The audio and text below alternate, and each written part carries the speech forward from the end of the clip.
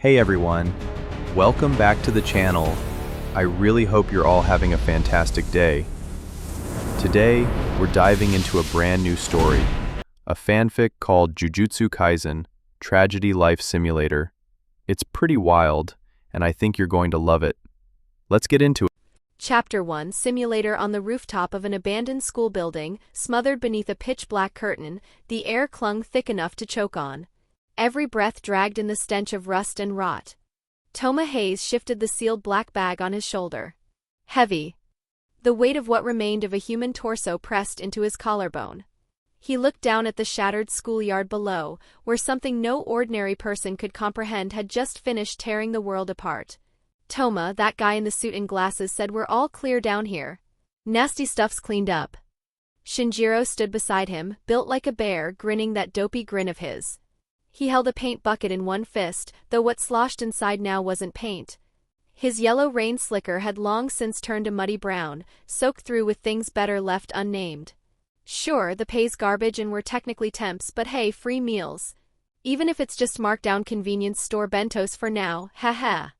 Toma studied his friend, this man whose capacity for fear seemed to have been left out at the factory. Something close to envy flickered behind his eyes. In a world this insane, ignorance really was bliss. Even after that happened. Even after losing his entire family. Even after being shackled by contract to the shadowy outfit calling itself the Windows, scrubbing blood off floors so the so-called Jujutsu sorcerers didn't have to dirty their hands. Shinjiro could still laugh. Toma couldn't. His grip tightened on the body bag's handle until his knuckles went white. I'm a transmigrator. I have a system. Is this really all my life amounts to? Hauling corpses through a world crawling with monsters? At the edge of his vision, a flicker of pale blue flame pulsed in and out of existence. Something only he could see. His last lifeline. Time until next card draw, 10 minutes and 3 seconds, a thought, and the system panel materialized. Name, Touma Hayase, energy, 5, system classifies as cursed energy. Extremely faint. Barely enough to sense cursed spirits, let alone see them clearly. Curse technique, none. Equipped cards, 3/3 mental pollution resistance N, thin presence N, laborer's back strength N, acquired cards, 11. So let me ask you this N, love's expired milk N, thick-skinned N, current draw rates by rarity, N, 99% R, 0.9% SR, 0.089% SSR, 0.01%. UR, 0.001%. This was everything Toma had to his name in this godforsaken world.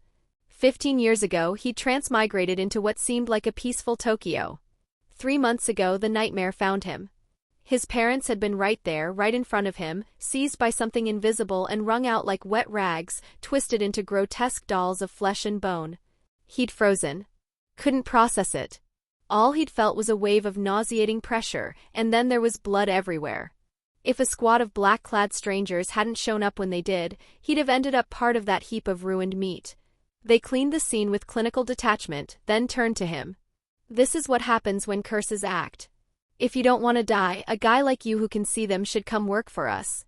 We'll teach you the rules for staying alive.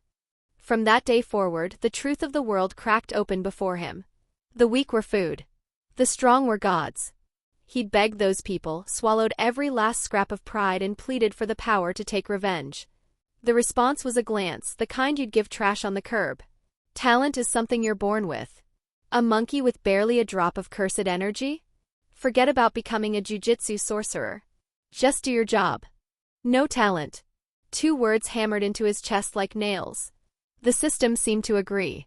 1 draw per year, and every single one had been garbage tier N cards. Mental pollution resistance kept him from losing his mind at scenes like the one that killed his parents.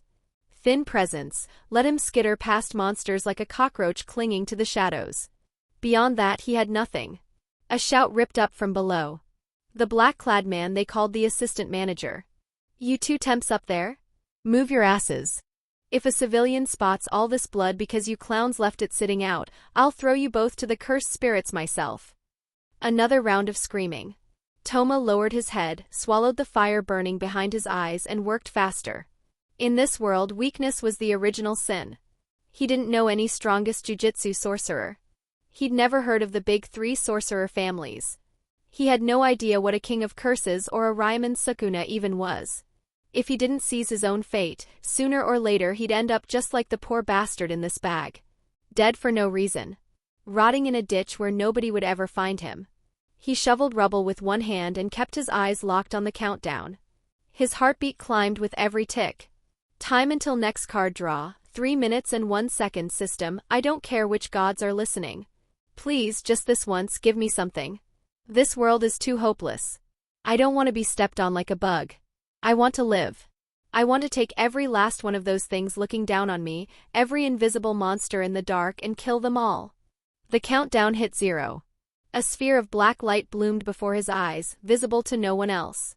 It hung in the dark rain like a knot of burning black flame, eerie and alive. The core shimmered mostly white. But if he looked closely, there were points of green light in there, flecks of purple, and even one impossibly faint point of prismatic color. Each point was a card. Toma had no idea what those purple or gold lights represented. Maybe the power to breathe fire. Maybe superhuman strength. He didn't care. Anything that wasn't love's expired milk would do. Come on. He squeezed his eyes shut, reached out with the desperation of a man betting his life, and slammed his hand down. The gears of fate began to turn. Every point of light scattered and fled, all except the one his hand had touched first. That single point swelled into a card, growing larger, brighter. Color he had never seen before. Brilliant, impossible color that shattered the gray fog that had filled his mind for as long as he could remember. What is this? His heart hammered. He fought to keep his expression blank, terrified the black-clad men below might notice something off. It was the highest rarity. You are. Simulator, you are, as you can see, you now possess the simulator. In this cruel world you have yet to fully understand, death is the only constant. But through simulation, you can explore infinite possibilities of the future. You may intervene in events during a simulation. Annual card draws still occur within simulations. This card must remain equipped.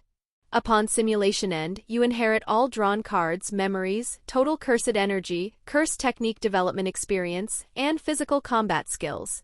Start struggling, stranger. Even the unluckiest gambler wins eventually. A 0.001% chance, and he'd hit it on his 15th draw. He didn't fully understand what cursed technique development meant yet, but he understood inherit all cards and memories perfectly. The implications crashed over him like a wave. He could throw himself into simulations and die. Again and again. Probe the monsters for weaknesses. Study and steal the abilities of jujutsu sorcerers. And find out exactly what had murdered his parents. The simulator, this is my ticket out of hell. Toma drew a long breath and forced his trembling hands to still. If no one in the real world will teach me, then I'll trade my life for intel inside the simulations.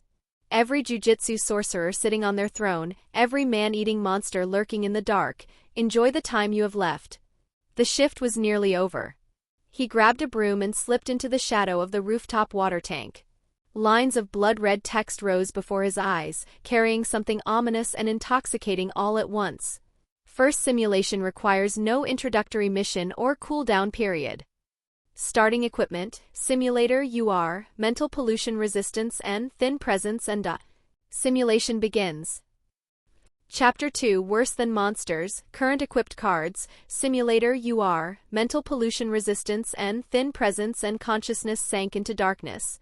The system's cold chime rang out. 15 years ago you transmigrated here. 3 months ago both parents were slaughtered by a cursed spirit. The shock of that trauma awakened your memories as a transmigrator. As survivors, you were recovered by Windows observers. To ensure your silence and squeeze out what little use you had, you were forced to sign non-disclosure agreements and put to work as bottom-rung cleaners specializing in scrubbing away residual cursed energy. Under the contemptuous gaze of assistant managers and the whispers of cursed spirits, you and your fellow cleaners drift like the walking dead, never knowing if tomorrow will come. Drawing this year's card, draw successful. Cursed energy allergy, and you become sensitive to the flow of cursed energy. Though you cannot see it, you can instinctively sense the direction of danger. Side effect, proximity to strong cursed energy sources causes skin irritation. Adjust loadout? The simulation froze, waiting for a decision. The first year counts as a draw too? A spark of excitement. He'd already used this year's draw in reality, but the simulator granted another inside the simulation. That alone proved its worth. An N-grade card, sure. But in a world where he was stumbling blind, a danger sense was practically divine intervention. He swapped without hesitation. Thin presence reduced his visibility, but reduced wasn't invisible. It had never been a guarantee. You replace thin presence with cursed energy allergy. Simulation resumes. You realize the simulation has begun.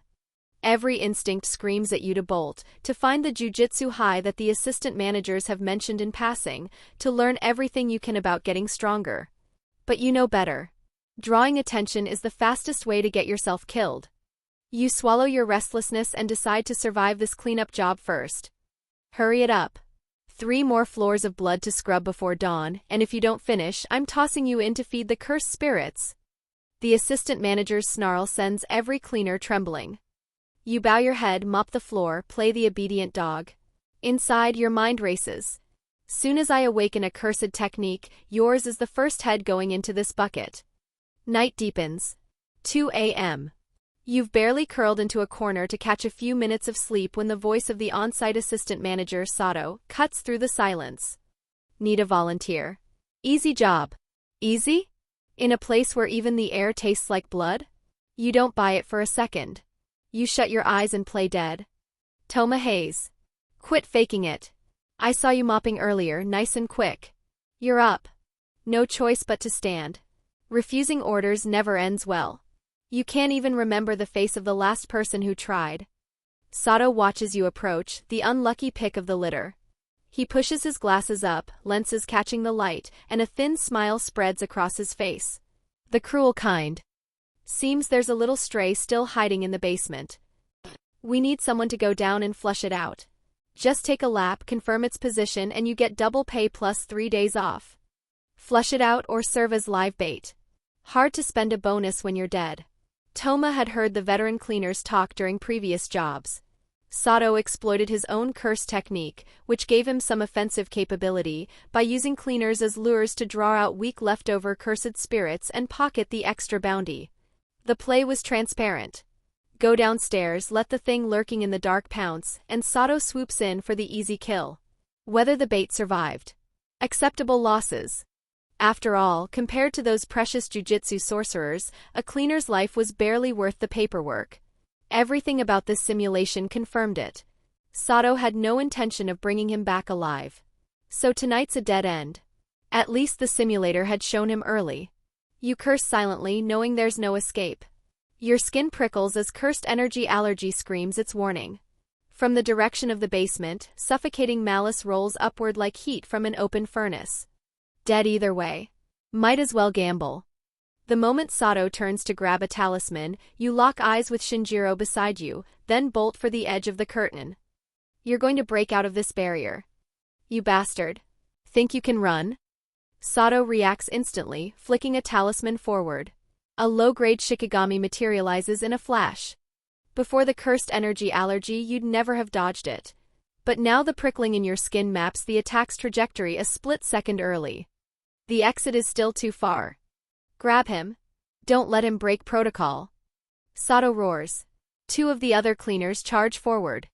An instant before they pin you to the ground, a roar tears through the air. Something animal, something furious. Shinjiro does the unthinkable. He hefts the heavy bucket of filthy blood with both hands and hurls it with everything he has, straight into Sodto's face.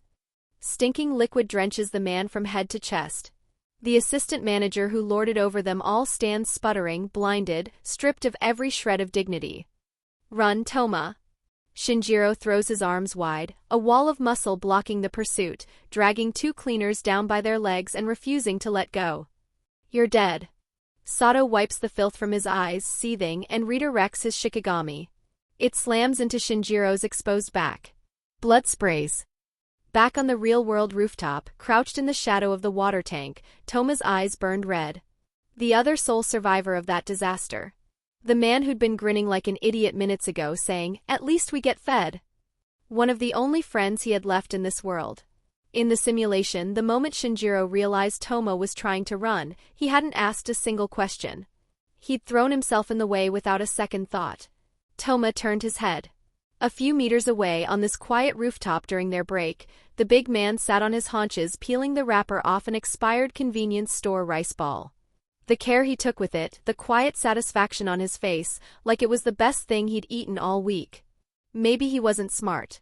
Maybe he didn't understand the world of jujutsu, couldn't think about the future. But he understood loyalty.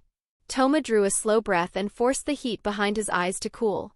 If this simulation didn't bring back something useful, the real Shinjiro would face the same fate. I'll save you. You don't deserve to die tonight. NGH. The choked groan behind you. You don't look back. No time for grief. You will not let his sacrifice become meaningless. You run. You survive. You find Jujutsu High. You master cursed energy. You get strong. The chaos Shinjiro bought you is enough. Guided by memory of the terrain and the tingling map of cursed energy flowing around you, you stumble and stagger out of the school building. Ahead looms the curtain, the barrier sealing inside from out. Curtains are designed to let people in easily but keep them trapped. For a low-priority job like this, though, the barrier only blocks ordinary people's line of sight. You throw yourself at it with everything left in your legs. Your body pushes through something thick and clinging, like an oily membrane stretching around you. Cool night air hits your face. You're out. Behind you, the abandoned school crouches in the dark like something alive. But the basement cursed spirit that even Sodto feared doesn't pursue. Perhaps it's already busy with the complimentary buffet left behind. Free and alone on an empty street, you face your next decision. 1. Go to your second older sister in Tokyo. She works as a servant for a powerful family. 2. Disappear into Tokyo's streets. Hide in the slums or the sewers. 3. Go back and fight Sodto. Choose. The simulation paused again. Toma ran the options. Option 3 was suicide. Sodto had a cursed technique that could summon Shikigami. Weak by jujutsu sorcerer standards, maybe, but against someone with zero offensive ability? Walking back meant walking into a grave. Option 2 was a slow death. Without the window's protection, an ordinary person with no way to fight, orphaned and alone in Tokyo, he'd drop below the survival line within days. Starvation if he was lucky. Something invisible and hungry in a dark alley if he wasn't. His gaze settled on option 1. Memories of his second sister, Sayaka Hayes, surfaced. She'd left home when he was 12, introduced to a wealthy household through a contact, working as a servant to pay off the family's debts. He vaguely remembered a name from her letters. The family she served. Zenin. An odd surname. Back then he'd thought Noth. Ing of it. Some old-money Japanese clan clinging to feudal traditions. But in those same letters, Sayaka had complained. The place was suffocating. Terrifying. The rules here are insane. Everywhere you turn there are men in kimono with murder in their eyes. Chapter 3. Young Master Naoya's new toy. You choose option 1. Using every scrap of information you have, guided by the prickling warnings of cursed energy allergy, you dodge roaming cursed spirits along the way, scurrying like a cornered rat toward the outskirts of Tokyo and the compound of one of the big 3 sorcerer families, the Zenin clan. Big 3 sorcerer families? Toma's eyes lingered on those words. Whatever this household was, it was no ordinary family. 1 week later. Filthy hair, caked in mud, clothes barely holding together. Strip away the desperate survival instinct still burning in your eyes and there's nothing to distinguish you from a stray dog. If I can find my sister, even scrubbing toilets would be enough. Stay alive long enough to draw cards each year. Reality proves crueler than you imagined. You don't even reach the Zenin compound's front gate before several patrol guards in dark kimono slam you face first into the mud. Where'd this beggar crawl from? Trespassers die. A cold wooden staff rises overhead. 1 more second and it cracks your skull open. Then a side door creaks. God, shut up. What's that stench this early in the morning? A boy about your age steps out. Bleached blonde hair, expensive kimono, and a face that makes your stomach turn on instinct. The kind of face that has never once looked at another human being and seen an equal. Future heir candidate of the Zenin clan. Naoya Zenin. Young Master Naoya. Our apologies for disturbing you. We'll dispose of this trash immediately. The guards grovel, none daring to lift their eyes. Naoya covers his nose and mouth with his sleeve. Those fox-sharp eyes flick over you the way someone glances at something stuck to the bottom of their shoe. Talentless garbage with no cursed energy? Reeks, doesn't it? He turns to leave. Looking at you any longer would soil his vision. Your heart pounds. If he walks away, you're dead. The guard staffs are already drawn back. Survival over dignity. It isn't even a question. You wrench your head up from the mud and scream at his retreating back. Young Master Naoya, I'll work like a dog. Please let me serve you. I'll do anything. Naoya stops. Turns. The look on his face is the look of a child who's found an interesting insect. Anything? He strolls over and stands above you, pointing down at his expensive wooden sandals where a fleck of mud mars the lacquer. If all you can do is bark, then do what trash is meant to do. Lick them clean, and I'll let you through the gate. Laughter erupts from the guards. Every eye gleams with amusement. Outside the simulation, Toma's expression went flat. His nails bit crescents into his palms. Naoya Zenin. Got it. I won't forget that name. Inside the simulation, you don't hesitate. You crawl forward on all fours, lift the sandal in both hands and lick the mud away. One careful stroke at a time. The laughter rings in your ears like a chorus. Ha! Now that's entertainment. Naoya doubles over, delighted, cruelty and amusement tangled together in his eyes. Useless piece of garbage, sure, but watching you grovel is almost worth something. Bring it inside. I've been needing a new chair. And so, at the cost of every scrap of dignity, you step through the gates of one of the most rotten families in the jujutsu world. So this family is connected to jujutsu sorcerers after all. Only now did the full picture click into place. You aren't assigned to the servant quarters. You become Naoya's personal attendant, though attendant is generous. You aren't treated as a person. You are a breathing piece of furniture. Bad mood? He kicks you. Tired from training? You serve as a human backrest. Testing his cursed technique? You stand at the edge of the danger zone as a living target. You accept all of it. A fawning smile plastered across your face at every moment, while behind it your mind devours information like a starving animal. Every detail of the Zenin clan catalogued and filed. You study his projection sorcery. You memorize the compound's layout. You eavesdrop on conversations between the clan's leadership. Year 2. Age 16. Drawing this year's card, draw successful. Bearing insults and heavy burdens are while being humiliated, beaten, or verbally abused, your physical recovery speed increases by 50% and pain is reduced by 30%. Adjust loadout? Yes/no, you equip it without a second thought, swapping out mental pollution resistance. Isn't that poetic? Even the system thinks I'm living like a dog. This year, bearing insults and heavy burdens keeps you alive through treatment no human should endure. Your body grows tougher with every beating, more resilient than before. Naoya grows fond of his durable dog. He takes you everywhere. One afternoon, from across a courtyard, you finally spot your sister. Sayaka looks years older than she should. She kneels in a corner, scrubbing a mountain of laundry. You don't approach her. You can barely keep yourself alive. The fragile peace doesn't last. One day, a cursed spirit breaks loose on the mountain behind the compound.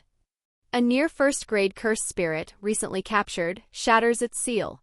Naoya, training on the mountainside, takes the brunt of its rampage. TCH, what a pain. Had to be now. Naoya is strong, but he carries no cursed tools, and hours of training have drained his cursed energy reserves. The thing charging at him is a writhing mass of distorted flesh studded with eyeballs, spraying corrosive acid in wide arcs.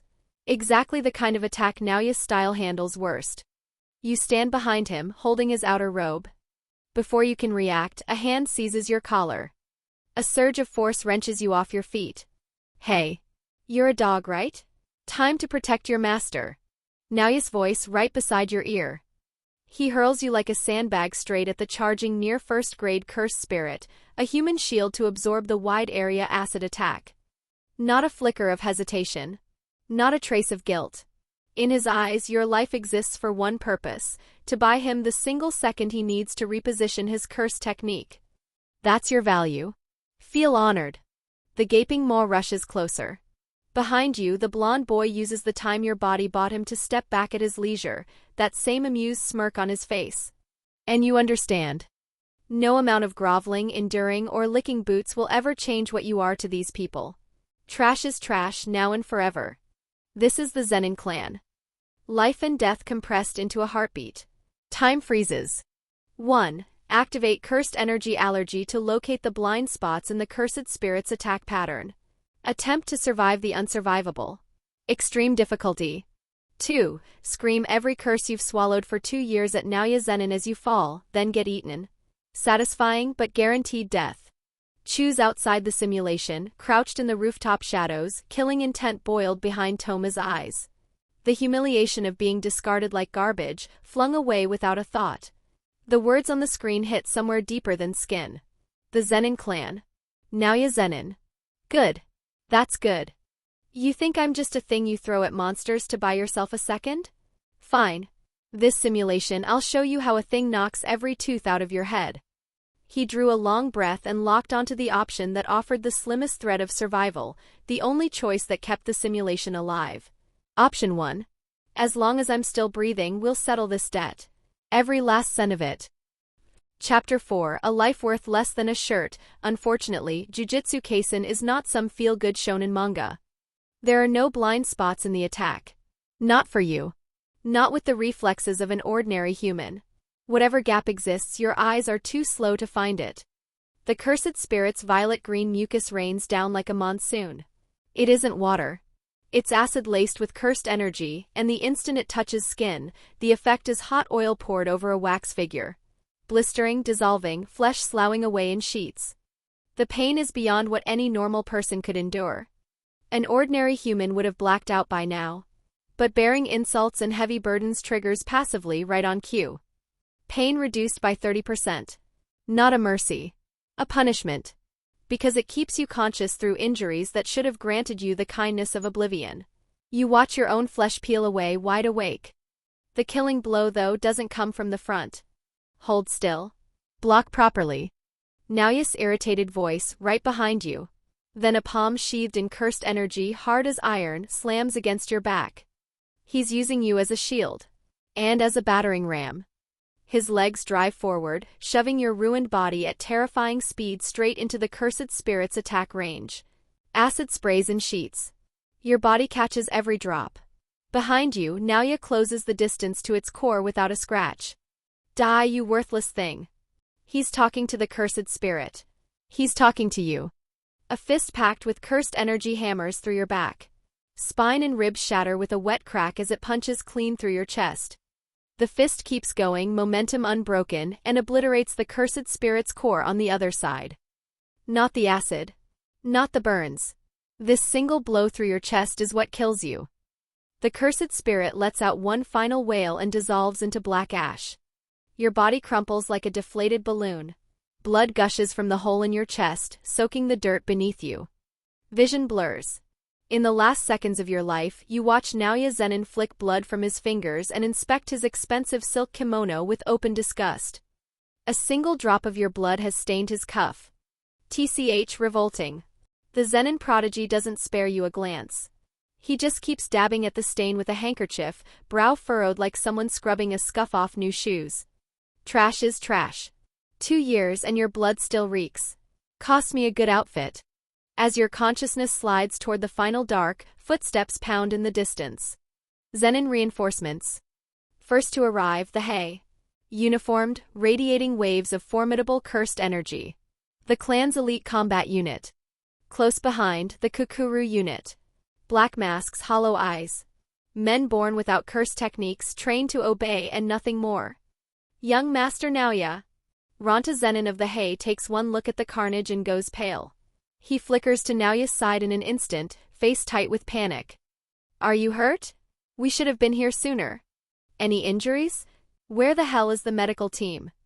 They swarm the blonde boy like planets orbiting a sun, fretting over him as though a single hair out of place would be a national crisis. You lie half a meter from their feet. Not one of these so-called clan elites lets their gaze linger on you for even a second. A Kukuru unit member, eager to prove his loyalty by edging closer to Naoya, finds your not-quite-dead body in the way. He kicks you aside. Move. A glob of spit punctuates the word. You draw your last breath. And in the eyes of Naoya Zenin and every soul in the Zenin clan, there is not one shred of regard for you as a human being. A stained shirt bothers Naoya more than your death ever will. You died. Simulation complete. Toma's eyes snapped open in the rooftop shadows. He sucked in air like a drowning man breaching the surface. Pain throbbed in his chest where the fist had gone through. His skin still prickled with the ghost of acid burns. But it wasn't the body's memory that made him tremble.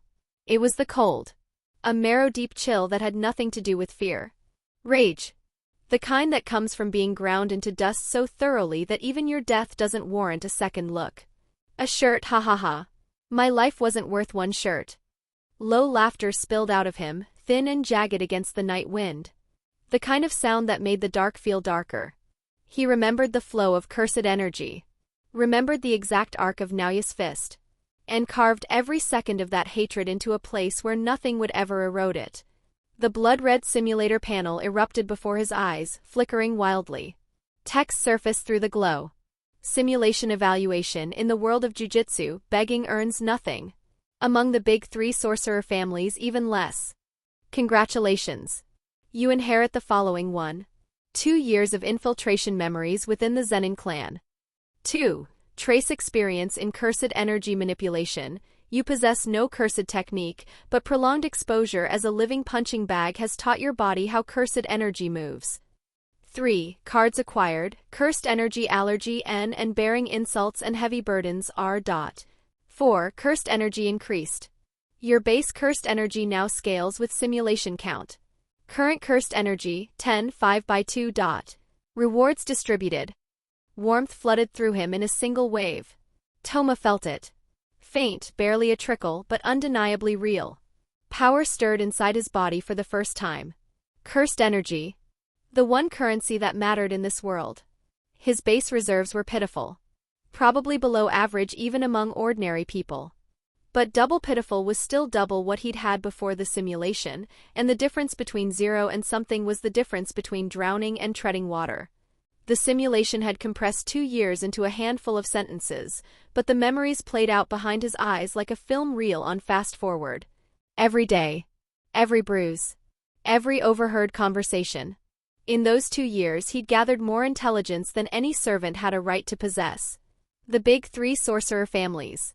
The inner workings of the Jujutsu world. Jujutsu High. All of it filed away.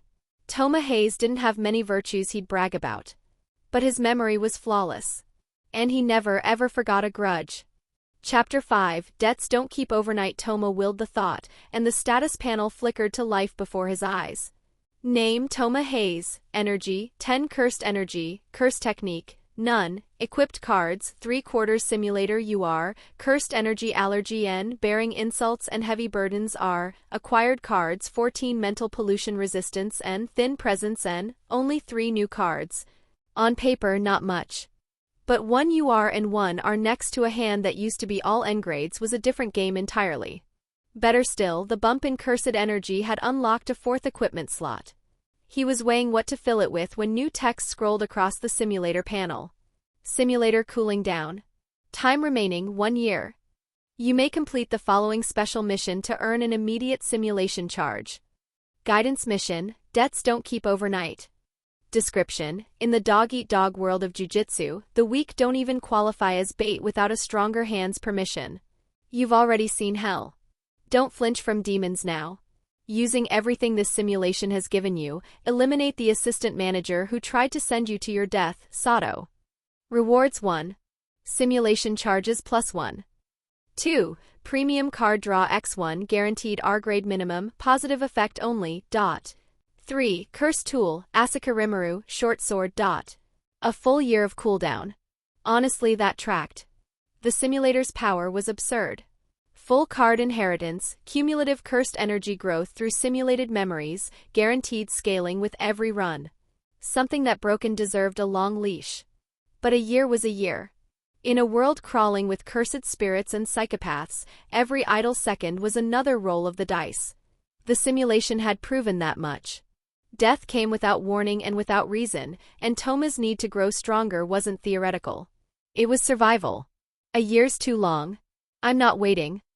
His gaze settled on the mission description and the warmth drained from his eyes.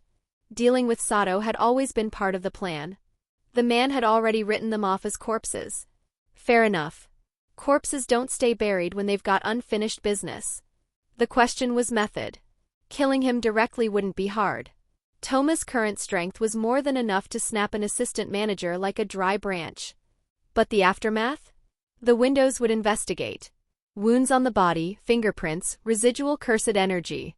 Every trace was a thread someone could pull. If you're going to kill a man, don't use your own knife. His gaze swept the card library. Mental pollution resistance caught his eye for a moment, then slid past it. He locked onto a D. Ferrant N-grade card, one that looked useless on paper, and slotted it into the empty space. You equipped thin presence and dot. Current loadout, simulator, cursed energy allergy, bearing insults and heavy burdens, thin presence. The effect was instant. Toma's presence collapsed inward like a candle flame pinched between two fingers. He stood in the same spot, but the rooftop shadows seemed to swallow him whole. Unless someone stared directly at where he was standing, their eyes would skip right over him. Shinjiro. The big man yelped, nearly dropping the broom he'd been hugging while spacing out. He blinked at Toma like he'd materialized from thin air. Huh? Toma. I want to go home. I'm starving. When are we getting paid? No fear. No trembling. Unlike in the simulation, Shinjiro had no idea what was coming. His world was still simple: finish the job, collect the money, eat dinner. Soon. Toma clapped a hand on his shoulder and dropped his voice low. Whatever happens next, don't make a sound. Stay behind me. The rusted rooftop door groaned open. Sodto strolled through alone, twirling that stubby low-grade curse tool between his fingers.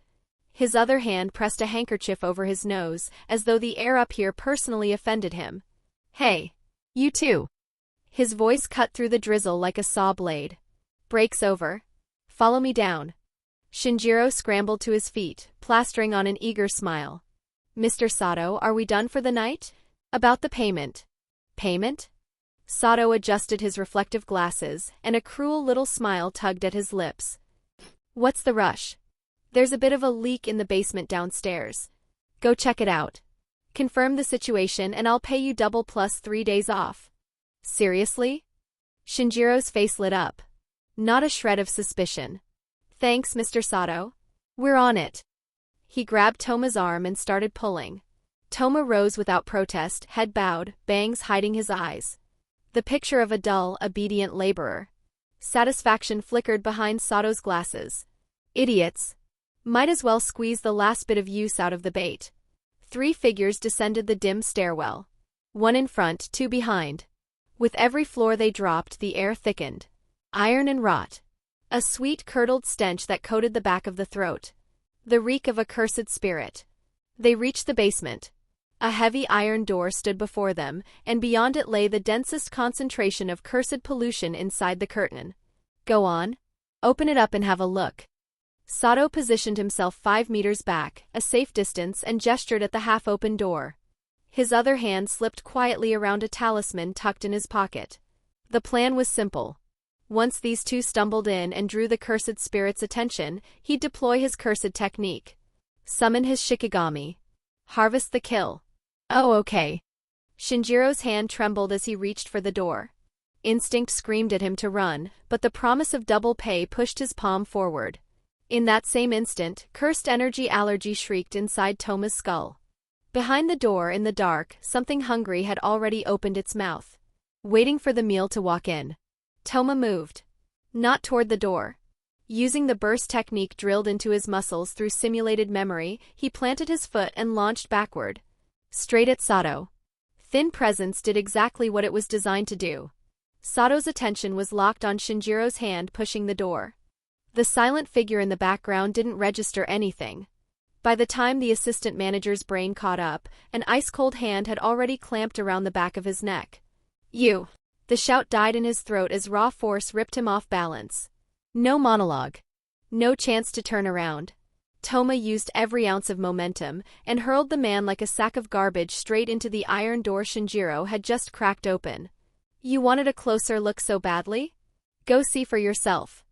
Sodto's body slammed the door wide and tumbled into the pitch-black basement. "You bastard!" The furious, terrified scream never finished. Something in the dark shrieked, a sound that scraped against the inside of the skull, and then came the wet, heavy noise of flesh tearing apart. Aya! The wail detonated through the corridor, bouncing off concrete walls.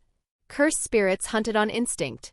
On one side, Toma, whose presence was thinner than air. On the other, a screaming, flailing body that had just crashed into its den. The choice was no choice at all. "Help! There's a cursed spirit." "Hell!" Silence. Then a sound like someone chewing through gristle. Shinjiro had collapsed against the wall, legs splayed, a dark stain spreading across his pants. His mouth hung open but nothing came out.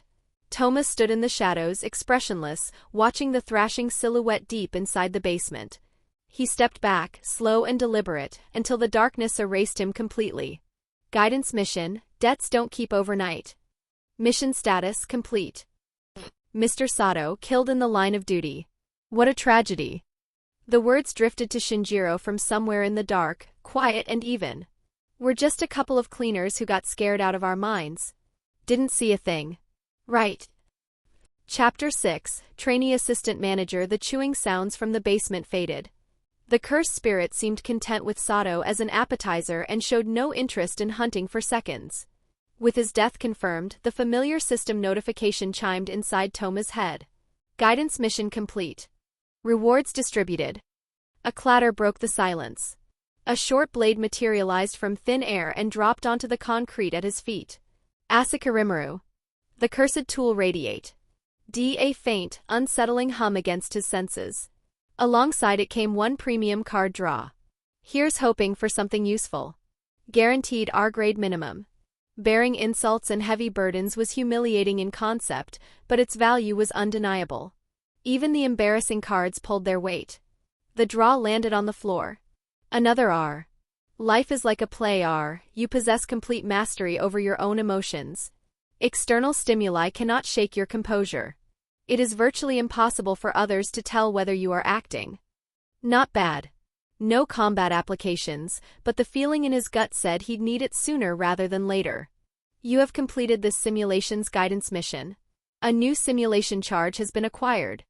Toma considered his options.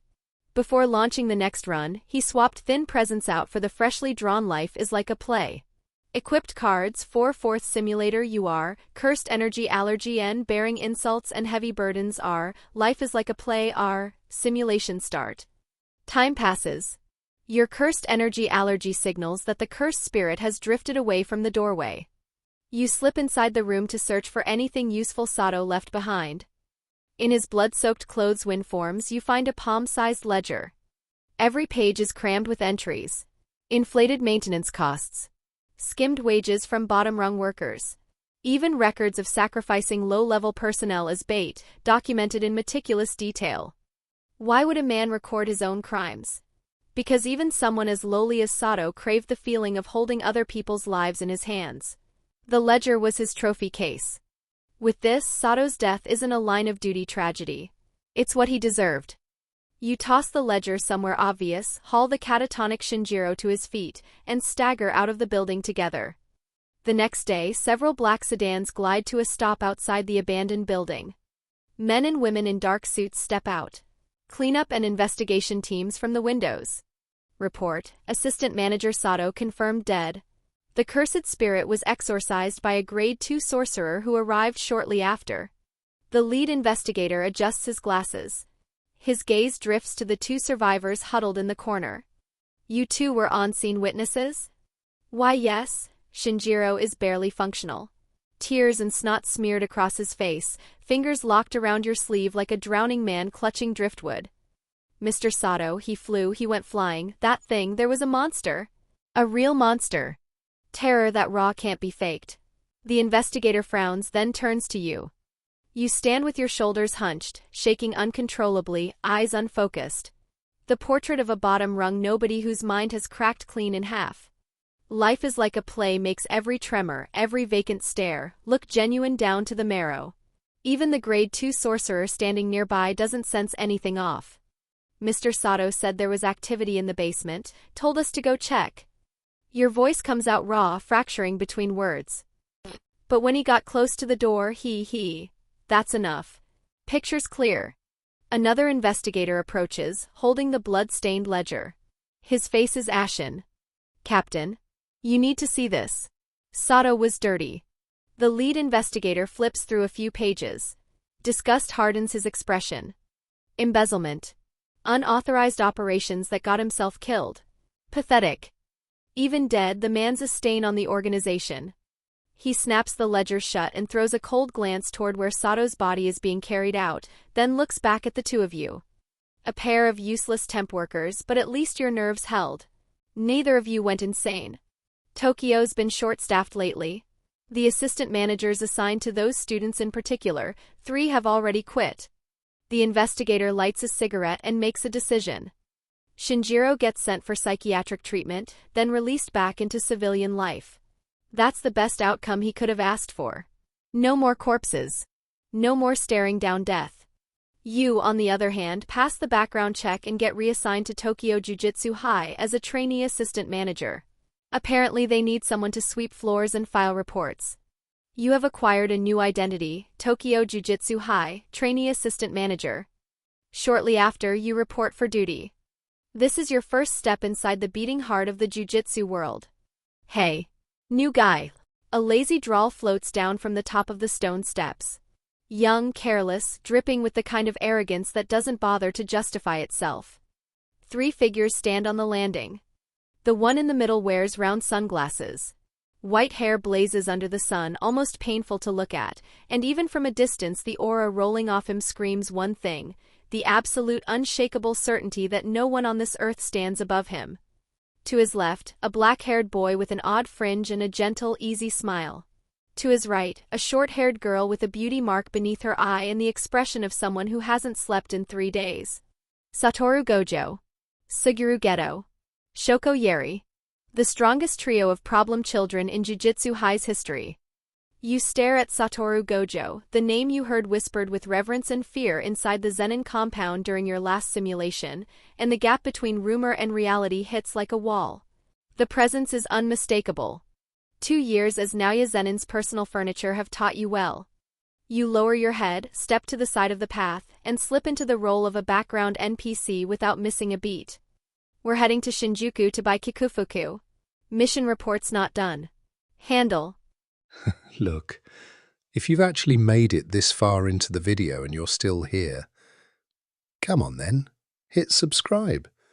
And honestly, if you think a friend of yours would like this, go on and share it with them.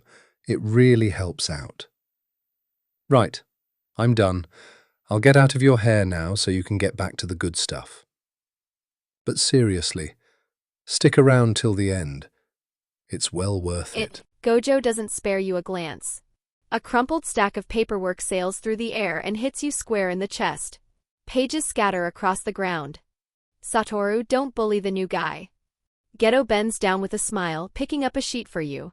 His tone is warm, but there's a glass wall behind the kindness. Sorry about that. He's always like this. We're in a rush. You gather the papers? The 3 of them walk past, laughing among themselves. Behind them, you push up the plain lens glasses you wear as part of the disguise, watching those 3 retreating backs. Inside your head, the gears of the next plan are already turning. Chapter 7 Parting Gift. The days that follow reduce you to a full-time babysitter for the strongest. For Satoru Gojo, the barrier technique known as a curtain seems to exist purely as set dressing to appease Principal Mazumichi Yaga. Good mood? He'll put one up. Bad mood or too deep in the thrill of a fight. Gone from his mind entirely. Your workload becomes relentless. Gojo accidentally shears half a building off while exorcising a cursed spirit on the streets of Shibuya. You're the one scrambling to contact the police, fabricating evidence of an aging gas line explosion, and spending hours arguing with insurance adjusters. Geto leaves a mess behind after collecting another cursed spirit like some kind of Pokemon. Also you. Scrubbing away every last trace inch by inch. But it isn't all thankless grunt work. Through countless rounds of cleaning up after Gojo, you master the curtain technique with startling speed. Your total cursed energy remains low, but the precision of your control, forged under the relentless demands of those two monsters, reaches a level that borders on absurd. The annual card draw, however, yields nothing worth mentioning. Just a throwaway N grade. Time rolls into the second year. As Gojo and his classmates advance to second years, Tokyo Jujutsu High welcomes a pair of new first years, Kento Nanami and Yu Haibara. Compared to their two freak upperclassmen, these juniors feel blessedly normal. Accompanying them on missions drives the gap home harder than ever. Nanami is steady and sharp. Haibara radiates an infectious warmth. They're what jujutsu sorcerers are supposed to look like. This particular summer stretches longer than it should. Heat shimmers off every surface. Cicadas drill into the air like dentist equipment that won't shut off. Something strange catches your attention.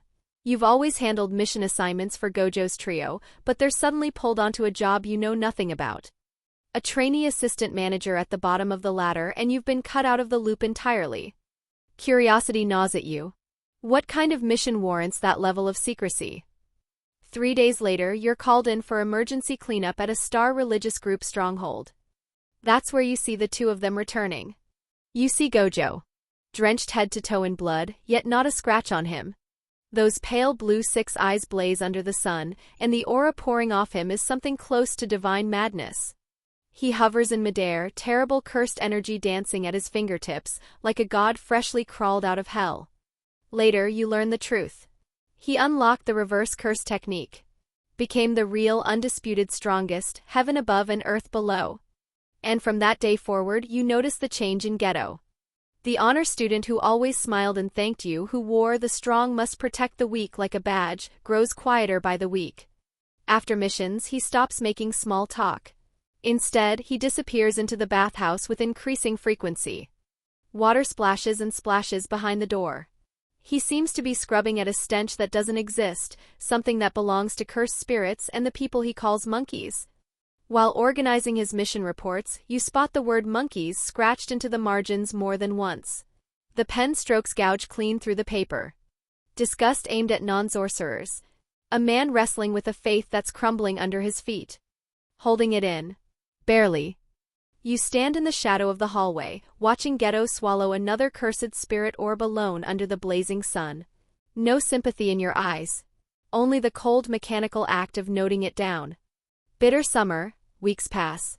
Using the intelligence network of the windows, you piece together the truth of that summer, fragment by fragment. Master Tingen's assimilation failed. A girl named Riko Amanai is dead. The man who killed her carried 0 cursed energy, a heavenly restriction made flesh. His name, Toji Fushiguro. The same man who nearly killed Gojo. Who came within a hair's breadth of ending the strongest sorcerer alive. Toji Fushiguro, the name sends a jolt through your chest. In the Zenin clan memories from your previous simulation, the man they called the disgrace of the family went by his birth name, Toji Zenin. If it's that man, then yeah. He could pull it off. The thought settles alongside a deeper understanding of how brutal this world truly is. Even the strongest nearly died. What chance do you have? The simulation reaches year 3. The annual card draw comes around again. This time, Lady Luck seems to smile on you. Or maybe she's trying to tell you something. You draw Parting Gift SR. Parting Gift SR, once equipped, cannot be swapped out. Consumed upon death. Upon activation, you receive a card of higher quality than this one. The longer the card is equipped before death, the higher the tier of the reward. Toma didn't hesitate. He pulled life as like a play and slotted Parting Gift into its place immediately. His first instinct said it was a companion piece to the simulator, built to synergize with repeated deaths. But the more he turned it over in his mind, the less certain he became. Does this world have a way to bring the dead back? That autumn, Tokyo Jujutsu High suffers a casualty. Yu Haibara, now a second year, is dispatched alongside Nanami to exorcise what's classified as a Grade 2 cursed spirit. In reality, the target is a land deity, and the mission should have been ranked Grade 1. By the time you reach the morgue, a white sheet covers the body. Nanami sits crumpled on the floor beside it, hollowed out, as though someone reached inside him and scooped out everything that mattered. Once again, the same grim truth. In this rotten world, jujutsu sorcerers are expendable. If people are going to die no matter how hard we try, then why not just leave everything to him? You know who Nanami means. The one who's left the realm of ordinary people behind. Gojo. You say nothing. Just stand in your corner silent. The morgue door opens. Geto walks in. No tears. No words. He simply looks at Hybera's body, then shifts his gaze to Nanami, who is falling apart at the seams. In that moment you feel it clearly. Something inside Geto fractures. Completely. A darkness deeper and more hopeless than any cursed spirit takes root in the marrow of his soul. A few days later, a priority mission file lands on your desk. Location: a remote, abandoned village. Objective: investigate multiple disappearances and unexplained deaths among villagers. Suspected Grade 1 Cursed Spirit involvement. Assigned Sorcerer, Special Grade Jujutsu Sorcerer, Suguru Geto. Assigned Assistant Manager, Touma Hayase. You stare at the file. You don't know this is a turning point in history. You simply do what you always do, straighten your suit, adjust your glasses, and head out. Chapter 8, At the End of Righteousness, A Mountain of Corpses, September. The old village reeks of rotting straw and the air sits thick enough to choke on. The car lurches to a stop on the rutted dirt road. You kill the engine and glance at the passenger seat. The special grade sorcerer beside you hasn't spoken for nearly the entire drive. His head rests against the window, eyes fixed on the barren landscape outside, hollow as a dry well. We're here, Geto. He blinks back to the present. That trademark gentle smile slides into place, but it fits poorly like a mask a size too small. Thanks. I'll circle the village and map the residual cursed energy. You talk to the village chief, get us up to speed.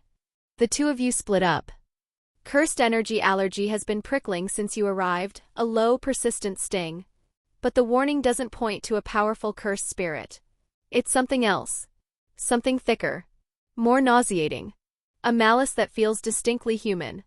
The village chief finds you first, flanked by a cluster of villagers whose eyes won't stay still. A few questions in and the picture starts to curdle. There's no trace of a Grade 1 cursed spirit here. Not even a halfway decent curse. The disappearances and mysterious deaths smell far more like a cover-up than a haunting. It's over there. The chief points toward a decrepit shack at the edge of the village, his face caught between fear and revulsion. Those two freaks are behind everything. Get rid of them and the village goes back to normal. You push through the crowd and walk toward the shack. When you see what's inside, your pupils contract to pinpoints. A wooden cage. Cramped, filthy. Two skeletal girls huddled inside, skin mottled with bruises and scars. They cling to each other, eyes wide with a terror that's long since curdled into despair. Faint cursed energy pulses off their bodies. Gifted and born with the potential to become jujutsu sorcerers. For one searing instant, you see yourself. The last simulation. The Zenin clan. Treated as something less than human, dignity ground into the dirt, penned up like livestock. Logic says wait. You're an assistant manager with no combat mandate. Let Geto handle this. But the rage born from recognition won't let you stand idle. Open the cage. Are you insane? The chief's composure shatters. He hoists a hoe overhead. You're one of them, aren't you? I knew it. Can't trust anyone from the city. They killed the Tanakas and they need to die for it. Yeah. Kill the freaks. Don't let him set the monsters loose. Ignorance ignites like dry brush. Dozens of villagers close in with clubs, stones, and farming tools. I'm a government-appointed. You reach for your credentials, but a fist-sized rock cracks into your forehead before the words land. Blood sheets down, blurring your vision. A thick wooden club slams across your back. Bearing insults and heavy burdens activates. Pain reduced by 30%. Physical defense slightly increased. You stagger. Don't fall. One flick of intention and you could snap the chief's neck. 3 minutes, maybe less, and every villager here would be a corpse. But you can't. Jujutsu sorcerers are forbidden from harming non-sorcerers. Iron law of the jujutsu world. The moment you strike back, you become a curse user. Every month of infiltration, every carefully laid plan, the full year spent cooling your heels and building a cover, all of it turns to ash. After a bounty goes up, Gojo himself might come for your head. For the bigger picture, you endure. Arms wrapped around your skull, you let the blows rain down. The card dulls the worst of it. The pain is manageable. But the humiliation burns deeper than any wound. Why am I letting this trash beat me? Why have power if rules chain it down? Is this what it means to be weak? Blood soaks through your white dress shirt. Your knees hit the dirt. Then the noise stops. All of it. At once. A cold that grips the soul descends over the village like a guillotine blade. Every villager freezes mid-swing, clubs suspended in the air, faces twisting towards something behind you. You drag your head up. Through blood-smeared glasses you see him.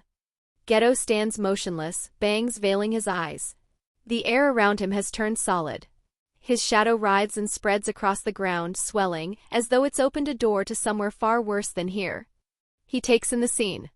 2 girls with the gift of jujutsu, locked in a cage, treated like dogs.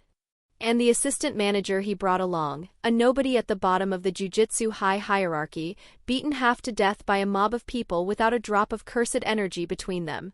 Beaten because he tried to protect those girls. The strong protect the weak? This is the righteousness I've been clinging to? The wire inside Geto's mind, stretched taut since the start of summer, snaps. Monkeys, the word leaves his lips barely above a whisper. Hell follows.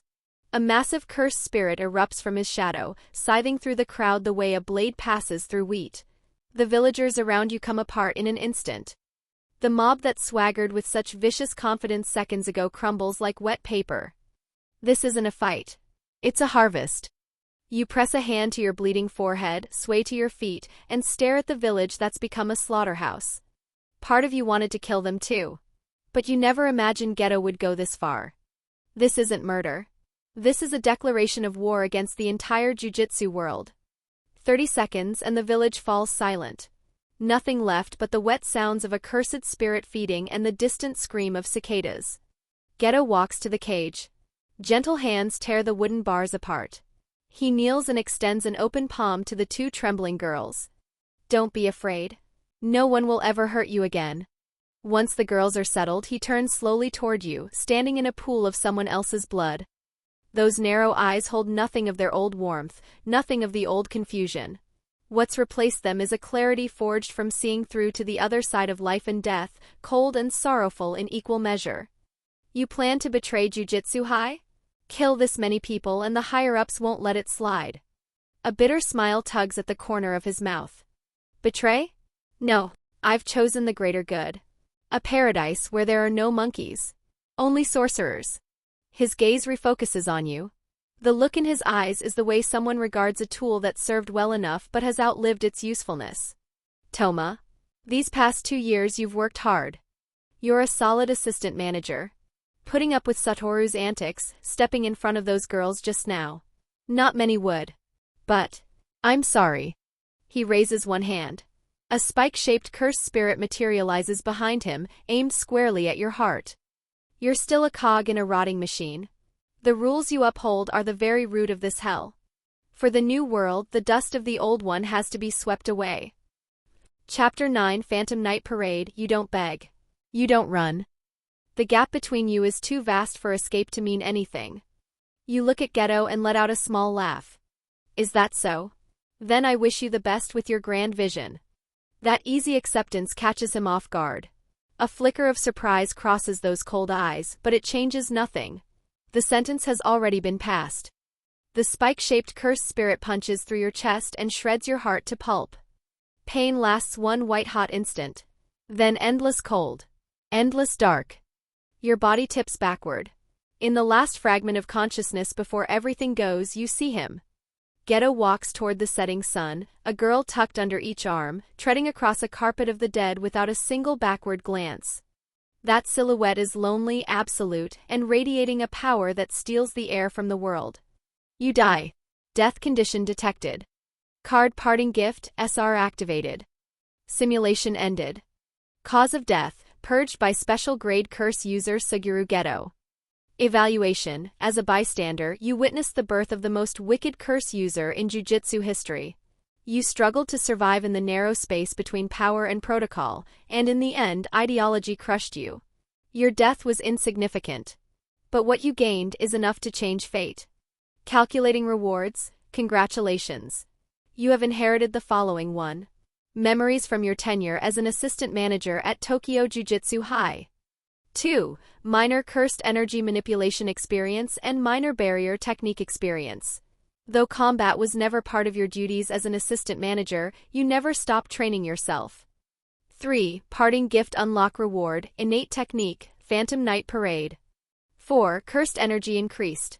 Your base cursed energy now scales with simulation count. Current cursed energy, 15, 5/3. Rewards distributed. Toma sucked in a ragged breath, hand clutching his chest on reflex. His heart hammered against his ribs as though the phantom of a spike still lingered inside him. Then a fullness he'd never felt before flooded through his body. 5 points of cursed energy had placed him below average even among ordinary people. After the last simulation's payout bumped him to 10, he'd clawed his way to normal. Now at 15, he'd crossed into genuinely respectable territory. But the cursed energy boost wasn't what stopped him cold. Parting gift had unlocked an innate technique. An actual innate technique. That made him, officially, a jujutsu sorcerer. A sorcerer who awakened his technique at 15. Not unheard of, but rare enough to count on one hand. Unlike most who stumbled through weeks or months of trial and error to understand their gift, Toma could read it straight off the system panel. Phantom Night Parade. By reading and recreating the memories imprinted in cursed energy, this technique reproduces and deploys phantom versions of other cursed techniques. Reading memories in cursed energy? Reproducing and deploying, does that mean copying? The description alone wasn't enough to pin down the specifics. As if sensing his confusion, the system text rippled and expanded into a detailed breakdown. Phantom Night Parade, smiley face, 1. By reading a target's cursed energy, you can extract intelligence on their cursed technique. This applies to cursed spirits and jujutsu sorcerers alike, and can also be performed on the deceased. 2. Minimum reproduction condition, sufficient understanding of the target technique, including its principles and name. Knowledge of incantations and hand seals will affect reproduction quality. Information does not need to come from analysis alone, your own memories are equally valid. 3. Reproduce techniques function as standard casts of the corresponding technique. Effectiveness scales with your proficiency in the specific technique being reproduced, not with your mastery of Phantom Night Parade itself. 4. Note: techniques requiring special physiology, e.g. 6 eyes, or unique conditions will be extremely difficult or impossible to fully replicate. Now the picture was clear and it fit the simulator like a glove. The training workload had multiplied. Every technique he wanted to copy meant grinding proficiency from scratch. But with the simulator feeding him lifetimes of practice, none of that was a real obstacle. Suguru Geto. The name rolled through his mind and he filed it under debts owed. The fury wasn't the same as the first simulation though when Naoya Zenin killed him. Geto hadn't targeted him personally. The man had declared war on an entire system, and Toma happened to be wearing its uniform. Toma agreed the world was twisted. He and Geto were looking at the same rot from different angles, and that difference in perspective pushed him to dig deeper into the question, where exactly does the problem begin? But none of that philosophizing changed the practical truth. With a technique in hand, the next time he faced a situation like that, the outcome would be nothing alike. Shinjiro's fingers clamped around his arm, the big man shaking so hard his teeth rattled. Why are you standing there spacing out? We need to go. Mr. Sodto's dead, that thing's coming up any second. But Toma had changed his mind. He wasn't going to join Tokyo Jujutsu High as an assistant manager this time. He was going in as a sorcerer. In a world where strength was the only currency that mattered, the blade in your hand was the only truth worth holding. He peeled Shinjiro's fingers away, drew Asuka Rimuru from its sheath, and began walking toward the room that housed the cursed spirit. In the now empty card slot left behind by parting gift, he equipped Thin Presence. Shinjiro had no idea where the short sword came from. What shook him worse was watching Toma walk toward that door. Cold sweat poured down his face like rain. He was fighting to keep his voice low, but panic bled through every syllable. If his friend weren't still standing here, he'd have bolted long ago. Have you lost your mind? What are you doing? Toma didn't look back. His grip tightened on the hilt, each step carrying him closer to the iron door that opened onto hell. Under Thin Presence's effect, his outline began to blur, dissolving into the darkness like ink dropped into black water. Get somewhere safe, Shinjiro. His voice was quiet, edged with a calm that left no room for argument. Since the Windows crew hasn't shown up yet, I might as well polish up the resume a little. I'm going to kill that cursed spirit. Chapter 10, First Exorcism and the True Technique. The corridor sat in heavy darkness, air thick enough to choke on. Shinjiro watched his friend's back recede down the hallway. A shape he'd known for years, now utterly foreign. What crawled under his skin worse than the strangeness was the impossibility of it. Toma was right there, walking in plain sight, yet the moment Shinjiro's focus slipped even a fraction, his mind simply skipped over him. Like he wasn't there at all. How many secrets has this guy been hiding? Shinjiro pressed himself deeper into the corner, teeth chattering so hard he could hear them. Toma paid no attention to the gaze boring into his back. His mind had gone still, locked into a clarity so sharp it felt surgical. Thin presence was active. Paired with his new ceiling of 15 cursed energy, it couldn't produce the total invisibility someone like Toji Fushiguro wielded, but fooling one dim-witted grade 2 cursed spirit? More than enough. He stopped at the basement door. The wet, nauseating sound of chewing had ceased. Inside, the big-headed spirit had its back to the entrance, pawing through the man-gled heap of remains as though searching for something. Savoring the aftertaste of its appetizer, most likely. Toma didn't rush in. Killing this thing wasn't the hard part. Between Asuka Rimuru and a clean ambush, he put his odds at 80% for a one-hit kill. But killing wasn't the priority right now. Testing the technique was. Phantom Night Parade. Freshly awakened, completely untried. His gaze drifted past the spirit and landed on what was left of Sodto's corpse. A few blood-stained talismans lay scattered on the floor nearby, remnants of whatever desperate struggle the man had put up before the end. Toma moved like a ghost. Soundless, weightless, slipping into the room without disturbing a single particle of air. He even used the narrow window when the spirit turned its bulk to close the distance to Sodto's remains with a boldness that bordered on insane. Now. He reached out. His fingertip brushed a talisman soaked through with Sodto's blood and lingering residual cursed energy. The technique fired. Phantom Night Parade. A murky torrent of information surged up through his fingertip and crashed into his mind. Not words. Not language. Something deeper, the muscle memory and raw instinct of how cursed energy had moved through Sodto's body when the man was still alive. Analyzing, target, grade 2 assistant manager, Sodto. Reading complete. As the data unpacked itself, surprise flickered through Toma's eyes, then curdled into something closer to contempt. So that's what it was. During the first simulation, he'd watched Sodto fling talismans that folded themselves into paper figures, and he'd assumed it was some variety of Shikigami summoning. He was wrong. Reading the residual cursed energy told the real story. Sodto's innate technique had never been summoning. It was puppet manipulation. A technique that threaded cursed energy into a medium and granted fine motor control over physical objects. In the right hands, it could be devastating. Sodto's hands were not the right hands. His cursed energy pool was a puddle, and his understanding of his own technique was so shallow it was practically offensive. Fine control was out of the question. All he could manage was cramming raw energy into slips of paper and forcing them into stiff, shambling parodies of motion. Walking targets, nothing more. That was why Sodto always needed bait when he hunted cursed spirits. That was why he dragged low-ranking cleaners along to draw attention.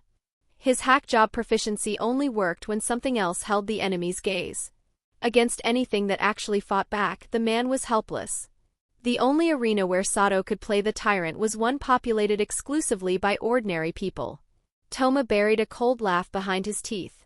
Then he gathered the 15 points of cursed energy humming through his body and, following the pathways Phantom Night Parade had just mapped, channeled it into the talisman in his hand. Reproduce. No crippling resistance. No fluid grace either. The sensation landed somewhere strange in between, like running in shoes that didn't quite fit.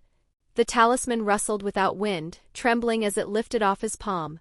It folded and twisted midair, contorting until it became a paper figure no bigger than his hand. It stood on the ground, listing to one side, joints stiff, looking like it might fall apart if someone breathed on it. Figures. A slight frown. His cursed energy reserves dwarf Sodto's, but proficiency couldn't be brute-forced. What he just produced was roughly on par with Sodto's own half-baked craftsmanship. Couldn't kill a cursed spirit. Probably couldn't kill a rat. But as a decoy? Good enough. The corner of his mouth curved, thin and cold. One finger twitched. The crooked little figure lurched into motion, stiff legs slapping against the floor in a clumsy sprint toward the far side of the basement. It even clipped an empty tin can on the way, sending it clattering. Clang! The metallic crack ricocheted through the dead silence of the room. The big-headed spirit whipped around. Clouded eyes locked onto the fleeing paper figure instantly. Gra? The figure reeked of something the spirit recognized. That hated stench of a jujutsu sorcerer.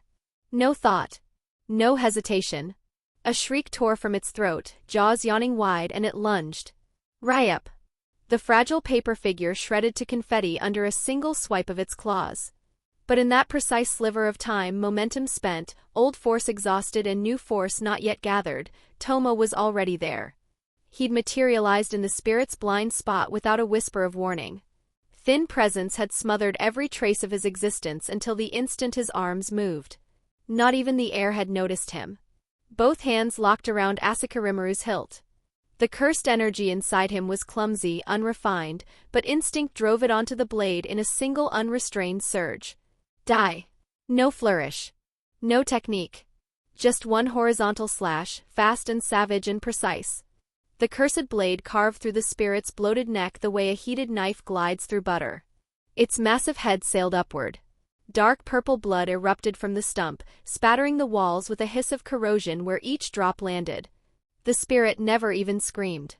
Its enormous body toppled like a felled tree, already dissolving, breaking apart into particles that scattered and vanished into the air. Toma flicked the fouled blood from the blade and watched the last traces of the creature turn to dust. Puppet manipulation for crowd control paired with assassination from the blind spot, not a bad combination. One disappointment, though. No mission had been active, so the kill earned him nothing. If exorcising cursed spirits could grant simulation attempts, that would be ideal. Something to keep in mind. He turned toward the basement entrance. Half of Shinjiro's face peeked around the doorframe, jaw hanging so wide a whole egg could have fit inside. What had he just witnessed? His friend. The same meek, head down, don't make waves guy he'd always known. Standing over a dissolving corpse like some cold-blooded killer, that strange blade in hand, having decapitated the same nightmare that slaughtered Sodto in a single stroke. That the monster's dead? Shinjiro's voice cracked. His legs gave out and he dropped straight to the floor. Toma sheathed the sword, walked over and hauled him to his feet. Up, Shinjiro. Get your face under control. The Windows crew will be here any minute. A beat. Remember, we're victims. But not entirely. Chapter 11 Uncut Diamond. About an hour later, a row of familiar black sedans glided silently over the gravel road in front of the abandoned building and stopped. Doors opened. Several men and women in black suits stepped out, faces grim, movements efficient. The windows, the Jujutsu World's Intelligence and Cleanup Division. Leading them was the same investigation captain with the dour eyes, though tonight his expression carried a weight that went beyond his usual severity. Cleanup isn't finished, the report was never filed, and the curtain dropped early. He scanned the surroundings, brow furrowed. Sodto skipping out early to slack off wasn't out of character for the man, but a premature curtain collapse pointed to something worse. A dead sorcerer. Technique forcibly released. Assume the worst, he said, voice low. The cursed spirit may still be inside. Yes, sir. One subordinate immediately raised a fresh curtain. The rest drew hands to the cursed tools at their belts and advanced in formation, tracking the residual cursed energy to the basement where it pooled thickest. They'd braced for every nightmare scenario. Pulped remains scattered wall to wall. A rampaging spirit mid-feed. Survivors driven mad with terror, or half-eaten and barely clinging to life. What they found when they breached the iron door stopped every last one of them dead in their tracks. Blood hung heavy in the air, but there was no shrieking. No spirit. In a corner by the entrance, the young man named Shinjiro had curled into a ball, tears and snot smeared across his face, lips moving in a mindless loop. The monster, it's dead, it's dead. His mind had cracked clean open. Normal and expected. This was what ordinary people looked like after brushing against a cursed spirit.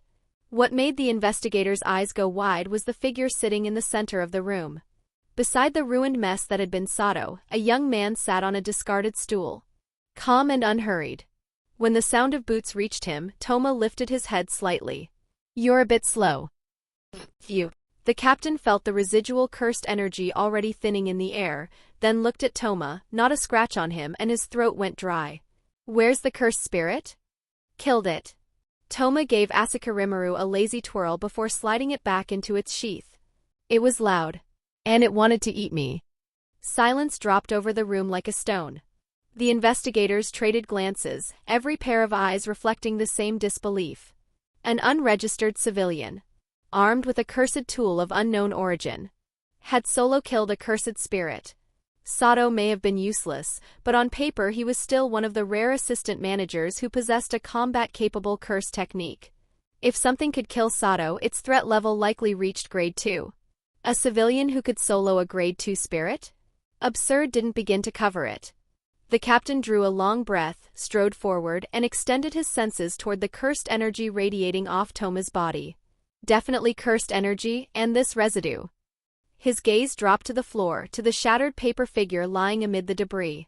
A medium sliced apart alongside the spirit. He crouched, tracing the faint trails of Toma's lingering cursed energy across the concrete. Then his head snapped up, and the look in his eyes shifted entirely.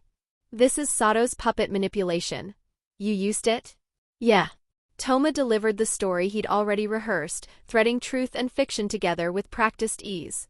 "I found one of his talismans near the body. Things were desperate.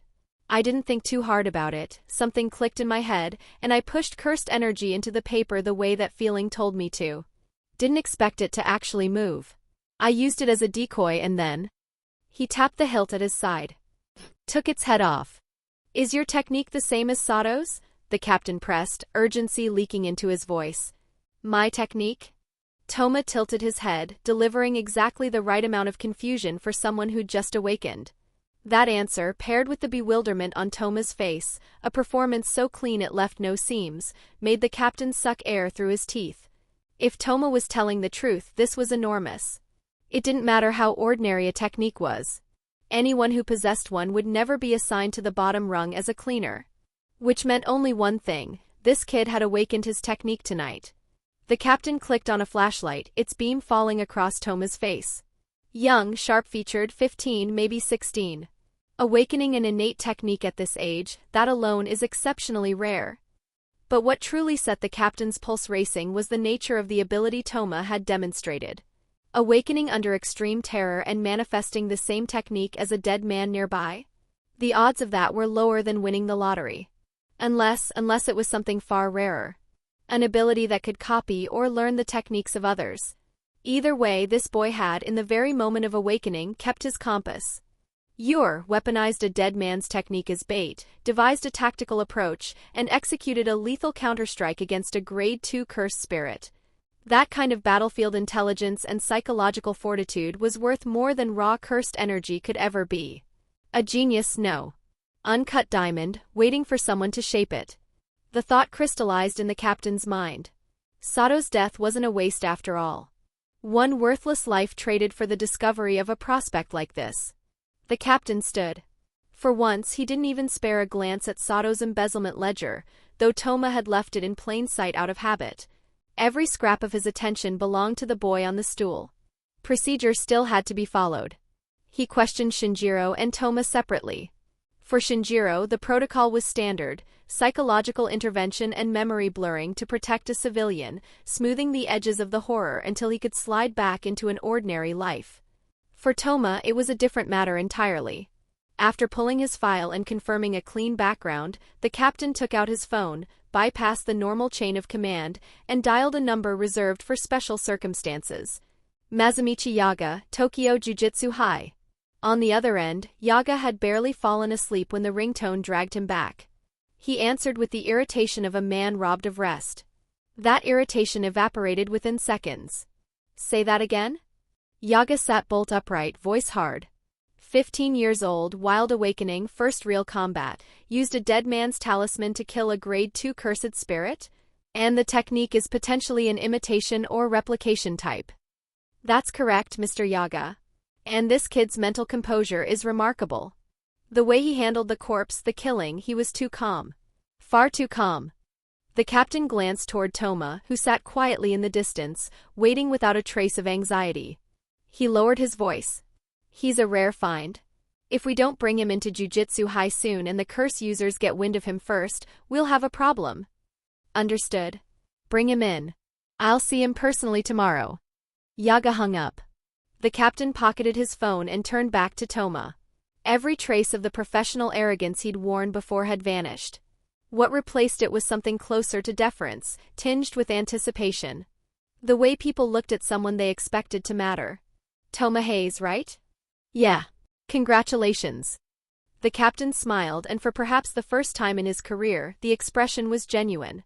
Your life changes today.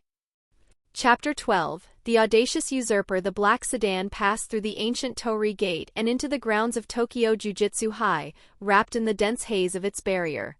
Toma watched the familiar wooden buildings slide past the window, the moss-covered stone paths, and something distant flickered behind his eyes. In the simulation's memories, he'd walked this road hunched and subservient, broom or paperwork in hand. Fetching kikufuku for the white-haired young lord who propped his feet on every available surface. Handing towels to the bun-haired boy with the polished smile that never quite reached his eyes. Now he sat in the back seat of a private car, escorted here with deference by the windows themselves. Toma adjusted the glasses he wore as part of his cover, thumb tracing the hilt of Asakurimaru where it rested against his palm. This time, he murmured, too quiet for anyone else to hear, I get to walk down the middle of the road. No lights burned in the wide training hall. Cursed energy pulsed through the air in slow, oppressive waves. Masamichi Yaga sat with his back to the entrance, surrounded by a menagerie of dolls in every shape imaginable, each one uglier and more bizarrely endearing than the last. Needle and thread moved steadily in his hands as he stitched up a pink kappa plush. Touma Hayase, is it? Not a question. Yaga didn't turn around. His voice filled the room like granite settling. I read the Windows report. 15 years old, wild awakening, first fight and first kill. Impressive talent. But Jujutsu High isn't here to polish your ego. This place is the mouth of hell. He spun around. Behind his dark glasses, his eyes cut like searchlights. Tell me why you're here. If it's for the thrill of power or some half-baked sense of justice, turn around and get out. No pause for reflection. No window for a composed answer. The moment Yaga's last word left his lips, the pink kappa cursed corpse erupted. Its fist, cotton on the outside and crushing force beneath, tore through the air with a scream of displaced wind, hurtling straight for Toma's face. Cursed energy allergy fired. The faint currents of cursed energy in the air magnified 100-fold in his perception. In the instant before knuckles met nose, Toma twisted sideways. The blow missed by a hair's breadth. He didn't retreat. He closed the gap instead, left hand shooting out like a striking snake, and clamped down on the kappa's shoulder. Phantom Night Parade. Activate. Analyzing, target, Masamichi Yaga. Detected, technique identical to Sodto's. Both utilize puppet manipulation.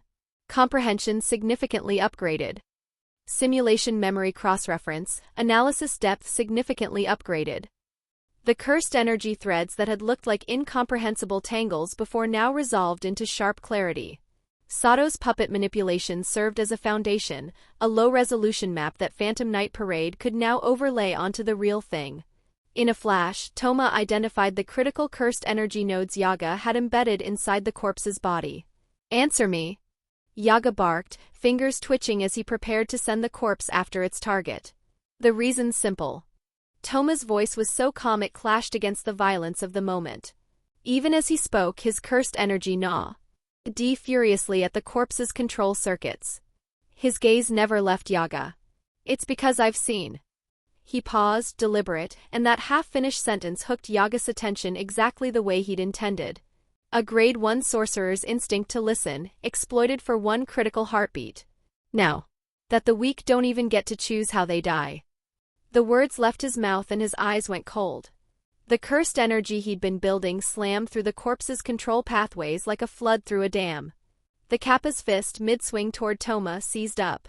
Then, as Yaga watched with open shock, the cursed corpse wrenched itself around and drove that same cursed energy-laden fist straight at its master's face. Wind ruffled Yaga's cropped hair. 1 centimeter from his sunglasses, the fist stopped. Yaga raised an eyebrow. One finger curled. An ocean of cursed energy crashed back through every circuit, grinding Toma's crude intrusion to dust. The kappa went limp, arms dropping to its sides like a marionette with cut strings. Obedient once more. The attack hadn't landed. It didn't need to. Toma had made his point. He let go, stepped back half a pace, and straightened his rumpled collar. Yaga studied the young man in front of him. Silence held for a long moment before the corner of his mouth twitched, barely perceptible. The Windows report mentioned your technique seems capable of replicating others' techniques. And the last one you replicated was the puppet manipulation belonging to the assistant manager who died. You used that foundation to decode my corpse's structure in an instant, and while answering my question, you used your words to divert my attention and tried to hijack my own cursed corpse against me. Yaga pushed his glasses up. The edge in his voice had softened, replaced by something warmer. Greedy. Audacious. You'll make a fine sorcerer. Bang! The door to the principal's office flew open, kicked clean off its courtesy. Ha ha ha ha. Yaga, did that ugly thing just try to punch you? I saw it. It totally tried to deck you. A voice barged in, brash and young and loud enough to shatter the gravity of the room. Toma turned. 3 figures in Jujutsu High uniforms strolled through the doorway. The current first years. The generation they called the strongest. Satoru, we should be polite to the new student. Geto's tone was mild, but his gaze had already locked onto Toma with an intensity that belied his manners. That moment just now, your cursed energy wavelength shifted to match Yaga-sensei's. What a fascinating technique. Who cares about that? Gojo closed the distance to Toma in 3 long strides and shoved his face forward until their noses were practically touching. Offensively handsome up close. He pulled off his sunglasses, and those pale blue eyes, the 6 eyes, blazed like twin gems, scanning Toma from every conceivable angle with zero pretense of subtlety. Hey, new kid. The grin widened, laced with challenge. I heard you can copy techniques. So how about you try copying mine? One finger rose between them. At its tip, the warped haze of the limitless coiled and shimmered. Toma stared into those eyes. In the simulations, he'd never dared meet them. Not once. But now he held the gaze and let the technique unfold. Phantom Night Parade. Activate. Analyzing. Chapter 13, The Gap and the Smoking Buddy. The instant his technique touched Gojo's cursed energy signature, Toma's brain slammed into a wall at full speed. If analyzing Sodto had been drinking a cup of water, and analyzing Yaga had been wading into a river, then Satoru Gojo was an ocean. Bottomless. Violent. Without order or end. Even a shallow scan flooded his mind with a volume of data comparable to an entire simulation's worth of information crammed into a single heartbeat.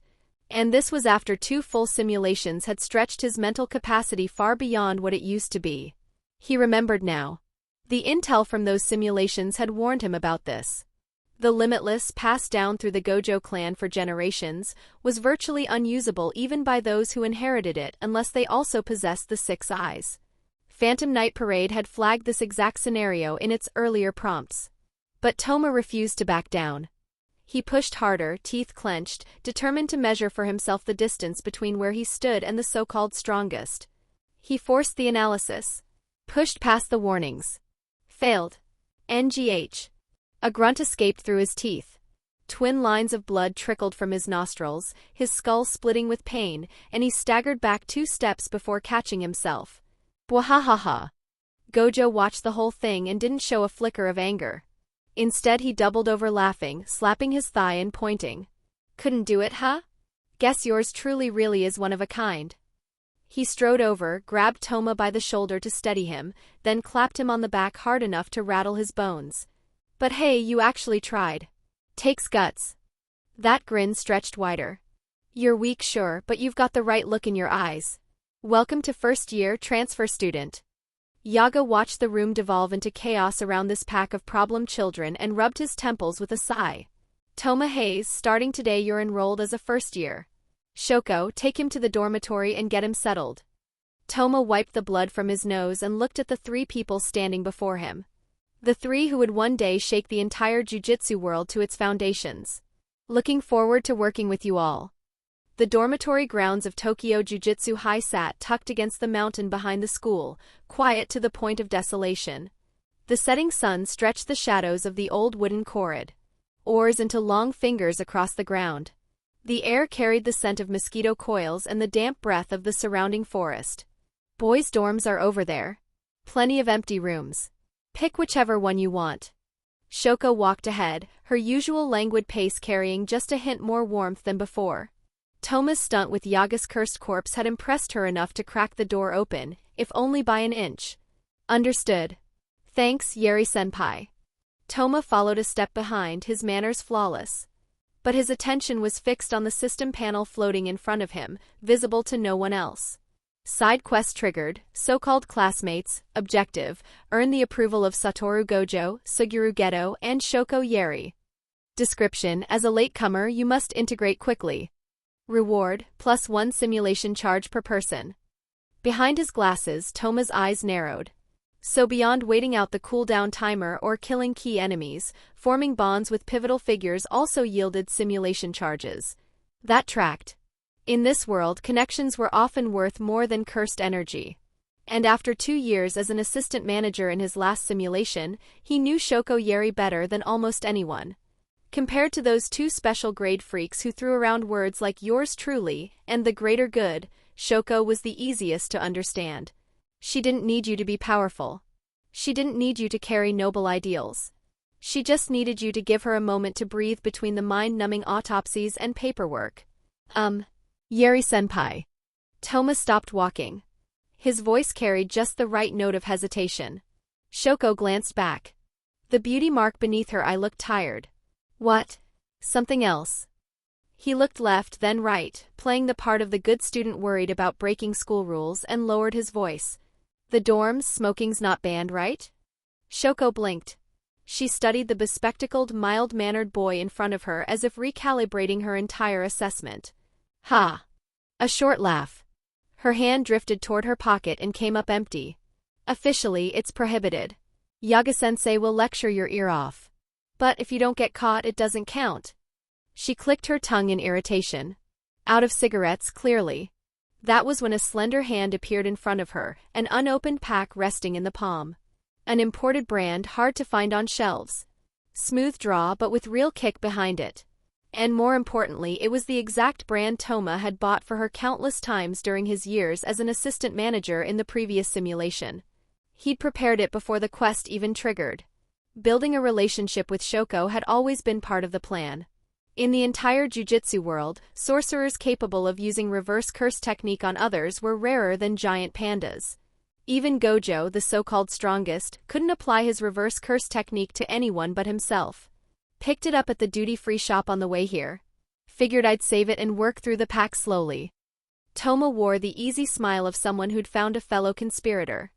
His fingers peeled the cellophane with practiced ease, tapped out a cigarette and offered it over. If you're a fan too, senpai, consider the whole pack a welcome gift. Shoko looked at the cigarette. Then at Toma. Something shifted in her eyes. He went from the new kid to one of us in the space of a breath. No hesitation. She plucked it from his fingers, stuck it between her lips and leaned in slightly. Light. Toma flicked open his lighter. The flame danced between them, painting her face in warm amber, surprise and satisfaction mingling in her expression. A deep inhale. White smoke unfurled through the corridor. The tension in Shoko's shoulders dissolved. Not bad taste for a newbie. She held the cigarette between two fingers, and the smile that curved her lips was the first real one he'd seen from her. Drop the senpai thing. Makes me sound ancient. Just Shoko is fine. Sure thing, Shoko. Toma lit one for himself, the motion so smooth it didn't belong to a 15-year-old. The two of them stood there in the corridor under the dying sun, trading clouds of smoke back and forth. No talk of the jujutsu world's future. No discussion of technique theory. Just the simple shared taste of tobacco. Then, quiet and clear, the system chimed inside his head. Quest complete. Congratulations. You have earned Shoko Yeri's approval. Current relationship, smoking buddy, reward distributed, simulation charge +1. The cigarette paused halfway to his lips. That's it? Compared to those two monsters who seemed ready to punch a hole through the sky, winning over the future doctor had taken nothing more than one well-chosen pack of cigarettes. This was the power of good intelligence. Thanks, Toma. Shoko waved the cigarette pack as she turned toward the girls' dormitory. If you ever get hurt and you're not completely dead, come find me. I'll bump you to the front of the line. Consider it the cigarette discount. I'll hold you to that. Toma watched her go, then pushed his glasses up the bridge of his nose. That was the result he'd been after. In a world this dangerous, those words were worth more than any insurance policy money could buy. Chapter 14. I think you've got the wrong idea. Back in his assigned room, Toma shut the door and peeled off the mask. That careful blend of obedience and street-smart charm fell away like a discarded coat. He sat on the bare mattress, eyes gone cold and sharp, turning over the newly earned simulation charge in his mind. One more chank. Next targets, Gojo and Geto. No. It wouldn't be that simple. Those two were genuine prodigies, arrogant down to the marrow. Flattery and well-chosen gifts wouldn't work on them. There was only one way to earn their acceptance: demonstrate the kind of strength that made them think this one deserves to stand beside us. Or demonstrate something close to madness. Toma glanced out the window. The sky was bleeding into dusk. Consume one charge to initiate simulation? Yes. Equipped cards, 4/4 simulator you are, cursed energy allergy N bearing insults and heavy burdens are, thin presence N, simulation begin. Day 2, because you joined midterm, homeroom teacher Mazumichi Yaga didn't launch straight into a lecture.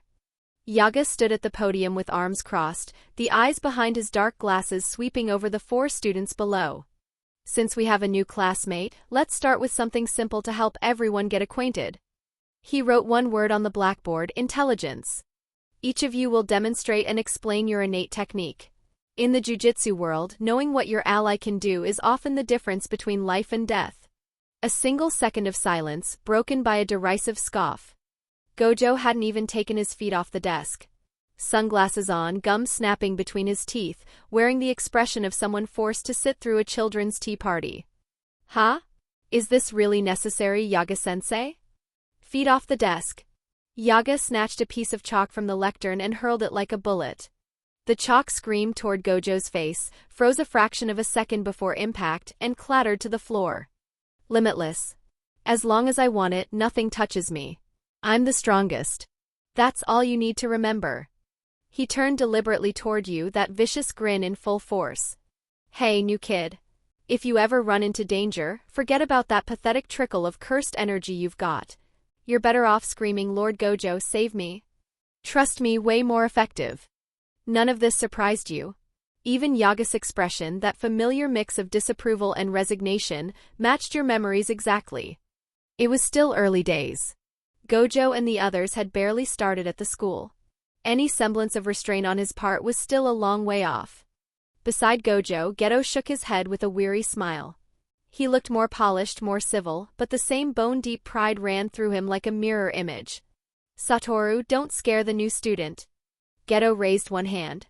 The shadow behind him churned, and a hideous cursed spirit radiating semi-grade 2 energy oozed into view, coiling obediently around his shoulder. Cursed spirit manipulation. His gaze settled on you, warm and patient, the way someone might explain addition to a grade schooler. I subjugate and control cursed spirits. I've got a few hundred in stock at the moment. If you ever need a sparring partner, I could lend you a couple to play with. The tone was that of a boy showing off his toy collection. Polite on the surface, untouchably distant beneath. Shoko, the only girl in the room, lay slumped across her desk with faint dark circles under her eyes, spinning her lighter between her fingers. Reverse curse technique. Can't use it to fight, but as long as you're not completely dead, I can pull you back. She clearly remembered your gift from yesterday. Her eyes flicked toward you. Basically, I'm the cleanup crew for these idiots who don't know how to not get themselves killed. Toma, if you get hurt, remember you get to skip the line. The 3 demonstrations ended. A brief silence settled over the classroom, and every pair of eyes drifted to you in the corner. Yaga nodded in your direction. Touma Hayase. Your turn. I've read yesterday's combat report, but I want to hear your own understanding of your technique. Gojo whistled, pushed his sunglasses down to expose one pale blue eye, and studied you with open amusement. Geto adjusted his posture as though anticipating whatever meager trick the transfer student might produce. You didn't move. You sat perfectly still, hands flat on your knees, expression so detached you might have been somewhere else entirely. 1 second. 2. 10. Oi, new kid. Gojo rapped his pen against the desk. Cat got your tongue? Even if your technique is garbage, just say it out loud. My technique makes paper flowers or whatever. We'll clap for you, promise.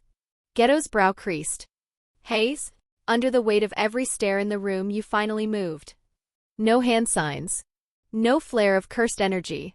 Not even a change in the rhythm of your breathing. You raised one hand and pushed your black-framed glasses up the bridge of your nose. Light caught the lenses in a cold flash. Gojo? Geto, your voice was calm.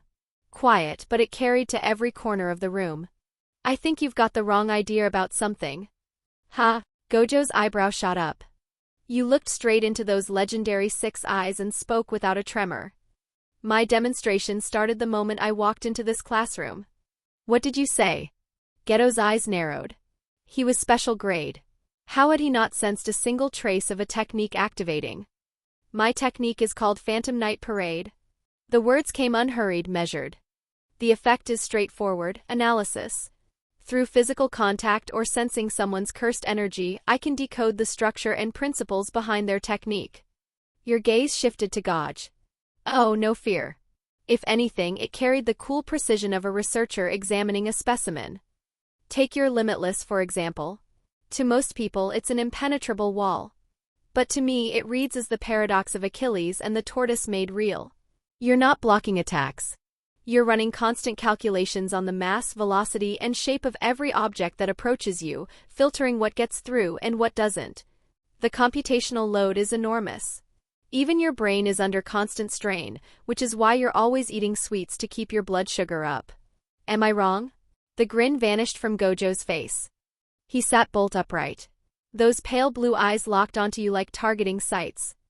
These details were known only to the innermost circle of the Gojo clan and the highest-ranking sorcerers in the organization. And yet here you were. A transfer student he'd met once. You had seen through everything at a glance.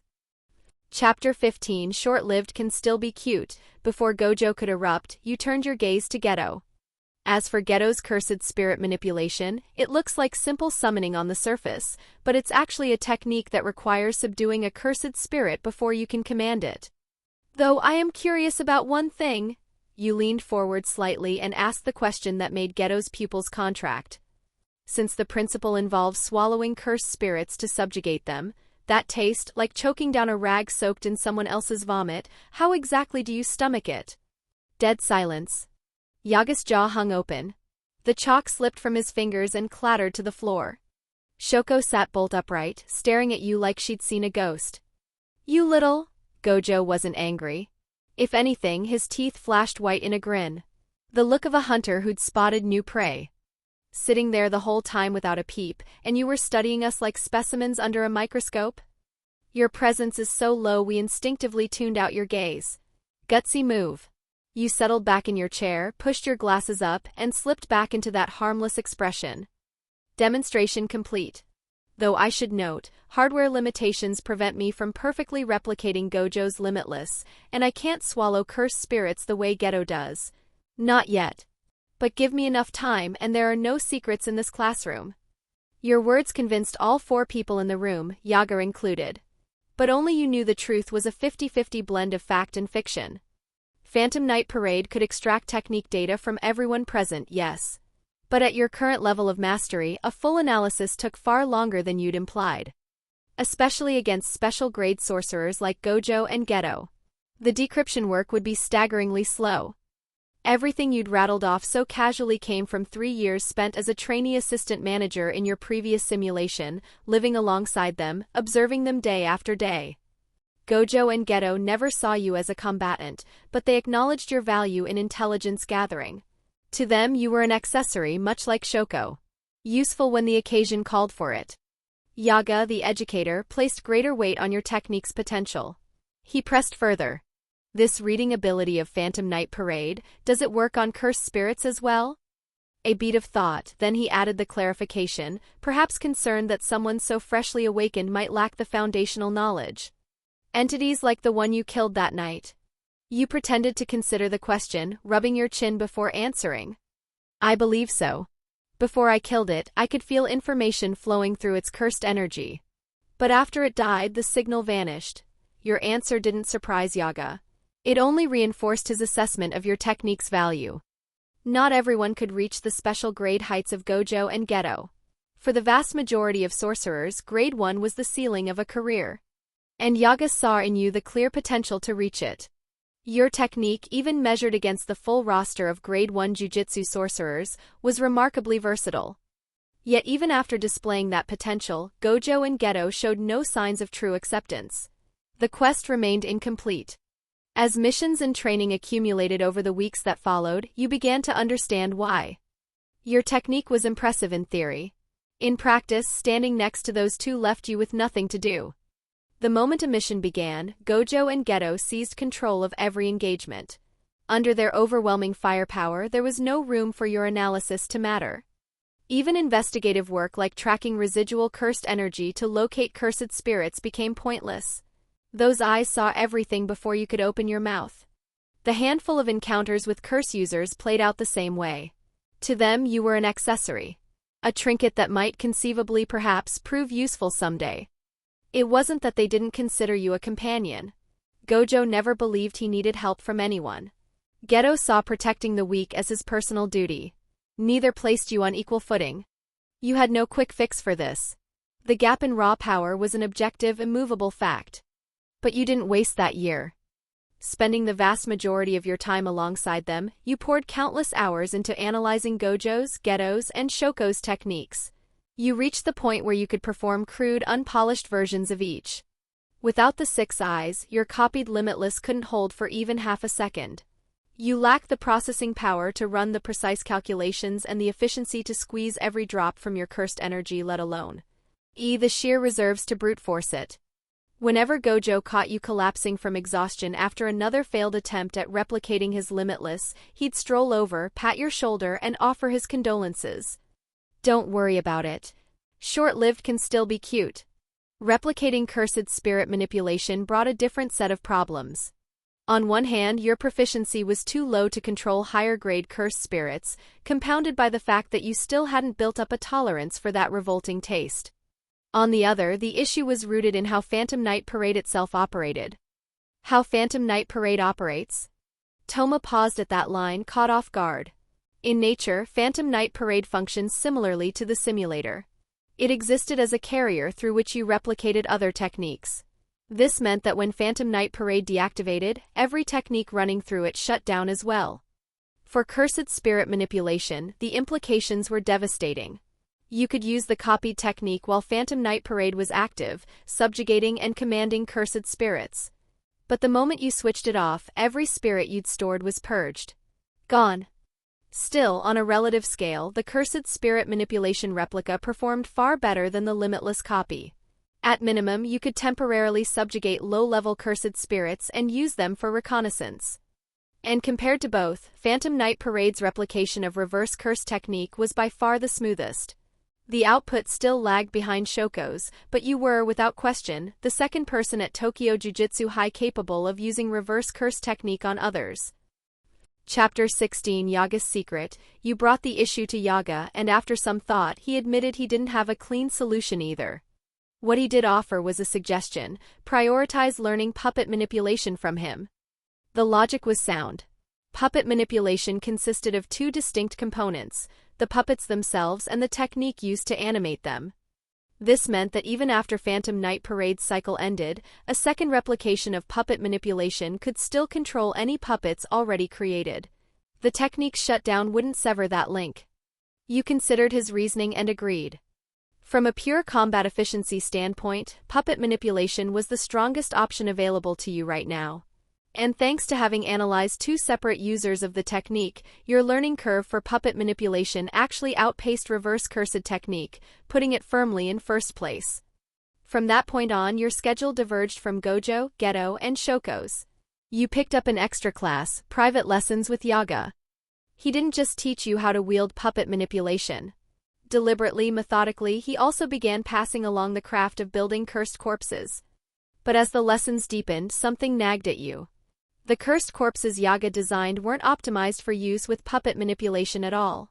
If anything, he seemed to be engineering them to function as independently from the technique as possible. The more you learned, the stronger that suspicion grew. Until one day, during a private session, you couldn't hold the question back any longer. Sensei, the techniques you're teaching me, they're not just for building cursed corpses that run on puppet manipulation, are they? Yaga didn't dodge. He owned it without hesitation. Yeah. You've got real talent in this area. Couldn't help myself from teaching you more than I planned. Is your end goal a cursed corpse that's completely free of puppet manipulation? One that can fight on its own? That question earned something rare, silence from Yaga. A long stretch of it. When he finally spoke, it wasn't an answer. It was a question of his own. Do you think cursed corpses are only good for fighting? Only good for fighting? You echoed the words back, unsure what he was getting at. But isn't that why you're teaching me to build them? Yaga said nothing. Behind his dark glasses, you caught the faintest trace of conflict.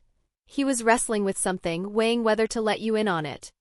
In the end, he chose not to. He cut the session short and left without another word. Neither of you brought up the subject again after that. An unspoken agreement. But the question planted itself deep, a seed that wouldn't stop growing. Toma frowned in the real world, sifting through his memories of the first two simulations. Nothing surfaced that could explain Yaga's strange behavior. Does Yaga-sensei have some kind of secret? Before second year began, one other event worth noting took place. As Tokyo Jujutsu High's first years, you participated in the exchange event against Kyoto Jujutsu High. With 2 special grades on the roster, the whole affair felt like overkill. A schedule designed to fill half a day was demolished in 30 minutes. Gojo and Geto steamrolled Kyoto's entire lineup into submission before lunch. And the only reason it took that long was because the two of them had wasted time arguing over who got to fight whom. Kyoto's students made it back in time for the afternoon bus home. Principal Gakuganji was, to put it mildly, not pleased. Time moved on. Second year arrived. Card draw initiated. Try hard R, born with something to prove, you prefer grinding in secret where no one's watching. When training unobserved, stamina and energy recovery increase by 50%. Toma reviewed Tryhard's effects. It wouldn't boost combat power directly, but equipping it during simulations would accelerate his training considerably. Physical conditioning, cursed technique practice, cursed corpse crafting, it would pay div. Idens across the board. He swapped out bearing insults and heavy burdens for Tryhard without a second thought. Teamed up with 2 special grade sorcerers, opportunities to take a beating were in short supply anyway. Just as you already knew, Kento Nanami and Yuhaibara enrolled at Tokyo Jujutsu High as first-year students. Then came the day Shoko lost contact with Yutaheim, her senior from Kyoto Jujutsu High. 2 days with no response. After confirming that Yutaheim had gone dark during a mission, you were all dispatched to Hamamatsu City in Shizuoka Prefecture to check on her and provide backup. The assistant manager's car barely rolled to a stop before Gojo flung the door open and bolted. Less rushing to save someone and more dying to see Yutaheim looking pathetic. The assistant manager cranked the window down and shouted after the white-haired blur already vanishing into the distance. "Please wait, Gojo." His voice drifted back. "Don't bother following. I can handle a curtain on my own." Then he was gone. 3 years as Gojo's assistant manager in a past life had taught you exactly how much that promise was worth. Which was nothing. He'll forget. Absolutely, without question, he will forget. Having walked that road yourself, you understood the thankless awkwardness of the assistant manager's position better than most. So as you stepped out of the car, you made sure to put the man at ease. "Don't worry about it. I'll handle the curtain." Gratitude washed over the man's face. Among the assistant managers, your reputation was considerably warmer than Gojo's or Geto's. You trailed after Geto and Shoko to catch up with Gojo, but your mind was elsewhere. The calendar was creeping closer. The timeline was approaching the Star Plasma Vessel Protection Mission, the one event from your previous simulation that you hadn't witnessed firsthand. You wondered if this time you'd be there to live through it, to fill in the one enormous blind spot in your intelligence. Chapter 17, Another Price Entirely, By the time you caught up to Gojo, he was already sizing up a Western-style house not far ahead, looking ready to tear it apart. You threw up a curtain before he could start. Thanks to Phantom Night Parade, you picked up on it almost immediately, some kind of barrier-related technique woven into the structure of the building. You tried getting a word in. Feels like a barrier. Want me to take a crack at it? Then you watched Blue reduce the house to rubble in the space of a heartbeat, and realized you'd wasted your breath. What did you say just now, Toma? Gojo apparently hadn't heard you over the sound of demolition. You sighed. Nothing. I said it's a good thing I got the curtain up early, or we'd be making the evening news again. I'm here to save you, Yutaheim. Gojo called down to the figure tumbling out of the wreckage below. Yutaheim dragged herself upright from the debris, battered and furious. She glared up at the source of that voice she despised so much. Are you crying? I am not crying. And use respectful language when you talk to your senior, you jackass. Compared to Yutaheim's disheveled state, Mei had already materialized beside you and Gojo, composed and unbothered. Not a trace of panic on her. You couldn't help but note the gulf between Grade 2 and Grade 1. A single rank apart on paper but worlds away in practice. Mei studied your group with open interest. So if I were the one crying, would you comfort me too? I'd love to find out. Gojo gave her a puzzled look. You wouldn't cry though, would you, Ms. Mei? You're way too strong for that. Is that so? Watching the exchange, you were certain Gojo had missed her point entirely.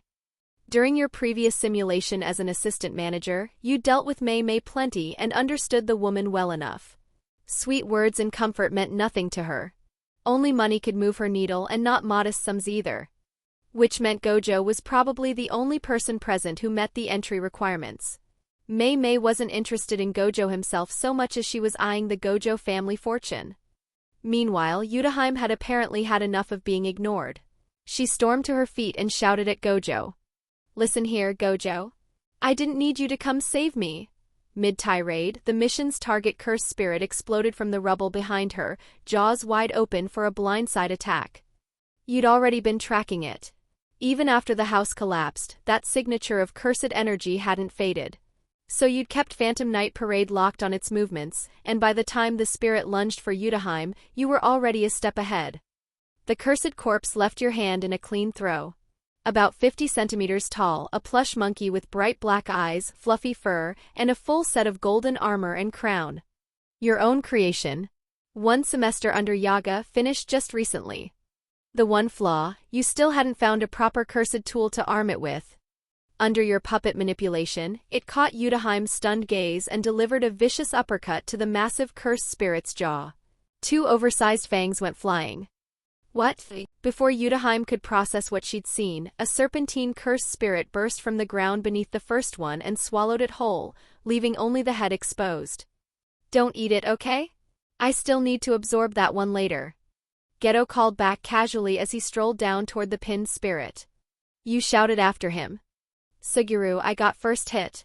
Let me finish analyzing its technique before you swallow it. Yeah, he didn't argue. This was standing protocol between you by now. A year of training had closed enough of the gap that you could keep pace with Gojo and Geto in combat, if only contributing 5 to 10% of the overall effort on any given mission.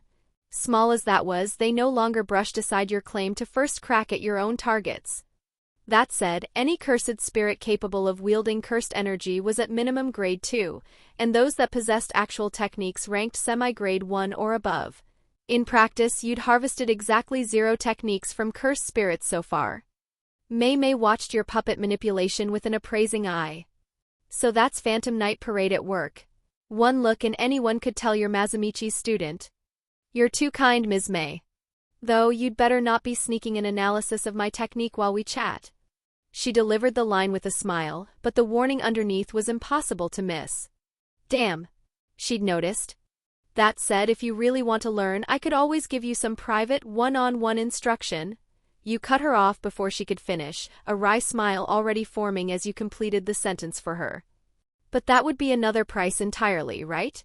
I'll come find you once I've saved up enough, Ms. Mei. Down below, Geto reached the pinned cursed spirit and glanced over at Gojo. Bullying the weak isn't a good look, you know. Who the hell goes around bullying the strong, idiot? Even Mei chimed in. Geto, that's an even more natural way to provoke someone. Huh, Yudaheim's teeth clenched. She turned her fury on Geto. Shoko's languid voice drifted in at exactly the right moment. Yudaheim, are you okay? You were out of contact for 2 whole days. I was worried. Yudaheim broke away and threw her arms around Shoko, holding tight. Shoko, promise me you'll never turn out like those two. Ahaha, don't worry. I'll never become that kind of scumbag. Shoko patted her back gently, laughing. Gojo, visibly annoyed, jabbed a finger in your direction and demanded of Yudaheim and Shoko, why is it only us two? Toma's the same, isn't he? Wait, I'm a scumbag too? Chapter 18, Hypocrisy, Arrogance, Pity, and Where You Stand, you extracted Flowing Corridor from the Semi-Grade 1 Cursed Spirit. Flowing Corridor consumes cursed energy to generate a looping barrier within enclosed spaces such as caves, tunnels, or rooms. The number of spaces it could connect, its resistance to internal destruction, and any distortion of time flow within the barrier all scaled with your proficiency and cursed energy reserves. On the Jujutsu High basketball court, Gojo sank an effortless shot and turned to you, the one person who hadn't bothered guarding him. Come to think of it, Toma, what's with you and curtains? You're so obsessed with putting them up I can't tell if you're a student or an assistant manager anymore. You answered with a sigh. Maybe because a certain someone keeps ditching the assistant managers, so they never get the chance to raise a curtain before that certain someone obliterates a cursed spirit in the most dramatic way possible. Who cares?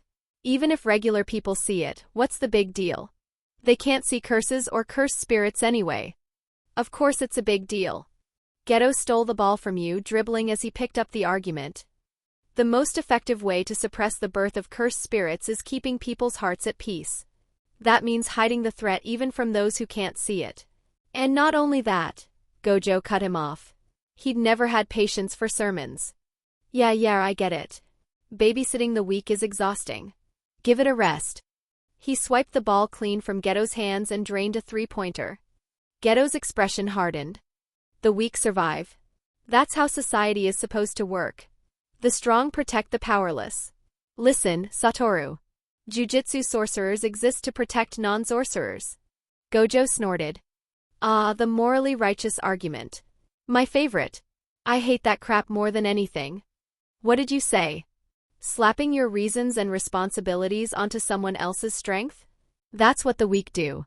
Quit standing around jerking yourself off about how noble sorcerers are. It makes me. He mimed a theatrical dry heave. Shoko had already read the room. She slipped out of the gymnasium without a word. But you stayed. Watching them argue, you murmured under your breath, dredging up memories you'd rather have left buried. Jujutsu sorcerers exist to protect non-sorcerers. You thought of Sodto. You thought of Naoya.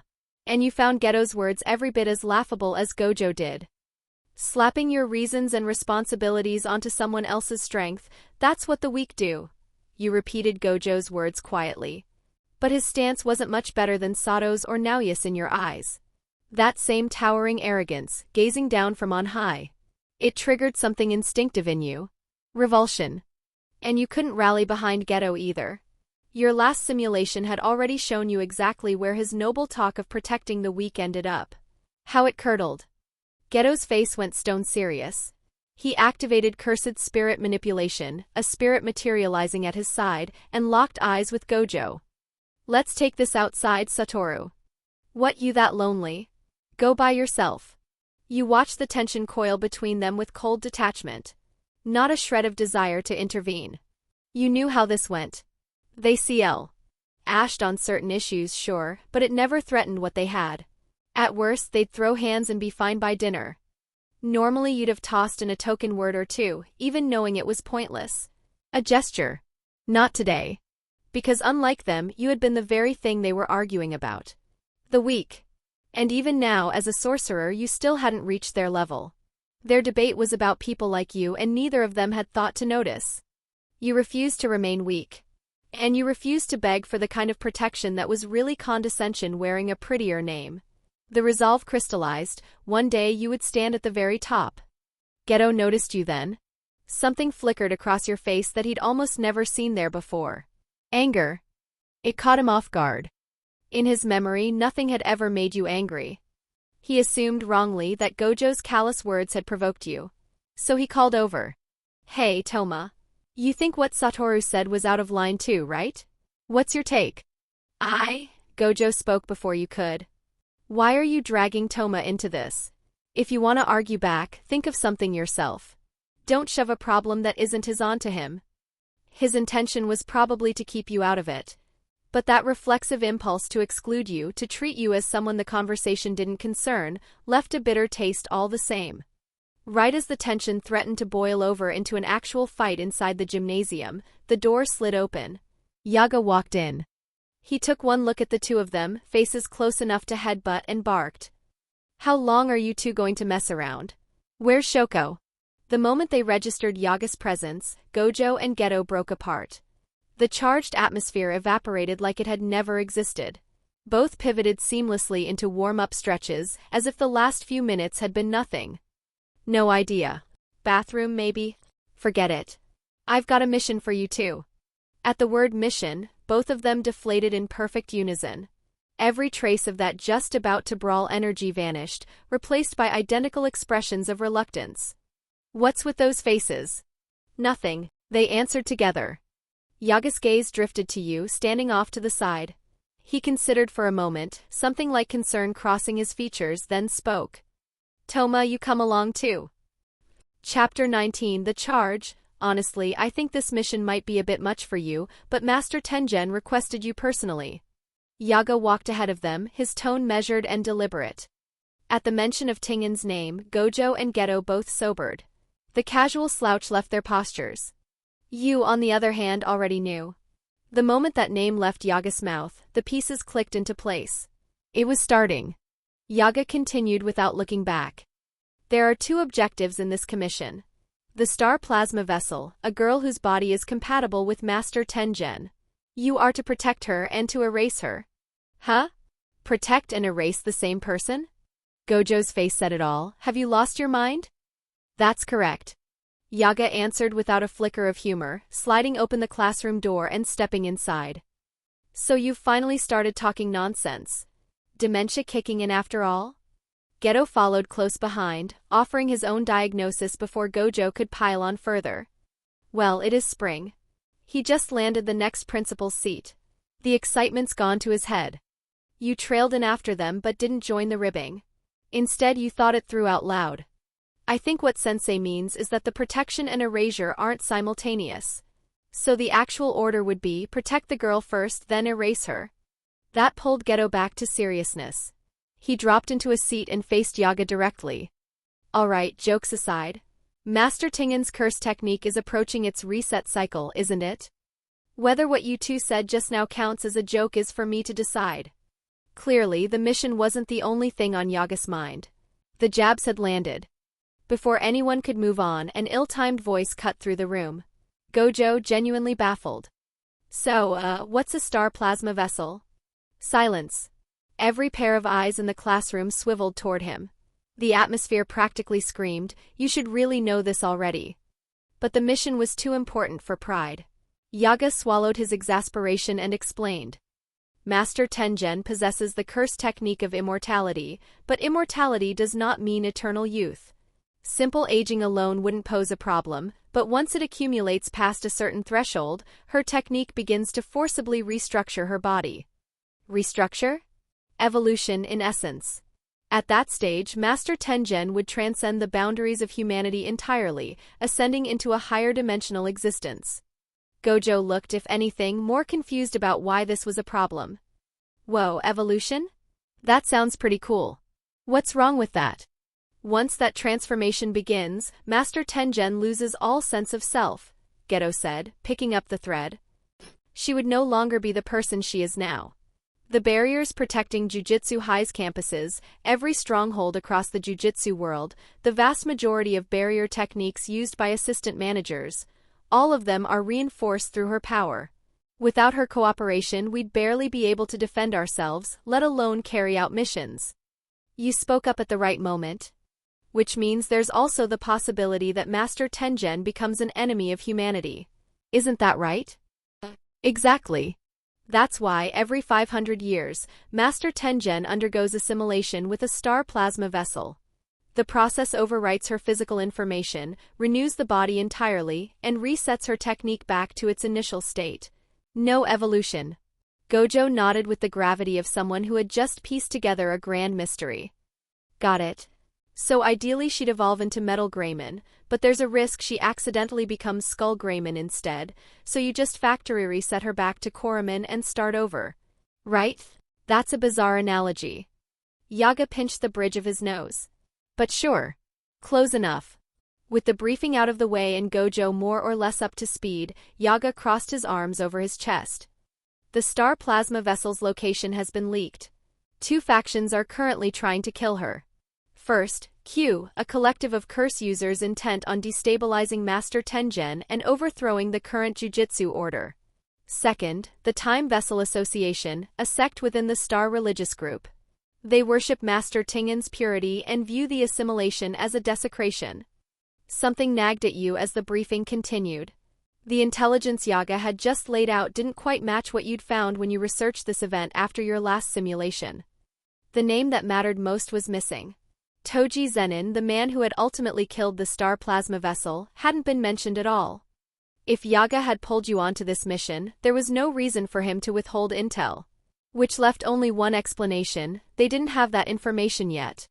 You hadn't lived through this event firsthand during your previous simulation, so you couldn't be entirely certain.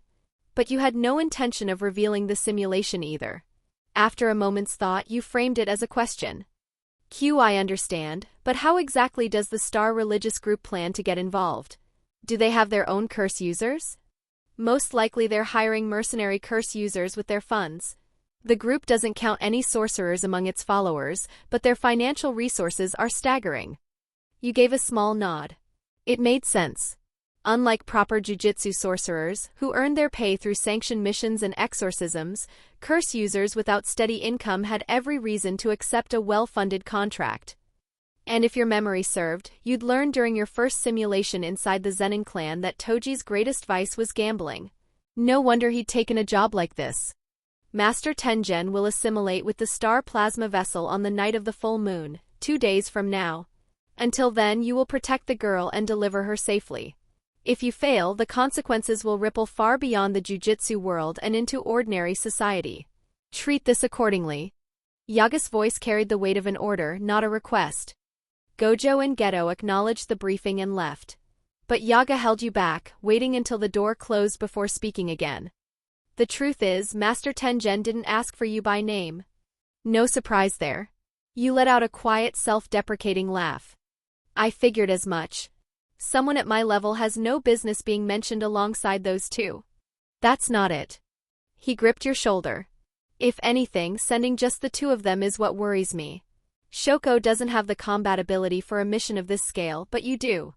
And you can use reverse cursed technique, same as her. With you keeping an eye on them, I can actually breathe.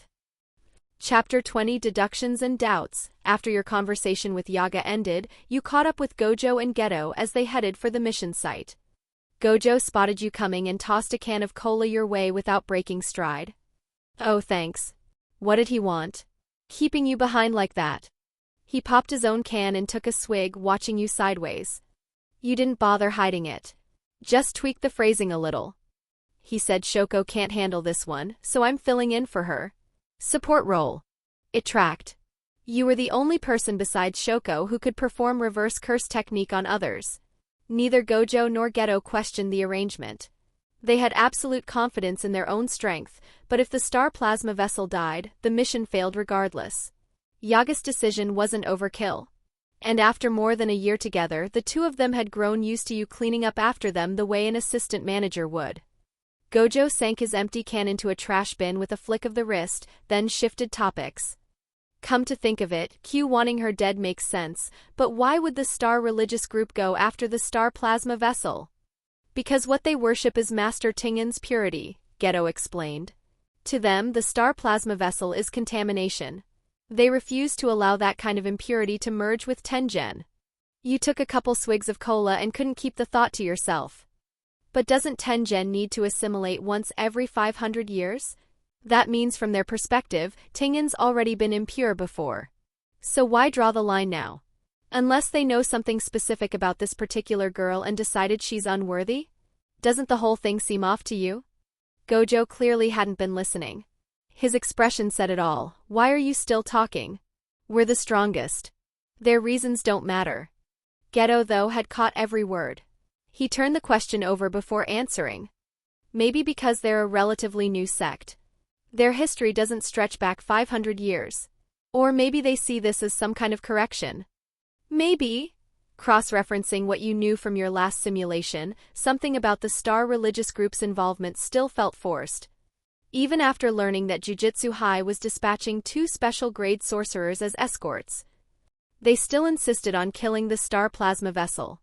That kind of conviction reeked of something deeper. A thought took shape.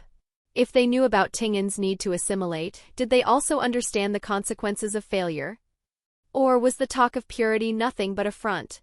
Was what they truly wanted the outcome that came from preventing the assimilation entirely? But nothing from your previous simulation's memories supported that theory. The assimilation had failed, yes. Your intelligence ended there. No follow-up, no aftermath. You filed it away. Something to investigate as events unfolded. Quit overthinking it. Me and Suguru are the strongest, that's exactly why Master Tengen handpicked us. End of story. Gojo had zero interest in the thread you'd been pulling. In his eyes, lingering on it was a waste of time. Geto gave him a complicated look. What, Satoru, I've been meaning to bring this up for a while now. Bring what up? You should really stop referring to yourself as the strongest, huh? Especially when meeting superiors. We might end up face to face with Master Tengen, and when that happens you should at least say I like a normal person. It comes across warmer. And besides, you'll scare the kid if you talk like that. Ugh, what a pain. No way. The star plasma vessel was staying on the 20th floor of a hotel. Gojo decided that fetching one girl didn't require all 3 of them, which was really just his way of saying he didn't feel like making the trip. So you split into 2 groups. You and Geto would head up to retrieve her while Gojo waited below. A few minutes later, the elevator doors opened on the top floor. Following the information Yaga had provided, you found the room. Geto double-checked the number, then knocked. A girl's voice came from inside. Coming. Then, from somewhere you couldn't place, a low hum reached both your ears. What? You sensed it before you understood it. A violent surge of cursed spirit energy pulsing from inside the room. The next instant, the explosion it triggered detonated. Geto reacted on instinct, summoning a spherical cursed spirit that wrapped around you both like a shell. The blast hurled the orb several meters down the corridor. While your head still spun from the tumbling, Geto had already dismissed the spirit, realized the explosion might have reached the star plasma vessel, and charged into the ruined room. That was when footsteps approached from down the hall. A man in a white military-style uniform, face hidden behind a black mask, walked toward you. Dragging behind him by one arm was an unconscious woman in a maid's outfit. Glass shattered somewhere inside the room. The man glanced at the wreckage, then spoke with an eerie calm. Don't blame us. Blame Tengen. His words. The strange uniform. The cursed energy radiating off him, identical in signature to the residual cursed energy from the explosion. All of it confirmed what you already suspected. Q. His gaze shifted to you, landing on your clothes. That uniform. You're a Jujutsu High sorcerer, aren't you? Your answer was Asakurimaru, already hurtling toward his throat. Chapter 21. You might not die. The only reason you didn't open with puppet manipulation was the woman in the curse user's grip. She was the star plasma vessel's caretaker, nothing more than a maid. But the faint rise and fall of her chest told you she was alive, without so much as a visible wound. Alive meant leverage. Alive meant your hands were tied. The Q operative stared at the short blade screaming toward his face and froze. He'd never expected it. This kid in a Jujutsu High uniform, all neat and scholarly looking, striking without a heartbeat of hesitation, aiming to kill. What he couldn't have known was that this apparent ruthlessness came from a very specific line he'd crossed. Under normal circumstances, you wouldn't open by trying to take a life. Even a curse user had value, intel, techniques worth reading. But when someone threatened your life or came with the explicit purpose of ending it, elimination moved to the top of the list. Still, a momentary freeze was all it was. Q hadn't sent dead weight to assassinate the star plasma vessel. The faint rasp of a lighter's flint wheel cut through the air, and a ball of fire erupted from nothing directly in front of him. The pressure wave and searing heat slammed Asakarimaru off course, sending the blade clattering against the corridor wall. You ran Phantom Knight Parade in parallel, reading his cursed energy output. Combined with what you'd already observed from the earlier explosion, a rough picture of his technique formed. He wasn't generating explosions. He was shaping them, controlling the direction and form of the blast's release. Smoke and firelight swallowed the hallway. Instead of falling back, you dropped low and used that split-second blind spot to close the distance. He saw your silhouette punch through the haze. Killing intent flared behind his eyes. One palm came up, aimed squarely at you, teeth grinding hard enough to crack. "I'll kill you, you little shit." You didn't have full knowledge of his technique yet, but you knew exactly what he was doing, lining up his next shaped blast. You threw yourself sideways, rolling through the doorframe of a room blown open by the earlier explosion.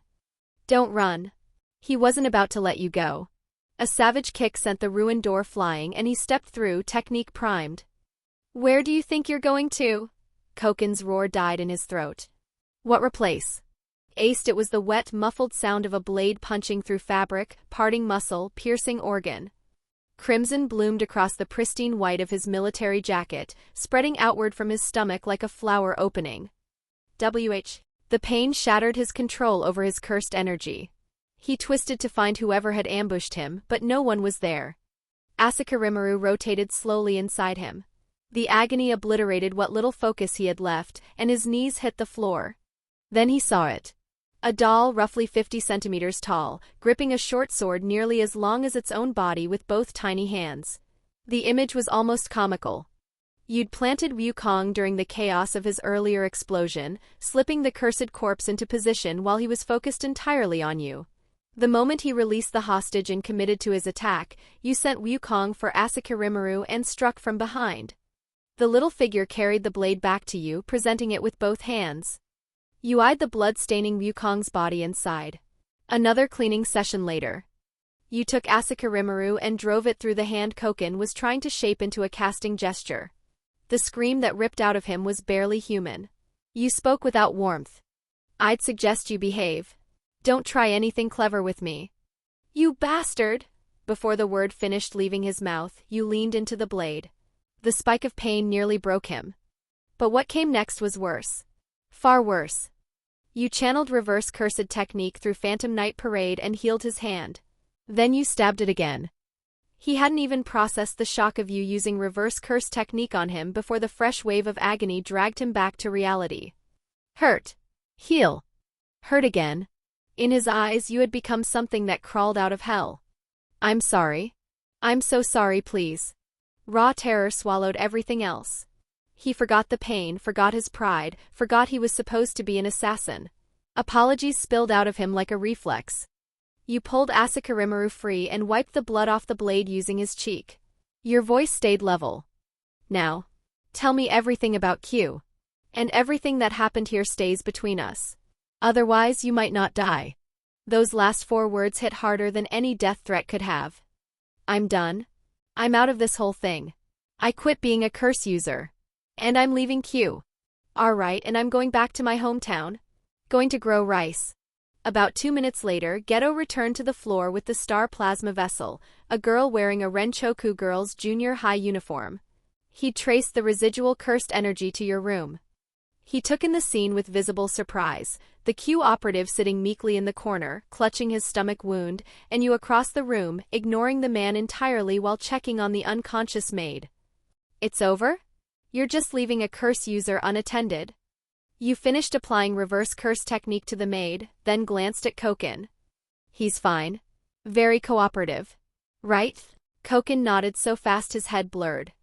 Yes. Absolutely. Full cooperation." Geto frowned.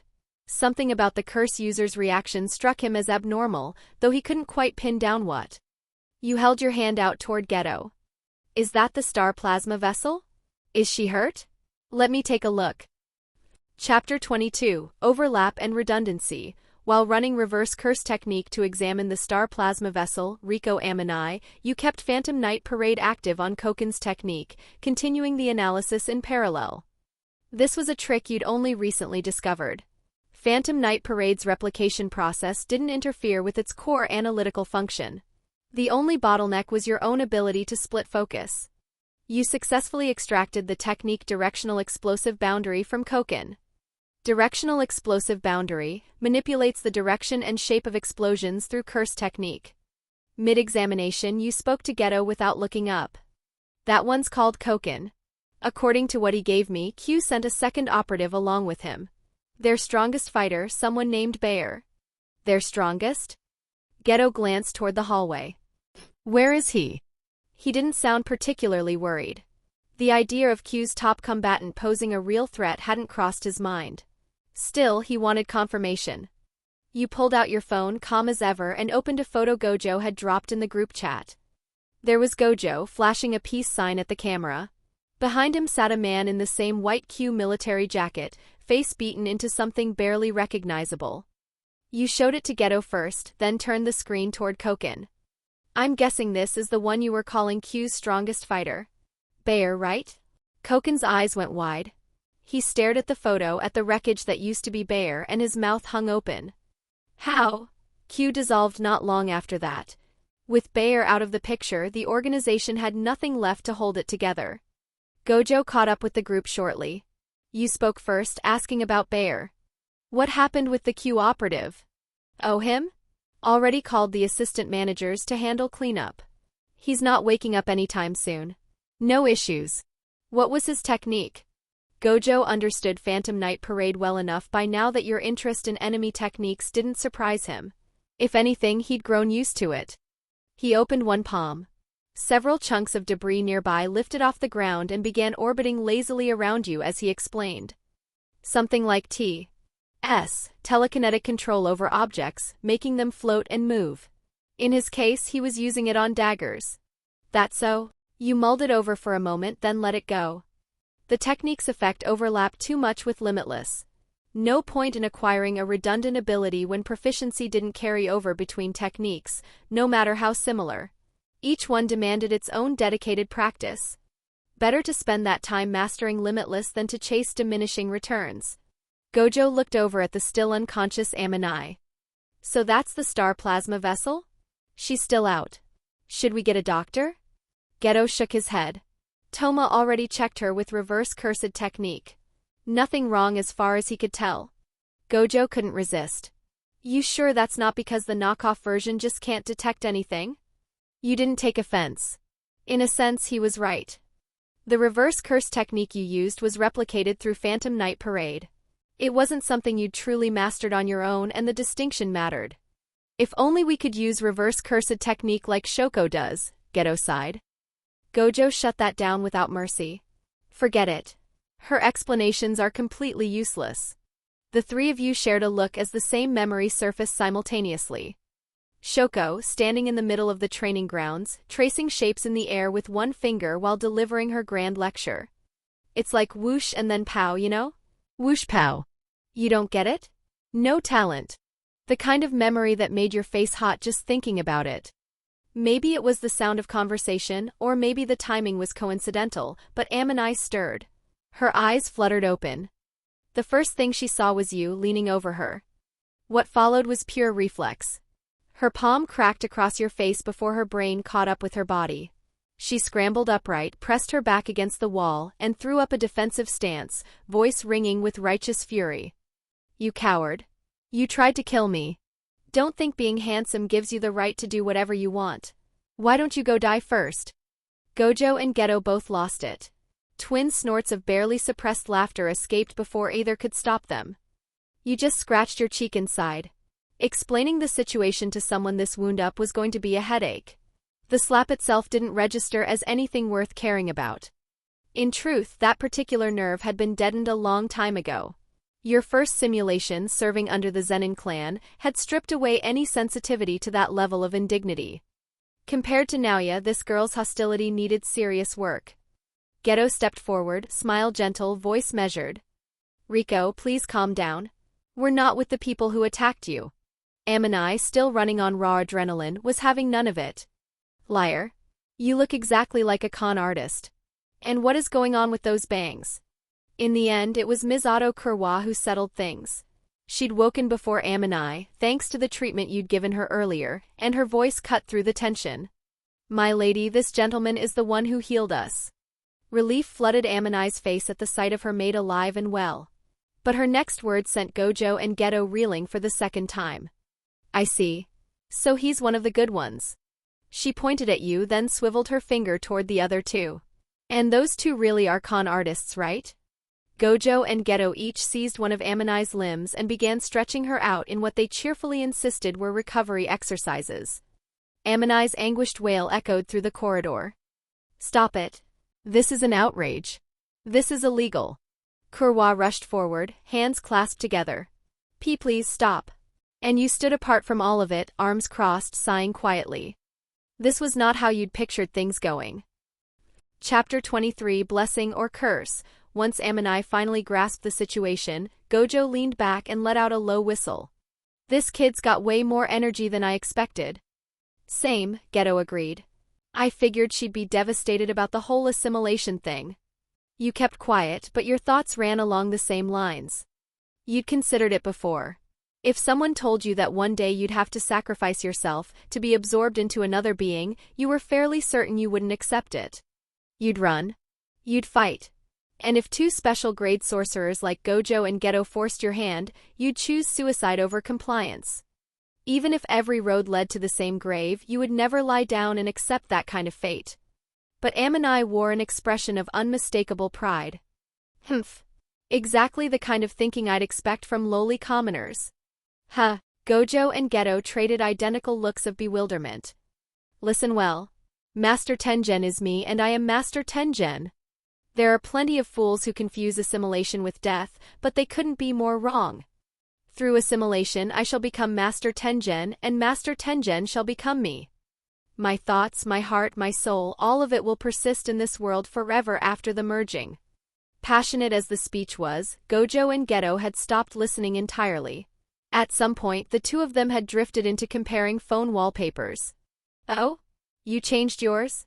Yeah. Wakara no way. Amanai's face went red when she realized her grand declaration had been ignored.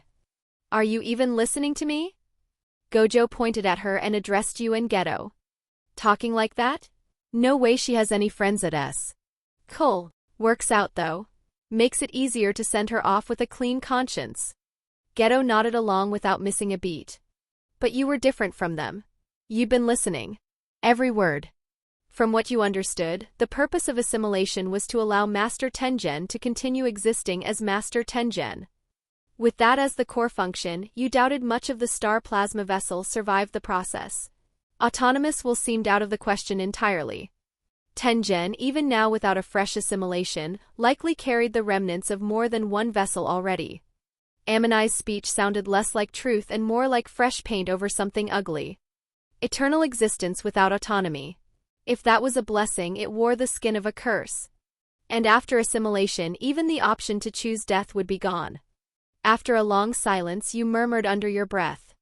So is that how they convinced you? Or is that how you convinced yourself?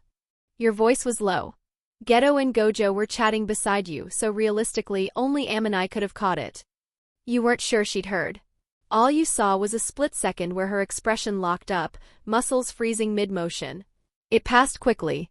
She recovered, pivoted, and fired back at Gojo and Geto. I talk like a normal person at school, you know. Wait, school? Kurwa, what time is it? It's still morning, but given the circumstances, maybe school isn't the best. Kurwa clearly saw where this was heading. Her attempt to dissuade fell flat. Shut it. I said I'm going, so I'm going. Geto stepped into her path as she moved for the door. Hold on.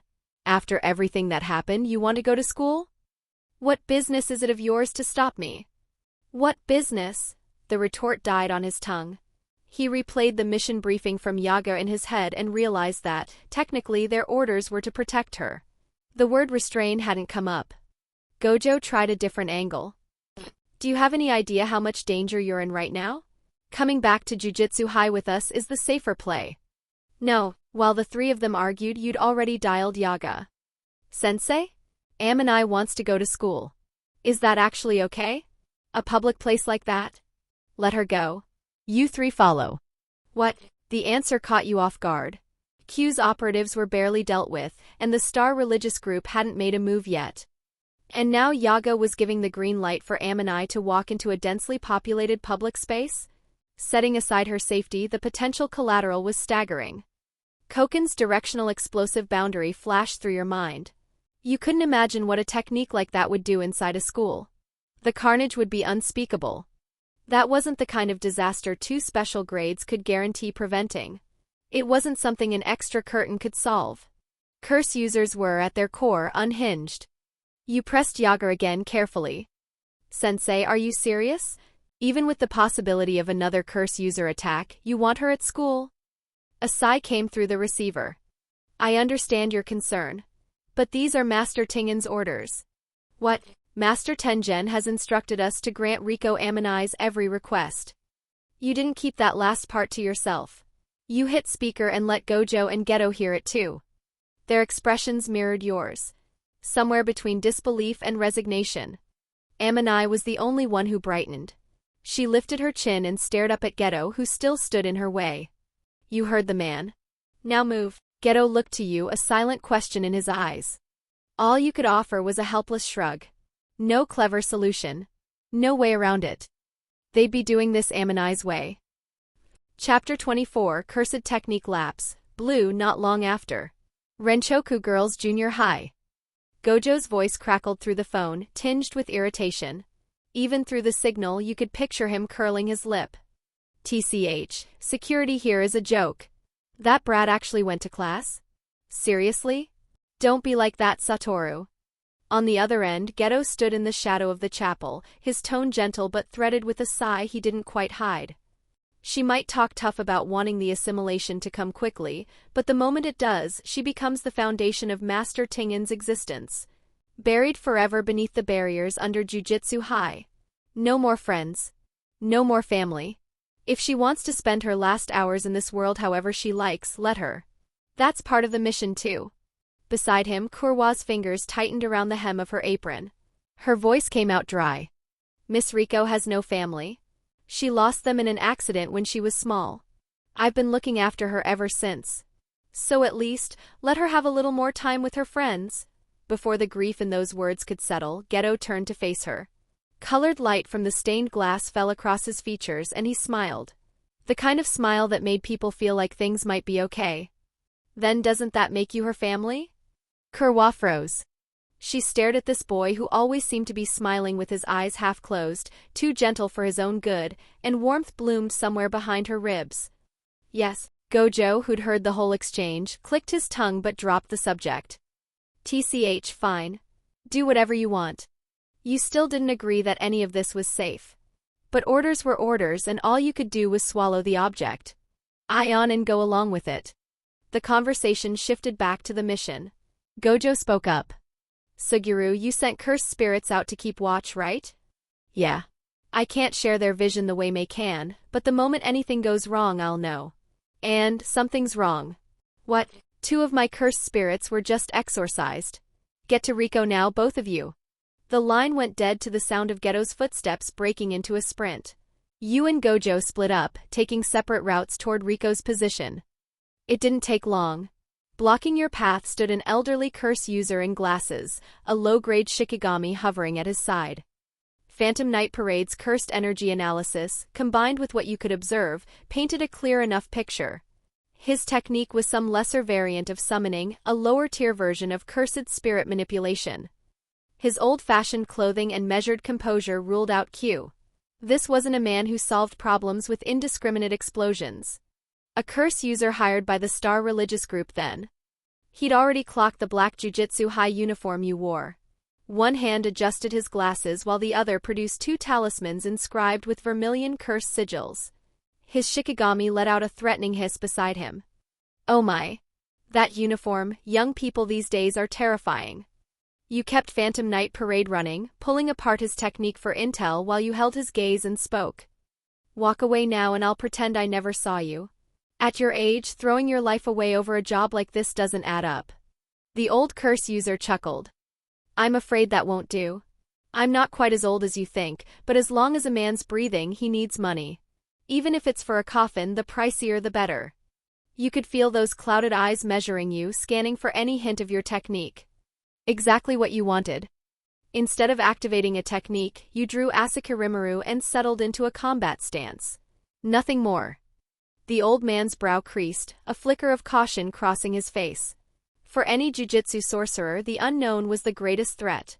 The longer you withheld your technique, the more weight your unrevealed hand carried. He mirrored your choice. A sharp, short blade slid from inside his clothing, and he assumed a fighting posture of his own. All that was missing was the signal. His shikigami provided it. Its cheeks bulged, and a massive glob of dark green foul cursed energy launched at your face like a cannonball. The fight erupted in an instant. Phantom Night Parade's energy analysis made tracking the old man and both shikigami trivial. You read their movements and attacks as easily as breathing. One hard push off the ground carried you clear of the corrosive blast. The old curse user moved in the same heartbeat. Veteran instincts. He exploited the split second of recovery after your dodge, his dagger striking for the blind spot beneath your ribs with the precision of a viper's tongue. Steel shrieked against steel. Asakirimaru caught the dagger dead on. The force that traveled through the locked blades surprised you. Cursed energy reinforcement had kept this old man's body on par with someone half his age. He pressed the advantage, confident that pinning you in close quarters would let his shikigami finish the job. Then something seized his chest. A pull, sudden and immense, ripping control of his body away from him in a single violent instant. What? His own momentum drove him onto Asakirimaru. The cursed energy-infused blade parted his defensive aura like paper, sank through flesh, and hit something solid with a wet, sickening crunch. Your wrist turned. A clean diagonal slash. Light traced the blade's arc, and a wound deep enough to show bone carved across the old man's chest. Blood erupted in a crimson sheet, painting the corridor floor a vivid red. GHKHFF, he staggered and crumpled. The sharpness drained from his eyes. With their master broken, the two shikigami that had been circling overhead let out thin, keening wails and dissolved into black smoke. That strike had been curse technique lapse, blue, replicated through Phantom Night Parade. Copying limitless passive defense required 6 eyes-level computational precision. Far beyond you. But blue at its core was convergence. Attraction. Compress the field of effect to 0.5 meter around your palm, sacrifice precision for raw burst force gravity, and it became the deadliest close-quarters control tool imaginable. Chapter 25, The Last Calm Before the Storm. A quick check confirmed the old curse user wasn't dead yet. You applied reverse curse technique just enough to keep him from bleeding out. He wouldn't be going anywhere under his own power, but he'd live. A cursory search of his belongings turned up his phone. Right there on the screen, Rico Ammonai's location data, and beneath it, the 30 million bounty posted on the black market. You dialed Gojo. He'd already wrapped up on his end, apparently dealing with a curse user who could create copies of himself. The description piqued your interest. You passed along what you'd found about the bounty on Rico, then contacted Windows to handle cleanup on the downed curse user. By the time you regrouped with Gojo and the others, something felt off. The air between them was tense in a way it hadn't been before. From the restrained curse user with the paper bag over his head, you'd already extracted and analyzed his technique, linked false bodies. It could generate up to 5 physical clones infused with cursed energy. Pain wasn't shared between the original and its copies, but vision was. As long as even one clone existed, the caster cowl. D-swap positions with it instantly. The drawbacks were significant. Each clone was fragile, dissolving the moment it took real damage. Creating them split the user's cursed energy evenly, so the more clones, the weaker each one hit. Still, none of that explained the mood. Rico was present and unharmed, which only deepened your confusion. What happened? Why does everyone look like this? Geto flipped open Rico's phone and held it up. On the screen, a photograph of Misato Kurwa, bound and gagged. Kurwa's been kidnapped? Frustration twisted across Geto's face. That's on me. I underestimated how valuable she'd be to the enemy and left her on her own. You pieced together the sequence of events, then reached over and gripped his shoulder. Given how things played out, nobody would have called that a major mistake. Besides, their endgame is Riko, not Kurwa. If anything, that means Kurwa is safer right now than any of us. Gojo clearly shared the sentiment. He picked up without missing a beat. They'll push for a hostage exchange next. Hand over Riko for Kurwa, or maybe threaten to kill Kurwa if Riko isn't delivered. Either way, we hold the cards. Stick to the original plan, bring Riko back to Jujutsu High, have Shoko make a body double. Riko's voice cut through before he could finish. Wait. I'm going with you to the exchange. I don't trust you people enough to just sit here. Huh? You bratty little, this isn't the time to throw a tantrum. Even if you rescue Kurwa, what if you can't bring her back before the assimilation? I haven't even said goodbye to her. Her voice cracked on the last word. Tears spilled down her cheeks, and her hands twisted the fabric of her skirt, knuckles white. Silence. Gojo stared at her for a long moment. Then his shoulders dropped just slightly. His tone, though, stayed firm. The kidnappers will contact us soon. If their terms are reasonable enough for an exchange, bringing you along actually lowers Kurwa's chances of making it out alive. When that happens, you stay behind. But if we end up going in and you start crying halfway through begging to come home, I'm not listening. Get your head ready for that. Riko wiped her eyes with the back of her hand and met his gaze. I understand. That's fine. A few hours passed before the kidnappers made contact. The exchange point, Okinawa. No debate. You coordinated with Jujutsu High, secured seats on the next available flight, and were airborne within the hour. The trip itself proved uneventful. No curse users appeared on the plane, and Geto's rainbow dragon circled outside as an escort, which kept any aerial threats well at bay. Okinawa arrived without incident. Suspiciously without incident. A grade 4 curse spirit phased through the walls of the safe house to confirm what you'd suspected. The kidnappers were just ordinary people. Star religious group cultists, not sorcerers. You kicked the door in and had Kurwa free within minutes. Too easy. The question gnawed at you. What was the real objective? Why drag everyone all the way to Okinawa for a rescue that barely qualified as one? It was as though the kidnapping had never been meant to succeed at all. Or maybe the enemy had gotten exactly what they wanted the moment your group set foot on this island. What bothered you most was a specific absence. Not once through all of this had you caught even a trace of Toji Fushiguro. With Kurwa safe, the mission shifted into something gentler, accompanying Riko on what amounted to a sightseeing trip. Gojo even pushed their return flight back to the third day, a concession to Riko's state of mind that surprised no one more than it surprised him. As a precaution, Kento Nanami and Yuhaibara were pulled in from Jujutsu High's first-year roster and dispatched to Okinawa as additional support.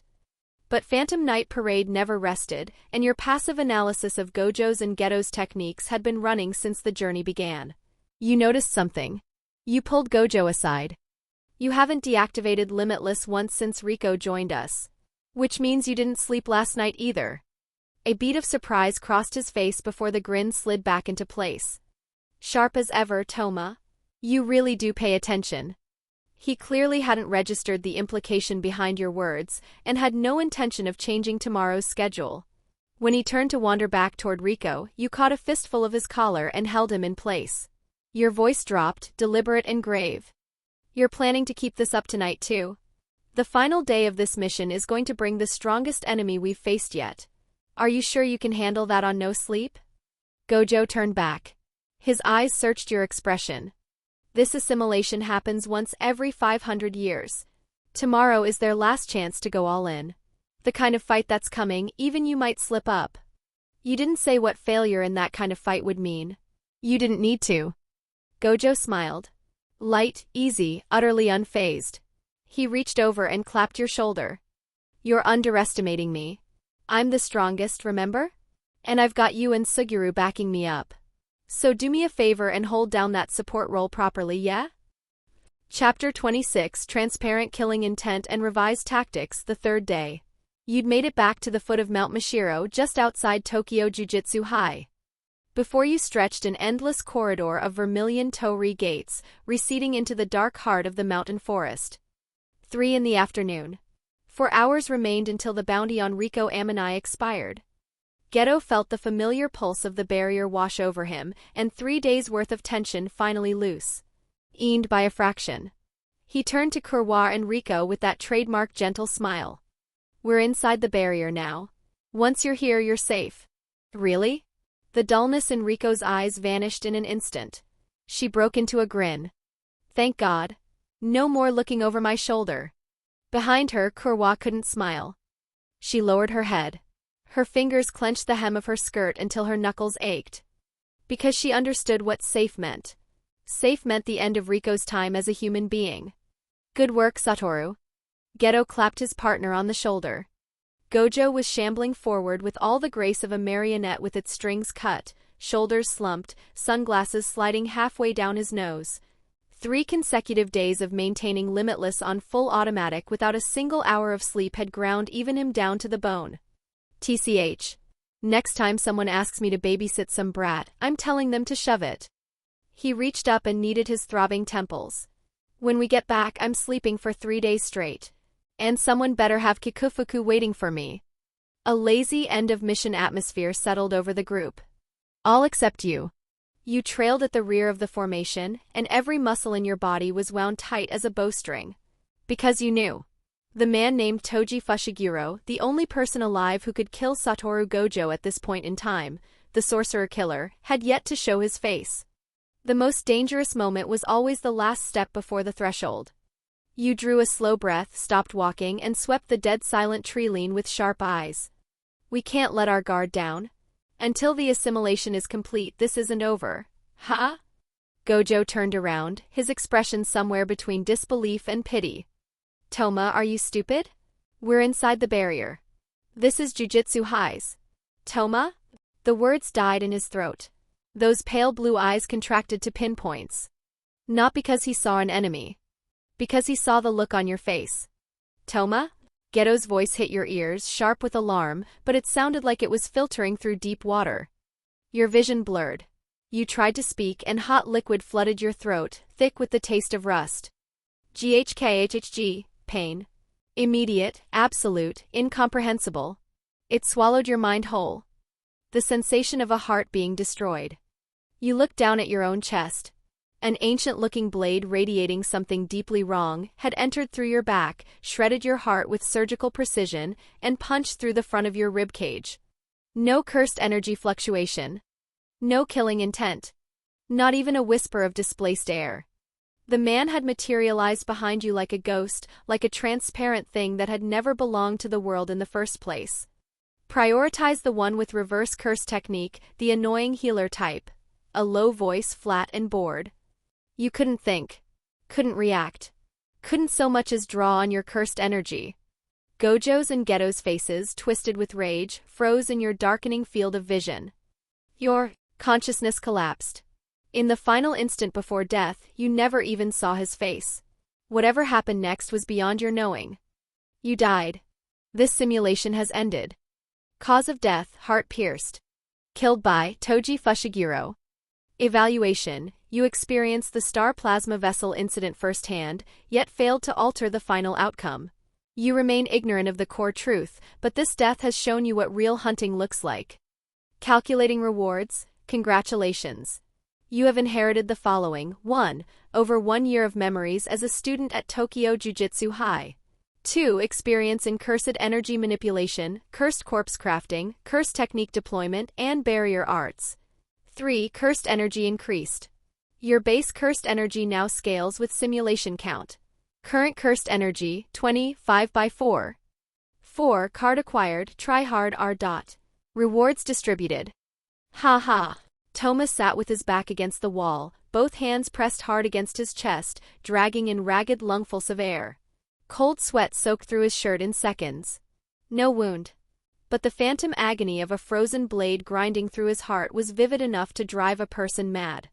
That helpless, draining sensation of life being ripped from the body left his fingers trembling violently. Too careless. I was so goddamn stupid. He bit down and forced his racing pulse to slow. The mistake was fatal, and it was simple. He'd treated himself like a spectator holding a script. Follow the plot. Watch for the moment Gojo gets ambushed. Stay on track.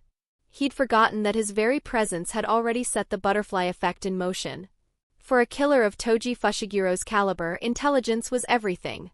If the original script called for a head-on assault against Gojo, then introducing a suspected healer with reverse curse technique rewrote the playbook entirely. Kill the healer first. Then kill the damage dealer. Put yourself in Toji's shoes. Your target is the star plasma vessel, guarded by Satoru Gojo. Beyond neutralizing Gojo himself, you'd scrutinize everyone around him.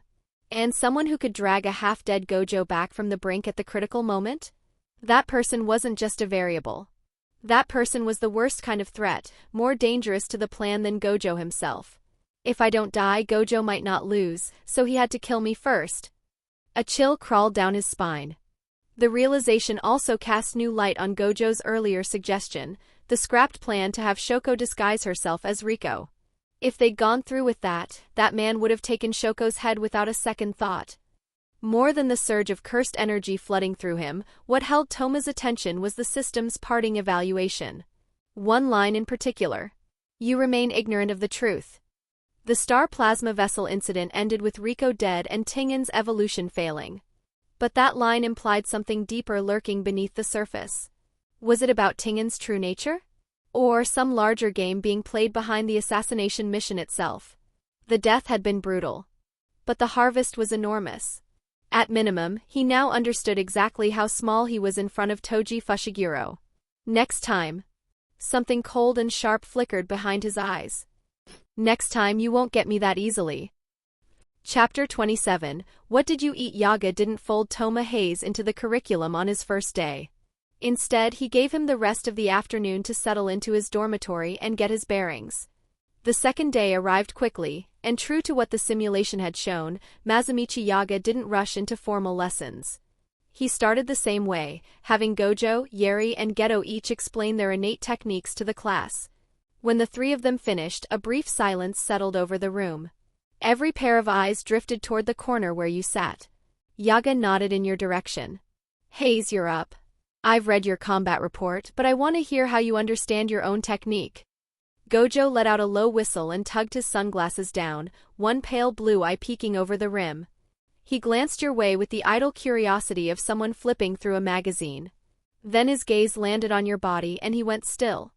Those eyes, the 6 eyes that held the depth of sky and ocean in their irises, contracted sharply and locked onto you.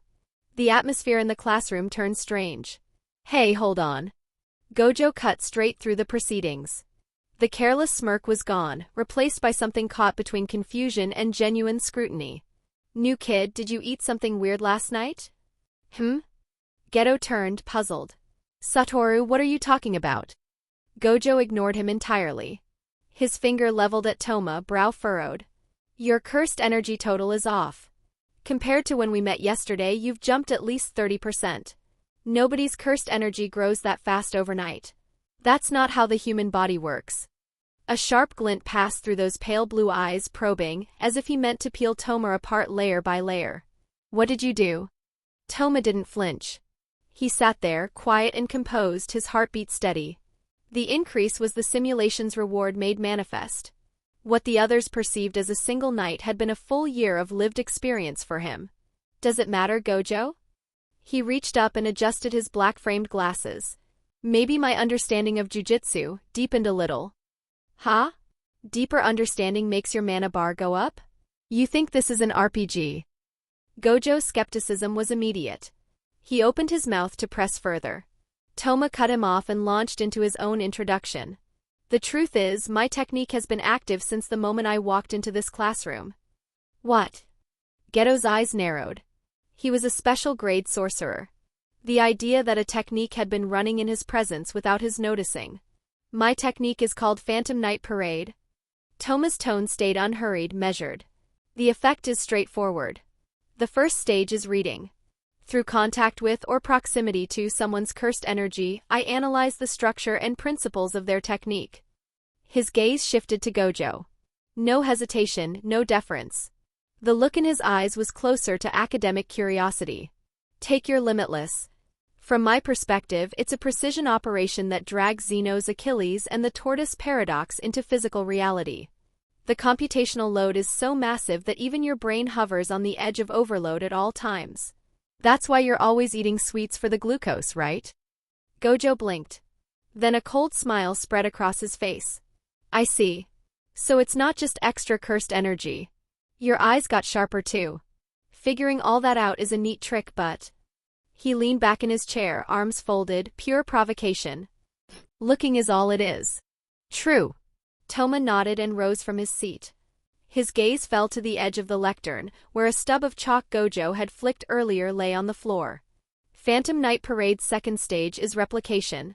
Since you're so curious about where my overnight cursed energy went, Gojo, let me show you exactly what it was spent on. He extended his right hand, palm aimed at the chalk stub from across the room. Cursed energy stirred inside him. Cursed technique lapse, blue. The air shivered. Nothing like the terrifying spatial distortion Gojo could produce. But through the 6 eyes, Gojo saw it. The stable structure of space in front of Toma's palm dipped into a tiny negative value. Absolute vacuum. Forced convergence. The chalk stub on the floor snapped toward his palm as though seized by an invisible fist, moving at a speed that had no business existing in normal physics. It wasn't pulled. The space where it had been was compressed out of existence, and the chalk had no choice but to relocate. Toma caught it cleanly, then set it on Gojo's desk. It rolled twice and came to rest beside an expensive leather shoe. Silence. The classroom had become a vacuum of its own. Yaga's jaw hung open. The attendance roster in his hand nearly clattered to the floor. Behind Geto, the cursed spirits he carried sensed their master's emotional spike and began to writhe with agitation. Yeri sat bowl. T upright. Her lighter slipped from her fingers and hit the floor with a sharp click. And the biggest reaction belonged, of course, to Gojo. He stared at the chalk. Then his head snapped up to Toma. His sunglasses had slid to the tip of his nose, and behind them, those pale blue pupils were trembling. The expression on his face belonged to a man witnessing something that had no right to exist.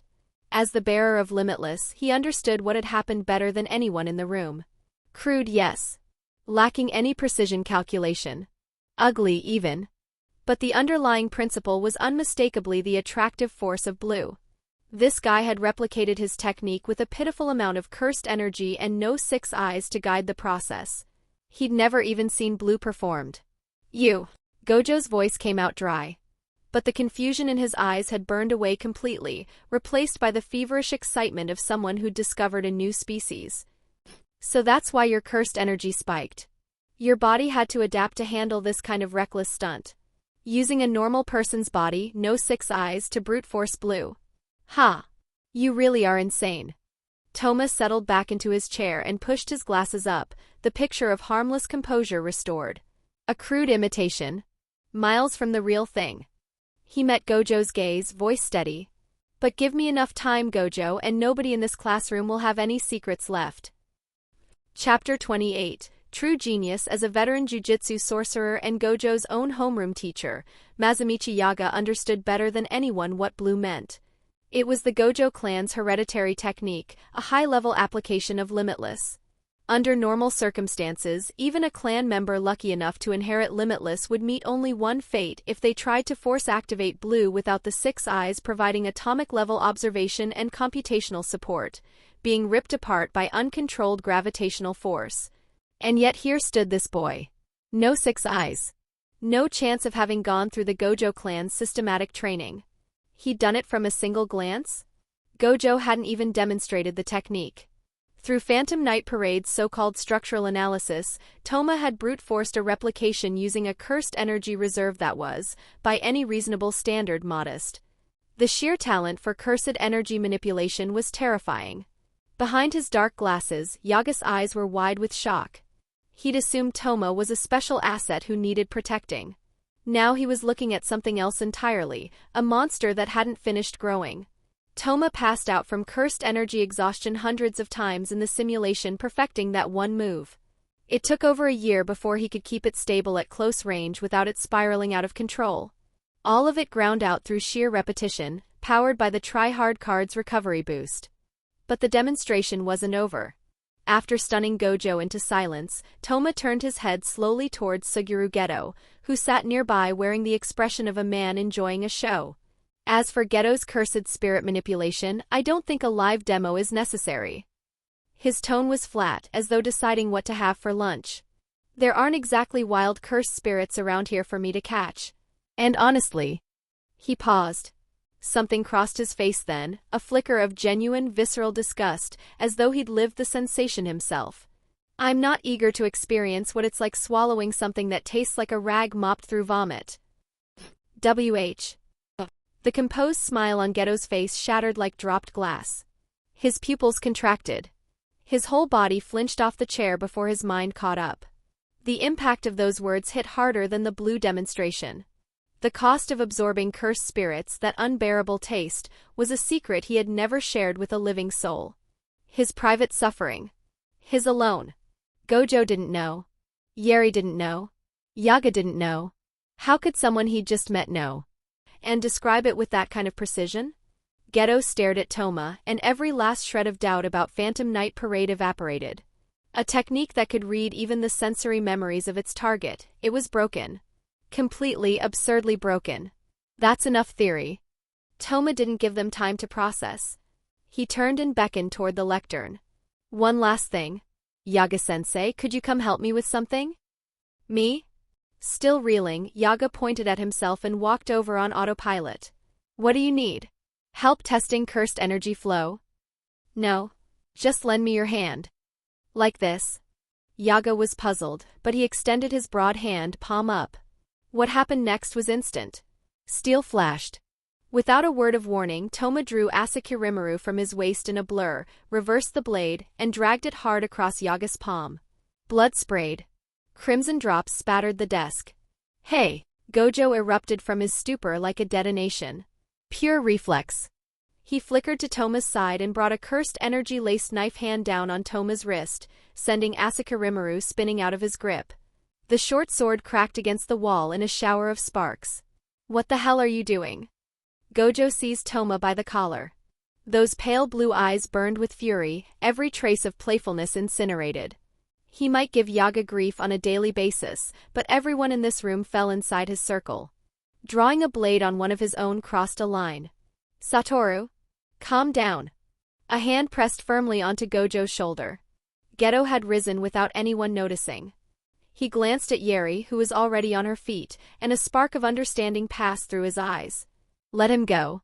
Think about what he just did with your technique, he's probably trying to demonstrate that. Gojo hesitated. His grip loosened and he stepped back, suspect. Ion still carved into every line of his face. Toma straightened his crumpled collar with the unhurried calm of someone who hadn't just been an inch from a beating. He offered no explanation.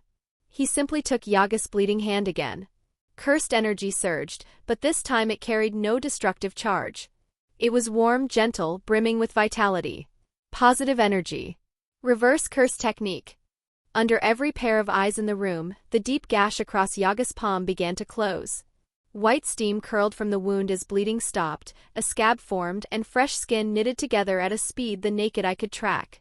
Less than 30 seconds. The skin was smooth, unmarked. Not even a scar. This?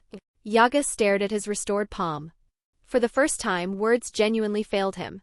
If replicating blue represented a gift for destruction, then this represented strategic-level value. Sorcerers who could use reverse cursed technique to heal themselves were rare but not unheard of. Sorcerers who could output it to heal others could be counted on one hand across the entire Jujutsu world. Until today, Jujutsu High had exactly one such asset, Shoko Yeri. You've got to be. Yeri walked over, speaking for the first time. An unlit cigarette dangled from her lips, and those perpetually half-lidded eyes were wide open for once. She grabbed Toma's hand and turned it over, examining it from every angle as if she expected flowers to bloom from his fingertips. You're going to put me out of a job, new kid?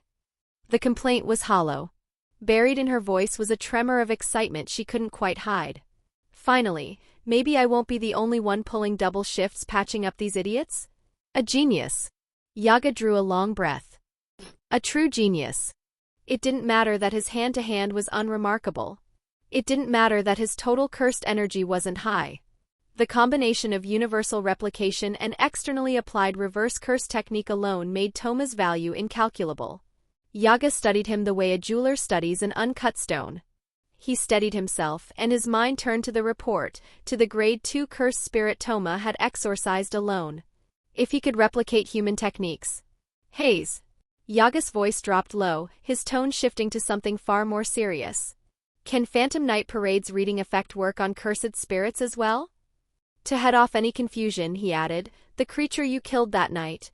If you can analyze a cursed spirit's technique. The implication hung in the air. Toma wouldn't just learn from allies. He could hunt cursed spirits and expand his arsenal without limit. Toma made a show of thinking it over. He lifted a hand to his chin, gaze drifting upward as though sifting through the details of that night's fight. After a long beat, he answered with careful uncertainty. I think yes, it should work. Before I killed it, I did sense information transmitting through its cursed energy. But maybe because I wasn't skilled enough yet, the connection broke the moment it died. A perfect answer. Potential acknowledged, limitations preserved. Yaga didn't look disappointed. He nodded firmly, something bright and fierce kindling behind his eyes. Good. Very good. Gojo had drifted back to lean against his desk. He watched Toma, and the grin spreading across his face kept growing, carrying the wild energy of someone who'd found not a new toy, no, a new equal. A new companion. Hey, Suguru. He nudged Geto with his elbow. Looks like missions are about to get a lot more interesting. Geto watched Toma, the vomit metaphor still echoing uncomfortably in his mind. He let out a complicated sigh, then allowed himself a quiet, resigned smile. Yeah. I don't think we need to worry about protecting him. This wasn't a newcomer who needed shielding. This was a monster that simply hadn't finished growing. Chapter 29 Monsters. The first class ended, and the rest of the day through the afternoon was free time. After leaving the classroom, Toma walked alone down the corridor toward the faculty office. Right on cue, the system's notification chimed inside his head, confirming what he'd already suspected. Side quest triggered, so-called classmates, objective, earn the recognition of Satoru Gojo, Suguru Geto, and Shoko Yeri.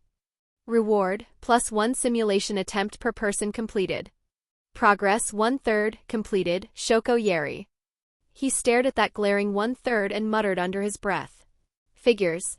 Flashing an interesting technique and some potential isn't enough for those two to consider me a real companion. A few minutes later, he stood outside Yaga's office. The room was crammed with bizarre felt dolls of every shape and size. The towering homeroom teacher sat hunched over his desk, thick fingers working with a delicacy that had no business belonging to a man his size, stitching button eyes onto a grotesque yet endearing cursed corpse. Yaga-sensei, sorry to bother you. Toma knocked and entered, getting straight to the point. I'd like you to teach me how to build and control those combat puppets you use. Yaga set down his needle. His glasses caught the light as his brow furrowed tight. He placed the doll aside, and when he spoke, his voice carried the weight of a lecture, tinged with exasperation. Ambition is a good thing, Hayes. But I need to correct your thinking. He rose to his feet, and the sheer mass of him filled the space. Your Phantom Night Parade has an extraordinarily rare replication ability.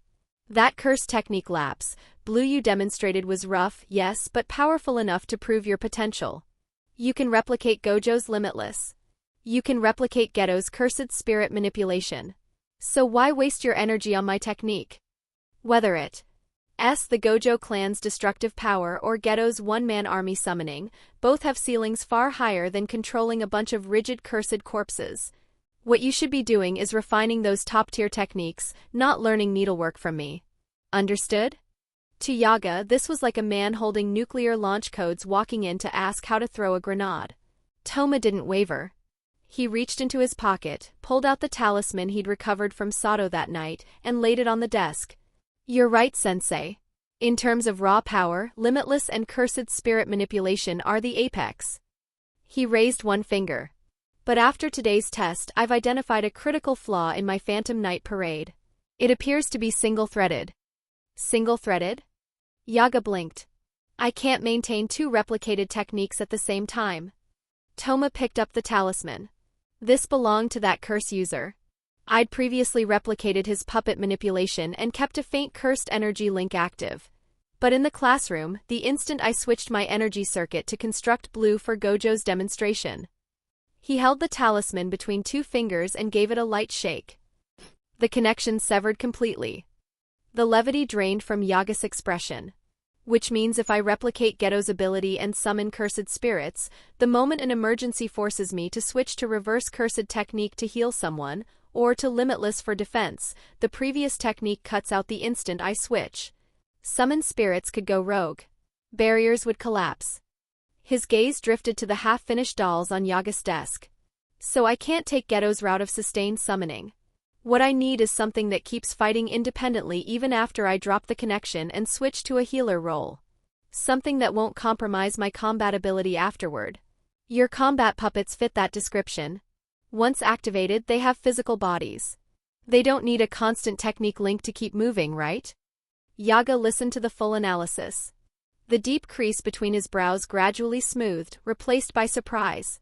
He hadn't expected Toma to dissect his own technique's strengths and weaknesses with this level of clarity, let alone arrive with a tactical solution already mapped out. I see a single-threaded replication.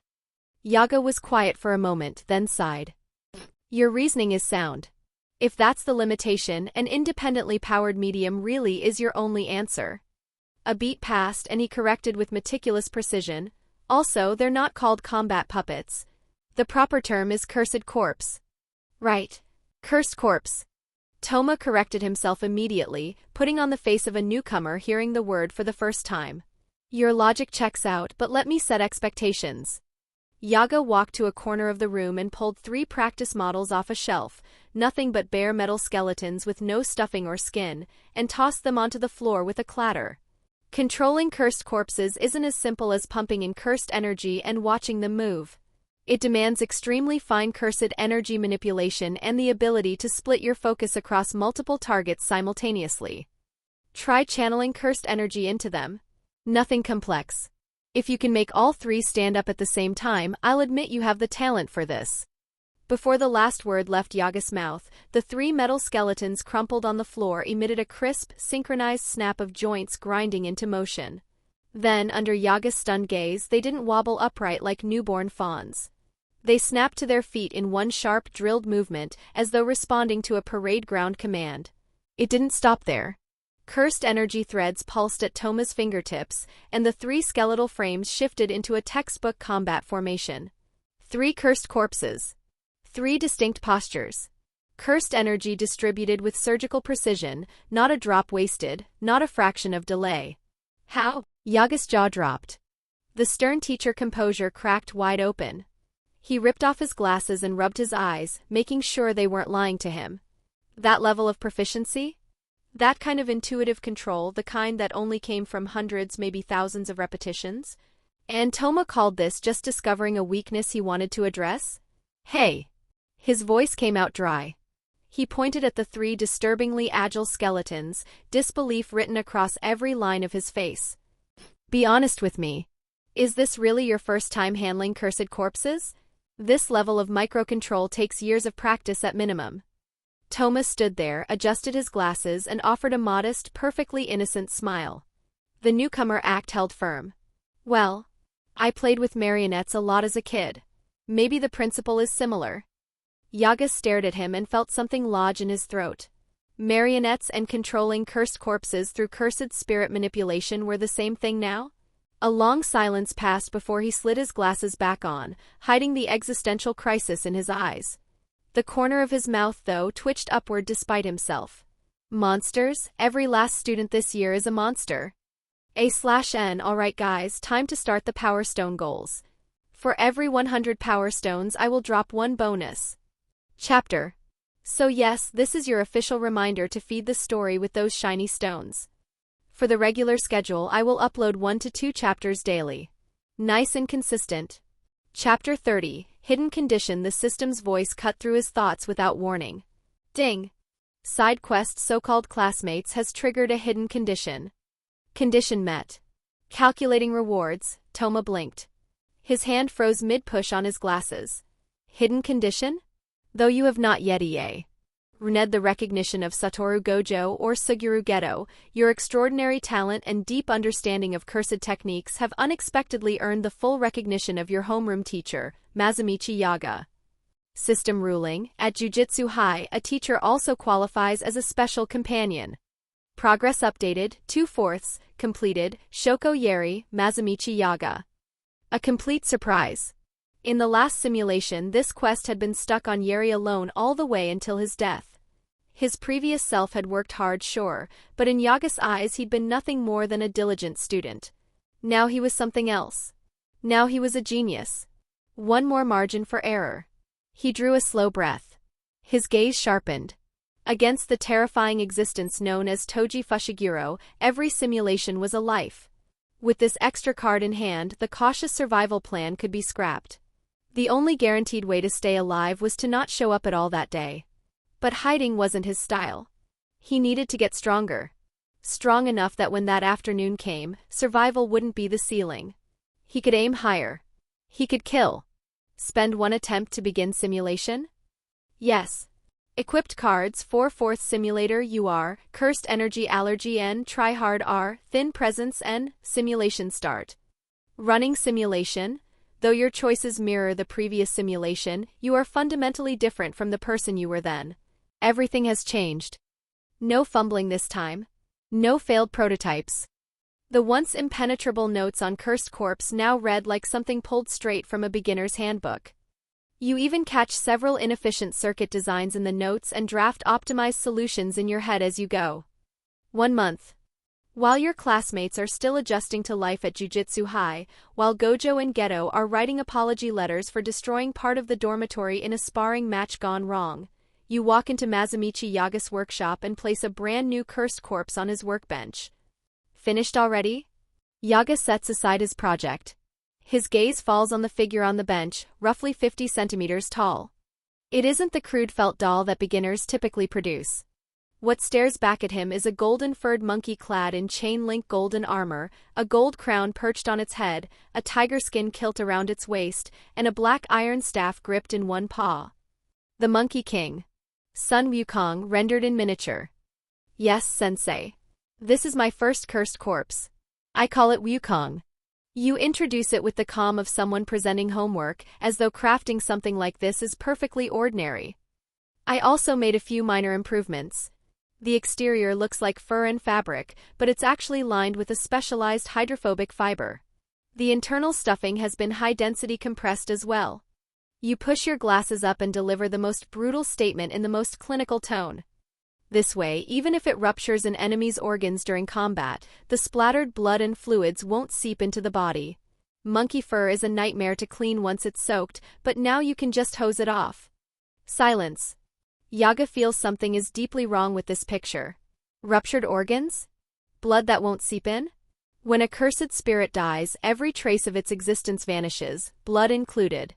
So whose blood exactly is this student designing around? He looks at the magnificent little Wukong.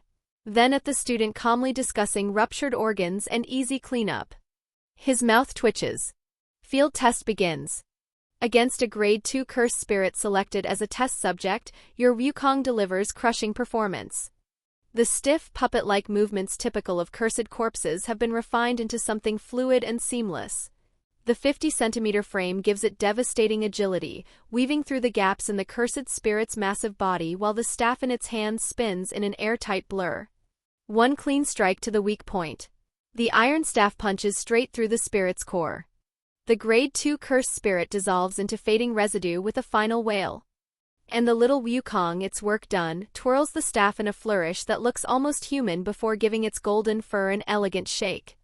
Exactly as designed. Not a drop of blood. Still gleaming. Yaga watches, and nerves he thought had gone numb after your earlier demonstrations flare to life again. 1 month. Only 1 month. This level of completion, this design philosophy that fuses personal aesthetics with ruthless pragmatism, has already surpassed what he's taught you. Hayes, did you really just start learning this? Yaga removes his glasses. The look in his eyes is complicated. If Jujutsu High's background check hadn't already turned your history inside out, he'd suspect you were the secret heir of some hidden puppet master lineage. Of course. It's all thanks to your excellent teaching, sensei. The notes were invaluable. A textbook-perfect answer delivered without so much as a blink. Yaga puts his glasses back on in silence. Good teaching doesn't explain this. This is pure, unreasonable talent. That evening, at the workshop, Yaga sits staring at a special cursed corpse fitted with 3 complex core slots. You haven't left yet. Wukong stands quietly on your shoulder as you study the blueprint spread across the bench, a design obviously orders of magnitude more complex than any standard cursed corpse. After a moment you speak. Sensei, what is it? I get the feeling that the cursed corpse you really want to build isn't a pure combat weapon. Unlike Wukong. Chapter 31, Fully Independent Cursed Corpse, Bonus, your gaze sweeps across the room, across the mountains of adorable dolls piled on every surface. They all have fangs or claws, vicious in their own way, but their eyes, every single pair carries something almost human in its expression. Yaga's hand goes still. He doesn't scold you for overthinking the way he normally would. Instead, he sits in silence for a long time, then slowly turns to face this student he can't seem to figure out, and the little monkey perched on his shoulder that seems almost alive. The old you? He never would have said a word. But the you standing here now, the talent you've shown, makes him think that maybe, just maybe, you'd actually understand. Hayes, do you know what a cursed corpse truly is at its core? Yaga picks up a core still faintly pulsing in his palm, his voice low. Every cursed corpse that exists right now, even your Wukong, is just a puppet. They run on cursed energy fed to them by the sorcerer. The moment that energy runs dry, they're nothing but fancy ornaments. He pauses, then continues. What I'm researching is a cursed corpse that's fully independent. Self-sustaining. You mean alive. No hesitation. Straight to the heart of it. You could say that. I've been trying to take the data of the dead, the information of their souls, and copy it into a core. If it works, it stops being a tool that needs recharging. It becomes a living thing capable of refining its own cursed energy, possessing its own will. A self-deprecating smile crosses his face. Sounds insane, right? Desecrating the dead. Toying with souls. No, you reach up and touch the cold head of the Wukong on your shoulder. Your expression doesn't waver. If it were just copying for copying's sake, then yes, that would be desecration. But what if it's done to hold on to something? To carry it forward? Yaga freezes. He studies you for a long, searching moment. You're right. And I know deep down that even if I succeed, it won't be that person anymore. It'll just be a vessel carrying the living's memories of the dead. A brand new thing manufactured. A curse in its own way. He sets the core down. His voice carries a thread of tenderness wound through something heavier, something bleak. In a world like the Jujutsu world, where death and separation are the only constants, whether for the ones who've gone or the ones left behind, maybe that kind of false reunion is enough. Maybe it's at least a small comfort. You receive the preliminary blueprints for fully independent cursed corpse theory. You look at the blueprints in your hands, then at the Wukong on your shoulder, a quiet thought forming. If I could bring Wukong truly to life, a fully independent cursed corpse, a real partner that doesn't need my cursed energy to fight. Unlimited action, unlimited potential. Time bleeds away in the dim workshop, measured only by the tireless spark of cursed energy. Over the days that follow, your classmates barely see you at all. Gojo and Geto stay busy exorcising cursed spirits on the outside, driving their assistant managers half to death in the process. Yeri camps out in the dissection room or the infirmary, killing time in a haze of cigarette smoke. And you? You've practically moved your bedroll into Yaga's private workshop. It's a stretch of time both mind-numbingly tedious and utterly absorbing. The research into fully independent cursed corpses is harder than anything you imagined. It goes far beyond complex cursed energy circuit weaving. It touches on the replication of soul data, the balance of tricore resonance, and that most elusive element of all, the soul's capacity for self-observation. Even with the try-hard card boosting your recovery, even with Yaga holding nothing back and teaching you everything he knows, progress crawls like pushing a cart through a swamp. Every inch forward costs blood and sweat. Then again, what you're attempting to touch is the domain of gods, the creation of life itself. You have no idea how many years it took Yaga to pull off this miracle in the original timeline. All you know is that replicating a perfect living being from scratch in a single year is next to impossible. Simulation progress, month 6. The core theory of full independence is still stuck on the bottleneck of core compatibility rejection. But you don't beat your head against the wall. You pivot, taking every breakthrough you've made in core stability over these 6 months and pouring all of it into upgrading the combat-ready Wukong. Inside the workshop, Yaga watches the figure in the center of the testing ground. Behind his sunglasses, a flicker of awe. Wukong still stands at 50 centimeters, compact as ever, but its internals have been rebuilt from the ground up. Its skeleton has been reforged from melted-down fragments of special-grade curse tools you acquired at steep prices. And in its hand now sits the fake Monkey King's staff, a custom curse tool with extending properties. Go. A single thought. No hand gestures, no finger puppeteering. Just a ripple of cursed energy. Wukong vanishes from its spot, so fast it barely leaves an afterimage. The next instant, a half-meter-thick wall of reinforced concrete in the testing ground is punched clean through by a black iron staff. This isn't a doll anymore. This is an untiring, pain-immune killing machine packed into a frame so small it's nearly impossible to track. Against an ordinary Jujutsu sorcerer, the current Wukong stands a real chance of AS. Olo kill. Simulation progress, Month 9. As the Star Plasma Vessel mission draws closer, your upgrades to Wukong have hit the ceiling of your available materials and techniques. You stare at it and there's no relief in your chest. Only a weight that's hard to name. At this point, aside from those 2 special-grade freaks, there probably isn't anyone at Jujutsu High who could reliably beat this monkey. But it's not enough. The image surfaces in your mind, the man they call the sorcerer killer. You're clear-eyed about this. You don't believe that 1 year of work and a 50-centimeter monkey are enough to match a monster who almost killed Satoru Gojo. Can't put all my eggs in one basket. You close your eyes, running through every possible scenario of the coming fight. If you send Wukong to duel Toji Fushiguro one-on-one, there's only one outcome, a pile of shredded cotton on the ground. It can't be your ace. It can only be a wild card. A shield to take the hit. Bit cruel, isn't it, Wukong? You reach up and stroke Wukong's head. Wukong doesn't respond. It just tilts its head with a mechanical click. It isn't the miracle Yaga spoke of, the one with a soul. It's a weapon you built to keep yourself alive. Chapter 32 Too Slow Bonus. The annual Kyoto Sister School Goodwill event is about to begin. But what should be a serious occasion reeks of gunpowder, or more accurately, one-sided contempt. Huh? Are the Kyoto people here yet? Gojo stands with those absurdly conspicuous little round sunglasses perched on his face, hands stuffed in his pockets, blowing a bubblegum bubble while shouting the question at Geto beside him. The Kyoto team is standing right there, less than 15 meters away. In Gojo's eyes, they might as well be weeds growing by the side of the road.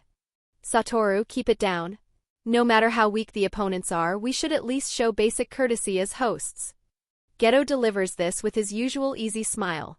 It sounds like he's smoothing things over, but the way he leans into the word weak cuts deeper than Gojo's bluntness by a factor of 3. TCH. What a pain. Gojo stretches lazily, not even bothering to glance at the Kyoto students whose faces have gone scarlet with rage. Hey, Suguru, wanna bet on who clears faster? Loser buys sushi in Ginza. Sure, but this time we're counting collateral damage. You flattened half a forest on the last mission. Watching these 2 special-grade problem children make wagers like nobody else exists, you let out a quiet sigh from the back row. This is what the strongest looks like at rest. To them, the exchange event is nothing more than a boring recess game. Hayes, are you sure it's okay for you to compete? The assistant manager beside you asks with some concern. Normally, support-type technique users stay in the rear. Yeri, after all, had flatly declined to participate this time. It's fine. There's something I want to test. You push your glasses up and glance at the 50-centimeter Wukong perched on your shoulder. Besides, trailing behind those 2 monsters, I doubt there'll be any scraps left to pick up. The starting whistle blows. 2 figures bolt from the line like horses off the reins, gone in an instant. A heartbeat later, massive explosions and the shrieks of dying cursed spirits erupt from the center of the field. Gojo and Geto aren't treating this like a competition. They're racing to see who hunts faster. You don't follow. Instead, you slip alone into the tree line on the flank. Your goal is clear: avoid the main battlefield, find a few isolated opponents, and put yourself through your paces. The rustle of leaves is almost imperceptible, but you stop anyway. From behind an old-growth tree ahead, two Kyoto students step out. One is broad and heavy-set, fists sheathed in talisman-wrapped cursed gauntlets. The other is lean, a handful of paper talismans pinched between his fingers. Well, aren't we lucky? The big one grins, rolling his wrist, eyes locked on you. Didn't think Tokyo's precious little healer would wander off alone. Take you out of the picture, and even if those two freaks win, Tokyo still loses face, right? Completely underestimated. Not that you can blame them. The cursed energy radiating off you reads as average next to those two monsters, and everything about you, the glasses, the quiet demeanor, screams non-combatant. This simulation, you'd poured yourself into cursed corpse research rather than racking up flashy mission results. The outside world hasn't caught wind of your transformation. Their mental model of you is still stuck on healer. Could you, maybe go easy on me? You take half a step back, letting a hint of timidity show. Too late. No more talk. The big student stomps forward and launches like a cannonball, cursed energy screaming off his fist as it rockets toward your face. Fast. Your pupils contract. He's still a step below the speed you'd seen from Toji Fushiguro in the last simulation, but with your current physical stats and Phantom Knight parade running puppet manipulation, a reinforcement-type sorcerer like this is a genuine handful. You throw yourself into a desperate sideways roll. The fist grazes your cheek, leaving a hot sting. All you can do is run? How about this? The talisman user behind you flicks two wind blade charms in quick succession, cutting off your landing zone. Nowhere to dodge. Right as both Kai. Odo students think they've sealed the deal. Wukong. A golden blur rockets from where you'd been standing a moment before. The 50-centimeter monkey launches skyward. The black iron rod in its hand surges with cursed energy and extends in a flash. The big student, still sneering about where'd that mascot come from, sees a flicker in his vision. The black staff shoots out 3 meters long and hammers into his kneecap. A sharp crack. A scream. His forward momentum converts into a helpless tumble. Riding the recoil, Wukong spins midair, contracts the staff to slip past the wind blades, then extends it again and pole vaults itself into the treetops. What the hell is that thing? The two Kyoto students stare up at the doll perched on a branch, staff slung over its shoulder. A cursed corpse? But that kind of agility, that bizarre weapon, what follows is a nightmare for both of them. The doll doesn't hit hard enough to end it in one blow. That isn't the problem. The problem is that it's maddening. Every time they move to attack your real body, the staff lashes in from some impossible angle. A trip at the ankles. A jab to the ribs. Sometimes it uses the staff's elasticity to slingshot itself over and crack someone on the back of the skull. Fighting it feels like sparring against a ghost wielding an infinitely telescoping cane. 10 minutes later, you lean against a tree, breathing hard. A wind blade has torn a gash in your left sleeve, and blood seeps through the fabric. A few meters away, both Kyoto students lie face down, foam at the corners of their mouths, covered head to toe in overlapping welts from the staff. Wukong hops back onto your shoulder, gives the staff an almost human twirl and goes still. You switch Phantom Knight Parade's technique from puppet manipulation to reverse cursed technique. White smoke curls from the wound on your arm, and the gash closes in seconds. A 2-on-1 victory. But looking down at your hands, still faintly trembling, your brow knots tight. Too slow. In that fight, if the big one's fist had been a second faster, or the talisman user's aim a touch sharper, your real body would have taken serious damage. Against a pair of Grade 2 Jujutsu sorcerers, you'd needed the element of surprise and careful tactical stalling from a cursed corpse they'd never seen before just to win. What happens when the opponent is Toji Fushiguro? How many times faster than these students is that man? Against violence on that scale, Wukong's little tricks, attacks that amount to scratching an itch, won't buy a single second. It doesn't matter how fast the staff extends. He'd sprint along its length the moment it shoots out and twist your head clean off. This path's a dead end. Chapter 33 Trading Intelligence, the rest area after the match. Gojo and Geto are arguing over who took down more cursed spirits. Hey Hayes. Gojo whips around, sunglasses sliding down his nose. Those pale blue eyes fix on the doll sitting on your shoulder. Miss May just sent me the footage. That monkey of yours is pretty nasty. Satoru, was that supposed to be a compliment? Geto sighs and hands you a bottle of water. He's not wrong though. Mid-range harassment and hit and run with an extendable weapon, no need for the operator to engage directly. As a combat asset it passes. Lend it to me next time. I want to poke Jujutsu in the head with that stick. That'd be hilarious. Gojo whistles. You take the water and manage a thin smile. If you like it that much I could build one for you. In the eyes of these two geniuses, the trump card you'd poured everything into building rates as, at best, an amusing prank toy. That's the gap. I've got something to take care of. Excuse me for a bit. You turn and walk toward the far corner of the rest area. A tall woman with long white hair sits on a bench there, calculator in hand, apparently checking the returns on her investments. Mei. In the jujutsu world, as long as you have the money, she's the most reliable intelligence broker alive. Oh? Isn't this the first year who put on quite the show? She looks up, a knowing smile playing at her lips. Want my autograph? I'm technically off the clock, but since you just won me a tidy sum on a long-shot bet, I can offer you a discount. No small talk. You pull a bankbook from your pocket, every cent saved from a year's worth of missions, and set it on the table in front of her. Miss May. I'd like to buy some information. Your voice is low. Steady as iron. One eyebrow lifts. Her slender fingers press down on the bankbook, flip it open, scan the figure inside. The playfulness drains from her eyes, replaced by something sharp. Interesting. With this kind of money, I take it you're not asking what Satoru Gojo's favorite food is. You draw a deep breath and look her dead in the eye through your lenses. I want everything you have on the sorcerer killer. The man who left the Zenin clan. He should still be going by Toji Zenin. Her fingers pause on the bankbook. The professional smile drops. She studies you with the gaze of someone examining a rare animal. A well-behaved first year still in school and you're digging into the heavenly restriction tyrant? Even curse users don't pick fights with that rabid dog if they can help it. She makes no effort to hide her curiosity. Where you heard the name. Why you want to know. But it stays at curiosity.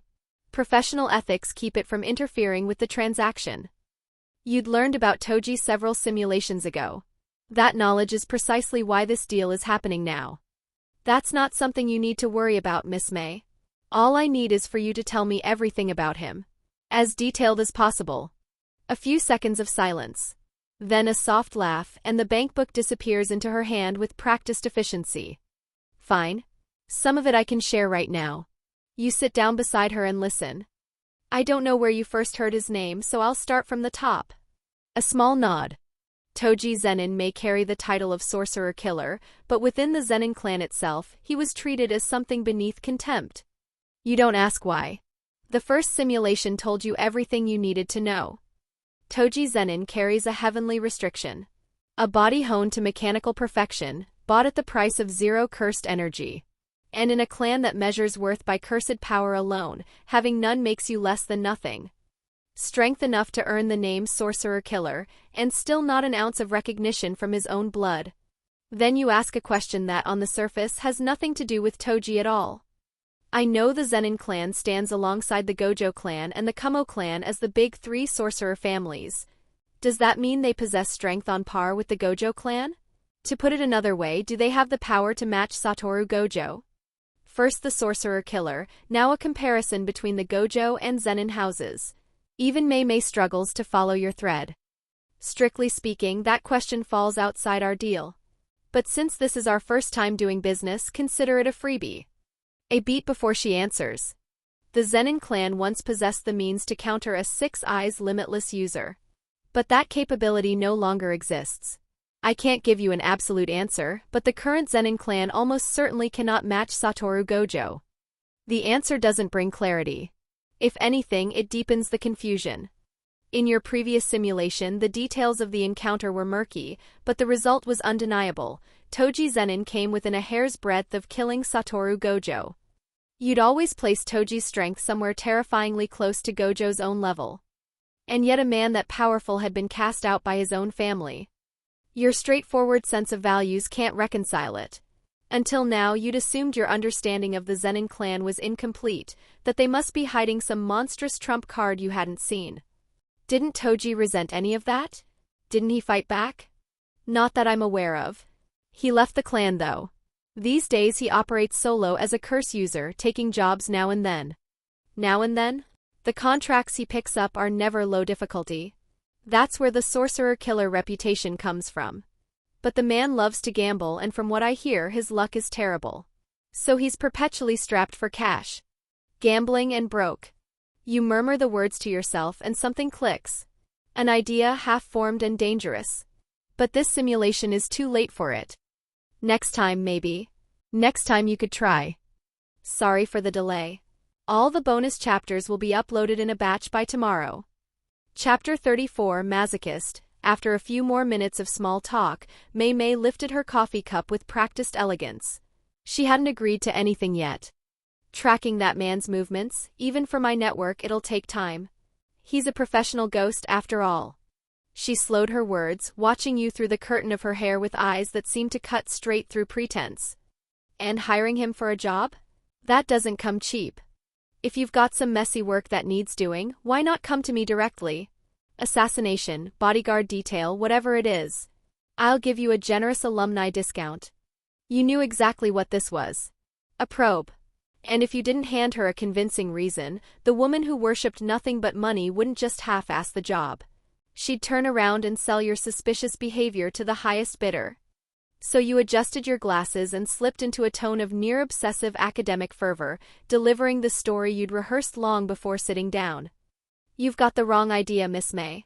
My interest in Toji Zenin has nothing to do with hiring him. He's critical to my research. Though, I build cursed corpses. And heavenly restriction, the trait that trades cursed energy for an extreme physical body, is a missing piece in my work on autonomous cursed corpses. What I want to know is whether that kind of physical structure can be artificially replicated. If I could apply the principle of zero cursed energy and maximum durability to a cursed corpse's frame, it might be possible to create the perfect weapon. Even Mei Mei, who had heard just about everything in her line of work, went still for a moment. Her gaze swept your face, hunting for cracks in the lie. But the fever in your eyes and the airtight logic disarmed her suspicions. Of course, you'd quietly equip the life as like a play card before opening your mouth. To her, you were just another prodigy Masamichi Yaga had churned out. Head full of cursed corpses and techniques, nothing else. A wild dreamer, sure, but the purely technical obsessives were always the safest ones to deal with. I see. Spending every last cent for the sake of academic research? How touching. A professional smile returned to her lips. If that's what the client wants, then I'll take the job. Over the months that followed, you pulled nearly all your focus away from building cursed corpses. Because you'd come to terms with something in this simulation. And you weren't the protagonist who could bend fate. Going up against Toji Fushiguro, a walking natural disaster after a year of crash course training? Delusion. Nothing more. The real battle would fall on the shoulders of Satoru Gojo and Suguru Geto, the two chosen ones. You were just a normal person. A sorcerer slightly stronger than average, with the minor advantage of knowing what came next. All you could do was be there when the building started to collapse and hand them the one umbrella that mattered. Before the second spring arrived, Mei Mei's intel came through on schedule. Beyond the background details you already knew, several crucial specifics emerged. He was addicted to gambling, horse racing in particular. He'd been lying low recently, seemingly waiting for a big contract. And then the most important piece of all, a name. Shukong. A Korean broker who operated in the gray zone and the only reliable channel for reaching Toji Fushiguro. You committed the name and contact information to memory, then told Mei Mei the truth. You had no plans to make contact yet. The funds were gone. You needed to rebuild your finances before moving to the next phase. Time slipped past. The cherry blossoms at Jujutsu High bloomed again. The annual card draw arrived. The system interface unfolded in your mind, light flashing across it. Congratulations. Card obtained, Masochist R. Card description, you don't know why. Maybe something got crossed in the wiring. You're just built different. Pain is no longer a warning signal. It's adrenaline. It no longer drags you down mentally. Instead, it pushes you into varying degrees of heightened focus. Passive effect, physical sluggishness from pain reduced by 50%. Minor boost to reaction speed while injured. You stared at the description. The corner of your mouth twitched. The name sounds deeply questionable. But this is practically tailor-made for combat. It meant that even with a severed limb, you could keep swinging like nothing had happened. Swing harder, even. Pair it with reverse cursed technique, and you'd become the most insufferable thing on any battlefield. The kind of fighter no one could put down or peel off. Then the timeline snapped forward. Just like in the previous simulation, Kento Nanami and Yuhaibara joined Tokyo Jujutsu High as first-year students. Sometime after that, when Shoko failed to reach Yutaheim, who'd been sent on a mission in Shizuoka, the assistant manager classified the mission as a contact loss. Satoru Gojo, Suguru Geto, and you. The three of you were dispatched as reinforcements. There's a seriously complex barrier deployed inside. The kind that scrambles your sense of direction. Geto studied the gloomy building ahead, rubbing his chin. What a pain. Why don't we just level the place? Gojo yanked his sunglasses down, impatient already. Cursed energy gathered at his fingertips. Yutaheim and her team are probably huddled in some corner crying anyway. Hold on. You stepped in front of the one-man demolition crew and pushed your glasses up. Something sharp flickered behind the lenses. If you force break the outer structure, the spatial barrier inside could collapse. That puts them in more danger, not less. Leave this to me. Before Gojo could argue, you'd already crossed the threshold. You knew this mission inside and out. The culprit was a cursed spirit with first-grade potential, wielding a technique called flowing corridor. In the last simulation, you'd extracted and decoded that very technique from this exact spirit. Now you'd fight poison with poison. Inside, space warped. Hallways stretched like Mobius strips, folding endlessly back on themselves. What are you doing here? Be careful, there's no way out. Yutaheim's panicked voice carried from somewhere ahead. She and Mei Mei were trapped in a dead-end loop on the second floor. Don't worry, Yutaheim. You stood calmly at the heart of the distortion, cursed energy cycling through circuits you knew by heart. Flowing corridor. Chapter 35, Misunderstanding, bonus, not destruction. Hijacking. The kind of precision that could only come from hundreds of failed attempts, you layered a perfectly inverted flowing corridor on top of the one the cursed spirit had deployed. If the spirit's technique was a black hole that devoured all sense of direction, then yours was the white hole that untangled every thread of chaos. Break. A single word, barely above a whisper. Two techniques born from the same source but opposite in polarity collided in the air. The impossible, endlessly looping corridors shattered like a mirror struck by a sledgehammer. Fragments of warped space peeled away with a crisp, splintering sound, revealing the manor's original layout. Straight hallways, rotting wood, nothing more. Follow me. You stood amid a rain of dissolving spatial shards, adjusted your glasses, and waved the two women forward. Casual. Unhurried. As though what you just dismantled wasn't a first-grade cursed spirit's barrier but a grade-school math problem. Yutaheim and Mei Mei froze where they stood. As a second-grade and first-grade jujutsu sorcerer respectively, they understood better than anyone what had happened in that instant. Was that the cursed spirit's innate technique? Behind those perpetually calculating eyes, something Mei Mei rarely showed flickered through, genuine shock. The abacus in her head spun into overdrive. Impossible.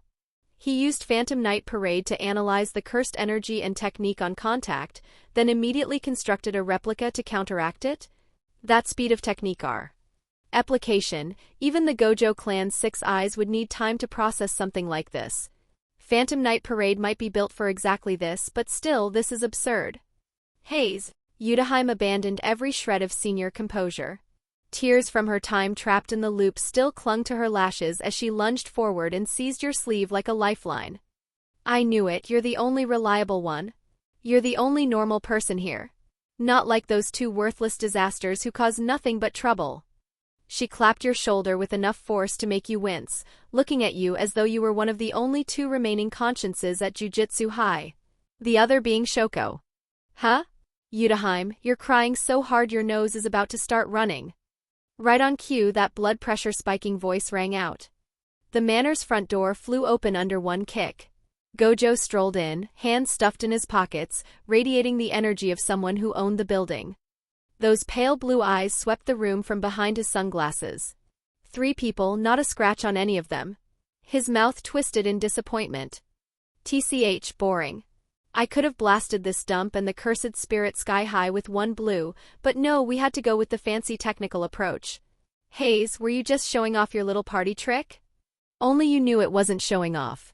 You were clinging to every opportunity before the nightmare named Toji Fushiguro arrived, testing each technique you'd refined across simulations in live conditions. Satoru, you don't have to respect your senior, but at least try being gentle. Geto trailed in behind him, smiling that easy smile, playing peacemaker. Yutahime must have been terrified in there. Not everyone can be as strong as us, solving everything without even having to think. Geto? Gojo?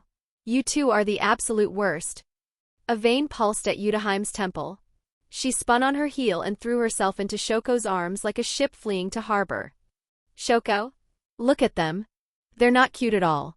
You're the only good one, Shoko. Sniff. Shoko stood there with a cigarette dangling from her lips, resignation written across her face, letting Yutahime cling to her. Yeah. There. In the middle of all that laughter and familiar chaos, no one noticed the cursed spirit cowering in the shadows of the ruined manor. Its intelligence was low, but instinct told it everything it needed to know. The two men who'd walked in last radiated a pressure that could crush it without effort.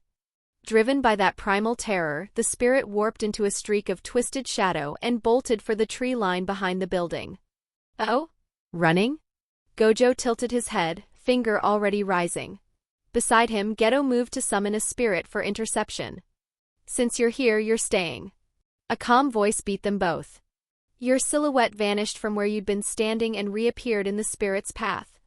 Facing down a massive first-grade cursed spirit with a gaping maw wide enough to swallow a person whole, you didn't summon Wukong. Didn't use a single technique. You reinforced your body with cursed energy and threw a straight punch. A dull, bone-grinding impact. The spirit's hardened exoskeleton met your knuckles, and the recoil screamed up every nerve in your arm, straight into your brain. Anyone else would have hesitated. Flinched. But under Masochist, the agony converted instantly into a flood of adrenaline, and behind your lenses, something savage flickered to life. Get down. You powered through the impact, reversed your grip to lock onto the spirit's thick arm, and torqued from the hips. A textbook over-the-shoulder throw. The manor's foundation shuddered. The massive cursed spirit slammed through the floorboards like a rag doll, rotten wood exploding outward, half its body driven into the earth and pinned there. Dust billowed. You raised one foot and planted it on the spirit's enormous skull with absolute deliberate violence. A wet creak of deforming bone. Foul fluid erupted from its mouth. With one hand you calmly straightened your crooked glasses, then turned to meet the stares of the two strongest people in the room, neither of whom had managed to act first. 1 full second of silence. Gojo and Geto looked at the brutalized spirit beneath your heel, and something new entered their expressions. Respect tinged with surprise. Neither had expected this. The quiet, bespectacled craftsman who spent his days tinkering with puppets and cursed corpses, cracked open, there was a beast underneath. This past year you hadn't been content to watch their backs from behind. You'd never catch up to their innate talent for techniques. But inch by brutal inch, through the most raw and direct methods available, you were closing the gap they called the strongest. Suguru, you pointed down at the spirit wheezing its last beneath your foot. This thing's spatial technique is pretty interesting, so I didn't exorcise it. Should make a decent addition to your collection, right? Chapter 36 Nothing Will Ever Change Bonus. Afternoon sunlight slanted through the gymnasium's tall windows, scattering patterns across the hardwood. The air filled with the squeak of rubber soles and the rhythmic thud of a basketball hitting the rim. A rare moment of downtime at Jujutsu High. But the atmosphere on the court was tightening with every word exchanged between the two boys. Like I keep telling you, Suguru. Gojo stood beyond the three-point line, spinning the ball on one finger, irritation plain on his face. Dumping your reasons and responsibilities onto someone else's string. That's what weaklings do. Quit getting drunk on your own. Sorcerers are so noble speeches. It makes me want to puke. Satoru, watch what you say. Geto stood beneath the basket, brow furrowed, voice tight with conviction. The weak survive. That's how society should function. If those with power refuse to protect those without it, they're nothing but thugs. Jujutsu sorcerers exist to protect non-sorcerers. That's our duty. Duty? I didn't get strong so I could babysit a bunch of people who can't even see curses. Neither gave an inch. The air between them crackled with invisible sparks. Watching them, a memory surfaced unbidden from the last simulation. You'd been sitting in the corner of this same court, listening to this exact argument. Geto had asked for your opinion, but Gojo cut him off. Don't force a question on him that isn't his to answer. What you'd felt in that moment wasn't relief. Because the subtext was clear, he's too weak to have a seat at this table.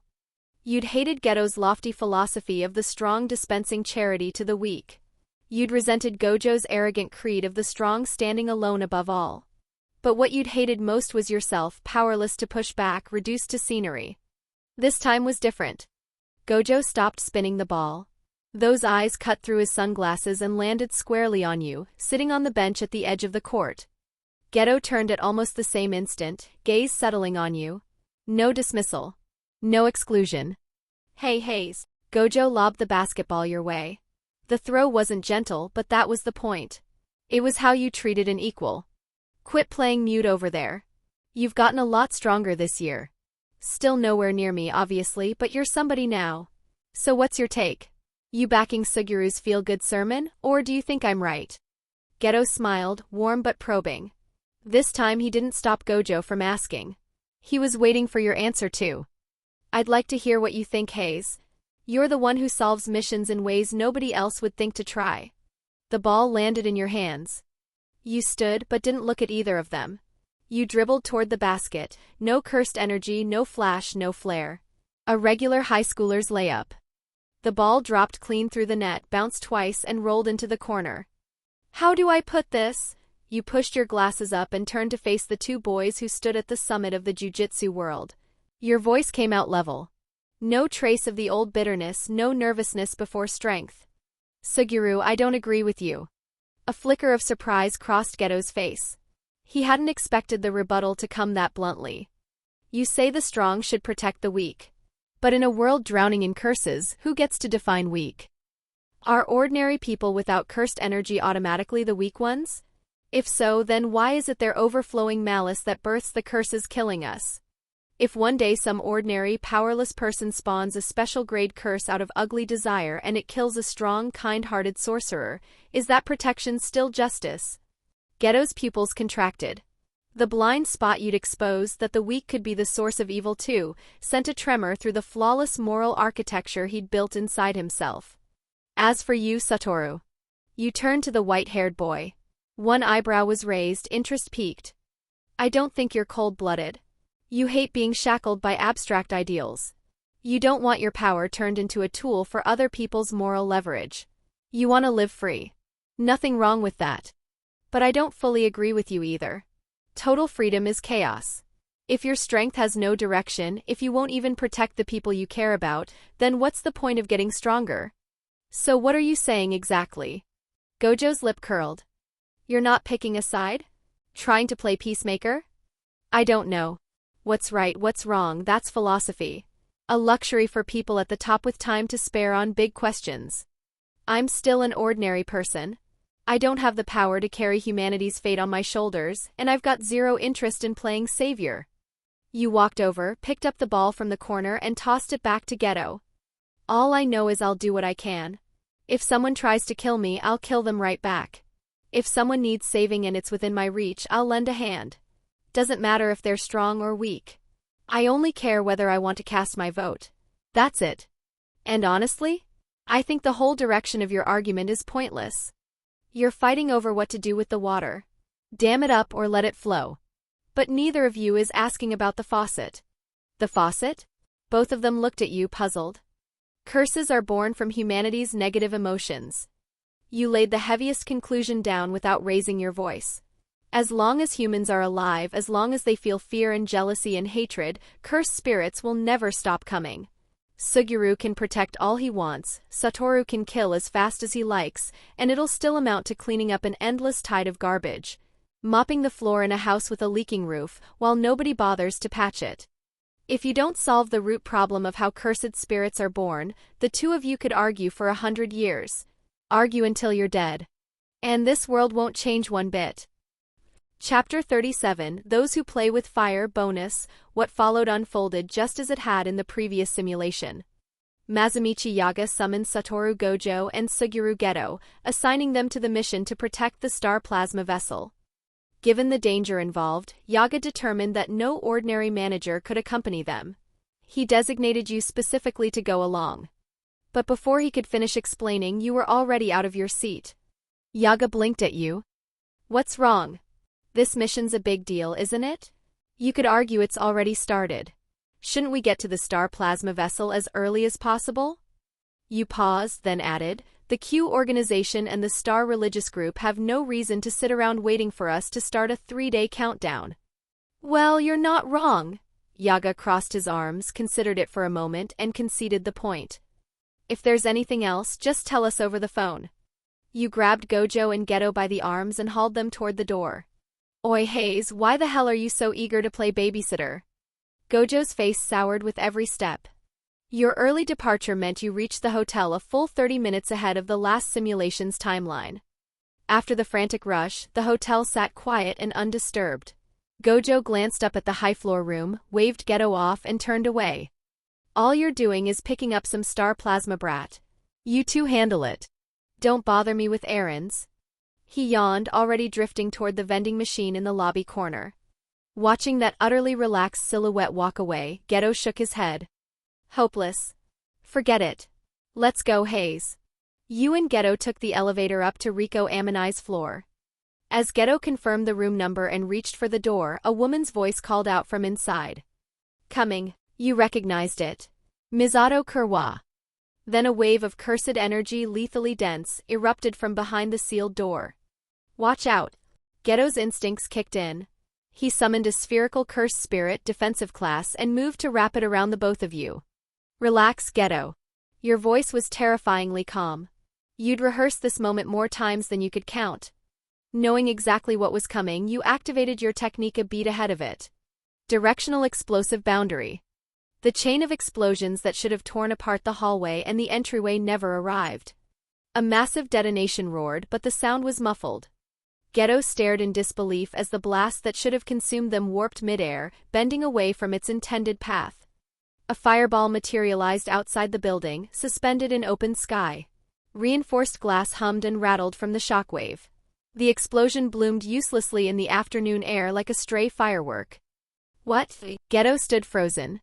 The trap inside is dealt with.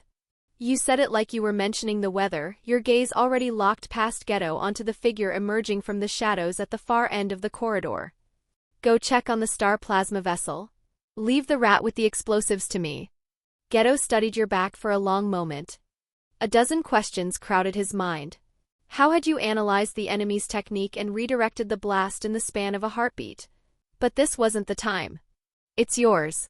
He made the call without hesitation and kicked in Rico Amani's door.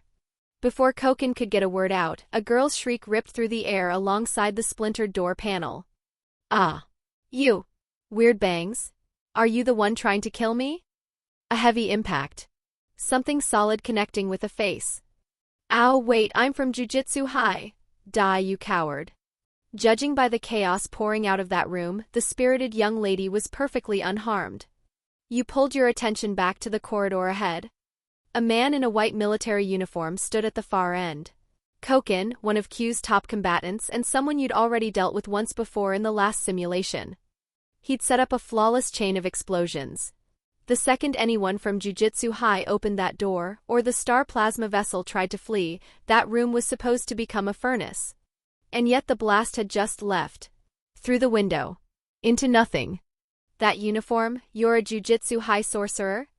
The plan had gone sideways, but Koken's pride as a curse user kept his feet planted. His eyes swept over you, a flicker of contempt passing through them. Quick reflexes, I'll give you that. But it's too late. If you want someone to blame, blame Tengen.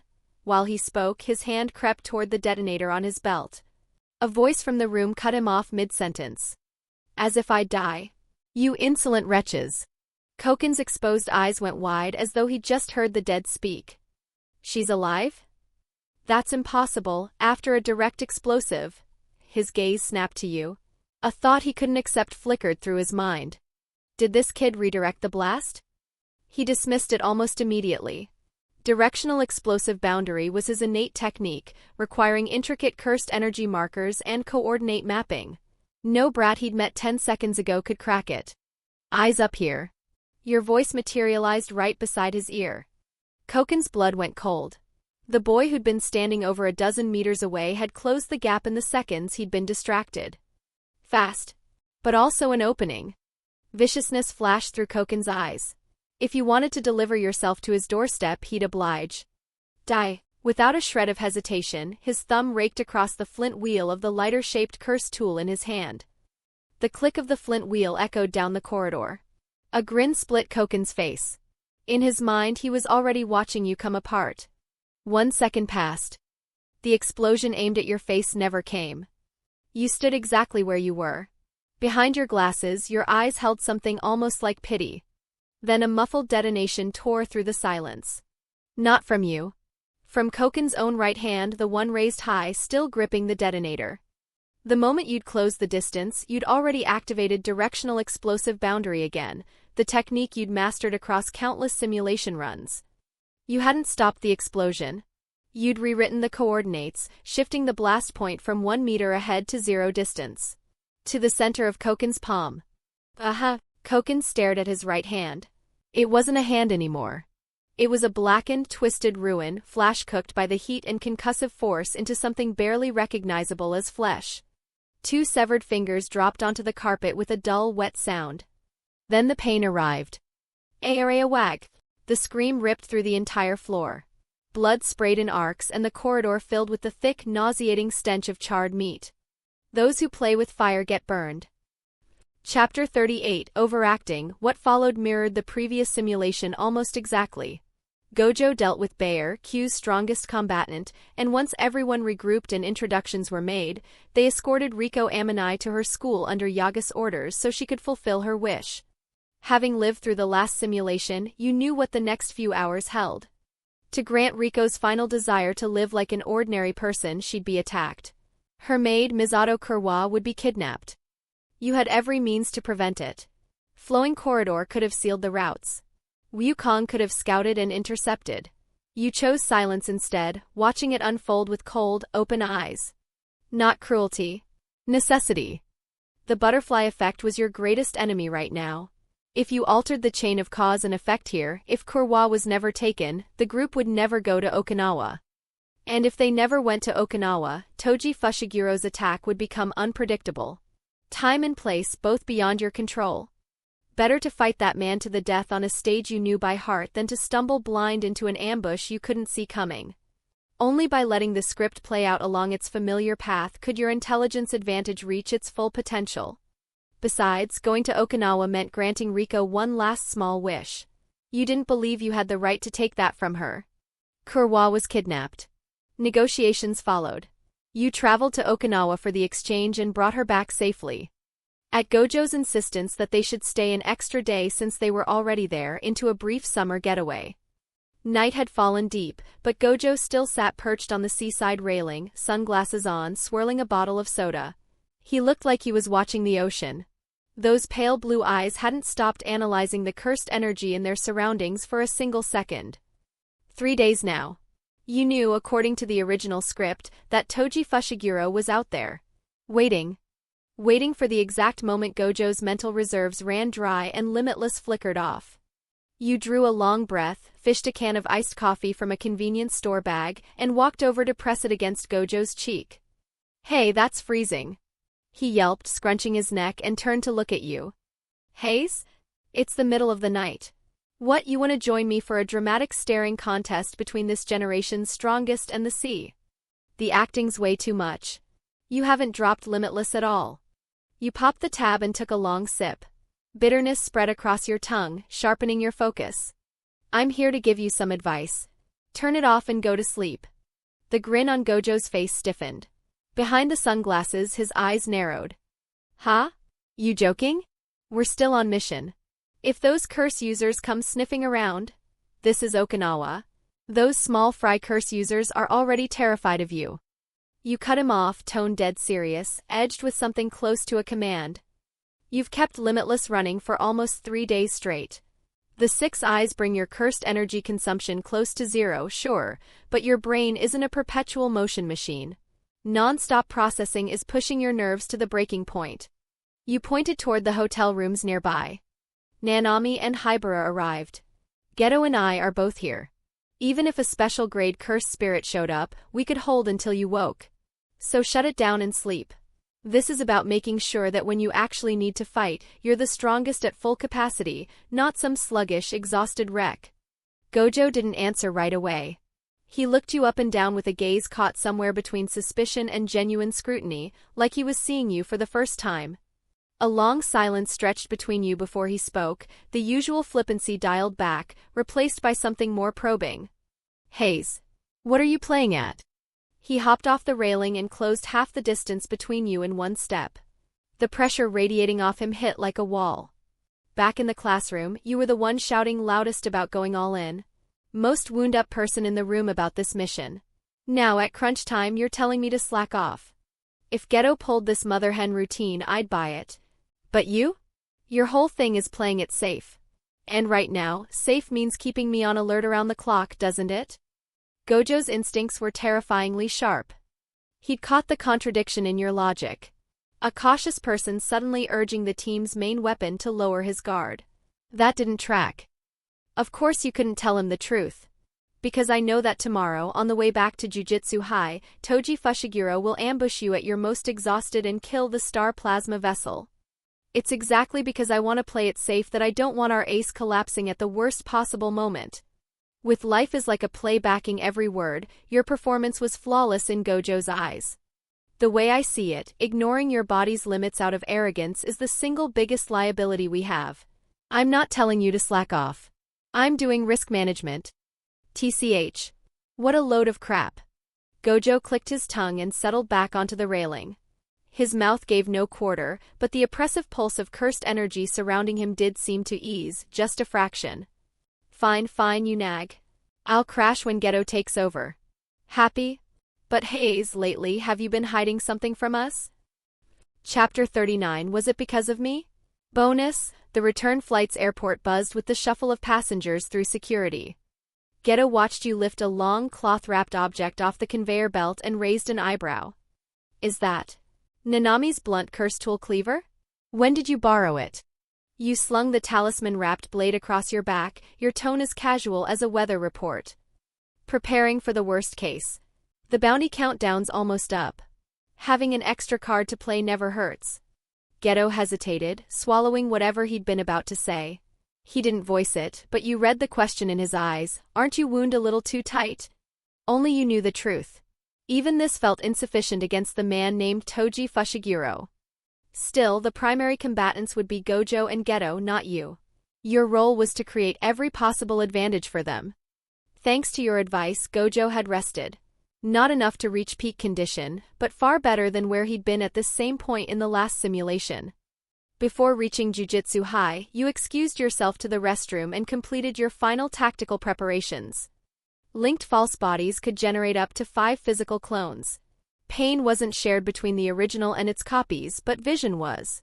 As long as a clone survived, the original could swap positions with any of them instantaneously. The drawbacks were severe. Each clone crumbled under minimal damage. Creating them split your cursed energy evenly, and the more you made, the weaker each one became. You divided your remaining cursed energy in half. The real you slipped into the mountain forest to hide, while a clone carrying 50% of your power strapped Nanami's blade to its back and strolled to the rear of the group, fully visible. Hey Hayes. Nothing escaped the 6 eyes. Gojo picked up the shift in your cursed energy immediately, frowning with mild confusion. You copied that paper bag curse user's technique too? What are you doing? Scouting? No point hiding it now. You came clean. If the enemy makes a move, they'll prioritize taking out the healer first, or the support who's annoying but low on combat power. Gojo went quiet for 2 full seconds. Then his expression twisted into something caught between bewilderment and disgust, like he'd spotted an animal doing something deeply unnatural. Hayes, do you have some kind of persecution complex? He jerked a thumb over his shoulder at the rows of torii gates and barriers lining the mountain path behind them. That's Jujutsu High's barrier right ahead. What kind of lunatic would try something here? You pushed your glasses up and said nothing. Because you knew exactly what kind of lunatic. And he wasn't outside the barrier. He was already waiting on the other side. Minutes later, the group crossed into Tengen's barrier surrounding Jujutsu High. The cursed energy in the air shifted, becoming familiar and steady. Tengen's domain. Geto felt the barrier's resonance wash over him, and 3 days of coiled tension finally eased a fraction. He turned to Kurwa and Riko and offered that trademark smile of his, warm and reassuring. We're inside Jujutsu High's barrier now. From here, we're safe. Really? The dullness in Riko's eyes vanished. She lit up, cheering aloud. Finally. No more looking over my shoulder. But in the corner of his vision, Geto noticed you hadn't changed at all. No relief. No softening. If anything, you'd done the opposite. The borrowed cleaver was off your back and in your hands, both fists locked around the grip. You looked like someone about to kill. Hayes, what are you? We're at Jujutsu High now. You don't need to, he never finished. Wukong. Block. The cursed corpse perched on your shoulder launched from standby, staff whipping forward to intercept the shadow that materialized from nowhere. It wasn't enough. Wukong, running on preset mechanical commands without direct cursed energy input, was sluggish at the best of times. Against Toji Fushiguro, that delay was a death sentence. Mechanical instructions were too slow for this man. Too slow. A languid, gravelly voice. Wukong's body hadn't even finished extending before it was dismantled mid-air, joints and limbs scattering across the ground like discarded parts. Then a cold katana punched through your chest. The blade entered from the front, shredded through your heart with surgical precision, and exited your back trailing a fine mist of red. You'd seen this before. But this time, the agony from the last simulation never came. The expected annihilating pain didn't drown your consciousness. Instead, masochist activated. The sensation of a pierced heart, that terminal plunge toward death, was violently rerouted through your neural pathways and converted into a flood of pure dopamine. NGH ha! The ecstasy of hurtling toward death nearly broke your mind. Your pupils blew wide. Your lips pulled back beyond your control into a grin. That reaction froze even Toji Fushiguro in his tracks. The sorcerer killer had ended more lives than he cared to count.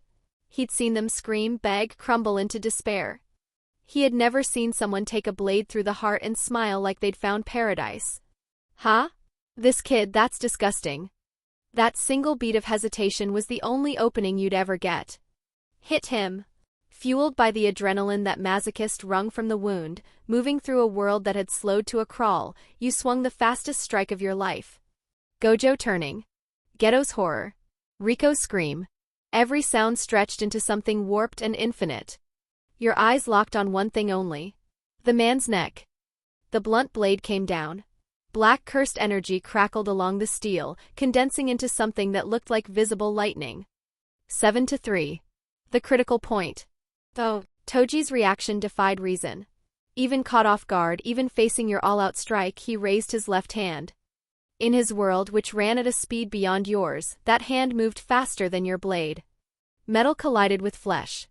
The sheer difference in raw power ripped the cleaver from your grip and sent it spinning. Your palms split open. But not for nothing. A gash opened along the man's left forearm, deep enough to show bone. Blood traced the ridges of hard muscle and dripped to the ground. For a clone carrying half its original's cursed energy, drawing blood from the sorcerer killer at full strength was nothing short of a miracle. Hayes, Geto snapped out of it a beat later. The sight of the blade jutting through your chest wrenched his face into something feral. He screamed and launched his rainbow dragon forward. Forget me. Go, you roared with every scrap of strength left in you. The next instant, having absorbed damage past its threshold, your body didn't fall. It burst. Like a soap bubble popping, it dissolved into scattering motes of cursed energy light and vanished. Only the blood-slicked katana remained, clattering to the ground alone. Geto had never encountered the paper bag curse user, so he'd never seen linked false bodies. For a moment he stared blankly at the empty air where you'd been. The hell? Toji flicked the blood from his hand and eyed the spot where the corpse should have been, his frown deepening. A clone? TCH, played me. Every scrap of intelligence he'd received about you had emphasized your reverse curse technique, the ability to heal others. Not a single word about clone-based survival skills. Spread out. Gojo reacted fastest. The instant you dissolved, he understood your play. Shock at how you'd managed to wound Toji in that situation could wait. He wasn't about to waste the second you'd bought with your body. Have we met somewhere before? Don't worry about it. I'm not great with men's names either. When your consciousness transferred to the real body, hidden kilometers from the battlefield, the pain didn't follow. Linked false bodies severed the sensory link at death, so the twisted euphoria masochist had triggered stayed behind in the destroyed clone. But half your cursed energy was gone for good. Tangible weakness settled into your limbs like wet sand. By any reasonable measure, the plan had worked. Compared to the instant death of the last simulation, you'd made a real difference this time. Then you saw them. Flocks of birds erupting from the distant tree-line in panicked clouds. Even from here, the scale of whatever was happening over there was visible to the naked eye. Unease crept in. You'd wounded Toji. With Gojo and Geto fighting together, with Gojo better rested than last time, it should have been enough. Why did it look like the world was ending over there? Dread coiled in your gut. You broke into a run toward the battlefield. The closer you got, the more you felt it. Gojo's cursed energy, blazing wild and reckless. You had never felt him burn like this. Every other time, the six eyes had ensured perfect efficiency, each drop of cursed energy leveraged to its absolute maximum. Not a fraction wasted. This wasn't efficiency. This was a dam breaking. A final, desperate eruption. The moment you reached the edge of Jujutsu High's barrier, that raging cursed energy vanished. Not fading. Not winding down. Snuffed out like a candle pinched between two fingers, leaving nothing behind. The world fell silent as a grave. No, your heart clenched so hard it hurt. Black dread crashed over you like a tidal wave. You ignored the weakness dragging at your body, stumbled around the corner and looked. Rubble, shattered flagstone, and a figure lying in a spreading pool of red. The boy who always held his chin high, who looked at the entire world like it was beneath his notice, lay still in a lake of his own blood. His throat had been opened clean through. Blood still pulsed from the wound in weakening spurts, soaking into that blinding white hair. Worse was the forehead. Something sharp had punched straight through it. His sunglasses lay shattered nearby, the broken lenses reflecting a sky gone pale and empty. Damn it. This wasn't supposed to happen. You sprinted forward and dropped to your knees in the blood.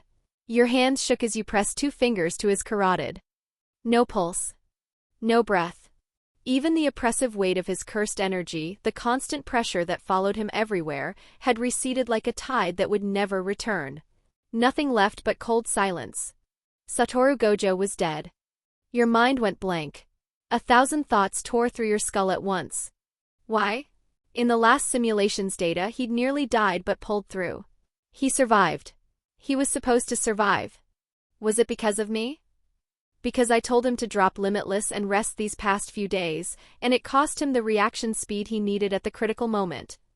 Because my clever little decoy stunt with the clone threw off his judgment instead of helping? Did I kill him? Once that thought took root, it coiled around your heart like a viper and wouldn't let go. Don't you dare. You're supposed to be the strongest. Wake up. A raw, furious snarl ripped from your throat. You didn't care whether Toji Fushiguro was still nearby. Both hands slammed down onto Gojo's ruined neck and the hole in his forehead, and you poured everything into reverse cursed technique. Atonement. That was the only word for it. Clawing at a mistake you couldn't take back. Even if it's a last flicker, move. Give me something. Chapter 40. I'm not dead yet. In the space between life and death, Satoru Gojo's consciousness was falling through darkness. In that final moment before dying, he'd thrown every shred of focus he had left into reverse curse technique. For one fleeting instant he'd grasped it. The sensation of multiplying negative cursed energy against negative cursed energy to produce something positive. A formula, a key. But he was so tired. His oxygen-starved brain flickered in and out, and that formula hung before him like a lighthouse in fog, guttering, threatening to wink out for good. Just as the last ember was about to drown in the dark, a wave of warm, fierce, impossibly pure positive energy crashed into him from outside. Not just reviving his fading consciousness, but laying the answer bare before him, like someone had written the solution across the inside of his skull. The reverse curse technique energy you'd forced into him threaded through his dying brain, tracing the exact path that power was meant to follow. A map drawn in light. Ah, so that's how it works. This is reverse curse technique.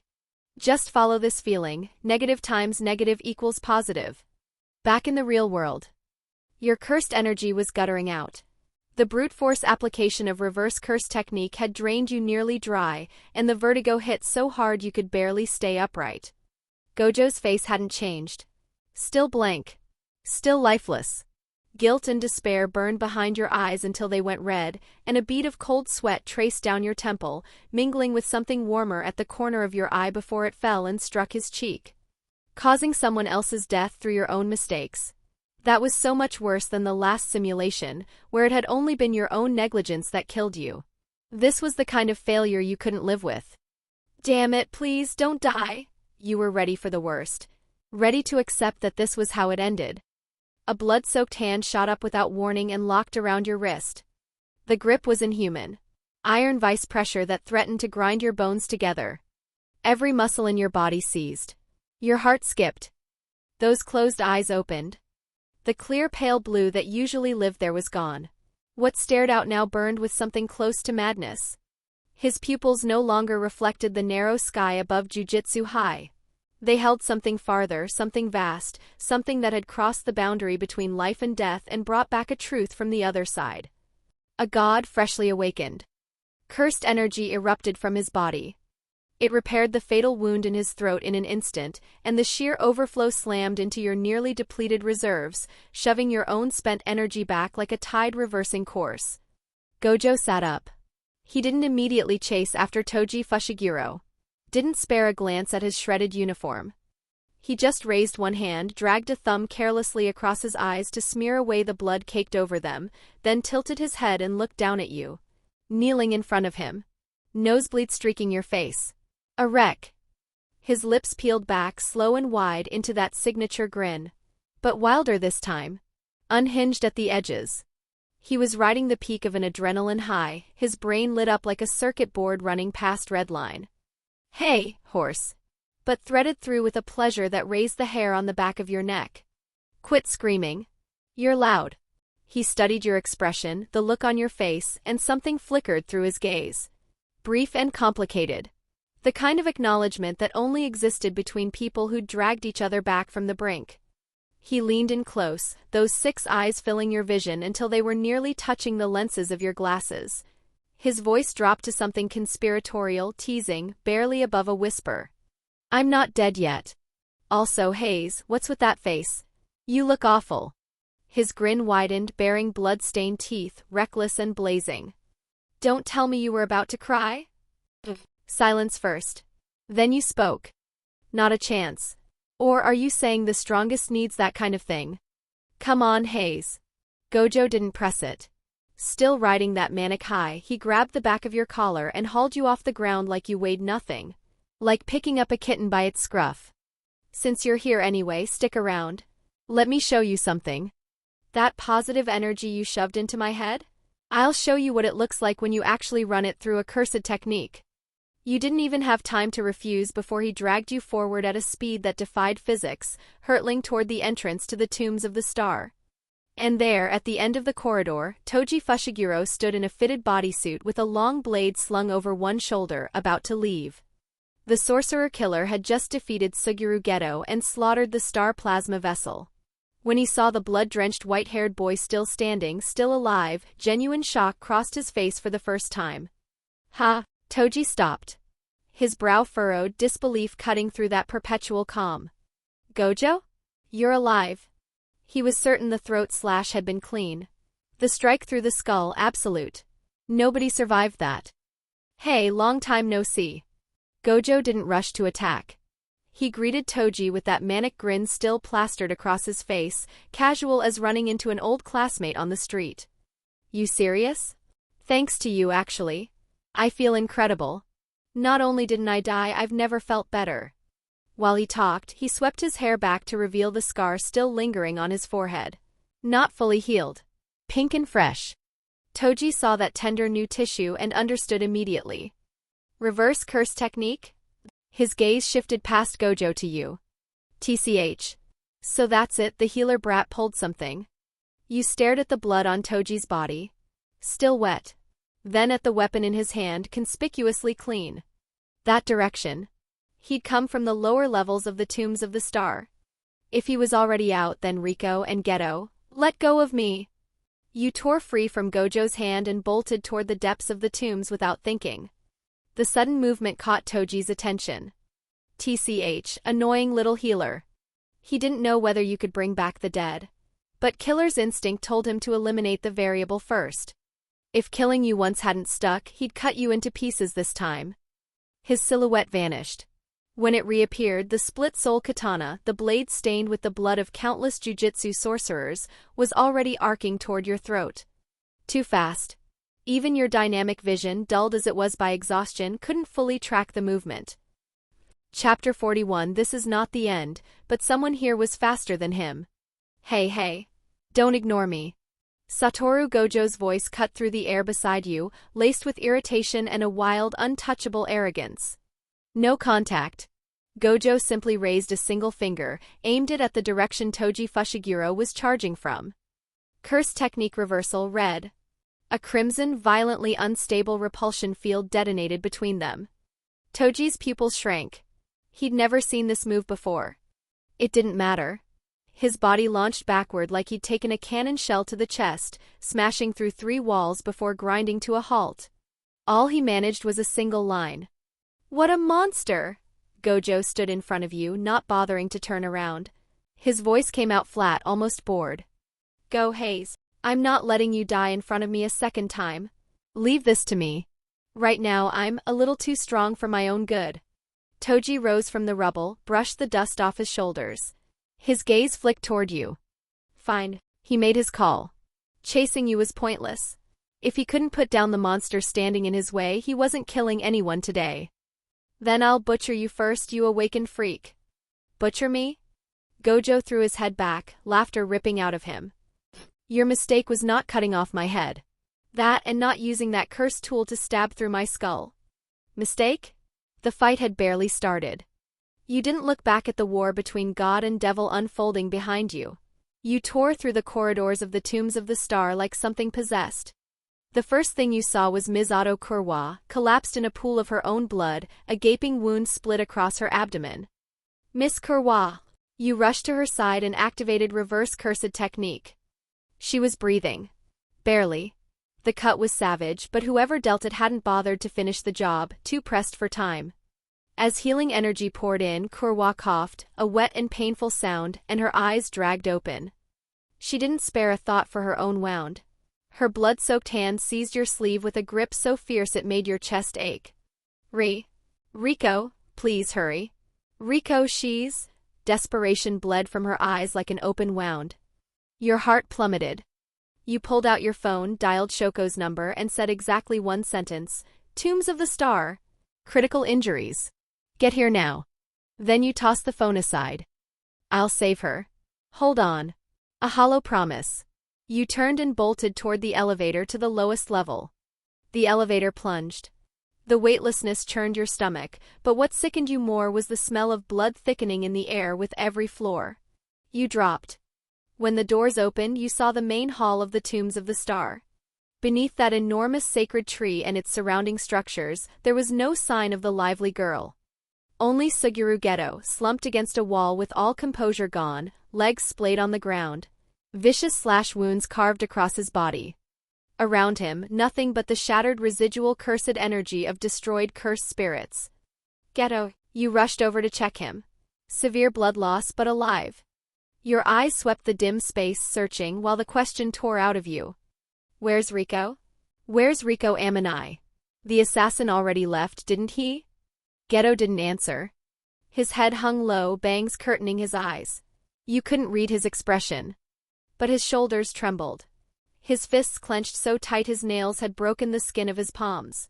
Every part of him screamed of something beyond grief. After a long silence, he raised one hand and pointed to a spot on the floor nearby. Nothing there. Only a pool of blood, vivid and obscene against the sacred stone of the Tombs of the Star. That man used a gun and killed Riko. Geto's voice scraped out of him like gravel dragged through a wound, soaked in a despair that could break you just to hear it. Just now, right when Rico decided to give up the merger. Right when she chose to come back with all of us. You stood frozen, staring at that pool of blood. You'd known about the star plasma vessel's death from the simulation. But when it happened for real, right in front of you, when you'd burned everything you had to bring Gojo back and believed, for one desperate moment, that you could change something, reality answered with a backhand across the face. They'd even taken the body. For the star religious group's bounty, no doubt. Resentment, rage, regret, self-blame. Negative emotions churned through you like black sludge. You'd come so far. Gojo and Geto had both chosen to defy Tengen. Both committed to protecting that girl's future. So why did it end the same way? Why, even knowing what was coming, even throwing yourself into the path of fate with everything you had, could you only watch the tragedy play out again? We promised her. Geto's voice cracked through the silence again, raw and breaking, like a child who'd lost his way. We promised Rico. No matter what she chose, we'd protect her future. She smiled at the end, said she wanted to spend more time with everyone, wanted to see more places. And I couldn't do a single thing. Satoru lost. I lost. What kind of strongest are we? The seed called righteousness split open with a massive crack inside Geto's heart. He hadn't lost to a man with no cursed energy. He'd lost to the cruelty of fate itself. You listened in silence. That's enough, Geto. Stop. You knelt, forcing down the storm raging inside your chest, and pressed the energy of reverse curse technique against his wounds. Your voice shook, but the words came out steel hard. If you get too worked up, the wounds will reopen. It's not over. Satoru's back. That man isn't getting away. You looked into Geto's ashen eyes and spoke each word like a nail hammered into the ground, a vow to him and an oath to yourself. This was not the end. You swore you would never accept an ending like this. More chapters are on the way. In the meantime, gimme those power stones, smiley face. New target 100 horsepower. Chapter 42, No Meaning, bonus, your cursed energy was nearly spent. After the emergency treatment on Misato Kurwa, there wasn't enough left to fully heal Suguru Geto. The rest would have to wait for Shoko. As you hauled Geto's battered body upward through the groaning elevator shaft, a pulse of cursed energy rolled through the earth above you. It shook something deeper than bone. It shook the soul. That wasn't an explosion. That was space being erased. The ground wailed. Jujutsu High's barrier shuddered. Even buried underground, you both felt the sheer, tyrannical absoluteness of that power. Geto's face drained of what little color remained. He recognized it as Satoru. But the presence was alien. Terrifying. Nothing like the person he knew. When you finally surfaced, the sight that greeted you was a ruin carved by something beyond comprehension. The once lush approach path now bore a massive, impossibly smooth trench gouged through its center. Every trace of matter along that line, trees, stone, architecture, had been annihilated in a single strike of hollow technique, purple. And at the far end of that destruction stood a broken corpse. Toji Fushiguro, the heavenly tyrant who had seemed untouchable, now missing the entire left half of his body. He hadn't fallen. Even in death, he stood like a war god, the inverted spear of heaven still locked in his grip. SKKR. A teeth-grinding scrape shattered the silence. You looked down. An ugly, worm-like cursed spirit. Toji's inventory spirit, the one he'd used to store his weapons, was dragging itself across the ground. Its master's death had severed the contract binding it. Half its body had been sheared away by the attack's residual force, and it was crawling on instinct toward the only cursed spirit user present. It was begging for help. As it squirmed forward, the contents of its extra-dimensional stomach spilled out behind it like garbage from a split bag. Special-grade curse tools scattered across the ground, each worth a fortune. No one spared them. Shoko Yeri worked with a cigarette dangling from her lips, channeling reverse curse technique into the wounds still carved across Geto's body. Your earlier field treatment had been enough to keep him stable, but that was the limit of what those conditions allowed. Knitting torn muscle and resetting shattered bone required the school's resident medic in training. Misato Kurwa had been moved to the adjacent room. She'd survived, but her mental state was in ruins. Since waking, she'd done nothing but weep or sit in hollow silence. Done. As the last wound sealed, Shoko dusted her hands. Even behind those permanent dark circles, exhaustion showed. I don't know what kind of monster you ran into, but I'm glad you came back alive. She didn't pry. Sharp as ever, she'd sensed the crushing weight hanging between the two strongest boys in her class. Even you, usually steady, gave off something she'd rarely felt before. Gojo leaned against the window frame, turning a pair of backup round-framed sunglasses over in his fingers. He'd changed into a clean uniform. The blood-soaked god from earlier might as well have been a hallucination. Noticing your gaze, he tossed the glasses lightly in his palm and explained the mechanics of that final attack in a flat, matter-of-fact tone. Curse technique lapse, blue, and curse technique reversal, red. Collide those two infinitely extending techniques against each other, and you generate imaginary mass. That's hollow technique, purple. You studied him.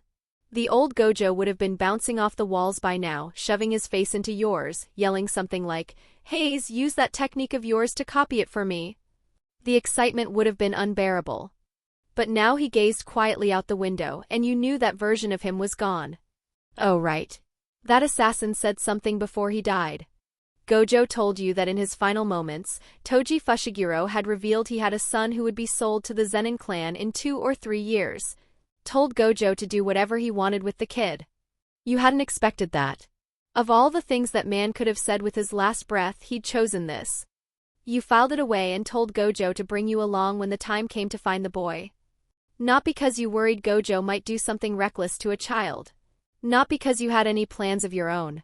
It was simpler than that. A man going to meet the son of someone he'd killed shouldn't go alone.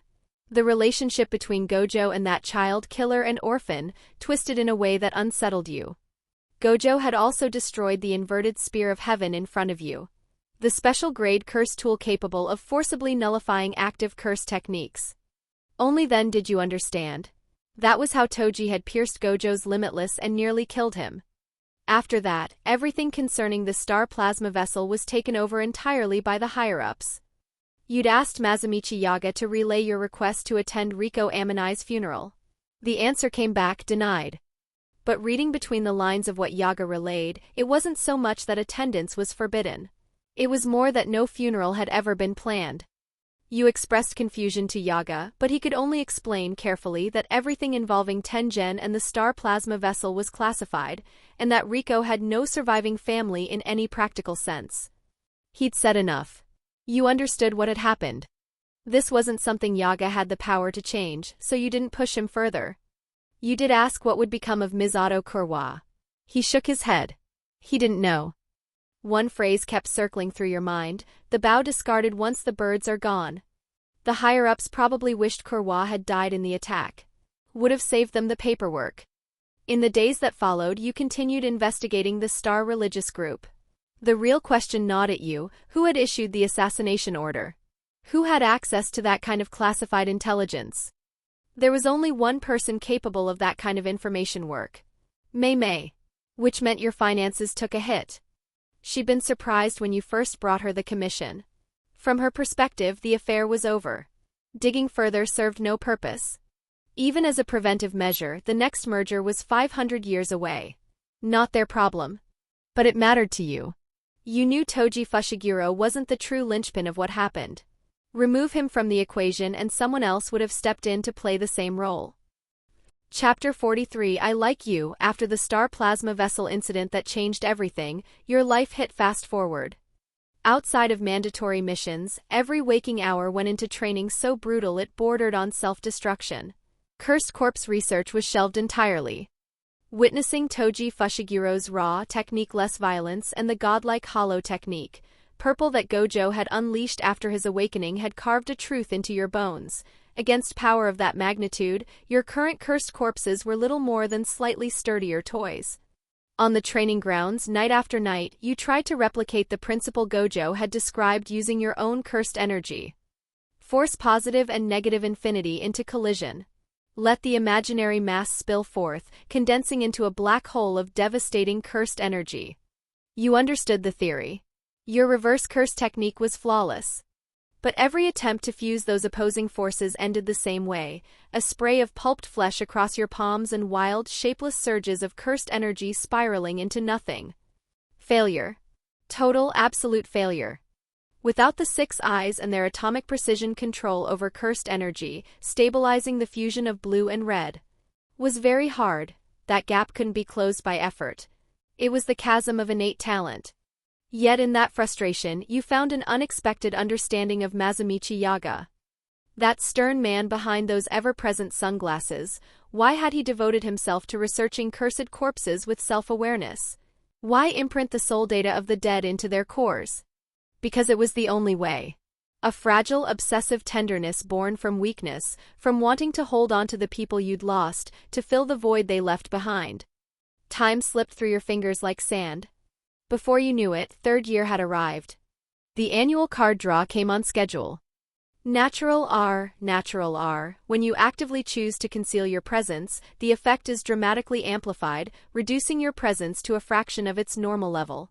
This effect is applied as a final calculation, meaning that even without deliberately suppressing your cursed energy, the card's benefit still takes effect. You studied the description and adjusted your glasses. An obvious upgrade over thin presence and dot. But staring at the empty classroom, you couldn't muster a smile. This year's incoming class consisted of exactly 1 student, Kiyotaka Ijichi. No innate technique. Average talent. Timid to a fault. Looking at him drove home the fracture running through the Jujutsu sorcerer community. And that fracture meant all the weight would keep piling onto the shoulders of the few at the top. Satoru Gojo had completed his apotheosis. He developed a passive defense that automatically screened incoming threats at the technique level, achieving true, around-the-clock invincibility. Even special grade missions were solo speedruns now. The title of strongest had gradually severed him from the group. He no longer needed backup. No longer needed coordination. Combined with Shoko's general absence from fieldwork, Yu and Suguru Geto ended up paired together more and more. Geto had changed. Not all at once. It crept in like a slow poison, corroding the brilliant honor student piece by piece. Over these months you'd watched him grow quieter, thinner. The dark circles beneath his eyes deepened into bruises that no amount of reverse curse technique could erase. That was a wound of the mind. Every cursed spirit he consumed was like swallowing a rag soaked in vomit. And to protect non-sorcerers who knew nothing of this world, he forced himself to choke it down again and again. It's the summer heat, that's all. Whenever you asked, he deflected with the same flimsy excuse, then offered that familiar smile, warm on the surface, hollow underneath. You knew it wasn't the heat trapping him.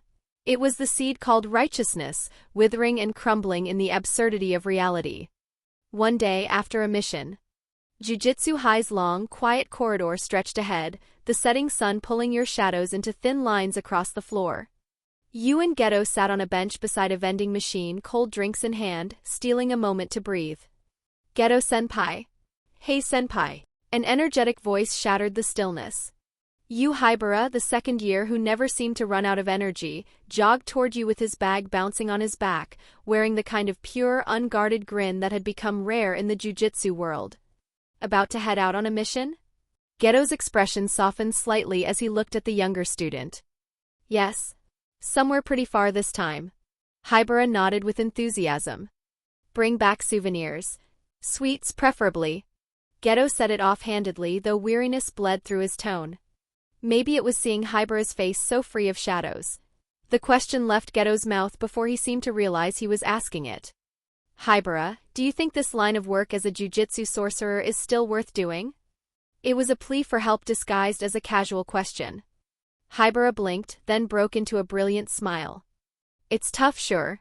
But I give everything my all, and that feeling, it works for me. Simple and honest. Without a trace of cynicism. Everything Geto had once possessed and already lost. Your heart lurched. Even without memorizing the details, you knew. This mission, the one rated as a grade 2 that was actually a grade 1, would kill you, Haibara. Haibara. You spoke up, cutting across their exchange. If you run into anything you can't handle, anything that feels even slightly off, you run. Immediately. Your eyes locked onto his, your tone harder than he'd ever heard from you. Don't push it. Satoru or the rest of us can take over afterward. Coming back alive matters more than finishing the mission. Haibara stared at you, caught off guard by the intensity.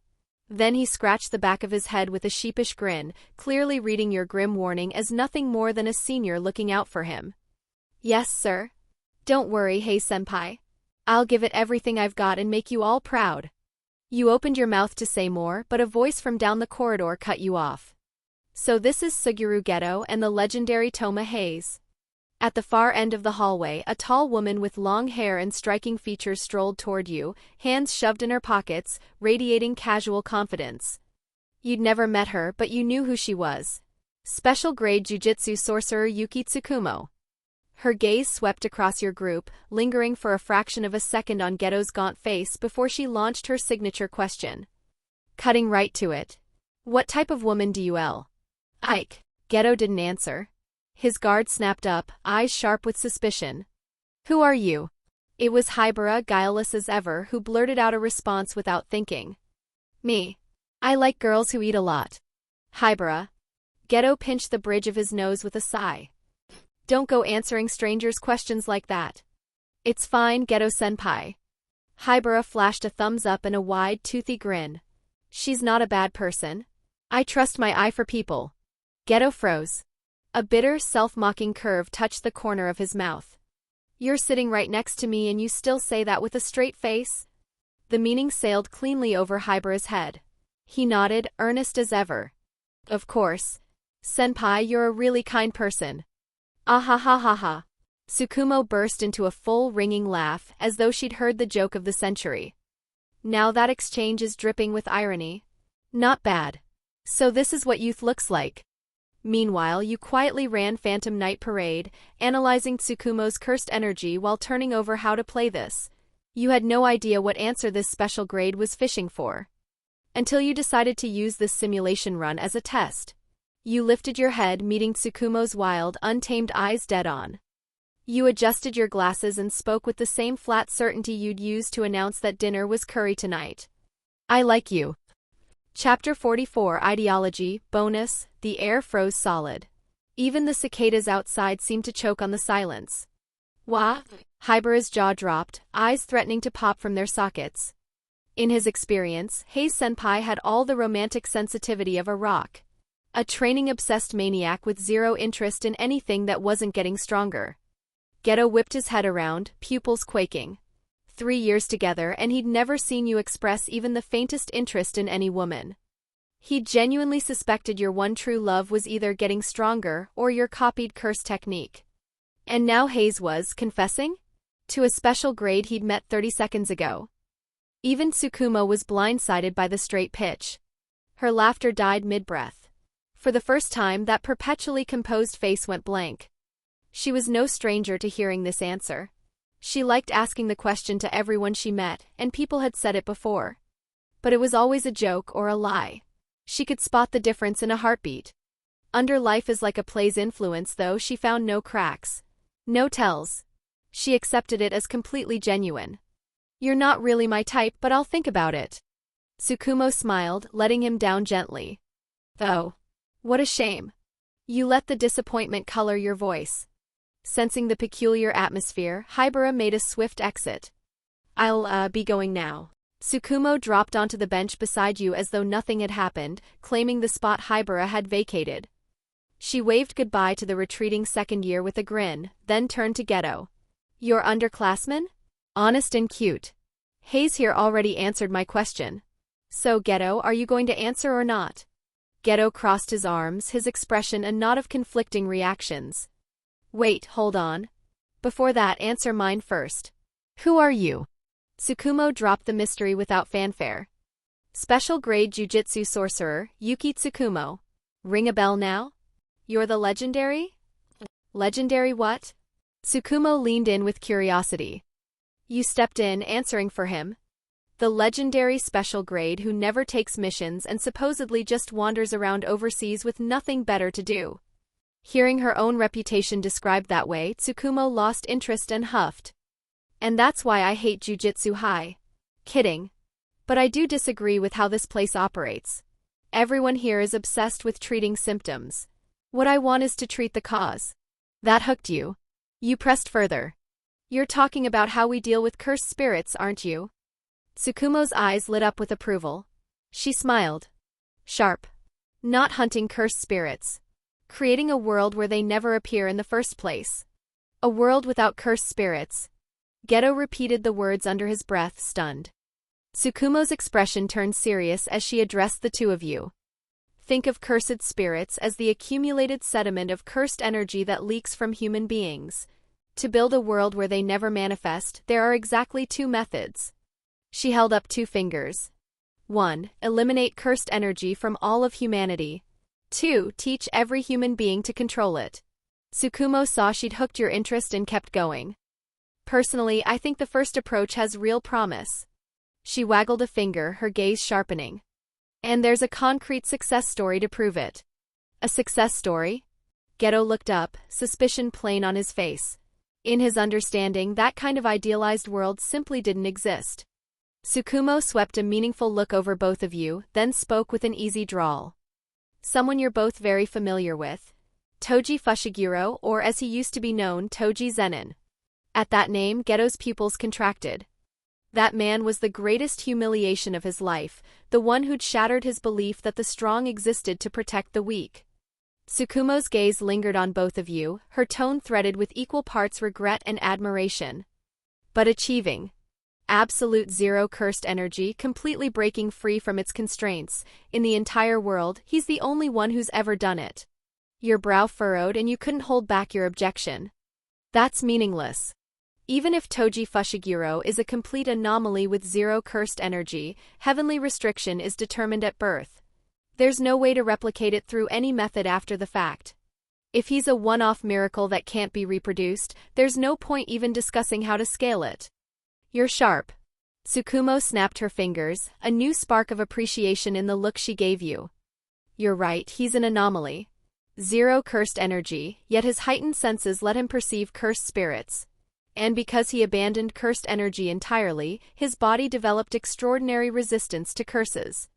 She rattled on without pause, seemingly oblivious to the way Geto's expression was darkening beside her. Or perhaps she noticed and didn't care. That man was practically superhuman. Tsukumo tilted her head, looking past you toward Geto with the breezy tone of someone consoling a kid who'd failed a test. So losing to him? Nothing to be ashamed of. That was a difference in biological tier. I even wanted to study him, but he turned me down. TCH. His death was a genuine loss for all of humanity. Geto kept his head bowed, his bangs hiding his eyes. Nothing to be ashamed of? What a joke. Defeated by a monkey with no cursed energy. Beaten by a tyrant who relied on nothing but raw physical violence. For someone who'd called himself one of the strongest, the irony was crushing. Since the first approach can't be scaled, that leaves the second. Tsukumo shrugged and pressed on. Did you know? Sorcerers don't generate cursed spirits. Obviously, I'm not counting cases where a sorcerer's corpse transforms into one after death. While alive, sorcerers rarely leak cursed energy compared to non-sorcerers. We cycle it through our bodies. So if all of humanity became sorcerers, cursed spirits would cease to exist. You listened with your brow knotted, sinking into thought. Instinct told you her reasoning was too neat, too optimistic. There had to be a hole somewhere. But before you could voice your objection, an ice-cold voice cut the air. Then, Geto lifted his head. Those narrow eyes held no warmth. Nothing at all, just a dead, hollow void. Killing every last person who isn't a sorcerer would accomplish the same thing, wouldn't it? Silence. Your expression went cold the instant the words left his mouth. You weren't surprised. If anything, you'd been waiting for it. You'd known Geto was capable of this line of thinking. In your simulation as a manager, it was this exact ideology that had gotten you killed. Even after everything you'd shared as classmates, it couldn't suppress the visceral disgust that clawed up your throat when this boy, who'd once sworn to protect the weak, spoke those words aloud. What you're describing is technically feasible, Geto. To your surprise, Tsukumo showed neither anger nor shock. A quiet laugh. She folded her arms and leaned against the window frame, her tone as light as if they were debating what to have for dinner. In fact, it's the simplest method. Huh, Geto's head snapped up. He'd already been regretting the outburst, bracing for a lecture from the special grade veteran. Instead, he got validation. Apply a thinning process to non-sorcerers. A survival strategy that forces them to adapt to a sorcerer's environment. Put simply, you'd be driving their evolution. Like forcing birds to grow wings. Tsukumo spread her hands, her eyes lit with the kind of madness that belonged in a laboratory. Of course, it would require extreme terror and existential pressure. Unfortunately, her smile vanished. Those eyes locked onto Geto's soul. I'm not that far gone. And the curses generated by that level of fear would probably destroy the world before the evolution was complete. So what about you, Geto? Do you hate non-sorcerers? The question was a scalpel, slicing open an abscess that had been festering in Geto's chest for a long, long time. I don't know. His gaze dropped. His fingers curled unconsciously, nails biting deep into the flesh of his palms. He buried his face in his hands, voice hoarse with exhaustion and confusion he could no longer mask. I used to believe that jujutsu existed to protect non-sorcerers. That it was the duty of the strong. But lately, watching those ignorant cultists, watching those monkeys breed curses out of sheer cowardice, the value I placed on non-sorcerers has started to crumble. The dignity of the weak? Or the ugliness of the weak? I can't tell the difference anymore. And I can't tolerate either one. The part of me that despises non-sorcerers and the part of me that despises that part of me, they won't stop fighting. Being a sorcerer is like running a marathon with no finish line. And the thing waiting at the end, the so-called greater good, feels so blurred now I can barely make it out. Next target 200 horsepower. Chapter 45, then whether you're special grade or anything else, I will kill you. He looked out the window toward the grating drone of cicadas, his eyes hollow as dead ash. I can't tell which voice is the real me anymore. Neither of them is the real you. Or rather, you haven't reached that stage yet. Tsukumo held up 2 fingers and waggled them in front of his face. The you that despises non-sorcerers and the you that rejects that contempt are both just possibilities you've arrived at through thinking. Which one becomes your truth is something you'll have to choose going forward. I've heard about the star plasma vessel incident. Whatever path you pick, I won't blame you. That ambiguous comfort only deepened the fog in Geto's eyes. What he needed right now wasn't understanding. It was someone to tell him he was wrong or someone to tell him he was right. I disagree. You've been silent the entire time. Now your voice cut through like a blade. Oh? And what's your take, Hayes? Tsukumo turned to you with open curiosity, clearly intrigued by the boy who'd gone from confessing his feelings to sage mode in the span of a heartbeat. Kill all non-sorcerers? That kind of brainless surrender disguised as a solution is beyond stupid. Your fingers tightened around the drink can. Your knuckles went white. Even with life as like a play equipped, you couldn't be bothered to hide your revulsion. What did you just? Geto stared at you, taken aback. Say you carry out your grand massacre under the noble banner of world peace. Then what? Your eyes bored into him ice cold, and you posed the question that killed the argument. You wipe out every non-sorcerer. Is the world at peace now? Then what? Geto clearly hadn't followed your logic that far. Yes. Then what? As far as I know, even when 2 sorcerers have a child together, the next generation isn't guaranteed to be born with curse techniques. You pushed your glasses up, your gaze razor-edged. Even the big 3 sorcerer families can't avoid it. The Zenin clan's children born without techniques are living proof of that. You looked toward Tsukumo. She raised an eyebrow then nodded. Correct. Sorcerer bloodlines carry hereditary potential, but it's far from absolute. Atavism is not uncommon. With a special grades endorsement behind you, you turn back to Geto. Good. So after the first purge, after you've slaughtered billions of non-sorcerers, when the surviving sorcerers have children, full of hope for the next generation, and discover the baby was born an ordinary person with no cursed energy, by your logic, that child is defective too. Culled for the greater good. Survival of the fittest. Is that it? Would you strangle your own child with your bare hands, Suguru?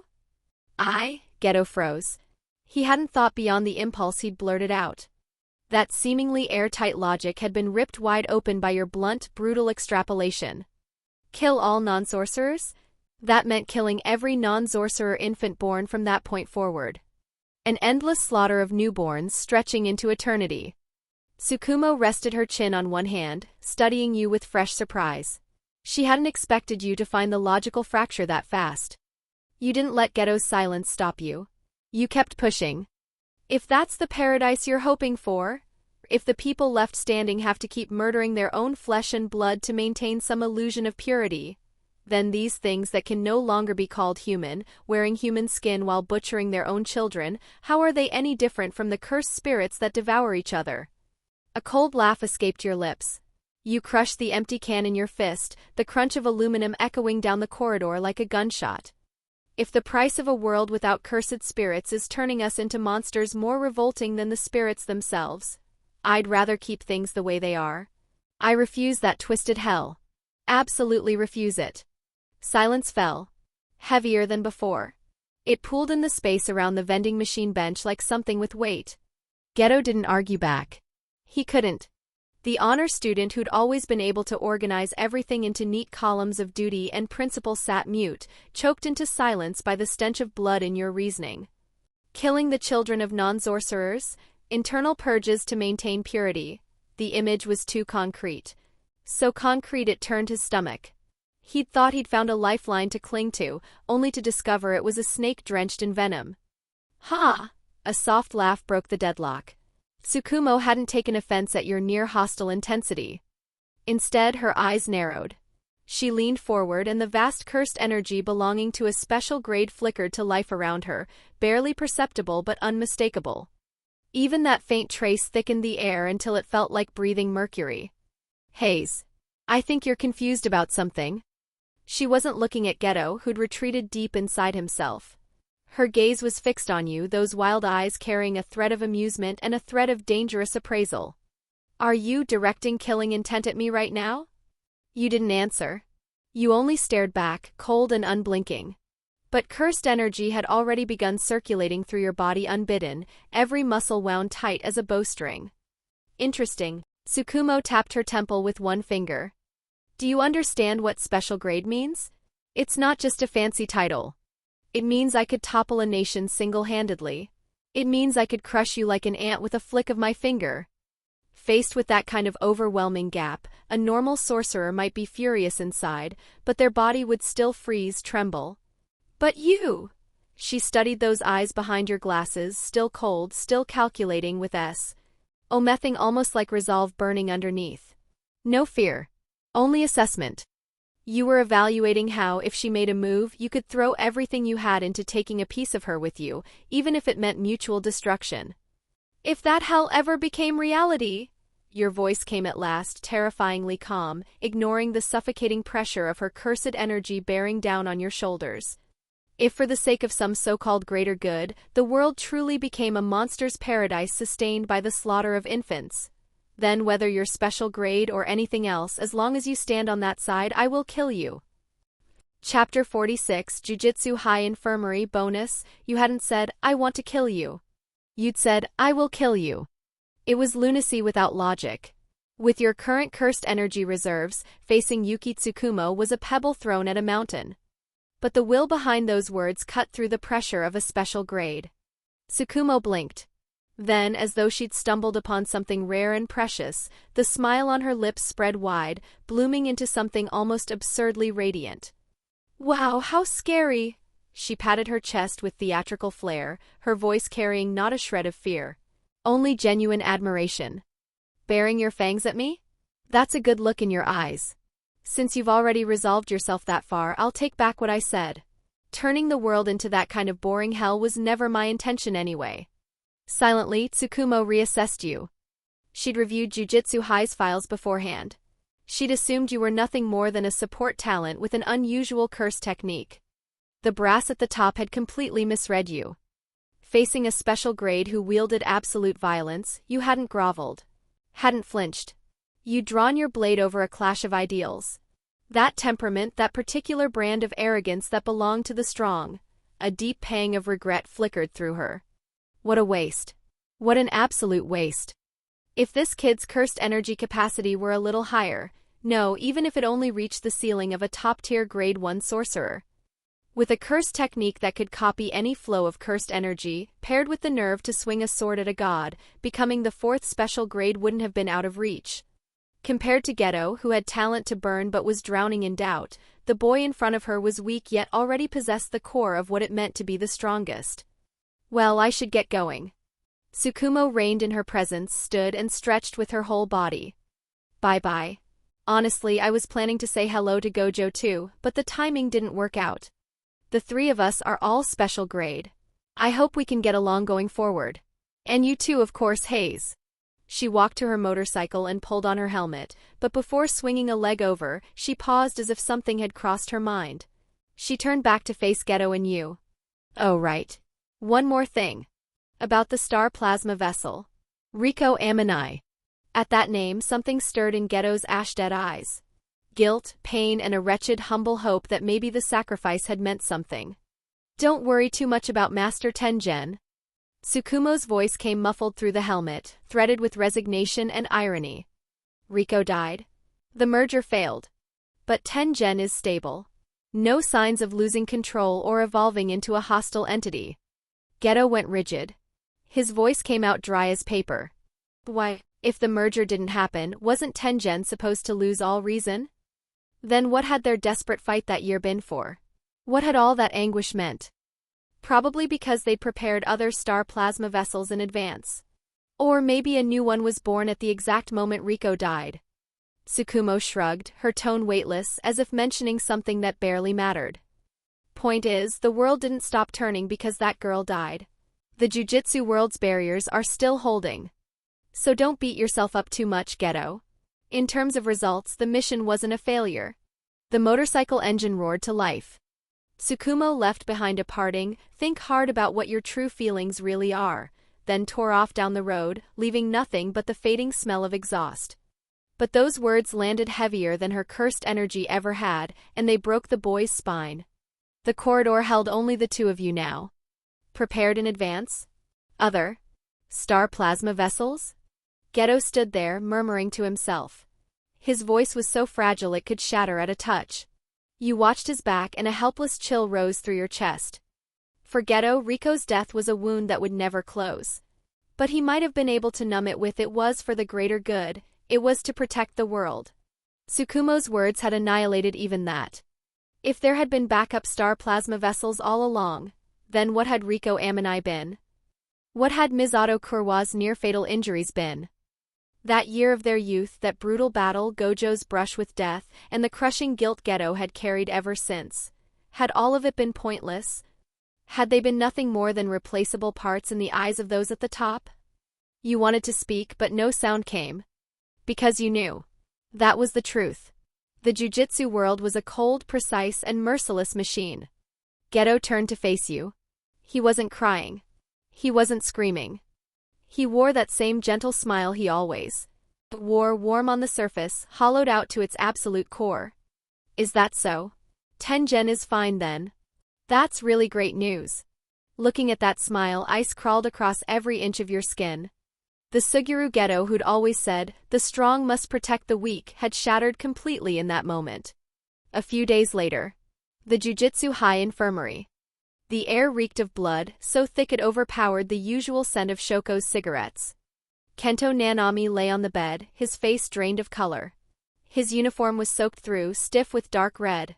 And his right arm, the one that should have been gripping that bandage-wrapped cleaver, was severed clean at the elbow, the stump a mess of torn flesh. Haibara sat at the bedside, covered in blood, tears streaming without end, trembling like a puppy in shock. Hold him down. I'm reconnecting the nerves. Your voice was low and steady. Both hands hovered over the severed limb, which had been rushed back on ice. Intense reverse curse technique flowed from your palms as soft, blazing white light, forcing shattered bone, severed vessels, and torn muscle fibers to knit back together piece by piece. Even through anesthesia, the agony of reattachment made Nanami clench his jaw until the veins in his temples bulged. As the last strip of skin sealed shut, you peeled off your blood-soaked surgical gloves and let out a long, heavy breath. It had cost him an arm, but with painstaking effort you'd restored it completely. No lasting damage. I'm sorry. I'm so sorry. It's because I was too weak. Nanami only got hurt protecting me. Watching color return to Nanami's reattached arm, Haibara buried his face in his hands and sobbed. The sunny boy who always shouted about giving everything his all had been ground to pieces by the Jujutsu world's meat grinder called reality for the first time. Shut up, Haibara. This isn't just your fault. It was a catastrophic failure of intelligence. Nanami's voice was hoarse and faint, but it carried the same composure and precision that made him seem far older than his years.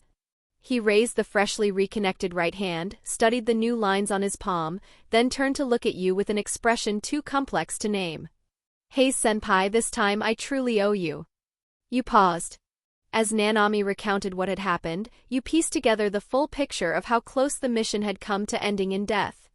Your near-harsh warning to Hibara in the corridor that day, "If you run into anything you can't handle, anything that feels even slightly off, you run." Immediately. Hibara had taken it as nothing more than a senior looking out for him. But before the mission, he'd relayed it word for word to Nanami. Coming from anyone else, Nanami might have let it go. But those words had come from you. His mind had immediately flashed back to Okinawa, to the star plasma vessel incident. You'd found him then, claiming a premonition of extreme danger, and commandeered his cleaver on the spot. What happened afterward was common knowledge at the school. Your group had run headlong into the heavenly restriction tyrant who'd nearly killed Satoru Gojo. And you'd used that borrowed blade to pull off something impossible in a hopeless situation. Chapter 47 Corruption, Bonus. From that day forward, a conviction had taken root in Kento Nanami, a boy who worshipped rationality and hard evidence above all else. Touma Hayase's instincts are terrifyingly accurate. The kind of instincts that save lives. Because of that, Nanami had gone into this supposedly Grade 2 mission with every nerve on high alert. His caution saved both their lives. When they passed through the Torii Gate and the so-called Grade 2 cursed spirit unleashed the overwhelming pressure and embryonic domain of a Grade 1, Hibara's first instinct was to draw his blade and fight. Nanami didn't hesitate for a fraction of a second. Your warning blared through his skull like an alarm. He grabbed Hibara by the collar, abandoned every thought of offense and ran.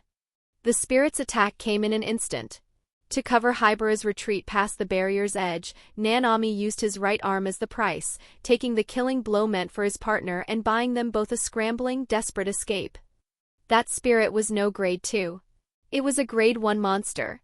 Nanami's body still trembled faintly against the pillow, lingering terror swimming in his eyes. "If I'd hesitated for even 1 second, or if I hadn't taken your warning to heart."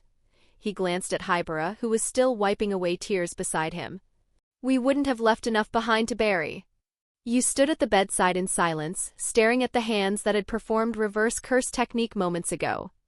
Because of your words, Hibara hadn't been cut in half. Nanami hadn't walked away with a scar carved permanently into his psyche. They were alive. But there was no joy in your chest. None at all. Only a suffocating sense of powerlessness. You turned and walked to the window, gazing out at the dense green canopy surrounding Jujutsu High. You understood with perfect clarity, as long as Hibara and Nanami remained sorcerers, danger would trail them like a shadow every single day. Today it was a Grade 1. Tomorrow? The day after? The rotting intelligence apparatus at the top, the mentality that treated lower-ranked sorcerers as expendable consumables, could send them into a death trap again at any moment. And that wasn't even counting the Windows personnel, who didn't even qualify as consumables. And you? Your gaze dropped. Your system's simulation function operated on a merciless cooldown. Oh. Any chance per year. This time, you'd happen to know Hibara would face a fatal encounter in this window. You'd issued the warning early, and thanks to the butterfly effect left over from the star plasma vessel incident, Nanami had listened. A miracle built on countless coincidences stacked end to end. But miracles don't happen every day. You couldn't predict next year. You couldn't guarantee you'd always be there at the right moment, saying the right words. You couldn't protect them forever. You lifted your eyes toward the blinding sun.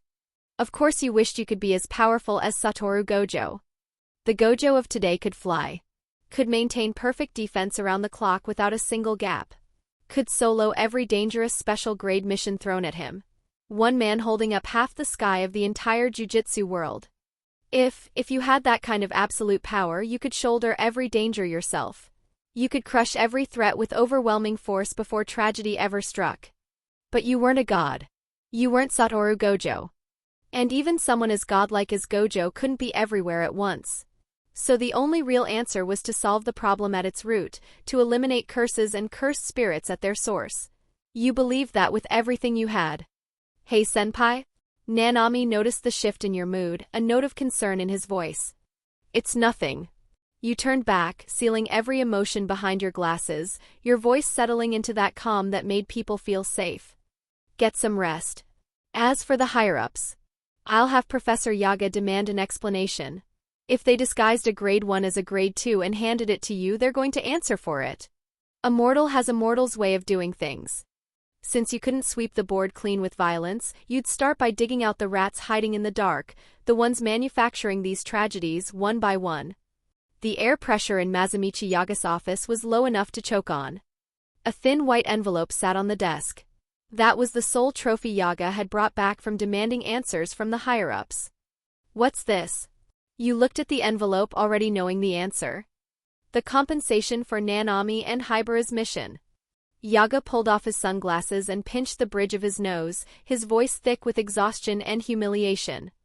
The people upstairs said that while the intelligence division made a minor discrepancy in the threat assessment, the mission target was never eliminated, so it qualifies as mission incomplete. However, given that the participants sustained serious injuries, they made an exception and issued the full payout for the original Grade 2 mission as a consolation fund. You stared. The pay that already belonged to a Grade 2 mission, repackaged under the label of consolation. For the Grade 1 cursed spirit that nearly killed them. For Kento Nanami's severed arm. For a catastrophic intelligence failure, no apology. No accountability. No recalculation at the Grade 1 rate. Nothing but this flimsy envelope. A laugh tried to claw its way out of your throat. The corner of your mouth twisted into something viciously ironic before you could stop it. In that moment, the value of a human life was rendered concrete before your eyes. Kento Nanami's right arm and Hibara's life combined were worth a few 100,000 yen in Grade 2 mission pay. Professor, have those rotten oranges at the top always been this nauseating? Across every simulation you'd run, whether as an assistant manager or a student, you'd rarely had direct access to the upper echelon's inner circle. You knew they were corrupt. You hadn't realized they could be this brazen. Yaga looked at the ice in your eyes and let out a long sigh. It's always been this way. That's the kind of place the jujutsu world is. He paused, his tone shifting into something more complicated. But this level of shamelessness, not even bothering with the pretense, openly dumping blame on the field operatives, it's worse than anything I've seen. Even I don't understand why they've suddenly become so emboldened. Yaga didn't understand. But somewhere in the dark you'd already caught the thread of that cruel logic. Your gaze drifted to the window, and in your mind rose the image of a white-haired guy floating in midair, casually firing a hollow purple that carved chasms into the earth. It was because of Satoru Gojo. Gojo's awakening had turned him into a flawless, tireless, unbeatable mission processing machine. For the men sitting behind their screens at the top, now that they possessed a divine engine capable of handling 99% of all crises, the ordinary gears that kept breaking down, needing repairs, daring to complain, had lost any value worth cultivating or protecting. Two consumables who'd nearly died against a Grade 1 cursed spirit? What right did they have? Broken ones get tossed. Dead ones get replaced. That was the logic now. The precision of this twisted system filled you with a helplessness that settled bone deep. And the most pathetic part? As a student of Jujutsu High, as the healer who patched up the wounded, you were a cog keeping this meat grinder running too. Chapter 48. What exactly was it? Bonus. A mere 2 days later, before the nerve pain in Nanami's reattached arm had even fully subsided, new mission orders arrived. No leave. No counseling. As though the Torii gate that had nearly claimed their lives, the berserk Grade 1 monster, had been nothing more than a minor scheduling hiccup on their work calendar. Watching them leave the school grounds, you noticed the change in Nanami.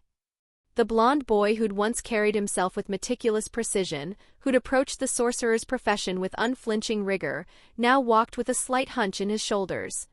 The light in his eyes, that drive to cut down curses, was gone.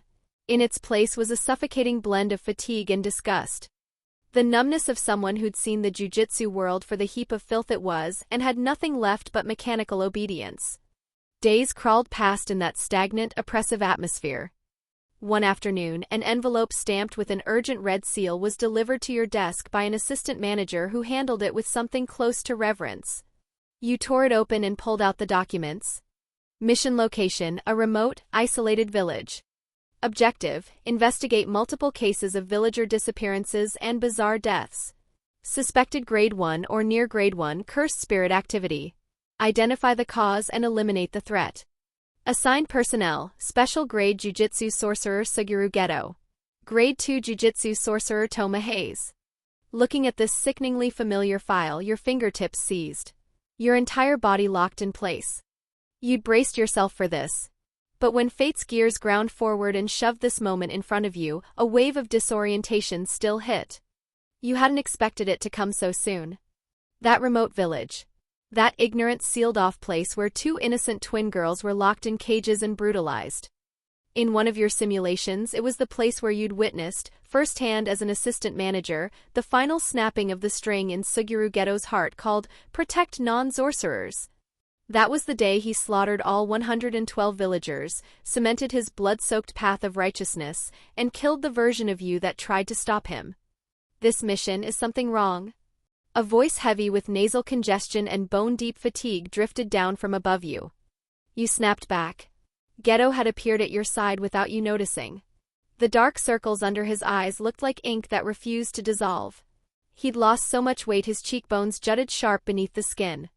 Seeing you frozen over the mission file and with the near disaster involving Nanami and Hybera still fresh, he'd assumed this urgent dossier contained some kind of death trap. He leaned in to read it. Remote village, suspected grade 1 cursed spirit, Geto muttered under his breath, brow furrowing slightly. Nothing seemed particularly outrageous. For a special grade, a grade 1 investigation was routine. He turned to you, those lusterless fox-narrow eyes carrying a flatness he hadn't noticed creeping in. Is there a problem with it, Hayes? You closed your eyes. Drew a long breath. The stench of over 100 corpses, the phantom sensation of a cursed spirit's blade punching through your chest in the simulation, surged back through your senses. You closed the file. When your eyes opened, they'd settled into that near-cruel calm. It's nothing. You looked at the classmate standing before you, the one about to step onto a path of carnage, and answered in a tone whose double meaning only you could hear.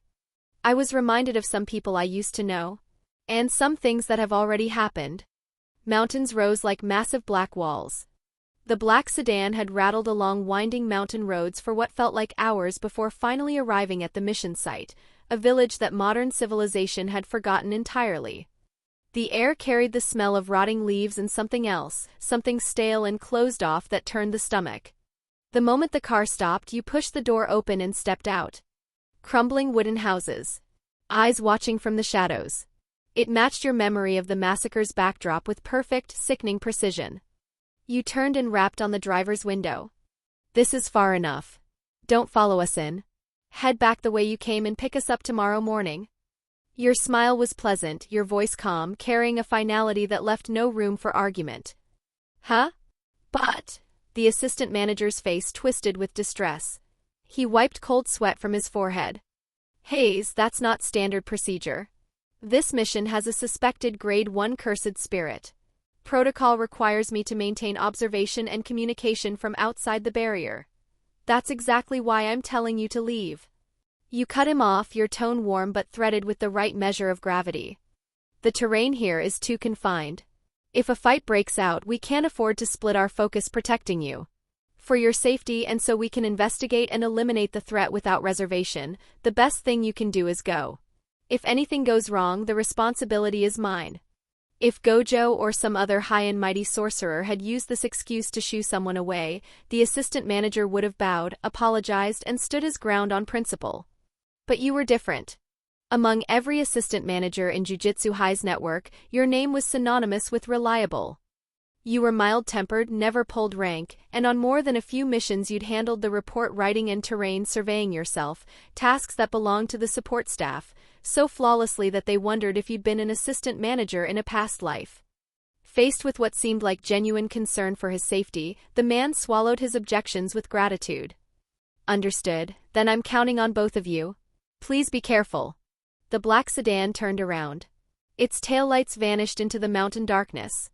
Geto stood by the Torii gate at the village entrance, studying you with an expression you'd never seen on him before. Why did you arrange it like that? His brow creased, sharp instincts zeroing in on the discrepancy. The file says suspected grade 1, but the residual cursed energy here is almost non-existent. This doesn't look like a place with a grade 1 cursed spirit entrenched in it. Why did you deliberately send the monitor away? You didn't answer immediately. You adjusted your glasses, then started walking toward the village at a pace so slow it was almost contemplative. If the mission brief already assumes grade 1, then staying a little more alert or slowing down a bit can't hurt. Your voice was level. We can use the time to sort through a few things. Sort through things? Geto watched your unusual behavior, his confusion deepening. The you he knew would have hit the ground already moving, tracking down the village chief for a briefing, probably already scanning the area's cursed energy flows with your technique. Not strolling along like an old man in a park, making cryptic small talk. From Geto's perspective, something had been off about you since the moment you'd laid eyes on that mission file. You stopped walking, turned, looked deep into Geto's exhausted, fox-narrow eyes. Suguru, did you know? In the eyes of ignorant ordinary people, sorcerers who wield power are themselves a kind of aberration, no different from a grade 1 cursed spirit. Human fear has never bothered to distinguish whether that power is used to kill or to save. Geto's whole body went rigid. Buried in your words was something dangerous and achingly familiar, the same thought that had been tearing itself apart inside his skull through countless sleepless nights. Hayes, what are you getting at? He locked onto you, and the dead stillness in his eyes churned with emotions too tangled to name. Before you could lay it bare, a clatter of frantic footsteps shattered the standoff. Oh. Wonderful. This is wonderful. A gaunt old man, face carved deep with wrinkles, wearing a threadbare kimono, came scurrying out of the shadows with a handful of villagers clutching farm tools behind him. They moved like hyenas catching a scent of blood. The village chief. He practically threw himself at your feet. You're the master's Tokyo scent, aren't you? You're finally here to deal with those monsters? Geto's train of thought derailed. He had zero patience for this frothing, spit-flinging monkey. But he forced down his irritation and followed standard procedure. Please calm down. Regarding the disappearances in this village, it's those two monsters. They did it all. The village chief didn't hear a word Geto said. He whipped around and jabbed a skeletal, trembling finger toward the far end of the village, where a decrepit wooden shack sat chained shut in the darkness. Every feature on the old man's face contorted with hatred and fear, twisting into something barely human. It's them. Get rid of them. Kill them. Then the village will have peace.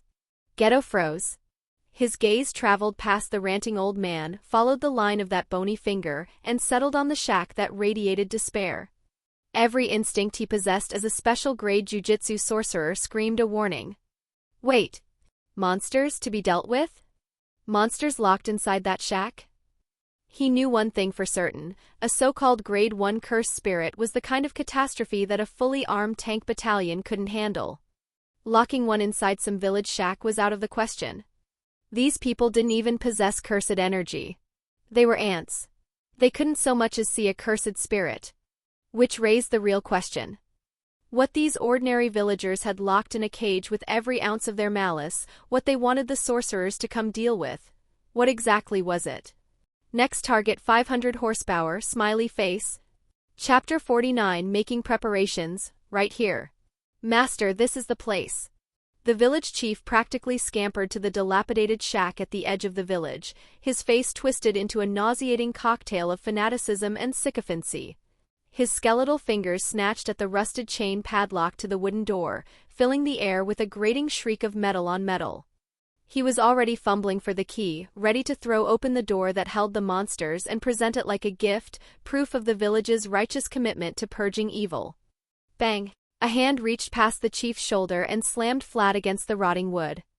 The force sent a groan through the entire door frame, swallowing the rattle of the chain dead. The chief flinched so hard his whole body spasmed. He turned slack-jawed. Your expressionless face stared back at him from the murk of his clouded eyes. Master, what is the meaning of this? He shrank into his collar, bewildered. Around him, the villagers who'd trailed along with their torches and farming tools ground to a halt, exchanging uneasy glances. In their minds, the sorcerers were here. The next step was obvious: open the door, destroy the monsters. What was there to think about? You didn't look at the chief's face, that landscape of deep crevasses and deeper malice. Your eyes stayed fixed on the rough grain beneath your palm. It's dangerous in there. I need a moment to make some preparations. Oh, all right then. The chief was brimming with suspicion. He couldn't fathom what kind of preparations were needed to open a door. But the instinctive deference these rural people held for imp or ant figures from Tokyo won out, and he released the chain with an awkward retreating shuffle, choosing to wait and watch. Silence fell over the front of the shack. The only sounds were the night wind keening through dead branches and the villagers' muffled, ignorant whispering from a few paces back. Why'd the sorcerer stop? Maybe the monsters in there are too strong? What's there to be scared of? Just burn those two jinxes alive and be done with it? You ignored the buzzing malice around you as persistent and mindless as flies, and turned your gaze toward Ghetto, standing a few steps away. The expression on his face had gone past grim. It was the ashen greenish pallor of someone whose stomach was trying to crawl out through his throat. You held his stare and spoke the words that fell between you like a verdict. At this distance, you can feel it now. Can't you, Suguru? What you meant by feel wasn't the suffocating, massive residual cursed energy of some grade 1 cursed spirit. It was the two faint trembling threads of human cursed energy behind that flimsy wooden door, so weak they were on the verge of guttering out. Ghetto was brilliant. Perhaps the sharpest mind at Jujutsu High outside of Gojo himself. The mission file had read grade 1 cursed spirit. Then came the chief's absurd claim that the monsters had been locked up.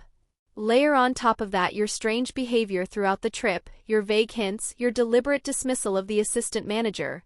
Every thread, combined with the two feeble pulses of cursed energy his special grade senses now registered, fused into a single, detonating picture.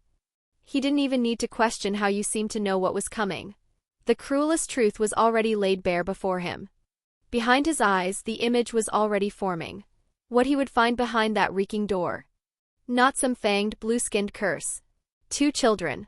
Young sorcerers whose only crime was possessing cursed energy, being able to see what ordinary people couldn't. And for that, these ignorant monkeys had caged them, chained them, and brutalized them in every way their cruelty could devise. Haze! Ghetto's voice came out raw and shredded. His eyes bored into the hand you kept pressed against the door. What are you still waiting for? You didn't move. You knew better than anyone what hell looked like on the other side of that wood. You hadn't stopped the chief to buy time. You'd stopped him to catch Ghetto before he fell. You looked into those eyes, bloodshot from rage and the collapse of everything he'd believed in, and spoke with careful, deliberate weight on every syllable. I just need you to face what's behind this door with a clear head. Suguru. I don't want you to use what you see in there as an excuse to fully embrace that irrational idea you floated back at school. You were reminding him. Pulling him back to the argument by the vending machines. Reminding him that no matter how vile these non-sorcerers were, no matter how sick they made him, the moment he brought that blade down, he'd become the very thing he despised. A monster that wouldn't spare even infants. Ghetto's body seized with a violent tremor. He understood the warning. But his expression only darkened further. The gentle smile that had always lingered at the corner of his mouth was gone, replaced by something cold and hollow and utterly void. You'd been as clear as language allowed. Behind that door was the perfect antithesis of every principle he'd ever held: the strong protect the weak, fight for the greater good. As a special grade jujutsu sorcerer, it was a sight his soul could not absorb. Ghetto's lids lowered. In those narrow, fox-like eyes, the last flicker of something human was dying fast. He didn't answer your warning. He didn't argue. He just raised his head and, in a voice stripped of all warmth, gave a single command. Open it.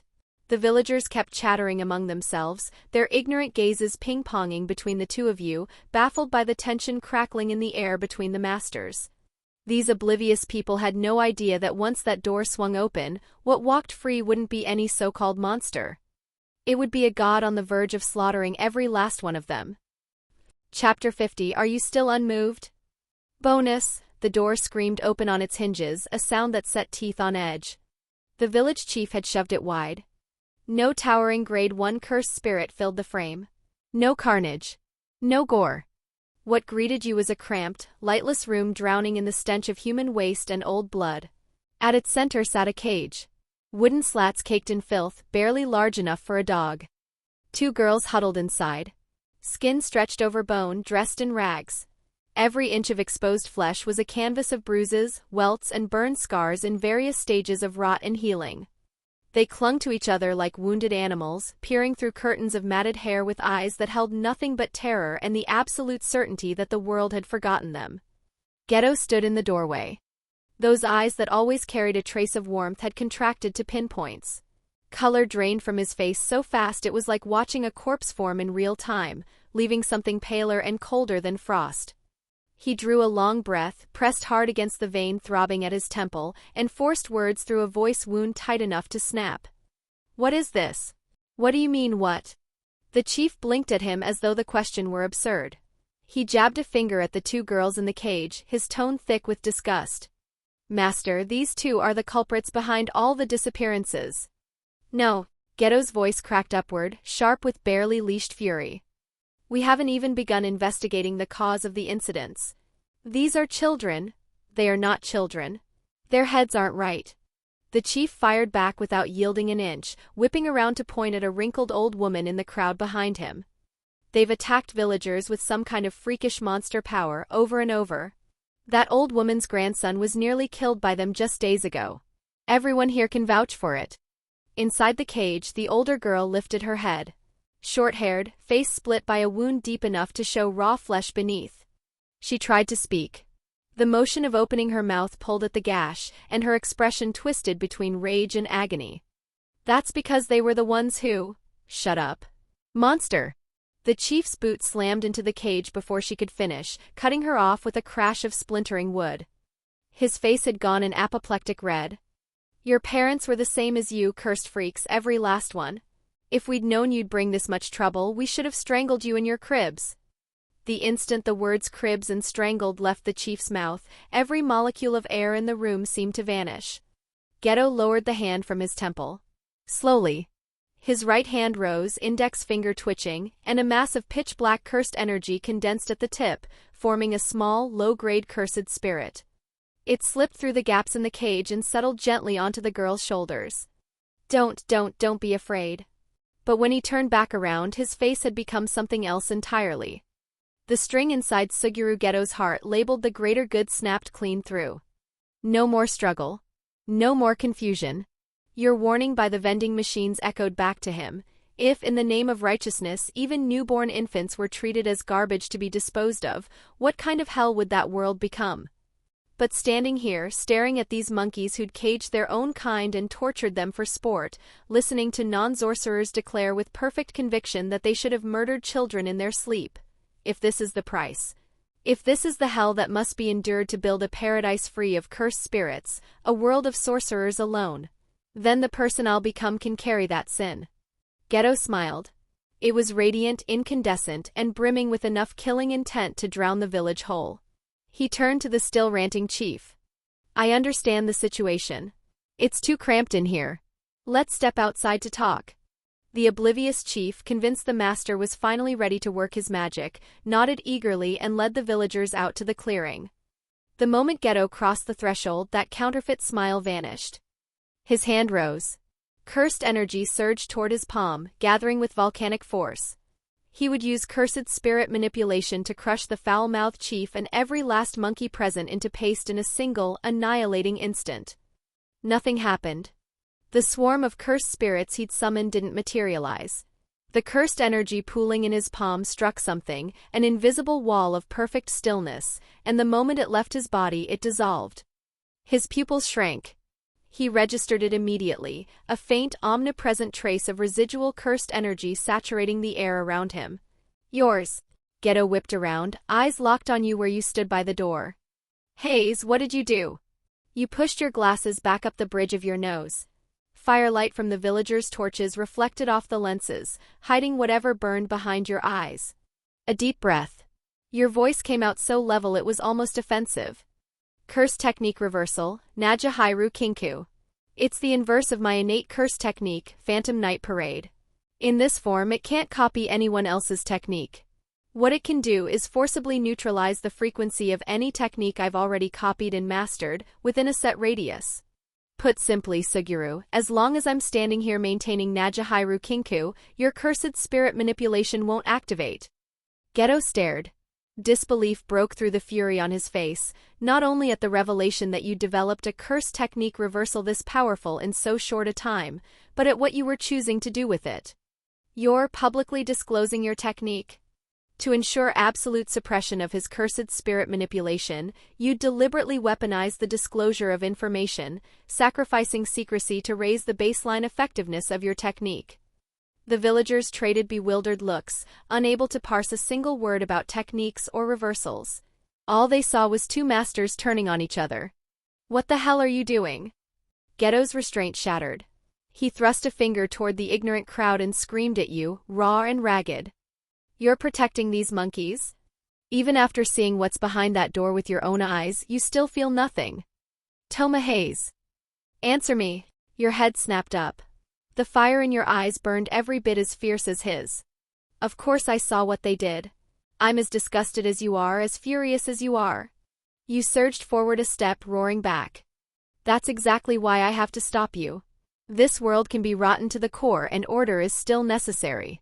There are laws to judge them, systems to punish them. The one person who shouldn't play executioner is me. And the other is you. The moment you kill ordinary people here in the name of justice, Suguru, there is no coming back from that. Before the last word left your mouth, the ground beneath your feet cratered. You launched forward at terrifying speed, closing the distance to pin Geto down with brute force while his technique was sealed. Don't you dare preach at me from that throne of yours! Geto's roar tore through the night. He didn't retreat a single step. He deflected your hook with ease and drove a vicious side kick straight into your abdomen. You doubled over with a grunt, launched backward and crashed through a dead tree trunk. Geto didn't pursue. He stood his ground and attempted to summon his cursed spirits again, but under Najihairu Kinku, every surge of his cursed energy dissolved on contact with the air, swallowed without a trace. The realization settled over him like ice water. As long as you were conscious, he couldn't touch these people. To slaughter the village, he'd have to go through you first. You don't seriously believe you can beat me in hand-to-hand? He looked down at you, cold and absolute, as you dragged yourself out of the wreckage. You coughed twice, spat blood into the dirt. That kick had nearly cracked your ribs. But the sneer on Geto's face froze solid in the next heartbeat. By torchlight, he watched the deep purple bruise cratering your abdomen and the blood at the corner of your mouth vanish. Flesh knitting, color returning, damage erasing itself faster than the eye could track. Less than 2 seconds. Every wound gone. What? Those narrow eyes blew wide. Reverse curse technique? That's impossible. Your technique's mechanism only allows you to replicate and maintain one ability at a time. If you're sustaining the cursed technique reversal suppression against my cursed spirit manipulation, you can't simultaneously run a reverse curse technique to heal yourself. It's a direct contradiction. You wiped the last smear of blood from your chin. Your legs coiled and you exploded forward again, charging straight at him. Your strength is terrifying, Suguru. I know that better than anyone. Your fist ripped through the air with absolute commitment, hurtling toward his face. Through the roar of displaced wind, your voice reached him, calm to its very core. But the moment I used my own curse technique reversal, you should have realized. I don't need to rely on copying anymore. The reverse curse technique I'm using now is mine, not copied. Chapter 51 Murderer Bonus. The muddy clearing rang with the dull, meaty thuds of fists and feet colliding. Even sealed by Najihairu Kinku, Geto's hand-to-hand combat was a tempest forged through years of relentless training. But he noticed it quickly. None of your strikes aimed for anything vital. And against his heavy blows, you didn't dodge at all. You were trading wound for wound, burning your own body as fuel to keep him pinned. White steam rose from your skin as the reverse curse technique knitted bone-deep gashes shut, and each time you hurled yourself at him again, clawing to drag the fight into a war of pure attrition. Geto deflected your knife-hand strike and stepped back half a pace. He studied your bloodshot eyes, still carrying not a shred of killing intent, and the ice on his face cracked for just a moment. Then came a bitter, self-mocking laugh. Something resigned settled into his gaze, threaded with a regret that ran deep. Night wind lifted the dark hair fallen across his forehead. When he spoke, his voice had softened to the tone he used during idle chatter in the classroom, almost gentle.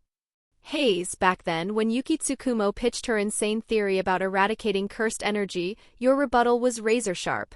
Absolute. Cold enough to kill over.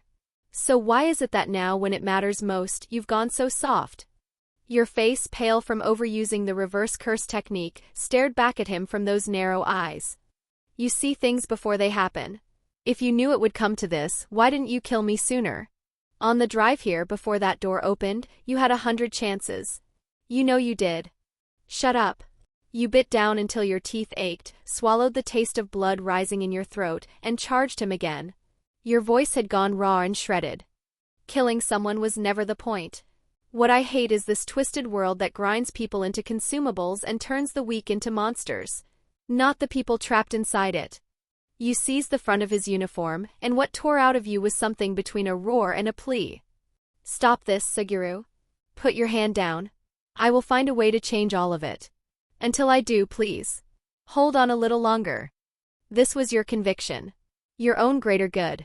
You refused Gojo's path, the lonely divinity of a god shouldering the sky alone. You refused Geto's, the cold mercy of culling the weak. You would tear down the rod at the top with mortal hands, stitch this broken world back together piece by shattered piece. But the last ripple of hesitation in Geto's eyes went still. He shook his head. When his lids rose again, every trace of warmth had been flayed away, leaving nothing but the cold of an abyss and the resolve of someone who'd already stepped off the edge. I know, Hayes. That's who you are. You see the world for the cruel thing it is, but you can never bring yourself to cut those pointless bonds. His voice could have frozen stone. Since you can't make that choice, let me make it for you. Dread seized your heart like a fist closing around it. A bright cold clatter of metal split the night. From Geto's right sleeve, a length of heavy chain slithered free, coil after coil of dark gleaming links pooling on the ground like a living serpent. Far, far more chain than any sleeve could hold. Your pupils contracted to points. The chain of 1,000 miles. The weapon Toji Fushiguro had used against Gojo during the Star Plasma Vessel incident. You'd assumed Geto would store it the same way Toji had, swallowed inside that grotesque inventory cursed spirit, inaccessible under Najiharu Kinka's suppression. You hadn't imagined he'd wound the chain around his own body in advance. No? Suguru. Stop. Realization hit like a blade between the ribs. You erupted with everything you had, lunging to stop him. Too late. Geto's wrist flicked. The chain of 1,000 miles became a shrieking blur that tore through the air, a reaper's lash, bypassing your guard in an instant and cracking across the village chief still gawking from the sidelines. Bang! Like a sledgehammer through an overripe melon. No scream. No struggle. The chief's head burst apart on contact. Shards of bone, red tissue, and pale slurry of brain matter erupted outward, splattering hot across the faces and bodies of the villagers standing closest. The air froze. Aya! Murder! The sorcerer's a monster. Run! Screams and wailing punched through the night sky. Villagers scattered like ants from a kicked nest, scrambling, tripping, crawling in every direction. Geto stood in the rain of blood and calmly reeled the stained chain back in. He looked at you. The corner of his mouth curved into something frigid. Now you can go all out. Can't you, Hayes? Geto. The howl that ripped from your throat was the sound of a wolf bleeding out. You understood with final absolute clarity that there was no road back for him. Hesitation died. Your hand swept behind you and drew Asakurimaru, the short blade trailing a ribbon of light as you slashed toward him with killing intent sharp enough to cut bone. Steel parted his uniform. He gave ground. The difference between the you holding this blade and the you who'd only defended moments ago was night and day, and he could feel every inch of it. This is how you should have started. Geto sighed, weaving away from the arc of the blade. This isn't the outcome I wanted. You snarled through clenched teeth, slashing back. No. You always want the ending where everyone gets saved. Geto parried with the chain's weight, watching you, something complicated flickering behind his eyes. Satoru is strong because he believes he's a god. He wants to carry the weight of the world alone. But you, Hayes, you're greedier than he is. You're mortal and you still want to save everyone. You fought so hard. But, before he could finish, your blood went cold. The cursed energy you'd been strangling with Najiharu Kinku was boiling above Geto's head, erupting in defiance. Countless pitch-black, writhing cursed spirits were wrenched from the void. They didn't materialize. Instead they shrieked, twisted, and compressed as though fed into a meat grinder, fusing into a single, spiraling vortex of annihilative, hyperdense cursed energy. Your eyes blew wide. Impossible. Inside Najihiru Kinka's radius, he shouldn't be able to summon cursed spirits. And that volume, that completely altered frequency of cursed energy, how? But maintaining the suppression field left you no spare capacity to switch back to Phantom Night Parade and analyze this attack. Geto held that black mass on one palm, gazing down at you with something close to pity. The essence of cursed spirit manipulation is devouring subjugated spirits and commanding them. You neutralized my command. But what if I convert them directly into ultra-high-density pure cursed energy and fire it? Maximum Uzumaki. Chapter 52. If only you had been the one with special grade power bonus. Maximum Uzumaki. The detonation swallowed the world. When that cold name left his lips, a black flood compressed from countless cursed spirits roared downward with enough force to crack the earth open. In the hundredth of a second before annihilation, you had no other option. You released Najihiru Kinku, wrenched your curse technique back to Phantom Night Parade, and force-replicated Limitless. Without the 6 eyes to support it, the cost was catastrophic. 2 seconds of resistance stretched into an eternity. Spatial concepts, atomic-level cursed energy manipulation, torrents of environmental data, all of it drove into your brain like white-hot needles. Your neurons screamed. Cursed energy drained from you like floodwater through a broken dam. The sensation was soul-deep, a tearing, hollowing agony that went beyond the physical. At the eye of that apocalyptic storm, Geto watched you struggle against the black tide, his expression unreadable. I only figured this technique out recently, so the execution's rough, but I never thought the first person I'd use it on would be you. Crack. Mortal limits shattered. The computational load exceeded what your mind could sustain, and Limitless collapsed in its final instant. But Geto deflected the core of the Uzumaki at the last possible moment. He couldn't bring himself to kill you. The shockwave alone, though, tore through your right abdomen as it grazed past. You crashed into distant rubble. A horrific, gaping wound punched clean through your right side, and blood painted the earth red in seconds. Strength to stand was a memory. You could only lie in the spreading pool, clinging to the thinnest thread of consciousness, running the reverse curse technique on raw instinct alone, refusing to let the last ember of your life gutter out. With Najihiru Kinku gone, Geto released every cursed spirit he had left. Under the night sky, the massacre began. Cursed spirits howling. Timber splintering. Villagers torn apart, their screams and desperate pleas weaving together into a hymn fit for hell. Firelight reached for the heavens. Geto walked through the carpet of severed limbs, and over you where you lay bleeding in the dirt. He reached the reeking shack. Cut the chains. Took the 2 trembling twin girls gently by the hand. Through the retreating glow of flames and the fading screams, in the final heartbeat before consciousness left you, you thought you heard something carried on the wind. Quiet. Sorrowful, a whisper addressed not to you but to fate itself. Haze, if only you had been the one with special grade power, how much better things could have been. When the first light of dawn struggled through the mountain fog, the remote village hidden among the peaks had been reduced to scorched, silent hell. Because he'd followed your instructions, the assistant manager had survived the night. He arrived at dawn as scheduled, driving up the mountain road. What met him at the village entrance wasn't a special grade sorcerer reporting mission complete. It was a carpet of blood, shredded remains, and ruins still exhaling black smoke. He tore through the wreckage in a frenzy, screaming your name, and finally found you at the edge of a massive crater blasted by monstrous cursed energy near the village's far end. Soaked head to toe in blood. The wound through your right abdomen was ghastly. You were unconscious, your body running the reverse curse technique on the faintest reflex alone, clinging to the last thread of life through nothing but stubbornness too deep for the mind to override.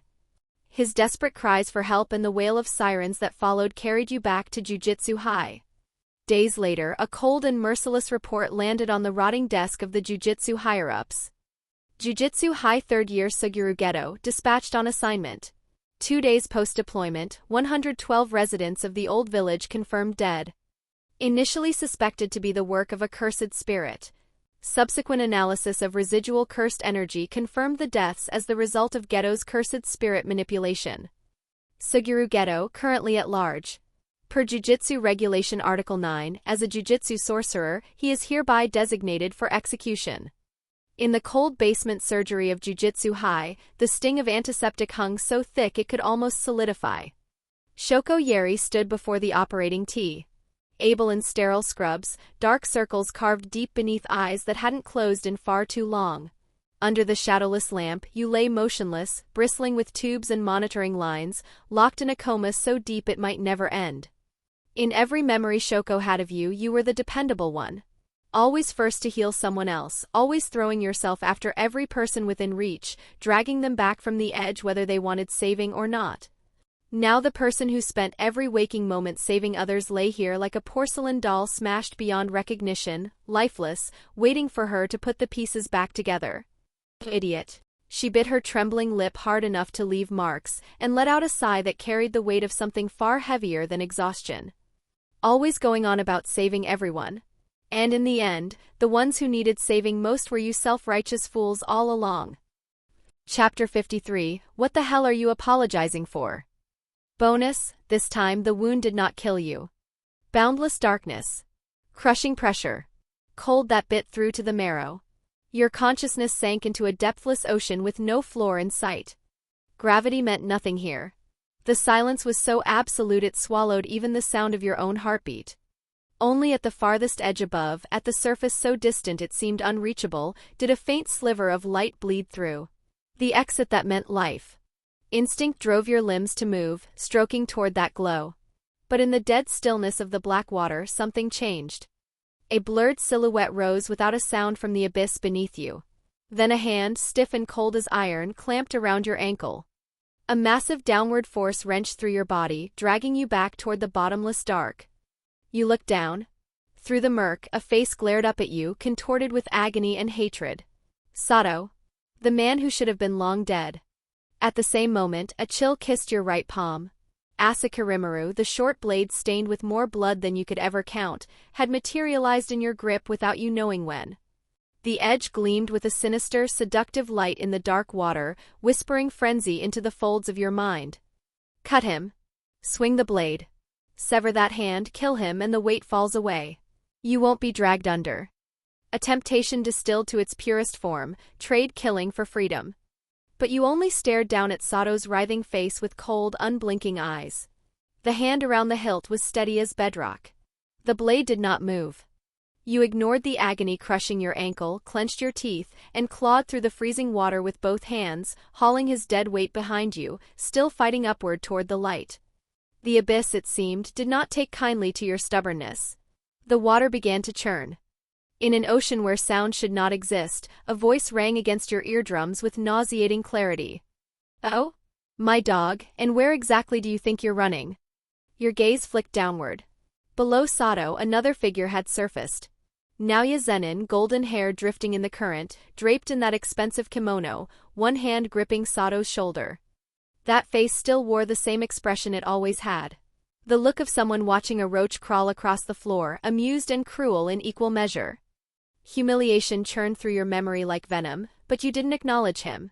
You didn't spare him so much as a glance. You just swam harder. It was only the beginning. The abyss erupted.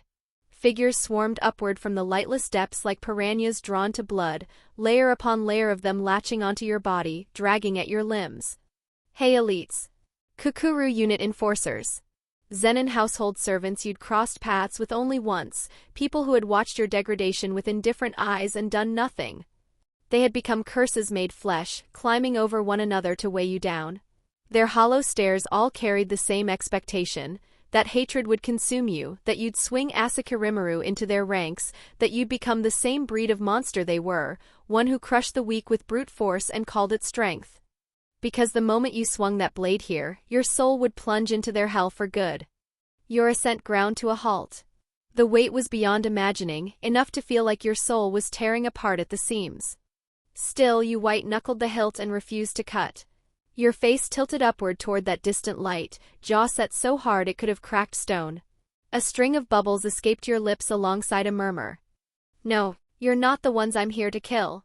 Debris caught in the gears of this world, you don't even rate high enough to die on my blade. The abyss howled back. The numbers kept climbing. Curse users you defeated. Remnants of the Q organization. They coiled around you like rot eating into bone. Then, from the very bottom, a pressure surged upward that froze the blood in your veins. Pure, tyrannical violence given human shape. Toji Fushiguro. The towering phantom launched upward, moving so fast the water couldn't slow him. Squelch. Just like that hopeless moment during the Star Plasma Vessel mission, the katana in one hand and the inverted spear of heaven in the other punched clean through your throat and skull simultaneously. Phantom pain detonated through every nerve, enough to shatter a mind. Your eyes didn't waver. You didn't even reach for the blade lodged in your throat. With a coldness that bordered on inhuman, you looked past the sea of twisted faces, down at Toji's specter, and forced words through the steel impaling your windpipe. A sentence stripped of all warmth. A verdict. You don't rate either. You would destroy the rotting root of this entire world. Your blade was never meant for petty grudges or venting rage. Because if it were, there'd be no difference between you and these wretches sinking willingly into the dark. You refused that outcome. Your anger was not something so cheap. The abyss fell silent. As though it had finally understood that fear and hatred rising from below could never shatter your will, the churning water went eerily still. This time the change didn't come from below. It came from the light itself. From that glow you'd been staring at, swimming toward, fighting for with everything you had. A figure descended slowly through it. A silhouette you knew too well. Suguru Geto. But he wasn't struggling the way you were. His eyes were closed. His face carried a serenity that was heartbreaking in its completeness, the peace of someone who had surrendered all resistance and let gravity take what it wanted. His heavy body drifted downward, slow and irreversible, into the endless deep. When he passed you, close enough to touch, time seemed to stop. Looking at him now, watching Geto sink, was like staring into a mirror labeled fate. You saw it clearly. The version of yourself that might have been, if the weight of righteousness had crushed you flat and despair had swallowed what was left. The you that walked to the other extreme. No hesitation. You released Asakarimaru. The blade that symbolized killing tumbled away into the dark, and your empty hand shot out and locked around Geto's wrist. The instant you grabbed him, an impossible weight slammed through his arm and into your body. It wasn't just him. Horror clawed up your spine as you saw what hung below. From the deepest reaches of the abyss, hundreds of hands reached upward, caked in mud and blood. The 112 villagers he had slaughtered. Their hatred had curdled into something toxic and tangible, and they clung to his legs, his waist, wailing and cursing, dragging the fallen god who had stolen their lives down into hell with them. This was the sin he had chosen to carry. And this was a weight you were never meant to lift alone. Your finger bones screamed. You burned everything you had, down to the soul, and still couldn't stop his descent. Worse, his weight was pulling you away from the light, dragging you down inch by inch. Then Geto opened his eyes. He looked at your face, twisted to its breaking point with effort and grief, and through the freezing water you heard his murmur. Threaded with a sadness so deep it had no bottom. I'm the one who chose to fall, so why do you look so heartbroken, Hayes? That was the straw that broke you. You had reached your limit. Under your desperate gaze, your clasped hands slipped apart, finger by finger, fraction by fraction. All you could do was watch as his face, wearing that desolate trace of a smile, sank beneath the tide of black, grasping hands. And was swallowed whole by the abyss. An eternity passed. Or perhaps no time at all. The crushing cold of the deep sea began at last to recede. The sharp, acrid bite of antiseptic flooded your nostrils. Beyond your heavy eyelids, pale light bled in. Real light. The light of the waking world. And from the corridor outside, voices raised in tense, fractured argument pulled your hearing back from the void, one thread at a time. What? That was Gojo's voice. Gone was the effortless swagger, the lazy drawl that made everything sound like a joke. What remained was something rare enough to be almost comical, blank, uncomprehending shock. Across from him, Mazumichi Yaga looked like he'd aged a decade in a single night. He pinched the bridge of his nose and the sigh that left him could have bent steel. How many times do you need me to say it, Satoru? Suguru critically wounded Toma, massacred all 112 residents of the old village, and has since gone missing. Behind those dark lenses, the blue of Gojo's eyes contracted to pinpoints. He stared wide-eyed and his voice cracked upward. I heard you the first time. That's why I'm asking what the hell you're talking about. He raked both hands through his white hair, pacing like a caged animal confronted with a punchline that made no sense. Yaga's throat worked as he swallowed. He looked away, and when he continued, his calm was the kind that cut deeper than shouting. There's more. Sugiru's home, it was empty. Completely cleaned out. The higher-ups sent a team. Based on bloodstain distribution and residual cursed energy analysis at the scene, the assessment is that he killed his own parents. The words hit Gojo like a wrecking ball to the chest. The strongest sorcerer alive, the man who stood at the summit of the jujutsu world, stood frozen in that hallway like a lost child. His lips trembled. The words came out broken, barely formed. That's not possible. You think I don't want answers? Yaga pressed both hands against his skull, exhaustion and despair leaking through the gaps between his fingers. I can't make sense of it either. What happened to him? What the hell was going through that bastard's head? A faint rustle of fabric from the hospital bed. Your lashes fluttered. Slowly, your eyes opened and your gaze drifted toward the two figures arguing by the door. Both men went silent the instant they heard the movement. They were at your bedside in a heartbeat. Hayes, you're awake? How do you feel? Yaga leaned over you, searching your face, white as paper. Gojo didn't bother with pleasantries. He grabbed your shoulders and hauled you halfway upright. His gaze dropped to your abdomen, wrapped in thick layers of gauze still spotted with old blood and something dangerous eye. Good night behind those blue eyes. Fury held on a short leash. Desperation clawing beneath it. What the hell happened out there? Who did this to you? Was it really that bastard Suguru? You didn't look up. You couldn't meet those urgent eyes. Your head stayed bowed, gaze falling to the wreckage of your own body, a body that had given everything and still hadn't been enough to change a single thing. In the ocean of your mind, the image of Geto sinking into darkness lanced through you again. Your cracked lips parted. The voice that came out was sandpaper on stone, barely above a whisper. I'm sorry, it's all because of me. The instant the words left your mouth, Gojo saw it. That expression on your face. He'd seen it before, and it made something in his chest ignite. The same suffocating guilt and self-destruction you'd worn during the star plasma vessel incident, drenched in blood, pouring every last drop of the reverse curse technique into keeping him alive while your own body fell apart. A formless rage snapped the last tether on Gojo's composure. He had no way of knowing what had gone through Geto's deranged mind during the massacre. But he knew with absolute certainty what kind of person was lying in front of him right now. Someone who would let their own body be torn to shreds before they stopped reaching into hell to pull others out. And that person had no business carrying this guilt. What the hell are you apologizing for? He couldn't take it anymore. Both hands seized your shoulders hard enough to grind bone, and the words tore out of him in something close to a roar. That bastard nearly killed you. You almost died. So why are you the one lying here saying sorry? What do you owe him? Satoru? What do you think you're doing? Yaga went pale, lunging forward. He hooked an arm around Gojo's neck from behind and hauled him backward, bellowing. He's in critical condition. Calm the hell down and let him finish. Gojo thrashed against the chokehold, still seething. You hadn't moved. Your head stayed low, eyes hollow, and in that same empty murmur, you completed the sentence he'd cut off. I'm sorry, it's all because of me that I couldn't stop Suguru. The full sentence landed and Gojo went still mid-struggle. Yaga, are you hearing the nonsense coming out of this kid's mouth? Tell me, since when has a special grade sorcerer gone on a rampage and been easily stopped by a measly grade 2? Does this kid think he's the goddamn messiah? Do you want to hear how delusional Hayes sounds right now? Yaga said nothing. The words were sharp. Cruel, even. But he understood exactly what Gojo was doing. Using the most brutal honesty available to hammer a single fact into your skull. This was not your fault. You had already done more than enough. A grade 2 sorcerer, one whose grade 1 evaluation hadn't even been finalized, had survived a berserk special grades onslaught and still tried to stop him. That alone was a miracle. Yaga released his arm from Gojo's neck. Then, in the split second Gojo's guard dropped, wham!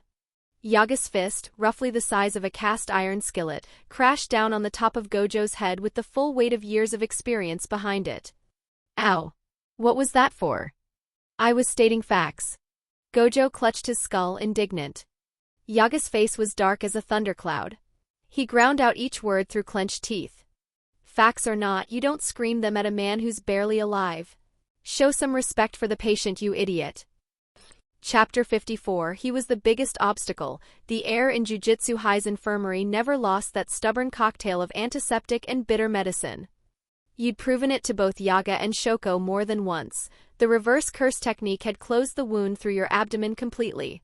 Nothing remained but a patch of new skin, still pale and tender. You were fine. They kept you pinned to the bed anyway. Perhaps in their eyes what needed mending wasn't flesh alone. It was the heart a close friend had torn apart with his own hands. You didn't fight it. During those dead quiet days of recovery, you asked Yaga for pen and paper, propped yourself against the headboard, and began writing an exceptionally detailed mission report. Pen scratched across the page.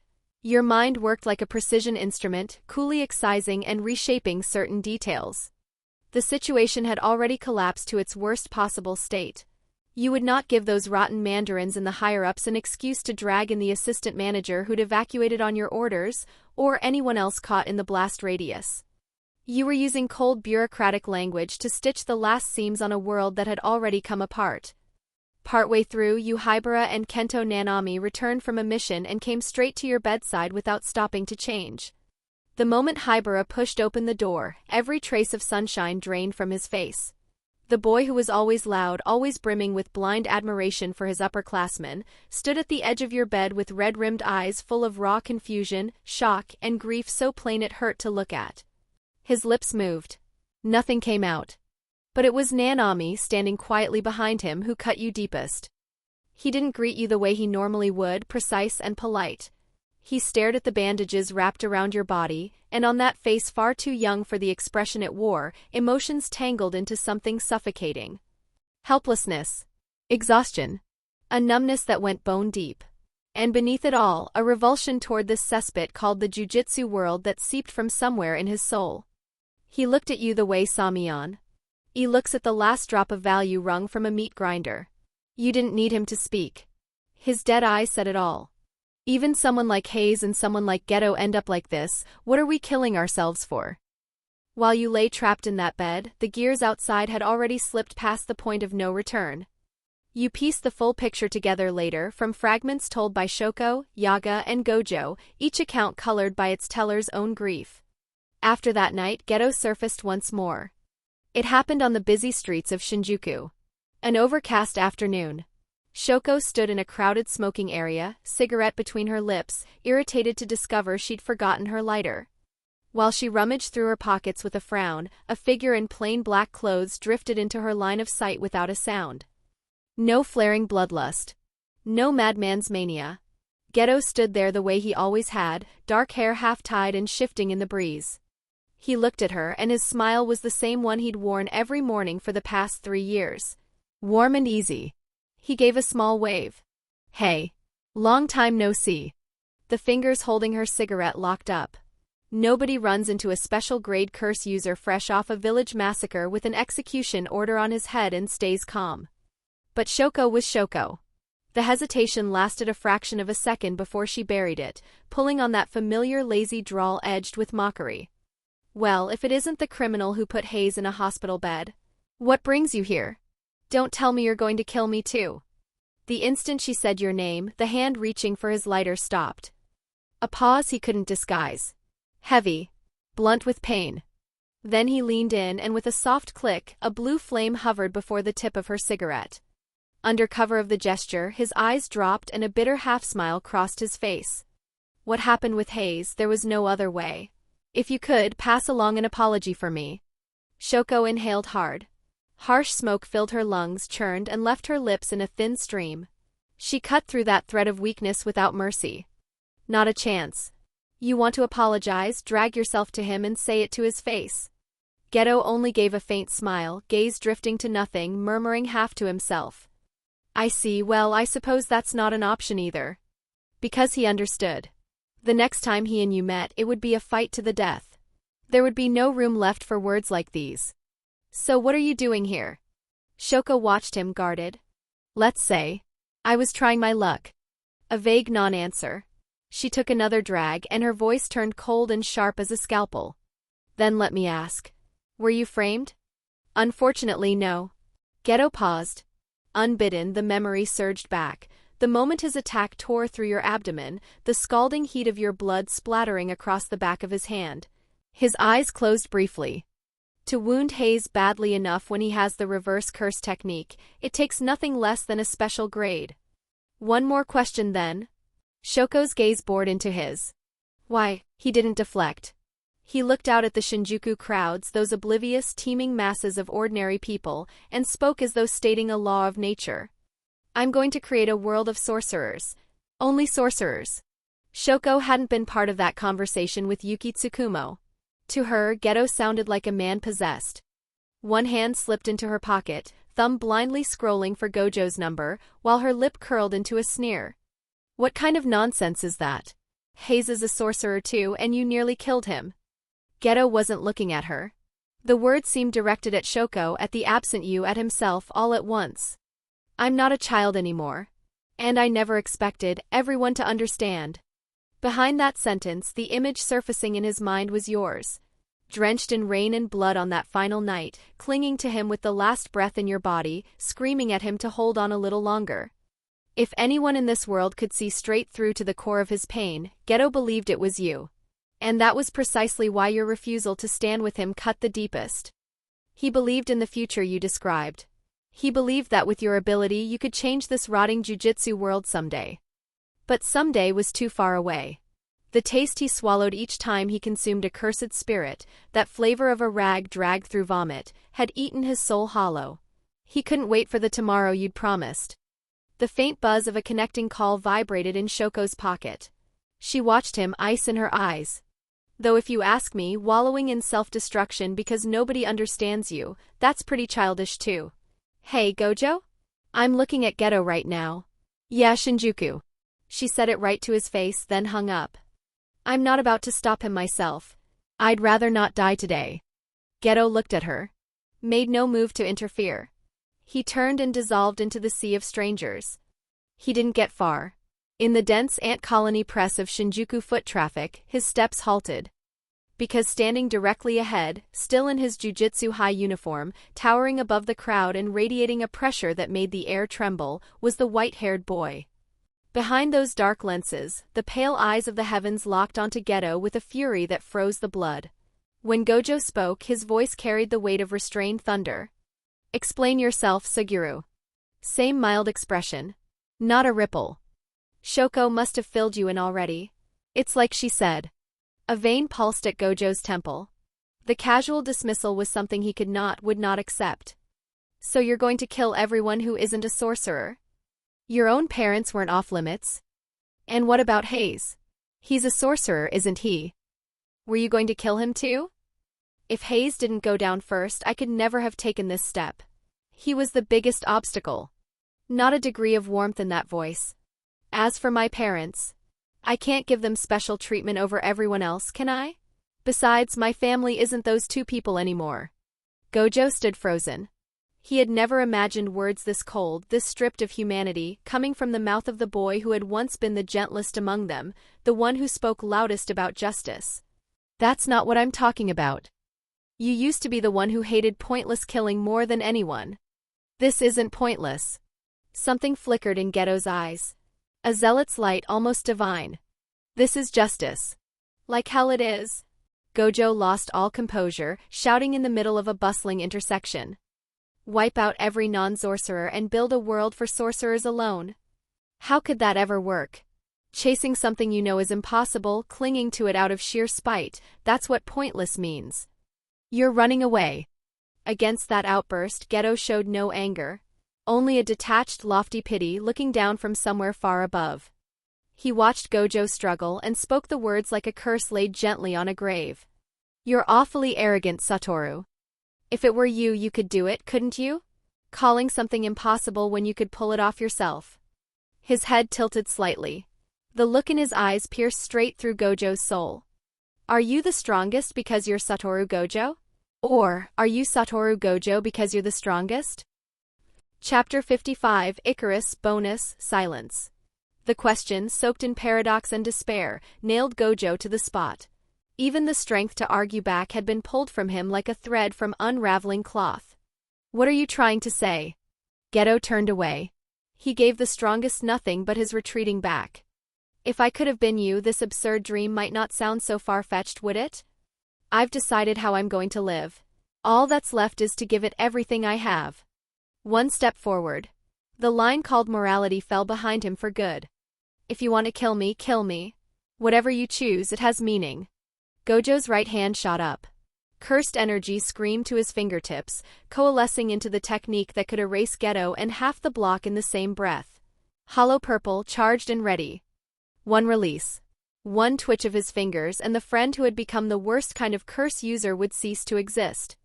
His hand shook violently. Through the gaps between his fingers he watched that silhouette grow smaller.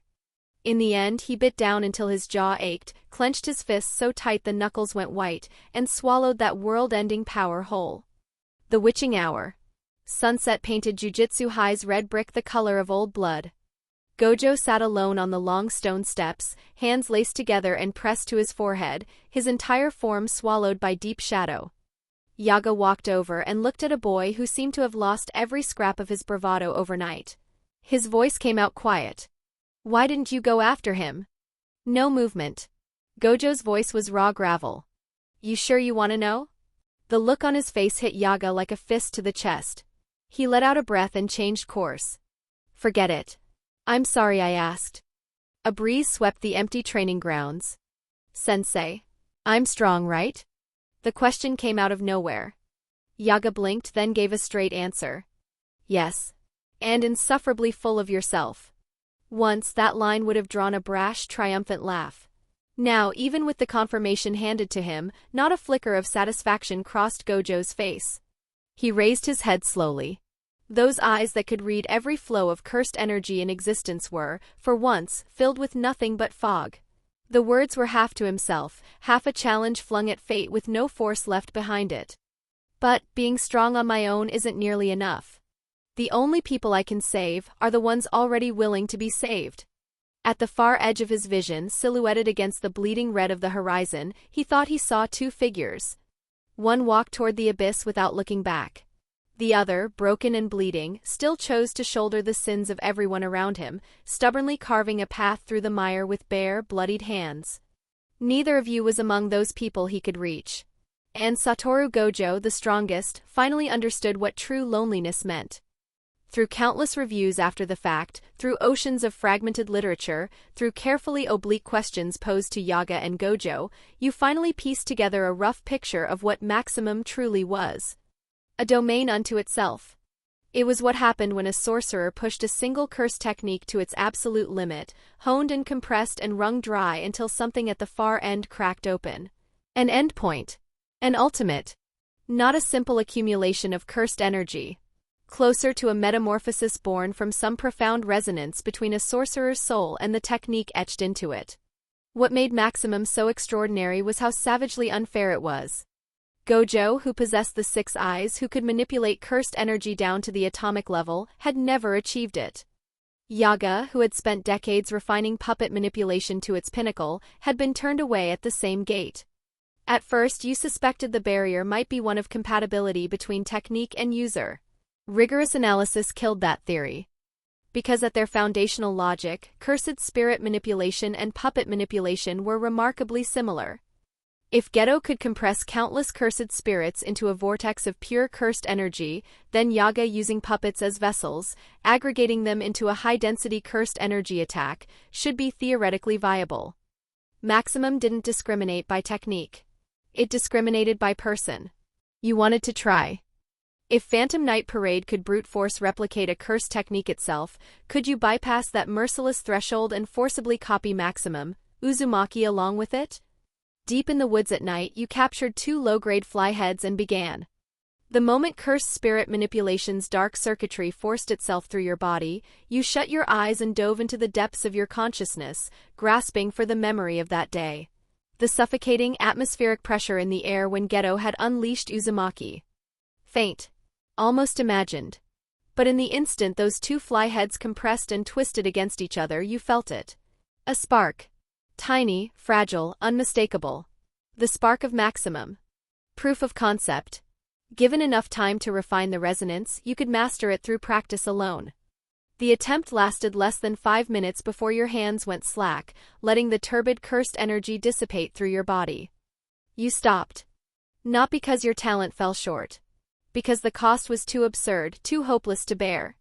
To practice, to even maintain that threadbare connection to Uzumaki, you would need to run cursed spirit manipulation through Phantom Night Parade continuously, for hours, for days. Otherwise, every cursed spirit you'd collected would vanish the moment you switched techniques. The implication was staggering. You would have to sacrifice Phantom Night Parade's versatility.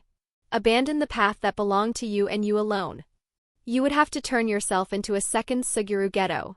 Swallow those cursed spirits every day, choking down the taste of vomit and sewage, walking step for step the same road that had led him to ruin.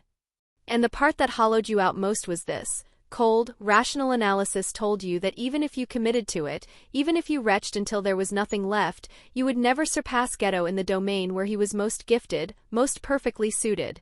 Not ever. In the dim room you gave in. Your hands covered your face, and what escaped was a sigh so heavy it seemed to carry years of exhaustion compressed into a single breath. You'd believed that the experience stacked across multiple simulated lifetimes, combined with Phantom Night Parade's near-limitless potential, had earned you a seat alongside the gods standing at the summit. But the moment you brushed against the absolute territory of maximum, the truth cut deeper and more cruelly than before.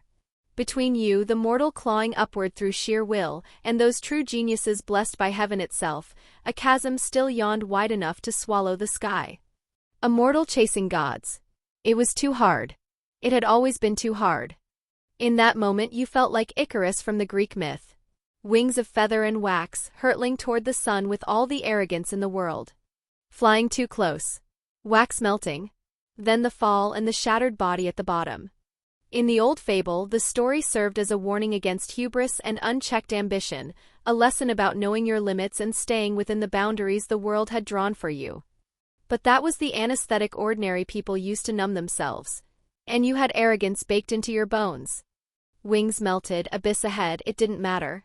You would tear down this man-eating, soul-crushing jujutsu world that had driven Suguru to madness. Your own reckoning with this damned world. Compromise? Surrender? Those words had never existed in your vocabulary. But you couldn't hide the madness of cornering yourself like this. Not from the people at Jujutsu High. During this stretch, you kept cursed spirit manipulation running without pause. Long enough that the cold, bloody stench of cursed spirits had seeped into your skin like a stain that wouldn't wash out. Yaga watched you on more than one occasion, brow furrowed, words forming and dying on his tongue. Shoko, when she passed you in the hallway, didn't bother with a greeting. She ground her cigarette into the wall hard enough to leave a mark, fury written in every line of her body. Her way of telling you what she thought of your self-destruction. Everyone knew. Even though weeks had passed, even though on the surface you'd returned to your usual composure, running missions with mechanical precision. They believed that somewhere deep inside you were still trapped on that night. That you had never let go of Geto's departure. That you were using his technique to punish yourself. That this was self-flagellation dressed as training, a desperate attempt to keep the ghost of the man who'd betrayed everything tethered to you in the form of cursed energy, forever at your side. Bang! A deafening crash ripped through the suffocating silence of your room. Your door, old wood and creaking hinges, was kicked open with a violence that had no interest in negotiation. The hinges shrieked. The door slammed into the wall hard enough to shake dust from the ceiling. Yo? Haze! What are you spacing out for? Let's go. Gojo's voice barged in right behind the door. He ignored the oppressive atmosphere in the room completely, crossing the floor in long, careless strides until he stood over you. Without a word of explanation, he grabbed the back of your collar and hauled you out of your chair like a bristling, unwilling cat being dragged from its hiding spot. Hey. Satoru. What's wrong with you? The collar dug into your throat. You coughed, fighting on instinct. I got back from a mission 5 minutes ago. I haven't even caught my breath. The report isn't finished. Who gives a damn about reports? Boring garbage like that, toss it to an assistant manager.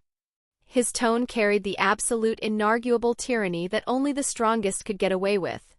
Your resistance meant nothing. His grip didn't loosen a fraction. Quit whining and come with me.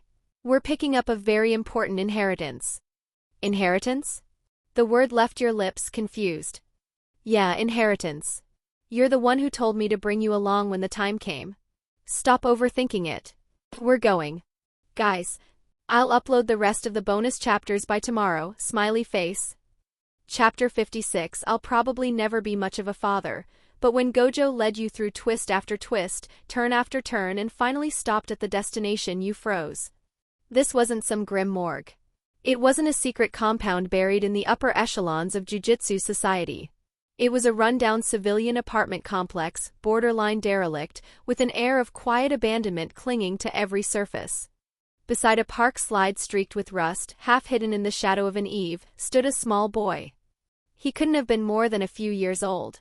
His clothes were old and slightly too big for his frame, and his hair was a wild black explosion, sticking out in every direction like a sea urchin. He watched you approach with the eyes of a stray cat. Guarded. Far too old for his face. The instant you saw him clearly, HSS. You sucked in a sharp breath. Your pupils contracted and your feet locked mid-step before you could stop them. The resemblance was staggering. The brow, the set of the eyes, the quiet hostility in every line of his expression. This boy was a carbon copy of the sorcerer killer who had nearly wiped both of you off the face of the earth. Toji Fushiguro shrunk down and staring back at you. Gojo stopped walking and tilted his head just slightly. He'd caught the micro-shift in your expression, and the look he gave you said, "So you see it too." Then, in a tone so breezy it could have been a comment about the weather, he laid bare the identity that was carved into both your memories like a scar. You noticed, huh? Yeah. This little brat is the biological son of the bastard who almost killed us both. Because Gojo had framed the child as an inheritance, you'd completely forgotten about the child Toji Fushiguro had entrusted to him. Gojo strolled up to Megumi Fushiguro, hands stuffed in his pockets, swaying with that boneless ease of his. You're little Megumi Fushiguro, right? Megumi looked up at him. Wary. Unimpressed. Who are you people, anyway? And what's with that face you're making? Gojo dropped the unconscious sneer he hadn't realized he was wearing and cut straight to the point. Nothing. Just thinking how you really are cut from the same mold. Your father came from a prestigious jujutsu clan called Zenin. Turned out he was a bigger delinquent than even I could pull off. Ran away from home and had you. You can see curses, which means you've got cursed energy. Be honest. You've already noticed your own curse technique, haven't you? The Zenin clan loves nothing more than studying techniques. Most of their kids awaken theirs between 4 and 6. Right now is the perfect window to sell you to them. You, Megumi, are the ace in the hole your old man prepared against the Zenin clan. Makes you angry, right? Well, your dad was actually killed by M. Before Gojo could finish confessing to the murder of Megumi's father, a young voice cut him off. Not really. I have zero interest in knowing where that guy is or what he's doing. Haven't seen him in years. I don't even remember his face anymore. The boy's tone was flat, clinical. But from what you just said, I think I get the picture. Sumiki's mom stopped coming home a while ago too. That means neither of us is useful anymore. The two of them probably ran off somewhere to enjoy themselves. You stared at the boy called Megumi Fushiguro, watching him dissect the brutal reality of his own abandonment without a flicker of emotion, and you couldn't begin to imagine what kind of environment had forged a child into this. One thing was clear. He was another casualty dragged under by this twisted world. And now he stood face to face with the man who had killed his father, about to have his fate decided for him. Twisted was the only word that fit. Gojo, too, had been caught off guard by the boy's composure. The flippancy drained out of him. He straightened. You're really a first grader? Anyway, whenever you want to know about your father, come ask me. His story's worth hearing at least. But let's get to the point. What do you want to do? Move in with the Zenin clan? Megumi didn't spare a thought for himself. His question went straight to Gojo. What happens to Tsumiki? If I go there, will Tsumiki be happy? That's all I care about. For a child abandoned so young, surviving on nothing but the company of a stepsister he shared no blood with, the calculus was simple. As long as she was safe, it didn't matter where he ended up or who he was sold to. You glanced up toward a second-floor window nearby, where a girl was leaning out, calling Megumi's name. That had to be the Tsumiki he kept mentioning. but you couldn't sense a trace of cursed energy from her. I can say with certainty. Gojo was about to answer Megumi's question, but you beat him to it. Nothing good. Forget happiness. In that den of vipers, she'd be worse off than she is now. Something from the deepest layers of your first simulation must have surfaced, because the words came out before you could stop them, raw and serious. Oh? You know your stuff, Haya. Gojo turned, ready to rib you, and the quip died on his tongue. Anger. Genuine. Visible anger. An emotion he almost never saw on your face. What's wrong, Hayes? Nothing. The word was hollow, and everyone present knew it. Gojo didn't push. But when he turned back to Megumi, another furious face greeted him. Smaller, younger, just as fierce. The sight pulled a laugh out of him despite everything. He murmured under his breath. What is this? You two even look alike when you're angry. Still grinning, Gojo reached out and ruffled Megumi's bristling hair, like smoothing the fur of an offended kitten. Okay. I know your answer. Leave the rest to me. I'll cover everything. Once Megumi had Gojo's explicit guarantee that all expenses would be handled, he let out a small sigh and grudgingly accepted the arrangement offered by this bizarre white-haired stranger who dropped out of the sky. Then, the instant the tension began to ease. But here's the thing. Gojo's tone pivoted on a dime. With practiced ease, he seized the back of your collar and shoved you, completely unprepared, directly in front of Megumi. The guy who's going to look after your daily life and teach you how to use jujutsu? It's this one right here. He jabbed a finger at you, shameless as ever. Huh, you stood there blank. You looked at Megumi, who wore the exact same stunned expression looking back, then whipped around to demand what the hell Gojo thought he was doing. Confronted with your outrage, Gojo spread his hands wide and delivered his perfectly prepared cover story with zero remorse. I'm busy. He pointed at his own nose, voice loud with theatrical indignation. I'm officially the strongest individual alive right now. The higher-ups dump every suicide mission on my plate. I don't even have time to stand in line for dessert anymore. You think I can babysit? Then, with a flourish that belonged on a stage, he swung his finger toward you and addressed Megumi. Besides, he's the perfect teacher. This guy's technique can perfectly replicate anyone else's abilities. He can copy your technique directly and teach you hands-on. He's basically a custom-built nanny.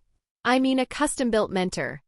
Little Megumi looked between the two of you with the withering gaze of a child watching two idiots perform. Gojo bouncing off the walls. You wearing an expression that defied description. With ice-cold precision, the boy delivered his verdict. Do you people always decide other people's lives this casually? Your instinct was to argue. You'd intended to be involved, yes, but not like this. Not shouldering the entire responsibility Gojo was supposed to carry. Toji's dying request hadn't been made to you. But when you turned, ready to refuse in no uncertain terms, your eyes met Gojo's. And you stopped. In that single second, with a clarity that cut through everything, you read the words he hadn't spoken. He was afraid. Suguru was already gone.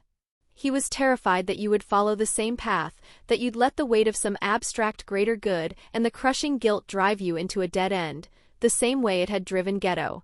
That you'd march toward self-destruction and never look back. He was afraid you'd sink into that obsession and never surface. This was Gojo's way. Chaotic, absurd, forceful.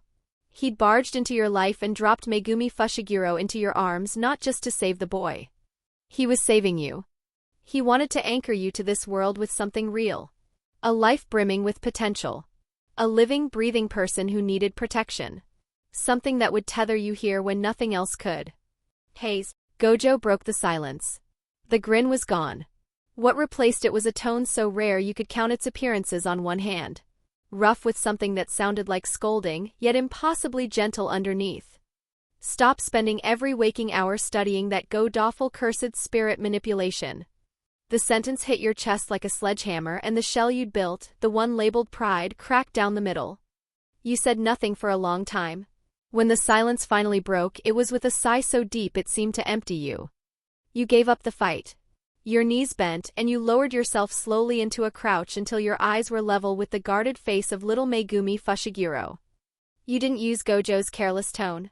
Instead, you looked into the boy's eyes with a weight that felt like a vow. An oath you would never break. I have to be upfront with you. I'm a mess. Bad personality, head full of dangerous ideas. I'll probably never be much of a father. You reached out. He flinched away, but you rested your hand on his shoulder anyway. But I promise you this. I'll do everything I can to make sure that in this twisted world, you at least have the power to choose your own life. Little Megumi stared at you. He was too young to grasp the full weight behind those words, but something in him, some instinct deeper than language, told him you weren't lying. Watching the scene unfold, the man who stood above all others, the strongest, lifted his chin. And for the first time in what felt like an age, a smile touched his lips. A real one. Quiet, easy, and unburdened.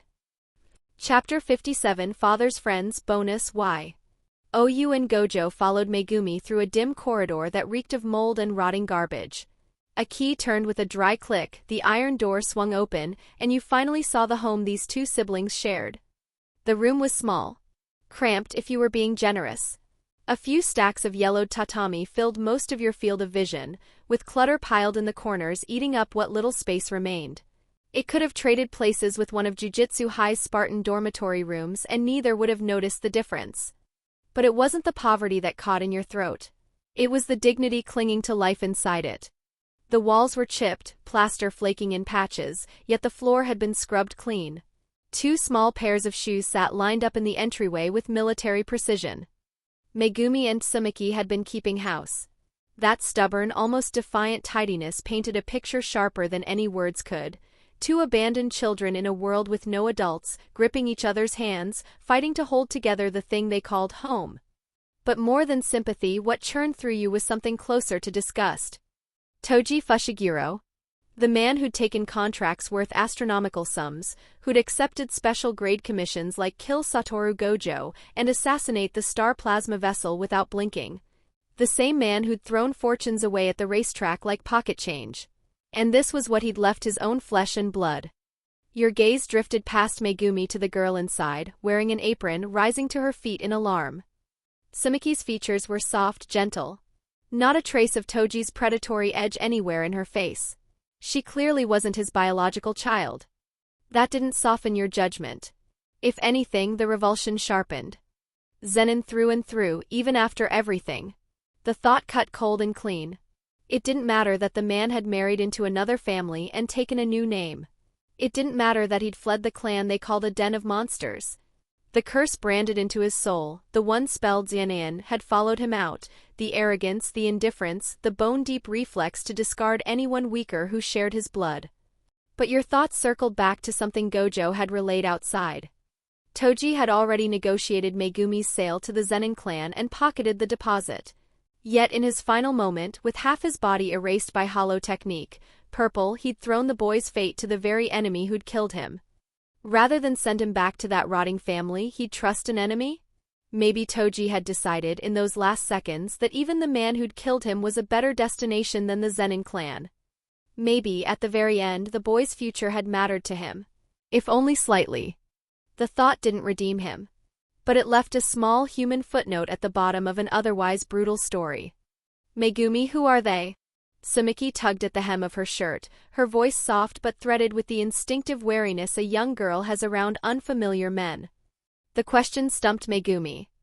Those dark eyes, so much like his father's, swept back and forth between you and Gojo, whose sunglasses had slid down his nose as he peered around the room with shameless curiosity. The boy thought for a long time, visibly weighing how to explain this situation to someone as trusting as Tsumaki. He seemed to give up. One glance back at you and Gojo and he answered with a perfectly straight face. Father's friends. I think. Gojo lost it. His hand clamped over his mouth, but the explosive snort of laughter broke through anyway. Friends? Us?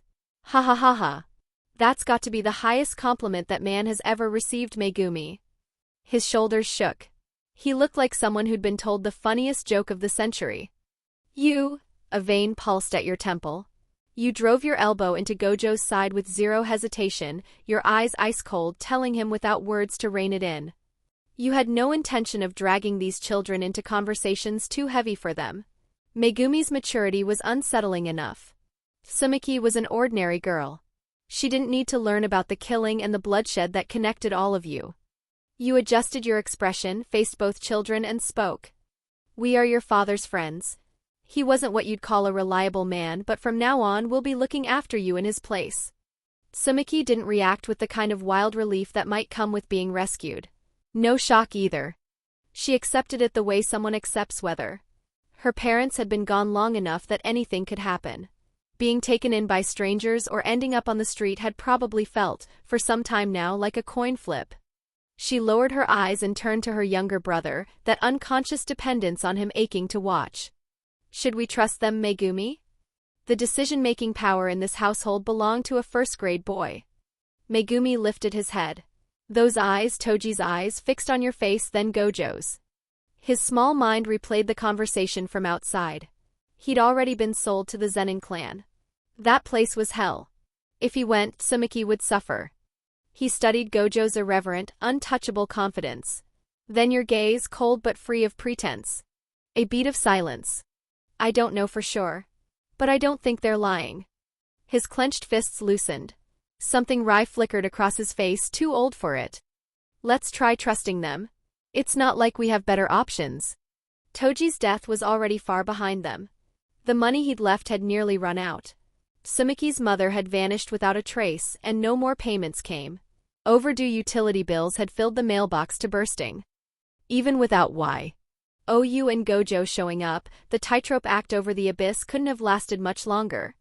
Once you'd taken on the mess, you moved fast. With Megumi and Sumiki's consent, you began searching for a new place immediately. Your reasoning was practical and thorough. Unlike Megumi, who had the makings of a jujutsu sorcerer, Sumiki was completely ordinary. Dropping them into a place like Jujutsu High made no sense. And even if Megumi was bound for Tokyo Jujutsu High eventually, that was years away.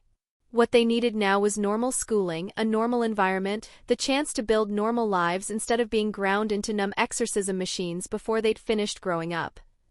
There was also the security concern. Given the parents they had, leaving them in a rundown apartment with non-existent security was asking for trouble. Toji Fushiguro had made enemies. Some of them might come looking. You weighed Jujutsu High's response distance, the strength of nearby barriers and proximity to good schools, then settled on a unit in an upscale residential district in Tokyo.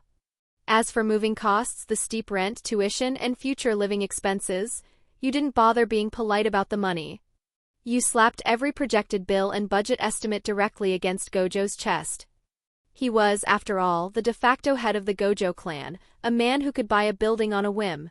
Your own salary, earned by nearly dying to replicate curse techniques, had no business being wasted on expenses that rightly belonged to the person Toji had entrusted his son to.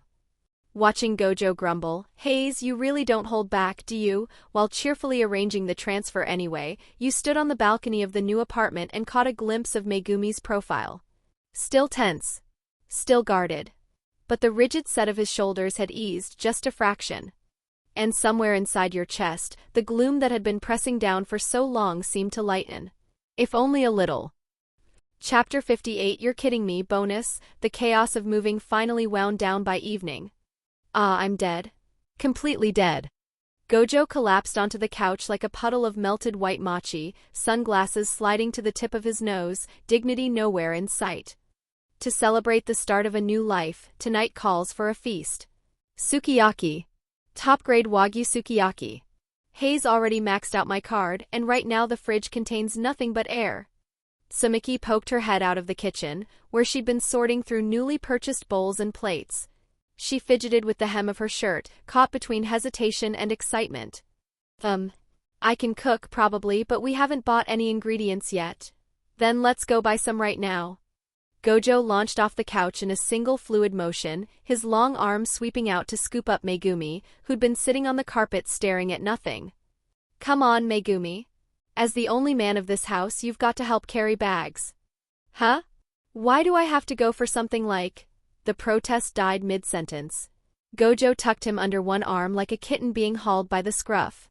You caught the look in Gojo's eyes. Casual on the surface. Deliberate underneath. You understood. You turned to Sumiki, keeping your voice gentle. Sumiki, stay here and finish unpacking. Maybe boil some water while you're at it. The heavy lifting is grunt work. Leave it to us and Megumi.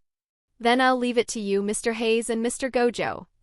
She nodded, and the smile that spread across her face was the first genuine one she'd worn since arriving at the new apartment.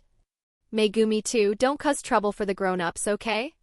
Pinned under Gojo's arm, Megumi stopped struggling. He saw the relief on his sister's face and swallowed the complaint sitting on his tongue. He turned away with a muffled mm.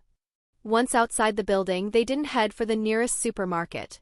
Gojo led you further and further off course. Past several streets through increasingly empty blocks, until you stopped at an undeveloped stretch of wasteland along a riverbank. Weeds choked the ground. No one around for hundreds of meters. The only sound was the occasional muffled rumble of cars crossing the elevated highway in the distance.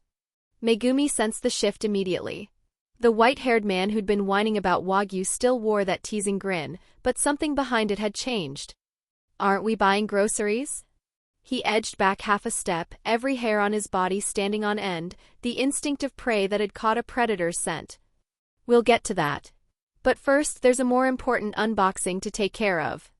Gojo stood with his hands in his pockets, pale blue eyes impossibly deep in the fading light. His chin tilted toward you. "Go ahead, Hayes. Drop a curtain. It's remote out here, but if some civilian sees what's about to happen, Yaga's going to lecture us for a week."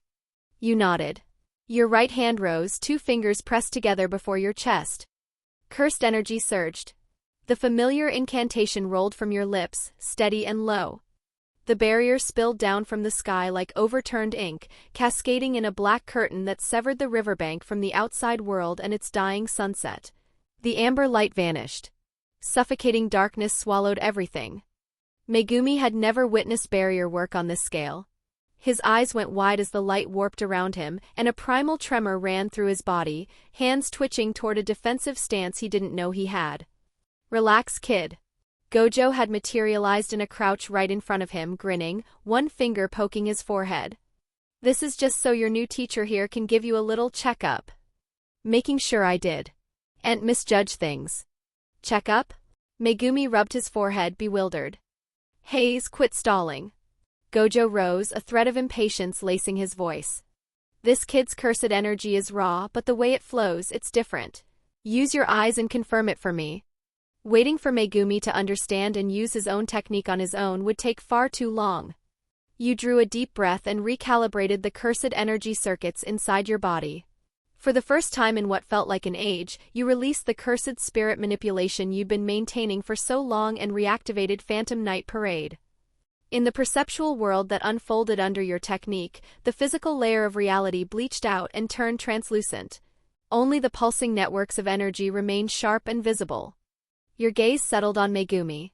That thin silhouette standing among the dead weeds transformed utterly under your technique's lens. A mature sorcerer would unconsciously wrap their entire body in cursed energy as a defensive shell, making analysis difficult. But Megumi was an open book. No defenses, no obfuscation. He didn't know how to control or conceal his own energy. Dark cursed energy, ink black, seeped from his body in uncontrolled waves. Yet the instant Phantom Night Parade dove deeper, you realized the energy wasn't chaotic at all. It pooled beneath his feet, resonating with the shadows on the ground in a strange, intricate harmony. This wasn't simple cursed energy leakage. This was a technique circuit of extraordinary precision, one that used shadows themselves as its medium. The analysis met no resistance. The ease of it startled you. It felt like plunging your hand into a pool of fathomless black water, and when your fingers brushed the core, the ancient technique waiting there didn't resist. It welcomed the contact, as though it had been waiting to be called. Information flooded in along your line of sight. Specific hand formations. Methods of refining cursed energy. Shadows as the medium.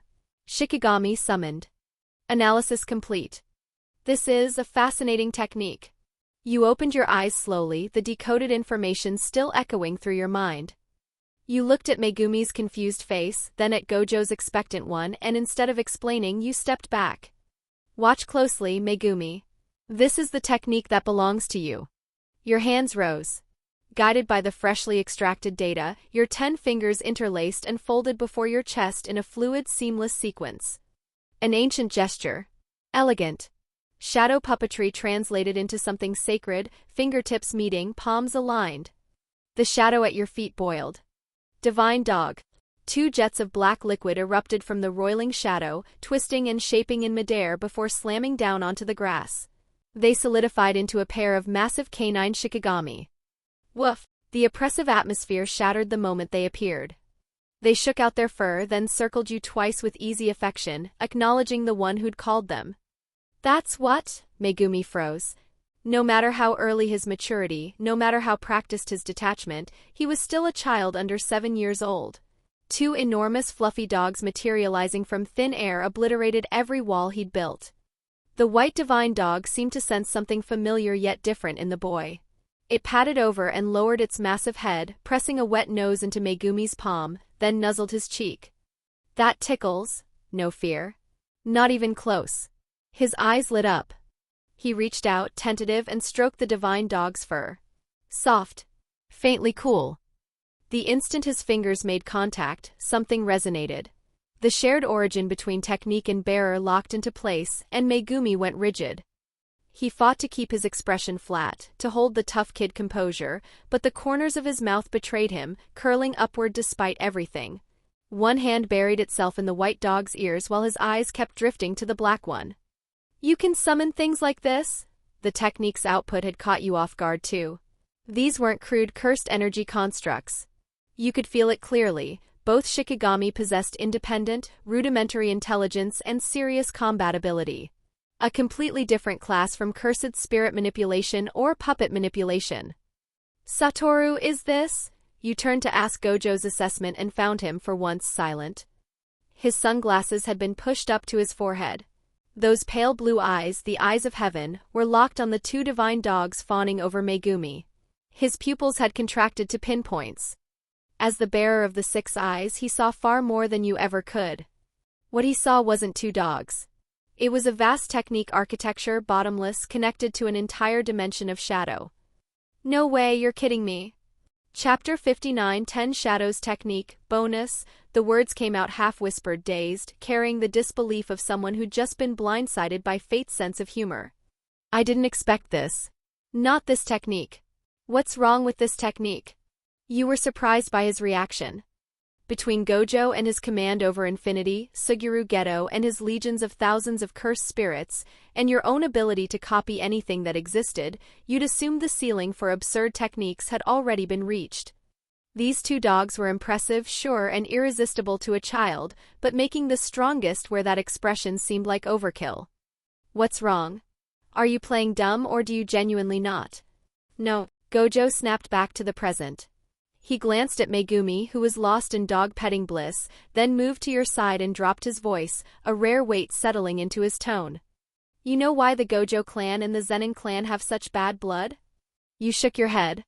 Way back in the Edo period, maybe even the Keicho era. The head of the Gojo clan at that time had the same loadout I do. 6 eyes plus limitless. He tapped a finger beside his own eye, a wry smile playing at his lips.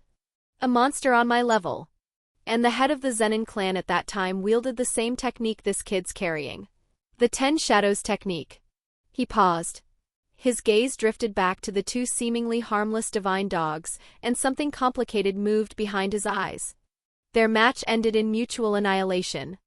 Your pupils dilated. Your voice pitched up before you could stop it. Mutual annihilation? You looked toward Megumi. Both dogs were competing for his attention now, and the boy had one arm wrapped around each. The white divine dog panted with its tongue lolling out, goofy and content. The black one swept its tail against Megumi's shins. The absolute defense of 6 eyes and limitless, the pinnacle of jujutsu, had fought to a draw with a technique whose summons looked like oversized pets. This is the thing the old man at the Zenin clan has been dreaming about getting his hands on. Gojo reached out and closed his fist around empty air, as though snatching an invisible thread of destiny. These 2 divine dogs are the starter kit. The ceiling of this technique might have the potential to kill me. His delivery was light, but the gravity etched into his profile said everything. He wasn't joking. I see. You inhaled slowly, a storm raging behind your ribs. No wonder Toji had called this his trump card against the Zenin clan. Trump card was an understatement.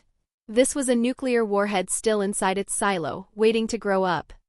You watched Megumi, half buried under affectionate dogs, his face finally showing the unguarded, genuine smile of a child his age, and the weight in your chest doubled. 6 years old. He had no idea what sat on those narrow shoulders. A power heavy enough to shake the entire history of jujutsu. All right. Unboxing complete. Gojo clapped his hands together with a crack so loud both divine dogs dissolved into black mud and vanished into the shadows. Megumi's arms closed on empty air.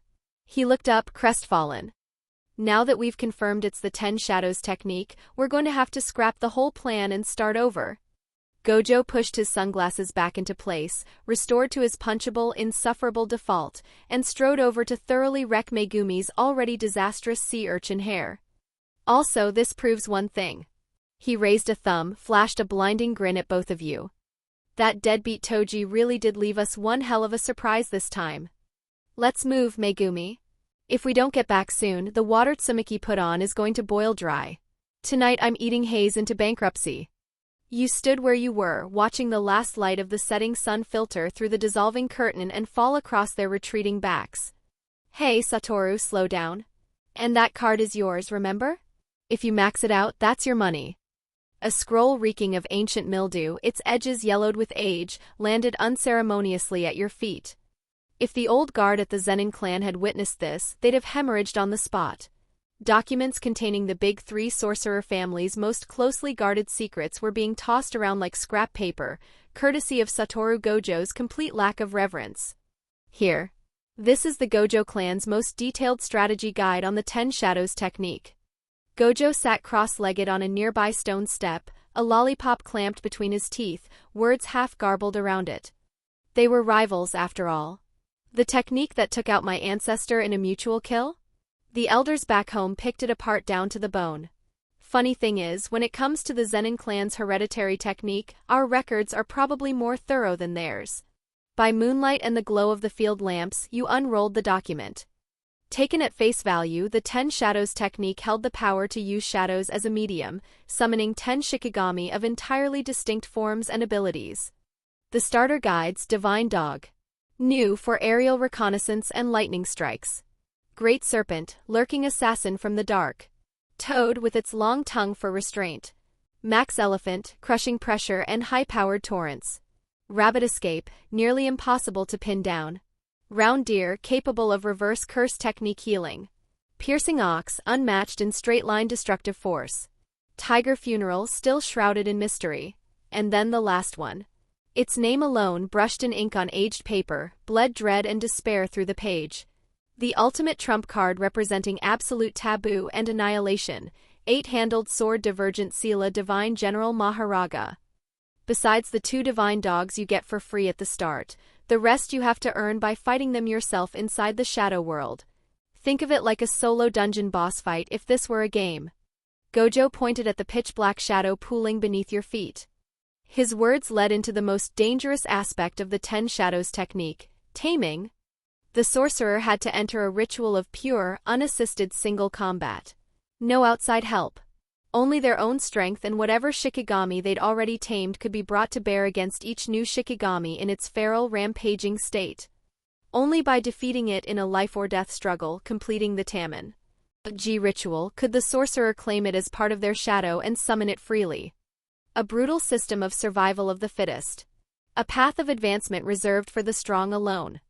But what shook you even deeper, what drew grudging admiration from somewhere in the pit of your chest, was the technique's most domineering and tragic mechanic, technique inheritance. Or perhaps more accurately, destruction and fusion. In the conventional understanding of jujutsu, if an ordinary Shikigami was destroyed, the sorcerer could simply reconstitute it by gathering cursed energy and summoning it again. The 10 Shadows technique played by different rules. Once a tamed Shikigami suffered a fatal blow beyond its threshold in combat, once it was truly destroyed, that Shikigami died for real. It could never be summoned again.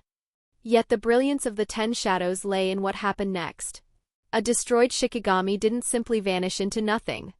Its cursed energy core, the special abilities it possessed in life, didn't dissipate into the ether.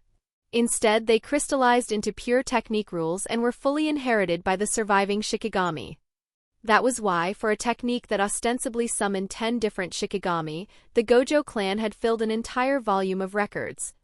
The text documented not only how the 10 Shadows technique's Shikigami changed based on the total cursed energy the user channeled into them, but also catalogued several different Zenin clan bearers of the technique across generations, recording how the destruction of specific Shikigami had affected inheritance patterns and resulting abilities in the survivors. Armed with the intelligence Gojo had provided, you began attempting to clear this dungeon within the simulation state of Phantom Night Parade. Between your formidable hand-to-hand combat skills and battle instincts, the earlier Shikigami proved challenging but never insurmountable. Rabbit Escape, New, Great Serpent, Toad, and Max Elephant fell in sequence. Their tamings completed one after another, until you came face to face with a beast that didn't believe in rules. The moment you formed the hand shadow to summon Piercing Ox and initiate its taming ritual, what greeted you was a linear charge so violent it tore the air itself apart. A bull the size of a small truck. No tricks, no subtlety. It charged in a straight line with inexhaustible stamina. But the 10 Shadows technique's design granted it acceleration without limit. At peak velocity, those razor horns became an unstoppable lance. In that split second of mortal exchange, you made a tactical call. You summoned New, hoping to use its electrified wings to harass Piercing Ox from above, disrupting its line of sight long enough for you to find an angle of attack from the flank. You underestimated the sheer velocity of pure, distilled violence. The instant New dove to unleash its lightning strike, Piercing Ox accelerated with a force that defied physics. In that single heartbeat, it broke the sound barrier. Blood and black shadow fluid detonated in midair. Your pupils contracted to pinpoints as you watched New, your companion through battle after battle, get impaled and shredded by those massive horns without a shred of contest. Its dying shriek ended in a pool of black sludge that would never take shape again. A destroyed Shikigami. Under normal circumstances, a devastating loss for any sorcerer. But under the 10 Shadows technique's rules, brutal and merciful in equal measure, death was not the end. Chapter 60, The Possibility of Multiple Techniques bonus, you'd managed to swing Asaka Rimuru and sever Piercing Ox's head, completing the taming. You were still reeling from the loss of your aerial capability when the anomaly struck. The residual cursed energy and shadow fluid that had once been New didn't fade into oblivion. It surged, drawn as if by some invisible summons, flooding toward Divine Dog, Black and Divine Dog, White where they crouched beside you, licking their wounds. Under Gojo's fascinated gaze, cocoons of pitch-black cursed energy enveloped both Divine Dogs. When the dark shells cracked apart, what stood before you was no longer a simple black hound. Its frame had swelled an entire size larger. Beneath fur that once lay smooth, coils of explosive muscle now rippled with every breath. Most striking of all was its back. A pair of broad jet-black wings had torn free from its body. New's wings. The newborn Shikigami bared its fangs. Dark violet lightning crackled between its claws and teeth like a second pulse, and every rumbling growl left the tang of scorched ozone hanging in the air. Having inherited New's traits, the Divine Dog had evolved into Divine Dog, Totality Plume. The raw physical dominance of its larger frame was formidable enough, but those powerful wings commanded even more attention. The faint halo of electrical cursed energy wreathing its body radiated oppressive force. It combined the bite strength of a canine, the aerial mobility of a bird, and the paralyzing properties of lightning into a single predator. You ran your hand along Plume's faintly tingling fur, and your estimation of this technique climbed another tier. In the course of continued use, you uncovered something else. Something peculiar that only manifested under Phantom Night Parade simulation. It concerned the core mechanics of your own technique and its compatibility with others. When you replicated Cursed Spirit Manipulation, the moment you deactivated Phantom Night Parade and severed the simulation, the shackles binding you to every cursed spirit you devoured and subjugated would snap instantly. They'd break free of your control and revert to their feral state. The next encounter with that same spirit would require recapturing it from scratch, turning your collection into single-use disposables. The 10 Shadows technique operated on an entirely different foundational logic. Its taming ritual wasn't a physical leash enforced by brute cursed energy. It was a contract etched deep into the sorcerer's soul and the roots of their shadow. This meant taming progress could be recorded and saved. It didn't reset to zero when you shut down Phantom Night Parade simulation. Once you'd successfully tamed Piercing Ox, the next time you activated the simulation, it would still be sitting obediently in your shadow arsenal, waiting for your call. The rules, of course, were fair and strict. A soulbound contract was unique by nature, and exploiting system loopholes was off the table. You'd tried summoning the Divine Dogs, instantly deactivating Phantom Night Parade, then restarting the simulation, hoping to summon a second and third pair to build an invincible wolf pack. The result was predictable failure. 10 shadows meant 10 fixed slots. No matter how you toggled your technique, there were only ever 2 Divine Dogs. But that wasn't the discovery that set your pulse racing. What truly caught your attention was the brief delay that occurred after you deactivated the technique. When you summoned Plume in the middle of combat and then, for tactical reasons, abruptly shut down Phantom Night Parade to switch your cursed energy circuits to a different technique, Plume didn't pop like a soap bubble and vanish on the spot. The instant of severance was real. The invisible tether of direct command between you and the Shikigami snapped clean.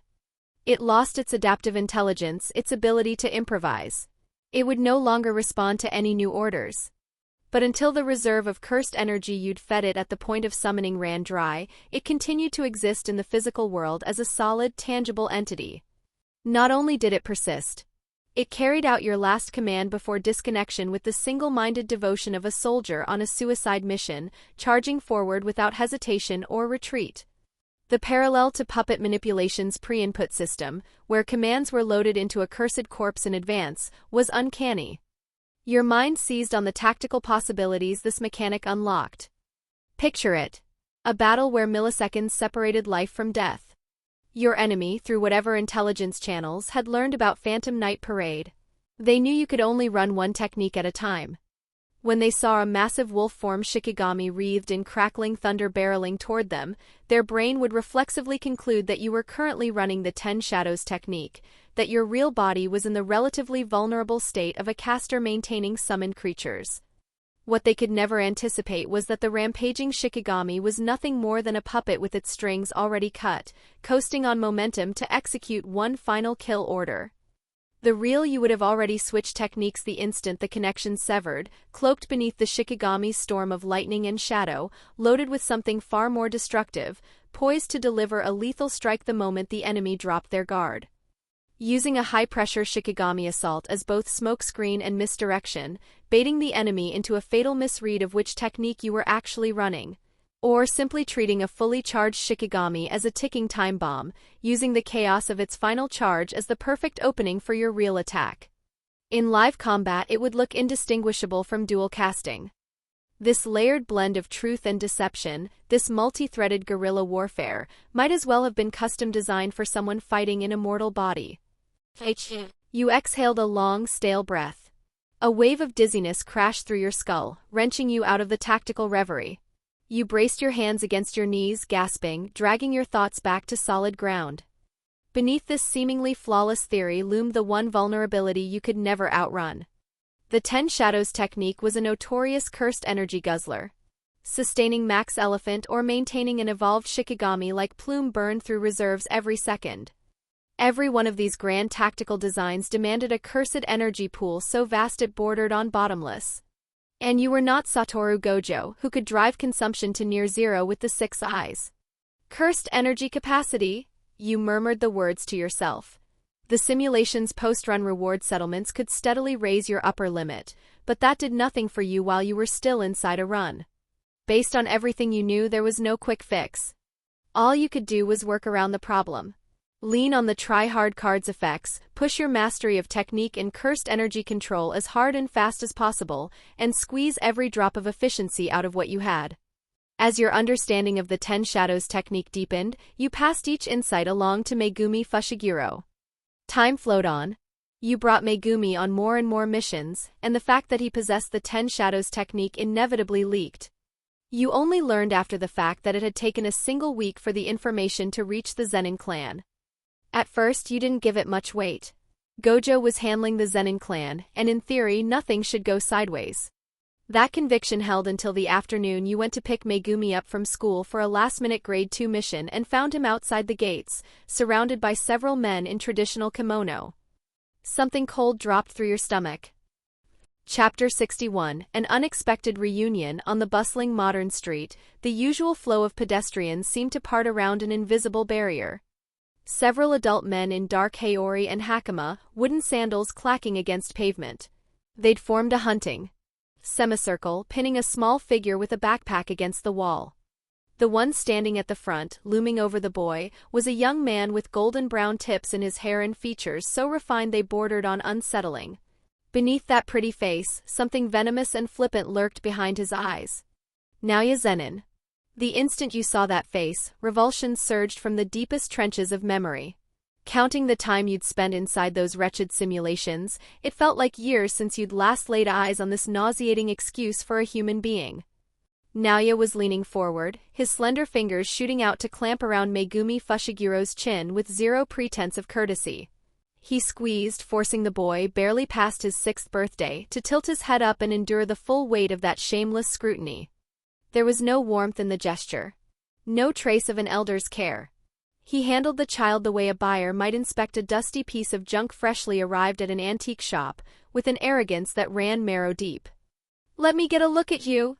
The moment Megumi's features registered in full, Naoya's pupils contracted. A jolt of something indescribable, half thrill and half tremor, lanced down his spine and buried itself in his core. The resemblance was staggering. That jawline. The set of those brows. And those eyes, cold and unyielding even from a position of weakness, stubborn beneath the surface frost. A carbon copy of that man. To Naoya Zenin, Toji Fushiguro was the only person he'd ever looked up to, the only figure his soul had ever worshipped. The lone wolf, proud and savage.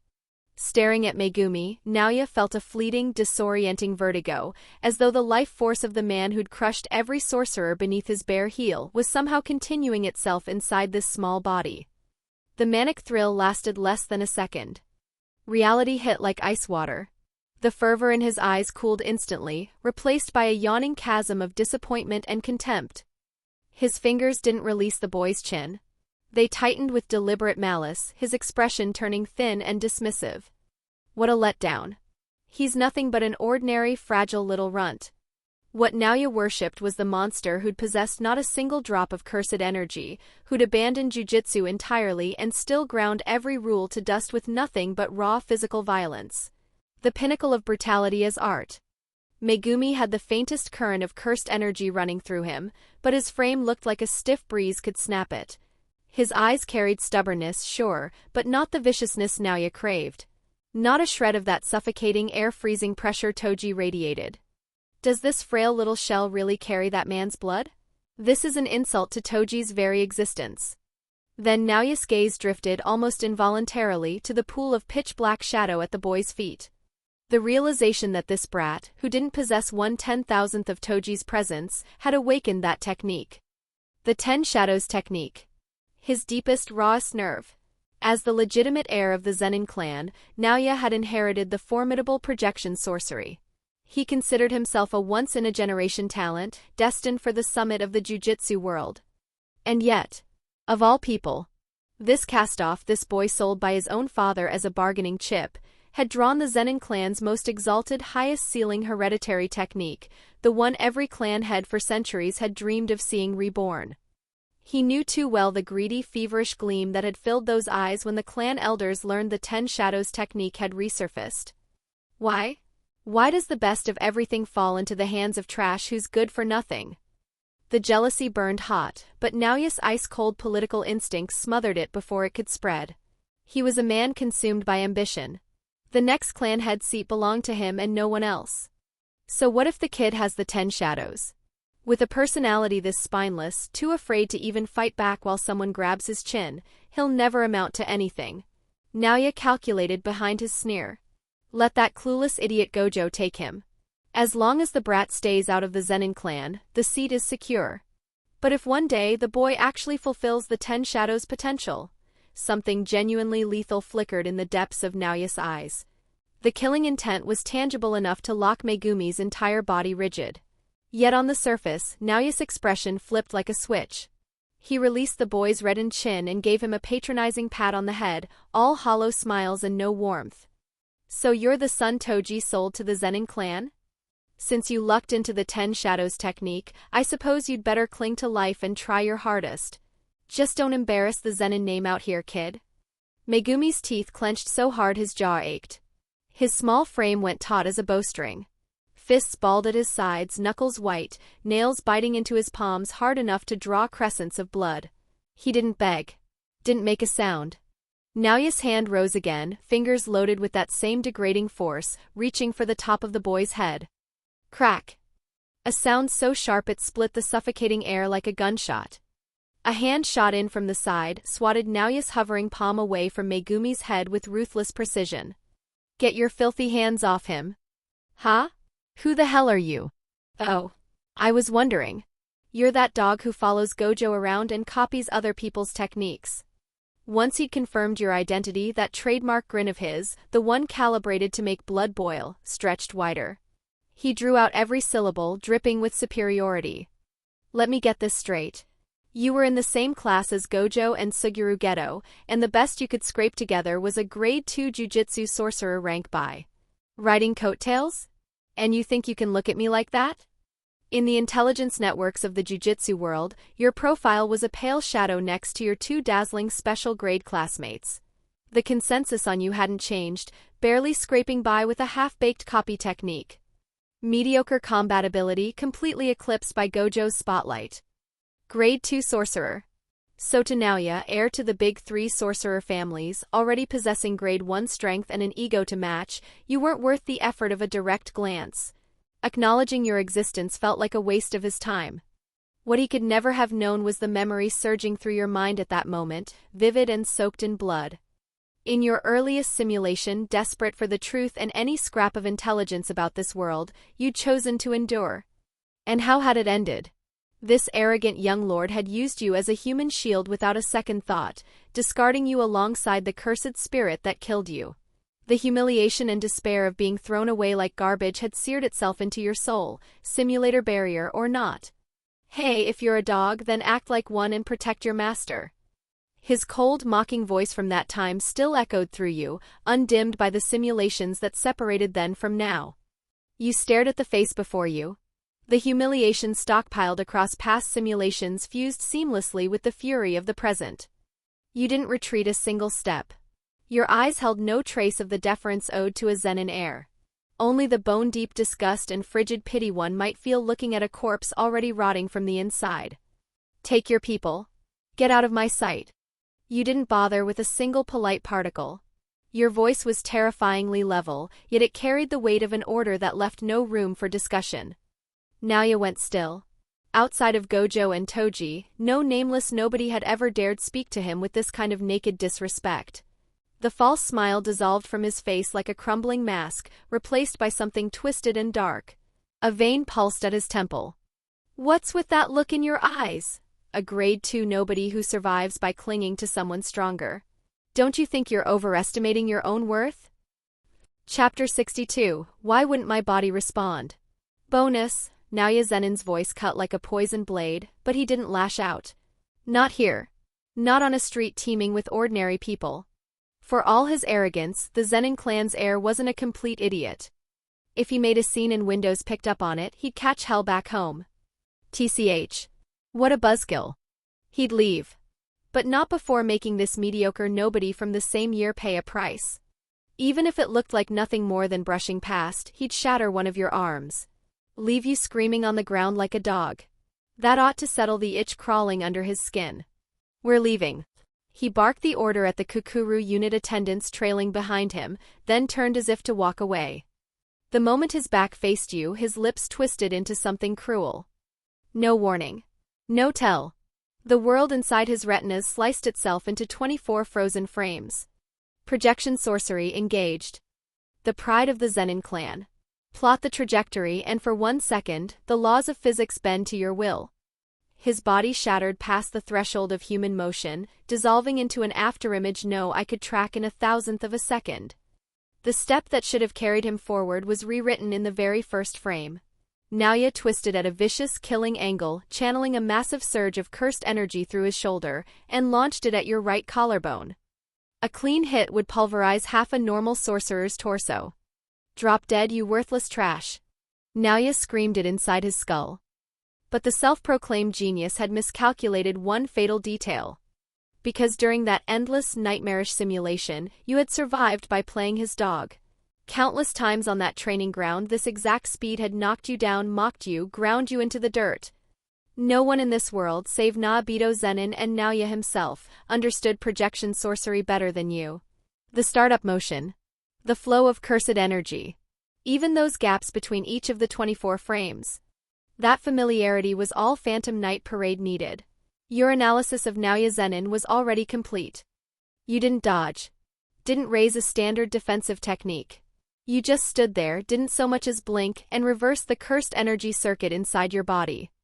In the instant before his shoulder, screaming with terrifying kinetic force, grazed the edge of your clothes, a strange, colorless, formless pulse erupted silently from your body. Like a surgeon's scalpel, it sliced into the perfect chain of frames powering Naoya's projection sorcery. Bzzz. Something detonated inside Naoya's skull. It felt like a steel ball jamming into gears spinning at full speed.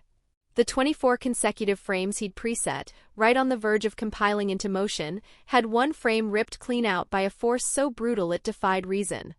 Projection sorcery's absolute backlash triggered. Fail to complete all 24 frames, and the sorcerer's body freezes for a full second. At that velocity, it was a death sentence on wheels. Naoya's body seized. Stiff as stone. All that momentum had nowhere to go, converting wholesale into uncontrolled forward pitch. And right as the backlash locked every muscle in his body, right as he hurtled forward like a tripped bowling ball, you just stood there. Cold. Utterly indifferent. You stuck out your right foot and gave his ankle a light hook. Wham! A dull, miserable crash echoed across the school gate, drowning out the distant traffic. 1 second, the untouchable heir of the Zenin clan had been savoring the sound of your bones snapping. The next, he slammed face first into the rough concrete.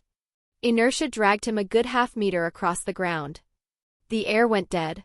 The Zenin attendants stared like they'd seen a ghost, jaws slack, brains short-circuiting. Their young master, the one they called Genius, the leading candidate for next clan head, had just eaten dirt on flat ground? And not gracefully. Not even a little. Ow! A muffled groan. The 1 second freeze expired and control trickled back into Naoya's limbs. What followed was a vicious, drilling pain from the bridge of his nose. His hands shook as he pushed himself up, straining to lift his head. That face, sharp-featured and handsome in its cruelty, was now smeared with dust and blood. The proud, straight nose had a chunk of skin scraped clean off. Twin streaks of red ran from his nostrils to his chin, dripping onto the pavement. Naoya's mind had gone blank. His concussed brain couldn't begin to process what just happened. Why did the technique fail? Why wouldn't my body respond? How the hell did I end up like this in front of this nobody? But when he raised his head and met your gaze through the blood smearing his vision, those cold eyes staring down at him like he was a piece of non-combustible garbage, every question evaporated, replaced by a shame and fury. You goddamn piece of... Cursed energy exploded from his body, warping the air around him. He locked onto you with eyes that wanted nothing more than to rip you apart on the spot. I'd suggest you remember where you are, young Master Naoya. Your voice was quiet and flat. Not a ripple of emotion. But it hit like a bucket of ice water dumped over every nerve, screaming for him to lose control. The reminder yanked him back. His spiraling, cursed energy stuttered. Bloodshot eyes swept the surroundings. It was peak after-school hours. The crowd had scattered from the commotion, but a few dozen meters out, parents and bystanders had already gathered. A cluster of high schoolers in uniform were pointing and whispering. Someone had their phone out, aimed right at him. Hey, what happened to that guy? Tripped on flat ground, that's rough. Dressed all fancy like that, you think he's pulling some kind of scam? That's a lot of blood. Looks painful, should we call the cops? Every idle, curious, amused whisper bored into Naoya's hypersensitive ego and amplified into the most vicious mockery imaginable. He could practically hallucinate the laughter. 100 fingers pointing at his prized face, ridiculing the Zenin heir for looking like a circus clown. His rage toward you didn't cool with the return of reason. It compressed. Superheated. Shame acting as the catalyst, pushing it to a new, more poisonous altitude. But he'd understood the subtext. This was a civilian street. unleashing jujutsu here, causing a panic, risking civilian casualties. Even if the Zenin clan had the clout to bury the fallout with the higher-ups, the scandal would be a catastrophic headache. Naoya clenched his jaw so hard the muscles in his cheeks spasmed. The expression was barely human. Then his venomous gaze drifted to the attendants behind him, and from there to Megumi Fushiguro half hidden behind you, tiny fingers clutching the back of your shirt, face tight with fear. That bloodied face twisted. Rage inverted into a grin. Ha ha ha. I see. Today's escort is Kukuru unit. How perfect. He dragged the back of his hand roughly across his bloody mouth, staining the expensive silk cuff crimson, and fixed you with a serpent's stare. Grab the brat. Kukuru? Chapter 63 Playing by the Rules bonus, the word hit and your pupils contracted. Your brain caught up in an instant. Inside the Zenin clan's insular, bloodline-obsessed hellhole, the Kukuru unit was the bottom rung. Clan members who'd inherited no innate technique, some with cursed energy so faint it barely registered. Under Jujutsu law and Windows classification standards, these people were, for all practical purposes, civilians. If you deployed destructive jujutsu against civilians in broad daylight, the one caught breaking the secrecy code wouldn't be Naoya. It would be you. He never expected them to beat you. They were meat shields designed to seal off your techniques and pin you down. What are you standing around for?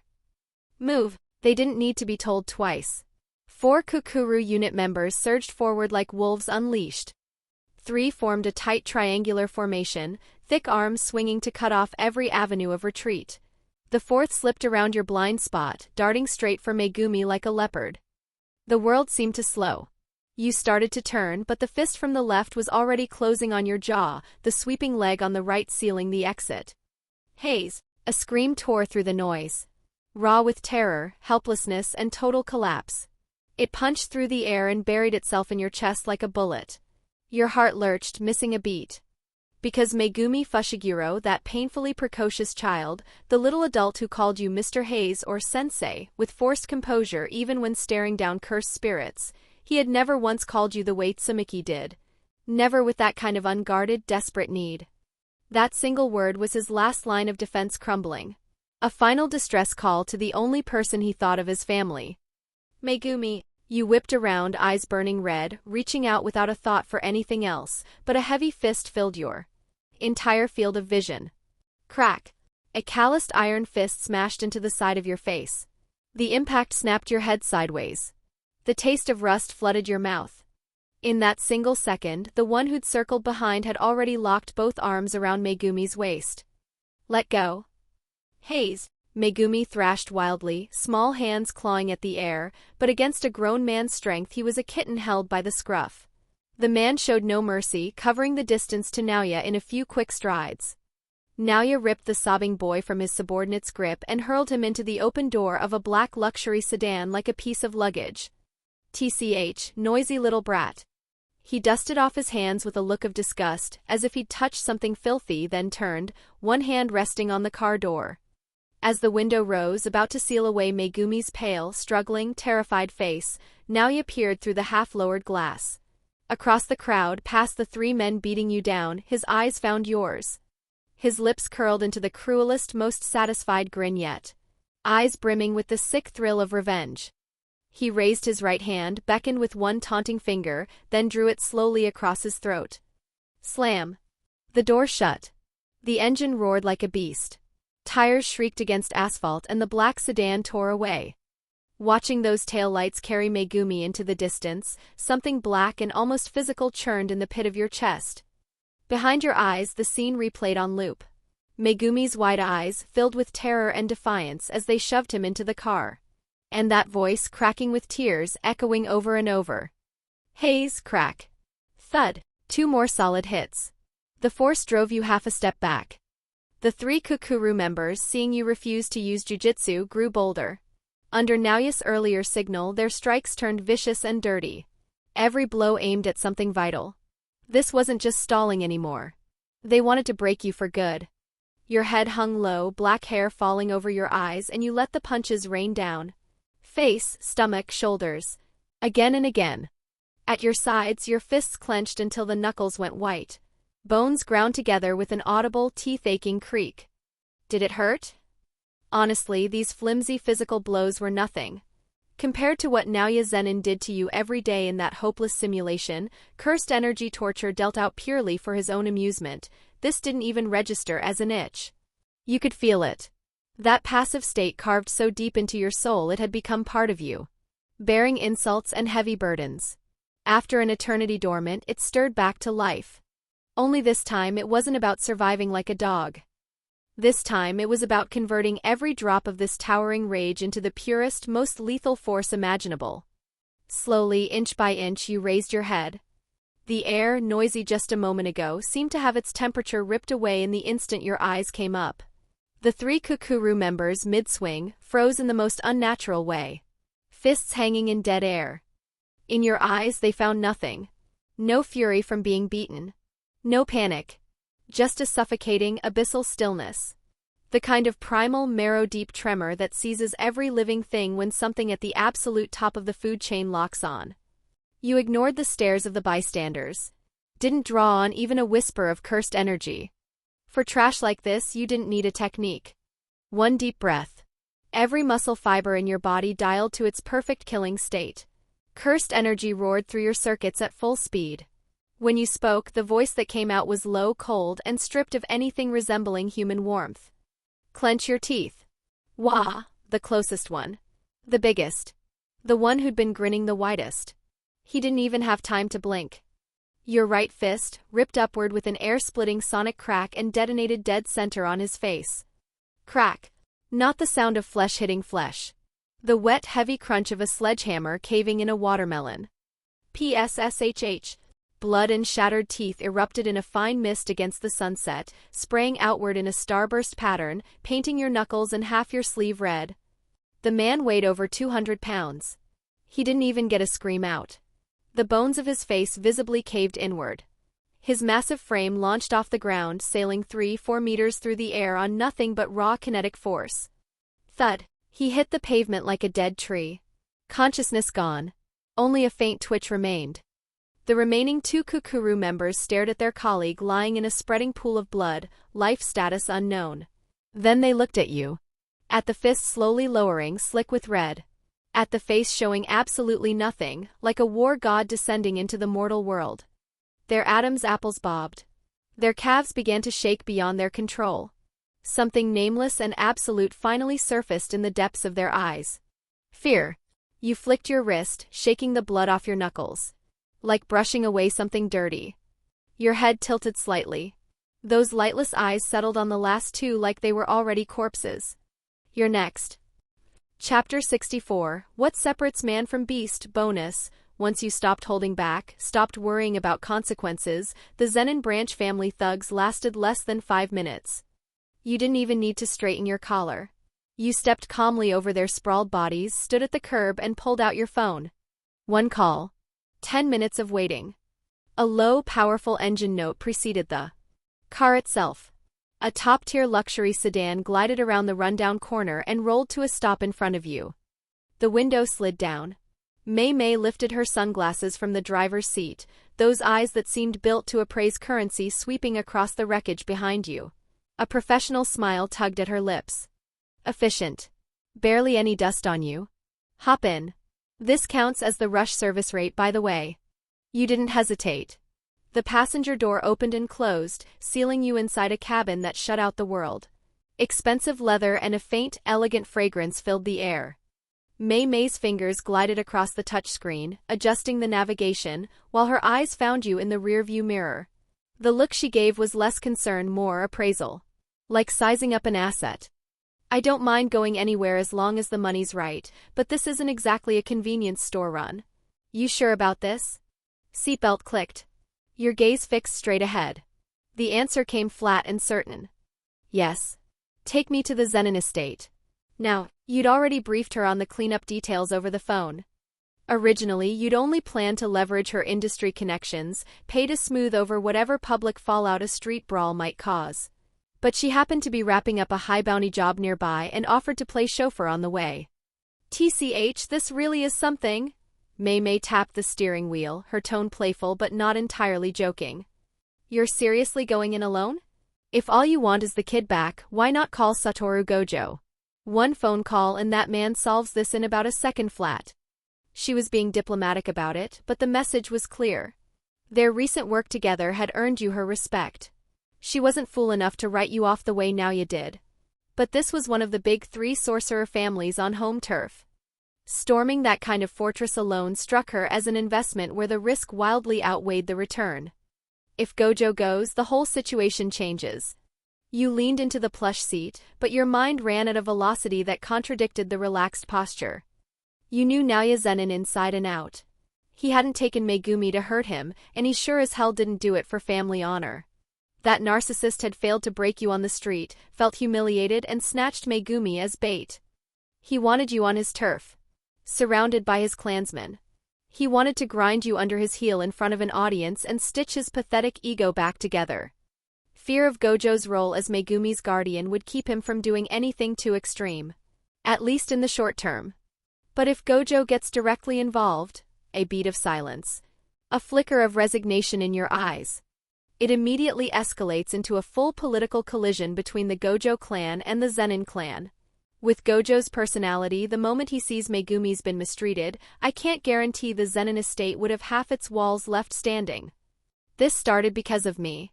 I'm not dragging that kid into the fallout of two families going to war. And I don't need the kind of mess that spirals beyond anyone's control. Besides, you had your own reasons. Across those nightmarish loops of the simulation, you'd spent 2 full years as a stray dog skulking through Zenin territory. That sprawling ancient estate held no secrets from you. Close your eyes and the entire compound projected itself in your mind like a 3D holographic map. Every blind spot. Every alarm talisman. The Kukuru units shift rotations down to the minute. Patrol routes and their dead zones, where the Hei members tended to gather during downtime. Under normal circumstances, the main estate didn't station many Hei members. Most of those Grade 1 sorcerers would be out on high-paying missions. As long as you avoided Junichi Zenin, Oji Zenin, and that perpetually drunk old clan head Naobito, your fingers tapped a quiet rhythm against your knee. The infiltration plan had already been rehearsed 100 times over. With natural suppressing my presence, combined with the 10 Shadows technique's ability to slip through shadows, even a head-on encounter won't matter. I can extract Megumi without a soul noticing. This isn't recklessness. It's a scalpel. More importantly, this had to be a show of force. From the start, this was never just a rescue. It was the next chapter of your conflict with Naoya Zenin. If you didn't hit that bastard hard enough to hurt, hard enough to scare, hard enough to carve genuine fear into his bones, the harassment would never end. In your simulation memories across those 2 years, the rest of the clan had been no saints.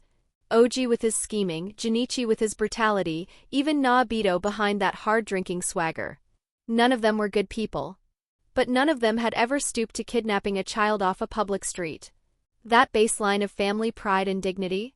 Naoya had flushed every shred of it. So your objective was crystal clear. Not to beg. Not to negotiate. To demonstrate power. You needed the Zenin clan to understand that Megumi Fushiguro wasn't just a vessel carrying the 10 Shadows technique. He was an investment that only bore returns in your hands. In this rotting jujutsu world, reason was a dead language. Only strength and self-interest spoke. At Megumi's age and current development, he couldn't showcase the 10 Shadows technique to the Zenin clan himself. So you'd do it for him. And thinking further out, this fed into a much larger design. Suguru Geto's ideology of exterminating all non-sorcerers was too warped and extreme for you to ever endorse. But the nauseating feudal order the big 3 sorcerer families maintained disgusted you just as much. If you wanted to fix this world without destroying it, you needed a voice at the table. The Zenin clan was a critical piece on that board. Too early to act on any of it. But someday you hoped Megumi would be the one to inherit that clan and burn the rot out of it. The long chain of calculations settled your aura into something dense and still. This was what separated humans from animals. Even at the peak of fury, you could wage a rational, measured game.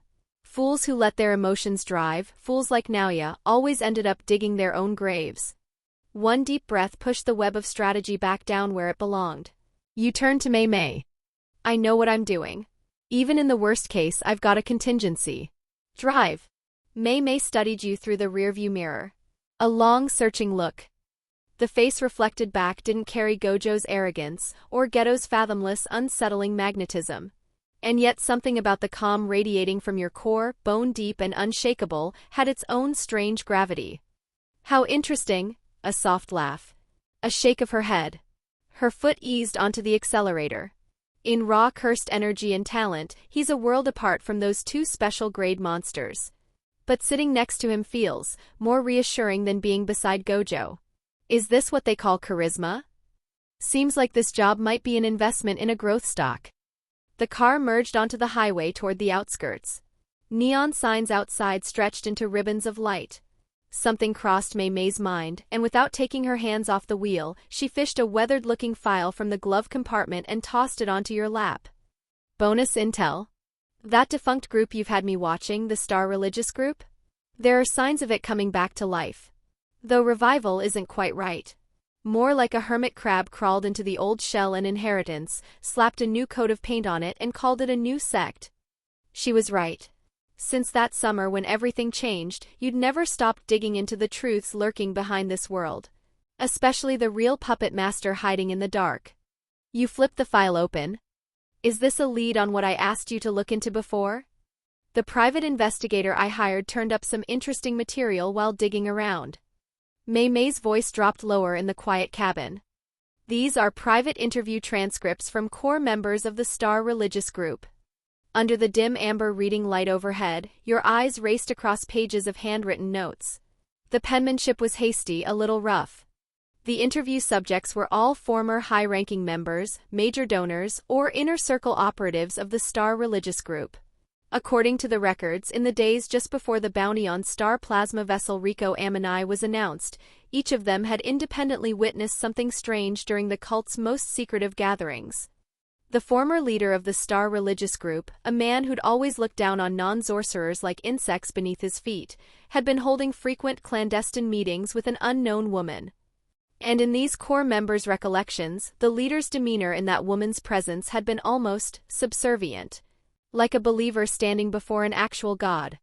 What made it truly unsettling was the absence. The cult's full roster, its investor lists, its partner records. No trace of this woman anywhere.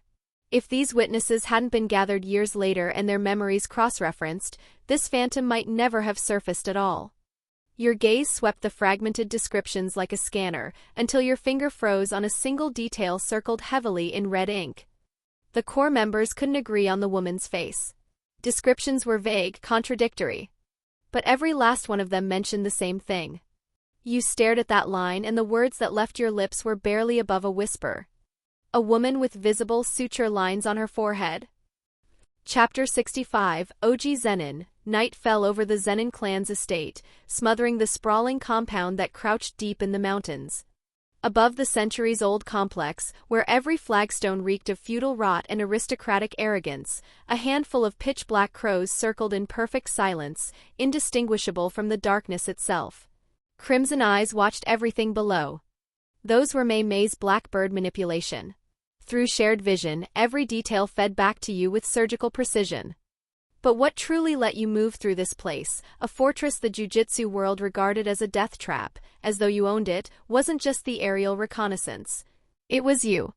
Right now you were less a person than a shadow without warmth. Breath, heartbeat, every last ripple of cursed energy suppressed to absolute zero. Under the passive state of natural you had become a draft slipping across the eaves, a specter drifting outside three-dimensional space, undetectable by even the sharpest barrier techniques. More terrifying still was the living map etched into your mind, sharper than anything the current clan head Naobito Zenin himself possessed. You didn't need your eyes.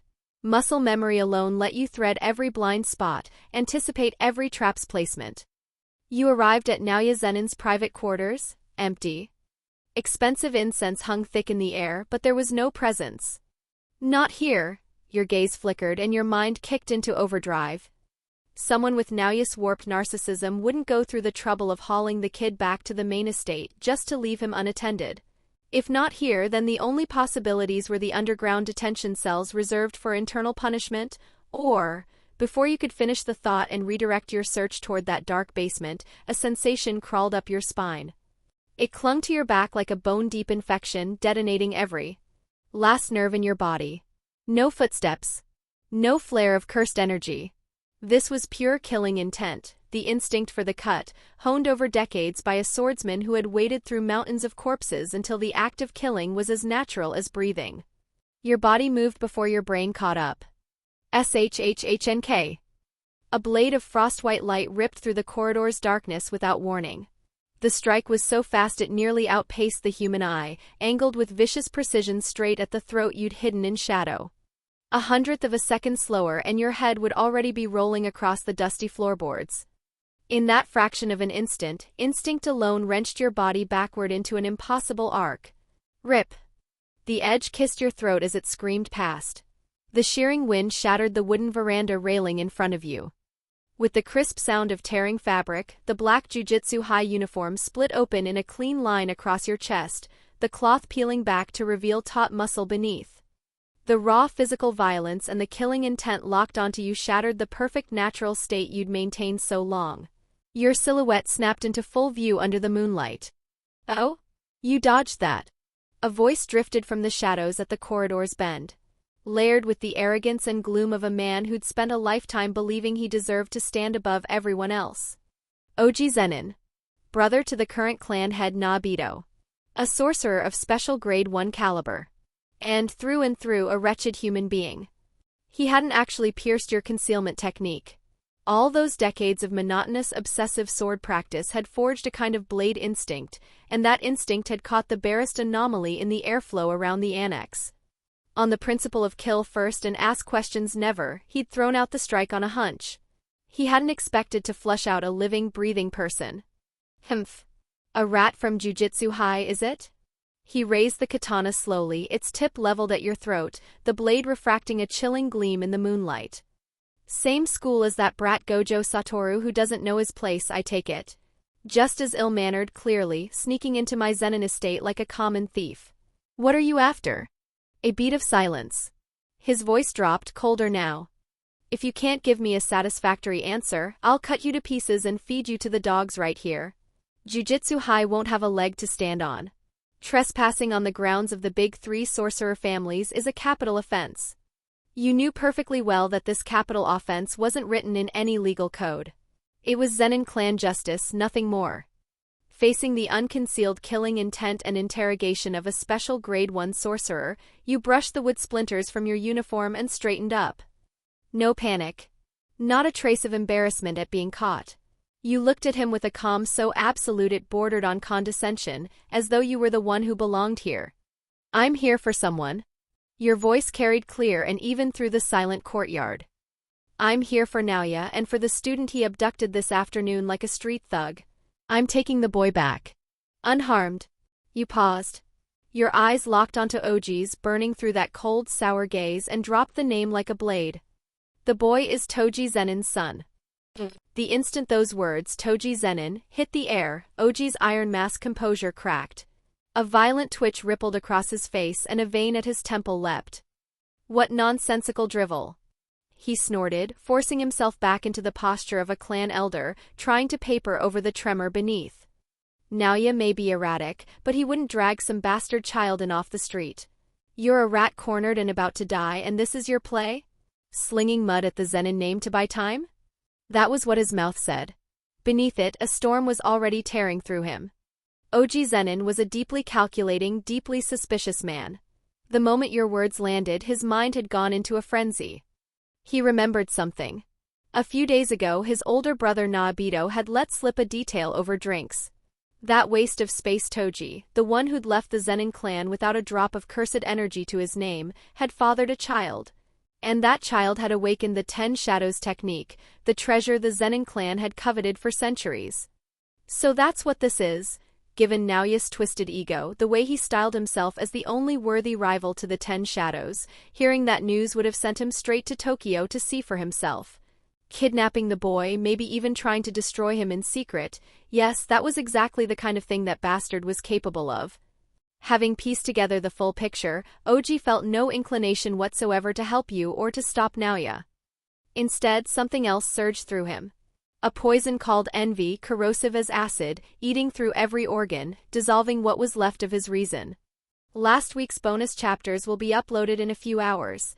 For this week, we'll go with 200 horsepower per bonus chapter. I'll also try to make the chapters longer so they're worth it, smiley face. Chapter 66 Venom of Envy bonus, Why?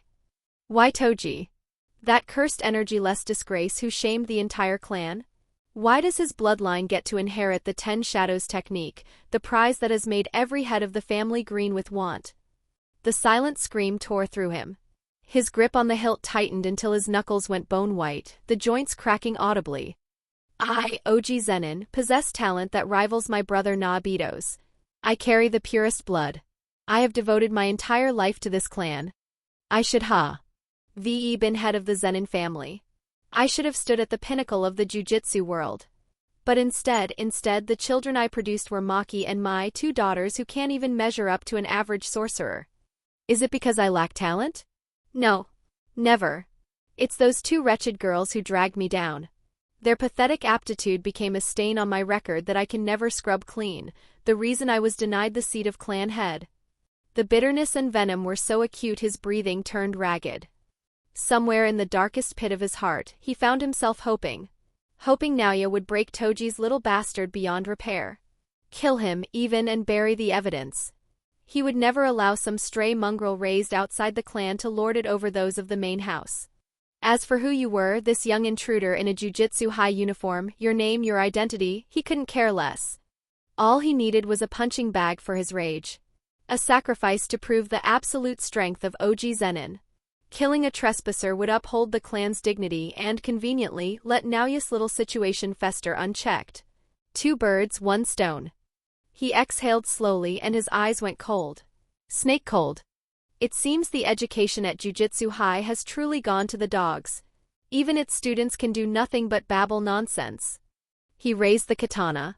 Cursed energy, frigid and dense, began to churn around his body. The temperature of the air itself seemed to plummet, and the floorboards groaned. Since you insist on dying, allow me to teach you a Zenin clan lesson in hierarchy. Don't count on Gojo Satoru coming to collect your corpse. Watching the naked contempt and murderous frenzy swirling in his eyes, you didn't even bother to explain. Because you knew him too well. Across past simulations, you had long since seen through this man who blamed his daughters for every failure, who was selfish and cowardly to his marrow. The only language that reached someone like him was overwhelming force. From the moment he'd swung that first strike, from the instant your eyes met his, the abyss behind your gaze had already activated Phantom Night Parade. Your brain worked like a processor. Through what had looked like still, silent standoff, you'd been tearing apart the flow of cursed energy around OG's body, mapping his muscular habits, dissecting the innate technique he was about to unleash. Zenin clan rules, you said? A short, quiet laugh escaped you. Mocking. Dripping with irony, as though he'd just told the funniest joke you'd ever heard. Facing a lethal strike about to be launched by a special Grade 1 sorcerer, you didn't even bother with a defensive stance.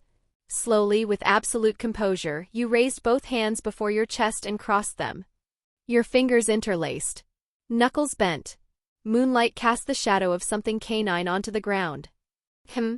OG's pupils contracted the instant he saw the hand shadow. That was an ancient, deeply specific seal that had no business being formed by an outsider's hands. You stared him down, lips barely parting, and spoke the name that could send the entire Zenin clan into hysteria. 10 Shadows Technique. Plume. What? The blood in OG Zenin's veins might as well have frozen solid. His brain whited out for a full second. Before he could even begin to process the impossibility, the shadow pooling calmly beneath your feet erupted like boiling black tar. Crackle. Blinding blue-white lightning exploded from the shadow. It was a wolf. Enormous. Coated in fur as pure and white as winter snow. The cursed energy and shadow residue left behind from Nu's destruction had not dissipated. Instead, it had fused seamlessly with divine dog, white, giving birth to something entirely new. Plume stood a full size larger than any ordinary divine dog. Beneath that sleek white pelt, muscles corded with explosive power rippled with every breath. Claws and fangs glinted cold under the moon. And then the most striking thing of all. Along its back, accompanied by a sound that set every hair on end, the wet crack and grind of bones sprouting from flesh, a pair of broad, full-feathered wings tore free. Their tips crackled with wild arcs of lightning. They snapped open and the moon vanished from Oji's field of vision. You. What the hell is that thing? His lips trembled violently. His eyes bulged, veins bursting red across the whites. Even his sword hand was shaking. Somewhere in the back of his mind he'd finally dredged up the rumor, a grade 2 sorcerer at Jujutsu High who could copy the techniques of others. But it wasn't the copying that choked the air from his lungs. It was the Shikigami standing before him. He knew this power intimately. The hallmark of the 10 Shadows technique, when a Shikigami was destroyed, its strength merged with and was inherited by another. Plume had the body of a divine dog but bore news traits. A technique so rare that in centuries of Zenin clan history, barely anyone in the main house had inherited it, and here it was, wielded by an outsider in a form no one had ever witnessed, displayed with a mastery that bordered on perfection. Envy, hotter than fire. More lethal than poison. You filthy thief! A raw animal shriek ripped from Oji's throat. The 10 Shadows technique, the supreme treasure the Zenin clan had revered as sacred for hundreds of years, had not only been stolen by some no-name Jujutsu High student, but mastered to this degree. Pride, terror, and humiliation detonated behind his eyes, obliterating every last barrier of reason. This was worse than Toji's son inheriting the 10 Shadows. This was the most merciless desecration of Zenin bloodline supremacy imaginable. The ultimate insult to everything Oji Zenin believed of the world. You dare steal our clan's greatest treasure and twist it into this grotesque abomination. Unforgivable. Unforgivable. I'll burn you and that mongrel together until nothing remains.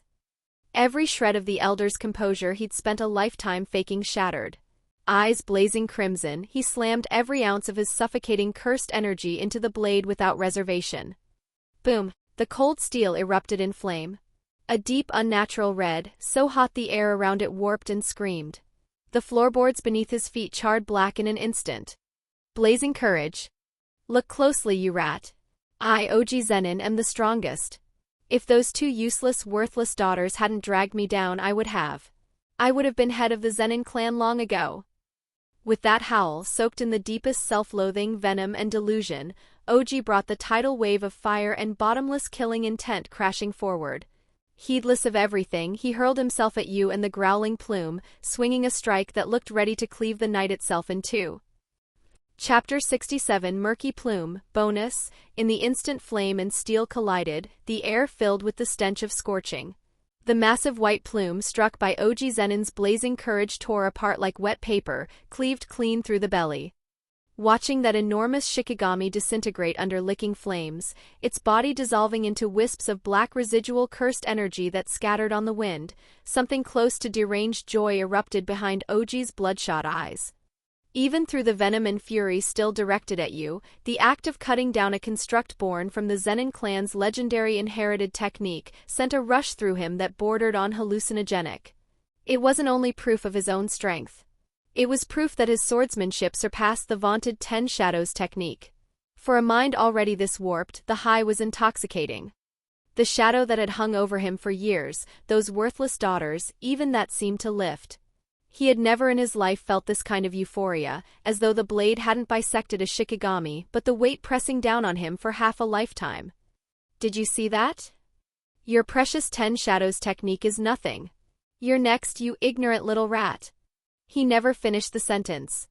The iron law of the 10 Shadows technique is as cruel as it is powerful. When a Shikigami is destroyed, its strength passes to another. The black residual cursed energy bleeding off the slain white plume did not fade into nothing. In a heartbeat, the deeper shadow pooling on the ground swallowed it whole, greedy and absolute. Then a wave of cursed pressure erupted skyward, heavy enough to make the soul flinch. A shape materialized from the darkness. Larger. So massive its silhouette blotted out the moon. Oji's pupils shrank to pinpoints. Before his brain could even finish processing the image, a claw wreathed in brutal thunder and reeking of annihilation came down with the weight of a verdict. Crack. The sound was almost absurd in its clarity. The instant that Black Claw made contact, the prized blade in Oji's hands, the one still coiled in searing cursed energy, shattered into pieces midair. Along with it went every illusion of invincibility. Forged steel sharp enough to split rock crumbled before absolute force, fragile as a toy carved from tofu. And the blade wasn't the only thing reduced to nothing. Gashes deep enough to show bone raked across his chest in the same breath, tearing through his protective cursed energy like it was tissue paper. "How is this?" Blood erupted from his mouth. The frenzy in his eyes froze into blank, naked terror. As his body crumpled backward beyond his control, in the last glimpse before consciousness drowned in black, he saw it. Towering over him, darker and more savage than either of the original black and white wolves, stood the beast born from their union. Divine Dog, Totality Murky Plume. The avatar of destruction, forged because White Plume's death had driven its full power into black, fusing them into something new. Its sheer mass caved in the corridor's eaves. Roof tiles rained down like hailstones. And reflected in those faintly glowing beast eyes, everything OG Zenin had ever prided himself on looked small. Pathetic.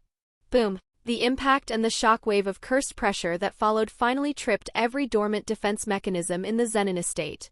Shrill alarms split the air. Searchlights snapped to life, flooding the ancient compound in white glare, wrenching it from its silence.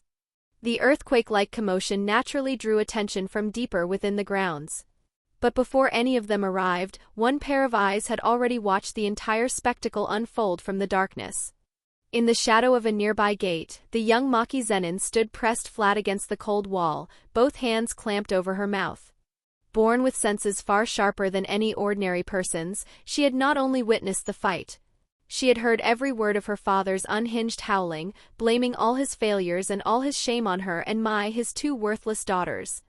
The truth was, even in the hazy understanding of two young girls, OG Zenin had never once, not for a single second, played the role of father. Through all the years in this place that might as well have been hell, enduring the cold stares, suffering Naoya Zenin's bullying, this man had never offered so much as a shred of protection or comfort. The only words he had for them were curses. "Weakness is a sin. If not for you two, I'd be clan head." After everything, young as the twins still were, whatever warmth the word father might have once conjured had been beaten and cursed out of existence long ago. But now, with the bloody truth ripped open by an outsider's violin. See, with that untouchable father lying in the dirt like a dead dog, Maki's feelings knotted into something she couldn't name. Not grief. Not the satisfaction of revenge. A suffocating hollowness, laced with despair and something else, a strange, quiet relief. Through the crack in the gate she watched. That tall figure, stood over OG's crumpled body, leaning down to check his wounds. She didn't understand why, but looking at this scene she felt none of the fear or anger a victim's family was supposed to feel toward an intruder. Once you'd confirmed OG was unconscious and badly hurt but alive, your sharpened senses caught the gaze from the corner. You straightened and turned toward the shadow by the gate. You knew who she was, of course. One half of the ill-fated twins born into this hellhole of a clan. You kept your voice low and even, careful not to spook the girl whose every muscle was wound tight. "Do you know where Naoya went? Or, have you seen a boy a little younger than you carrying a school bag?" Silence. Maki didn't answer. She gripped the hem of her sleeve, knuckles white, and stared up at you with eyes too stubborn and too old for her age, as though trying to see straight through your calm exterior to whatever lay beneath. You caught the wariness in her look and shook your head with a wry, self-deprecating smile. Fair enough. You didn't know how long she'd been standing there or how much she'd heard, but from her perspective you were nothing more than a dangerous intruder who'd just beaten her father half to death. No sign of Naoya or Megumi. Position compromised. Guards converging. The stealth plan was dead. From here on out the only way forward was brute force. Murky Plume. A low command. The massive black wolf beside you understood at once. The plan was simple. Send Murky Plume crashing through the front to draw the main force while you used the shadows to slip away unseen and continue the search. You were about to turn when Maki, silent as stone until now, spoke. "The rear mountain." Her fingers trembled as she pointed deeper into the estate. "He's probably at the training grounds behind the mountain. I saw him take a boy who wasn't from the Zenin clan in that direction. That might be who you're looking for." "Thanks, and I'm sorry." Then you were gone. swallowed whole by the darkness. Maki stood frozen, staring after you, unable to move for a long time. She couldn't have understood everything that apology carried. It wasn't only about the man lying broken on the ground behind her. Woven into it was something you couldn't put into words: pity for the fate she'd been handed, guilt for being powerless to help her while she was still this small. An apology to a broken world where the only language that mattered was violence. Eventually, as the commotion outside swelled louder, Maki seemed to come back to herself. She walked slowly to where her father lay barely clinging to consciousness. She looked down at him. The man sprawled in his own blood, the one who had called her worthless, now defeated so thoroughly he was unrecognizable. But what filled her mind wasn't his old insults. It was the way you'd looked at her in that last moment. Equality, respect. A warmth she had never once felt inside this frozen cage. She crouched down, staring at her own palms, and whispered to no one, "Why would anyone look at me like that?" Chapter 68. Are you jealous? While the Zenin estate's front courtyard had likely descended into chaos from the commotion, the rear mountain training grounds told a different story. Nestled at the deepest point of the compound, swallowed by dense vegetation, the place was wrapped in a silence. This was where generations of the Zenin clan's direct heirs had been forged, body and cursed energy alike. Centuries had carved their weight into the soil. Ha ha! The only sound left in the ancient grove was Megumi Fushigiro's breathing, ragged and far too heavy for a child his size, echoing across the empty grounds. A first grader. That was all he was. His small frame pressed against a thick tree trunk, the dark fabric of his child-sized Jujutsu High uniform soaked through with sweat. There were no bruises on his body, no visible wounds. But his face was white as paper, his lips tinged purple, his mind shoved to the crumbling edge of collapse. In front of him, Divine Dog, White and Divine Dog, Black crouched low, both the size of full-grown wolves, whimpering in hoarse, agonized voices. The black and white cursed energy that formed their bodies flickered violently, threatening to dissolve at any moment, to collapse back into lifeless pools of shadow. They were afraid. Or rather, the gap in power was so absolute that the capacity for resistance had been beaten out of them. All that remained was instinct, driving them to shield the small figure at their backs. Too slow.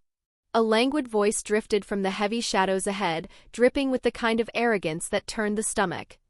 Wooden clogs crunched softly over fallen leaves as Naoya Zenin stepped into the dappled moonlight. Hands tucked into his sleeves. Moving with the easy grace of a man strolling through his private garden to admire the flowers. This is what the old man's been dreaming of bringing back to the main house? The 10 Shadows technique?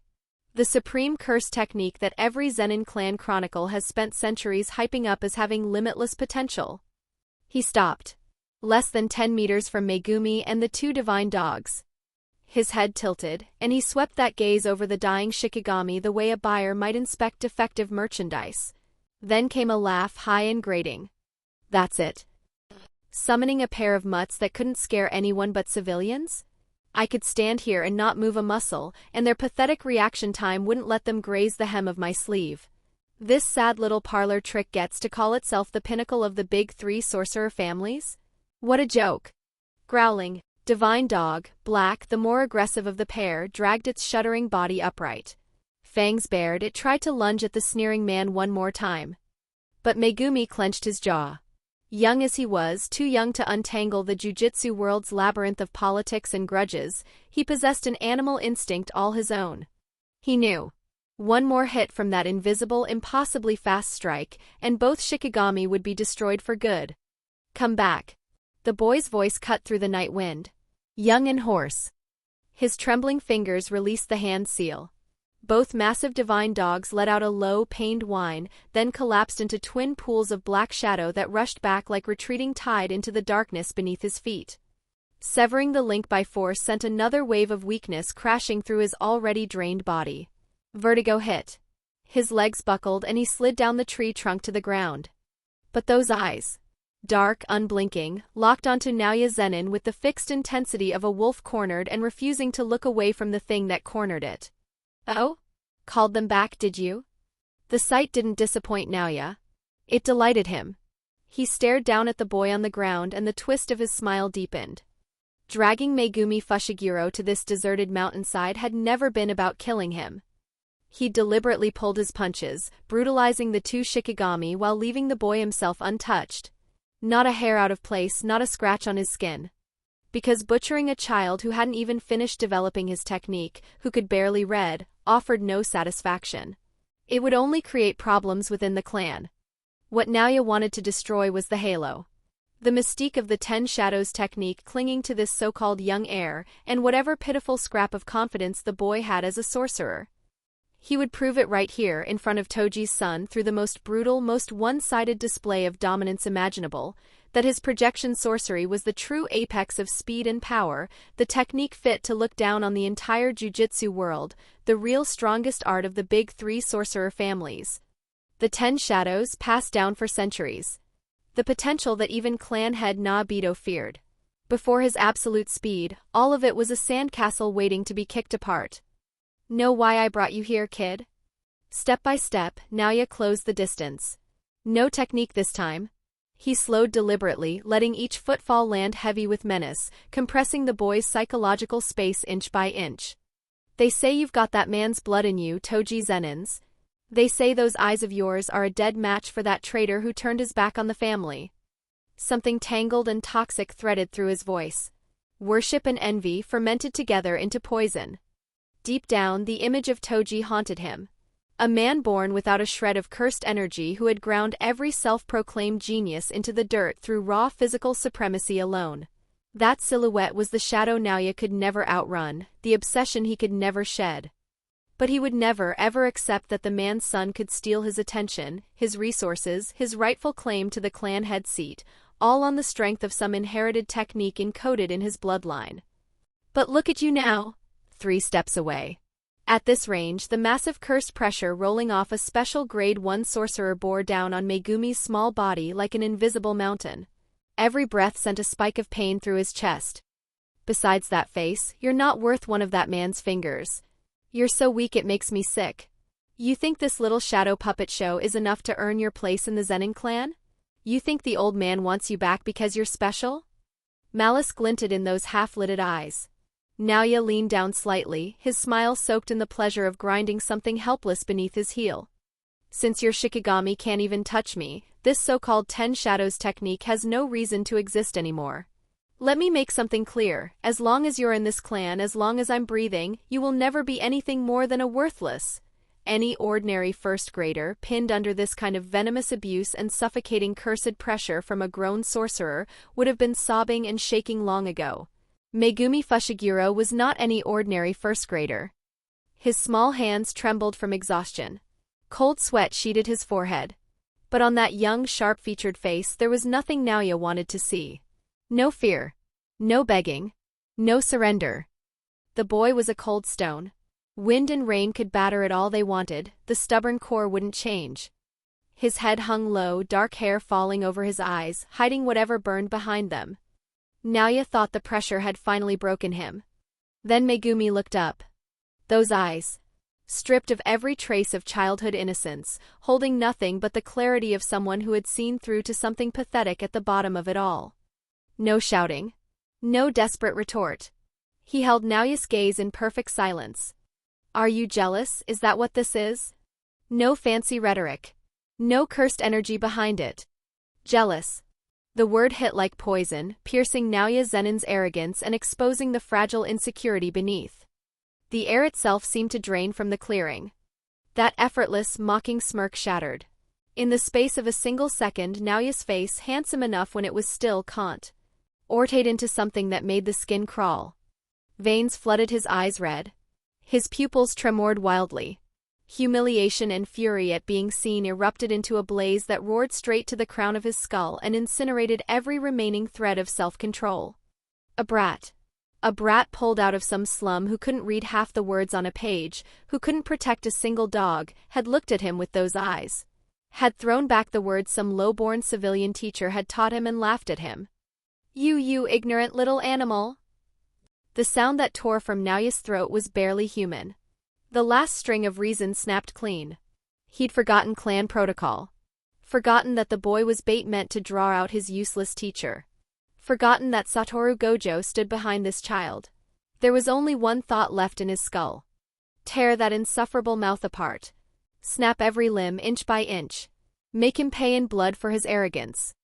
I'll show you what happens when you make me angry. In the next second, at the absolute limit of 24 frames, he would stomp Megumi Fushigiro's kneecap to powder. The boy would never stand again. Die. Naoya's body blurred and vanished, leaving nothing but an afterimage the naked eye couldn't hope to track. Carrying enough kinetic force to demolish anything in his path, he rocketed straight at the defenseless boy. Too close. At this speed, Megumi couldn't even manage to shut his eyes before Naoya's cursed energy-laden leg filled his vision. And then, in the last hundredth of a second before Naoya expected to hear bones splinter, before the stubborn boy would finally scream, the world changed without warning. No deafening explosion. No dazzling light show. No violent clash of cursed energy. What happened was stranger than any of those things. A stillness that defied every law of physics. A faint chime rang out, delicate as a fingertip flicking a paper-thin sheet of ice, and an invisible, vast, irresistible force settled over the space between them like a held breath. Naoya's subjective time, already carved into 24 rigid frames and hurtling at maximum velocity, hit that force the way a precision gearbox running at full speed would hit an indestructible steel rod jammed between its teeth. Click. In that instant, projection sorcery's preset trajectory was forcibly overridden and reset to 0. What? His body, nothing but a blur an instant ago, was wrenched out of top speed by a power that brooked no negotiation. What terrified him most was this: the kinetic energy behind his kick, force enough to shatter rock, vanished the moment it touched the invisible wall of air in front of Megumi. Gone without a trace, as though the concept of motion had been stripped from the fabric of time itself. With all momentum erased so completely, he didn't even stumble forward from inertia. Instead, he froze in a posture that was almost comical, right leg raised high, locked rigid in the air less than half a meter from the boy's face. His eyes bulged wide as coins. His brain crashed. What the hell is this? His technique had been shut down in an instant? The same way it had happened that time. No. Not shut down but denied. By some rule that simply refused to acknowledge it. Into the eerie silence, a cold voice descended from above. You seem rather unhappy with my student. Chapter 69. You're not him. Bonus. Your voice, calm and low, sent a chill crawling across Naoya Zenin's scalp, something primal and unstoppable rising from the pit of his soul. Footsteps crunched through dead leaves with an unhurried rhythm. Your tall frame emerged from the shadows. You wore the signature black uniform of the college. At the collar, a single clean slash marked where a blade had caught the fabric. Beyond that, not a speck of dust clung to you. You looked like someone who'd just excused themselves from a dinner party, not someone who'd carved a path through the fortress that was the Zenin estate. No fighting stance. Your hands hung loose at your sides, completely natural. Defenseless even. But beneath that stillness, you were running curse technique reversal. It spread outward like a dead sea of absolute zero, swallowing and erasing the projection sorcery Naoya prided himself on, pinning that self-proclaimed genius where he stood. Haze! Megumi Fushiguro, wound tight as a hedgehog with every spike raised, caught sight of you. In those dead, hopeless eyes, the faintest flicker of light sparked to life. His spine, held rigid in anticipation of the agony of broken legs, softened by a fraction. You didn't spare a glance at Naoya, still frozen in that ridiculous stance, eyes swimming with disbelief. You walked right past him and knelt beside Megumi. Ha! Then you shrugged off your oversized college jacket and draped it over his thin, trembling shoulders, shaking from cursed energy exhaustion and the cold. You did good, Megumi. You're tough. Your voice was soft. Nothing but quiet pride for his stubbornness. Leave the rest to me. If you're tired, close your eyes for a bit. It's okay. Only after he settled did you rise and turn. The warmth in your gaze froze over in an instant. That placid, fathomless stare landed on Naoya, whose face had twisted beyond recognition. It's you again, you goddamn bastard. Old grudges and new fury surged together. He couldn't comprehend it. He couldn't accept it. How had you slipped past every layered barrier around the Zenin main house without a sound? How had you ghosted past the patrolling Hei and the Kukuru unit guards to materialize here like a phantom? And what terrified him most, whatever trick you'd pulled a moment ago had gutted his projection sorcery outright. That sickening stillness, the sensation of even his momentum being erased, still clung to his bones like nausea. How could you break my technique? That's a rule even the old man can't override. No. Impossible. It was a fluke. You must have used some dirty trick. Naoya screamed, his voice cracking into something shrill and ugly. A low-born commoner like you ruining my plans over and over, breaking into the Zenin estate. I'll skin you alive. I'll peel your hide off and hang it from the front gate like a lantern. In the perfect script Naoya had written for tonight, you were supposed to be on your knees at the Zenin gates, begging for Megumi's release.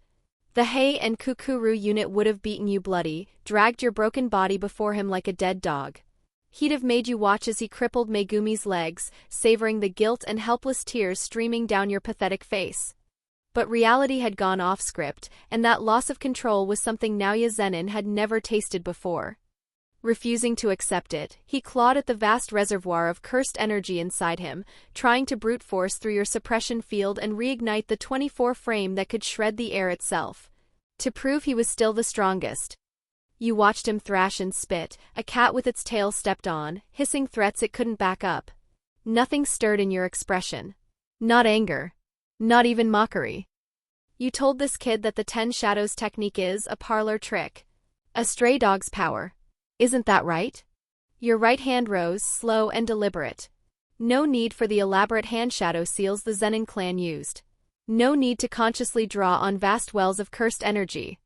You did something absurdly simple. Thumb crossed over middle finger and in the silent night air you snapped. Crack. The sound rang clean through the trees. Since you think so little of it, open your eyes wide and take a good look. The moment those words left your lips, the already dim sky above the rear training ground went black. Not clouds blocking the moon.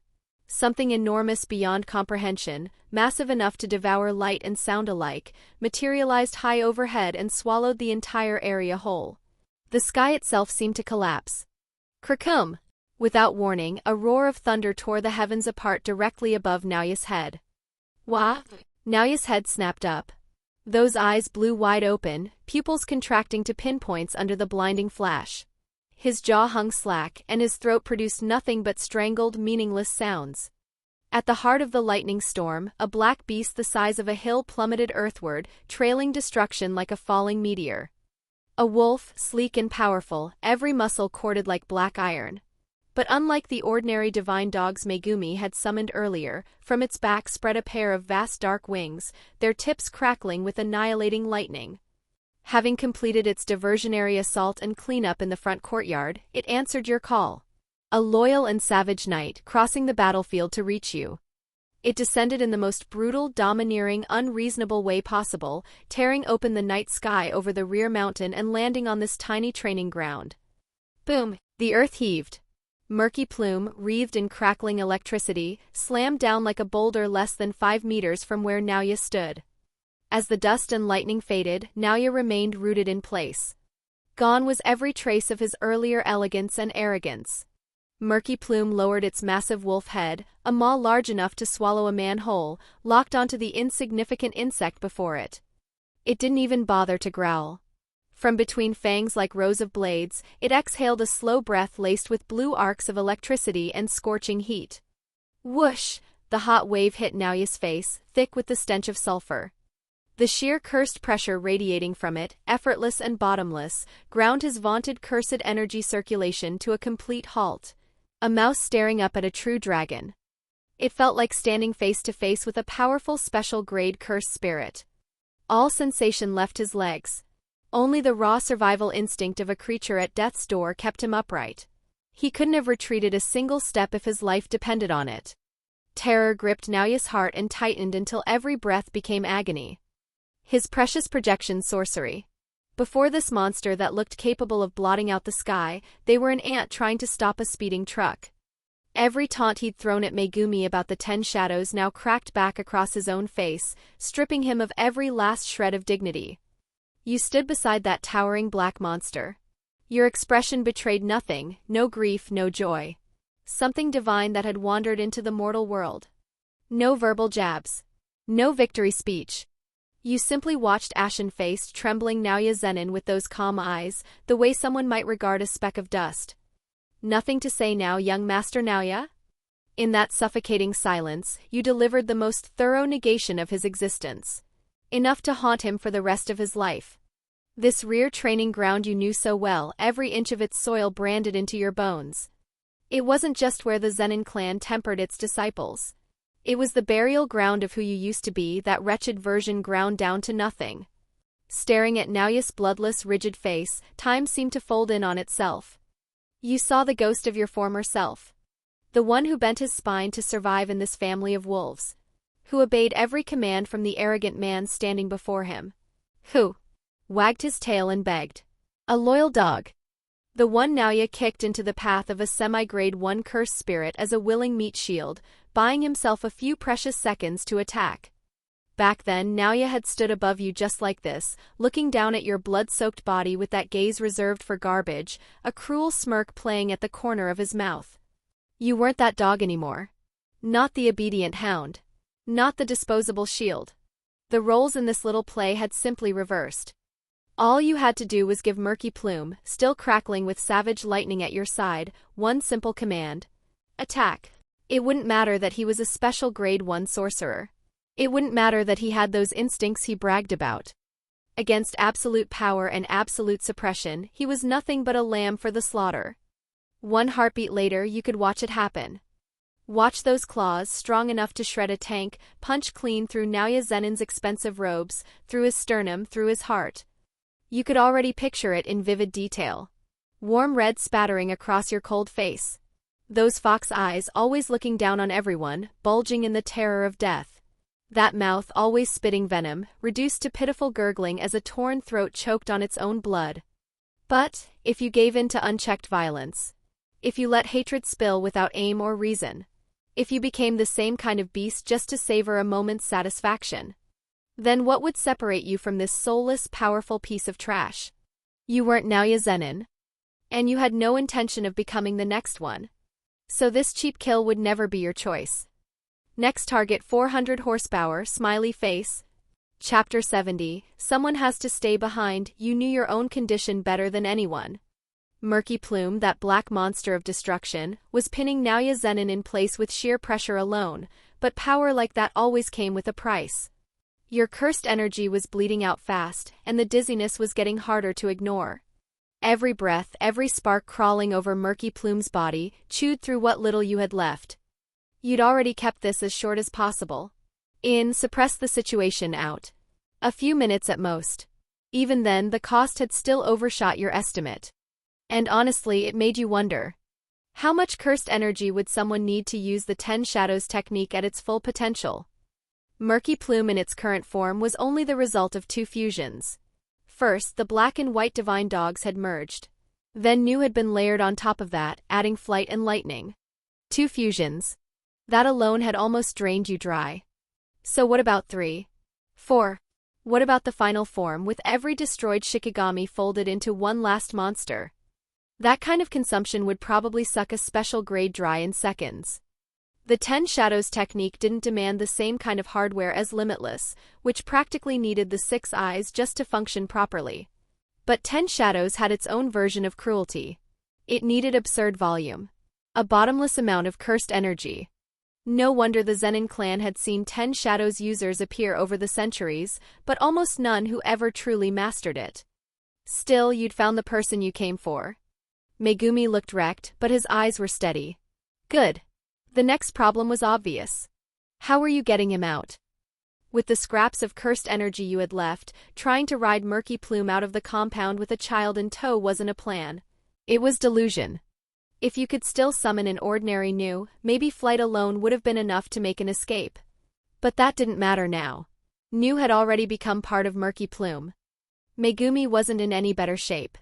Your training had helped him tame Nu, sure, but right now standing upright already looked hard enough.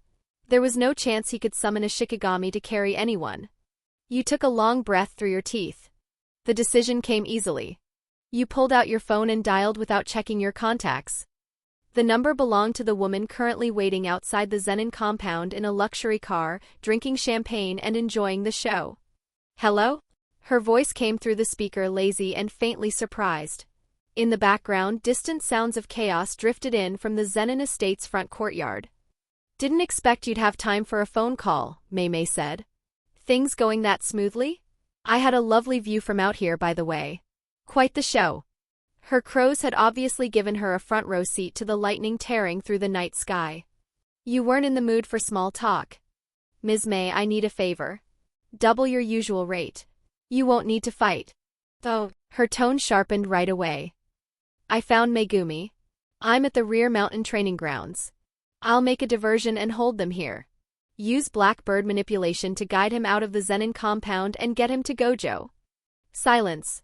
For a woman like Mei who'd seen every flavor of betrayal and death the jujutsu world had to offer, that actually caught her off guard. She'd probably expected you to ask her to jump into the mess and pull off a rescue. Instead, you were only asking her to take the boy. Just him? You could picture her setting down the champagne glass and looking through the car window at the estate lit by distant firelight. What about you? She asked, and for once there was a trace of seriousness in her voice. Without backup in a situation like that, getting out in one piece isn't exactly likely. Before you could answer, your eyes snapped forward. Murky Plume had been keeping Naoya pinned beneath its pressure. Now it whipped around like a predator catching a scent, massive black wings spreading wide. A low growl rolled out of its throat as both beast eyes locked onto the tree line around the training ground. The forest wasn't quiet anymore. One presence. 2. 3. Several waves of cursed energy were closing in fast, all of them strong, all of them drenched in killing intent. The Zenin clan's real elite had finally arrived. You drew a slow breath and kept your voice level. Someone has to stay behind and take responsibility for this. Wouldn't you say? Mei laughed softly. Ha, now that's a reason I can't say no to. Generous too. There was something in her tone that sounded a lot like respect. Or maybe recognition. You ended the call before she could say anything else. After all these years, you knew Mei well enough. As long as the money was good, there was no one more reliable. You slipped the phone back into your pocket, turned, and clamped a hand down on Naoya Zenin's shoulder just as he tried to sneak away. Let go of me. You bastard. The strangled yelp that came out of him was pathetic. In your grip, he had all the resistance of a chicken being carried by the neck. You planned to use him as a bargaining chip. A few minutes of negotiation would be enough. You understood the Zenin clan's rotten structure better than most. If Nabito Zenin showed up, there was still room to talk. Gojo should have already contacted him about Megumi. If you could stall long enough for Nabito to get here, the situation might still turn. But you also had to plan for the worst possibility. That these men were too furious to care. You would hold the line until Nabito arrived, even if it meant facing the Zenin clan's strongest force alone. Megumi, your eyes kept sweeping the perimeter as you spoke fast. In a moment, some black crows might come for you. Or maybe a woman. Either way, they'll take you out of here. No matter what happens, no matter what you see, don't look back. Follow them. Do what they say. Understood? Megumi had already caught enough of your conversation to understand. The boy was too sharp, too perceptive for his age. His hand shot out and grabbed the hem of your jacket.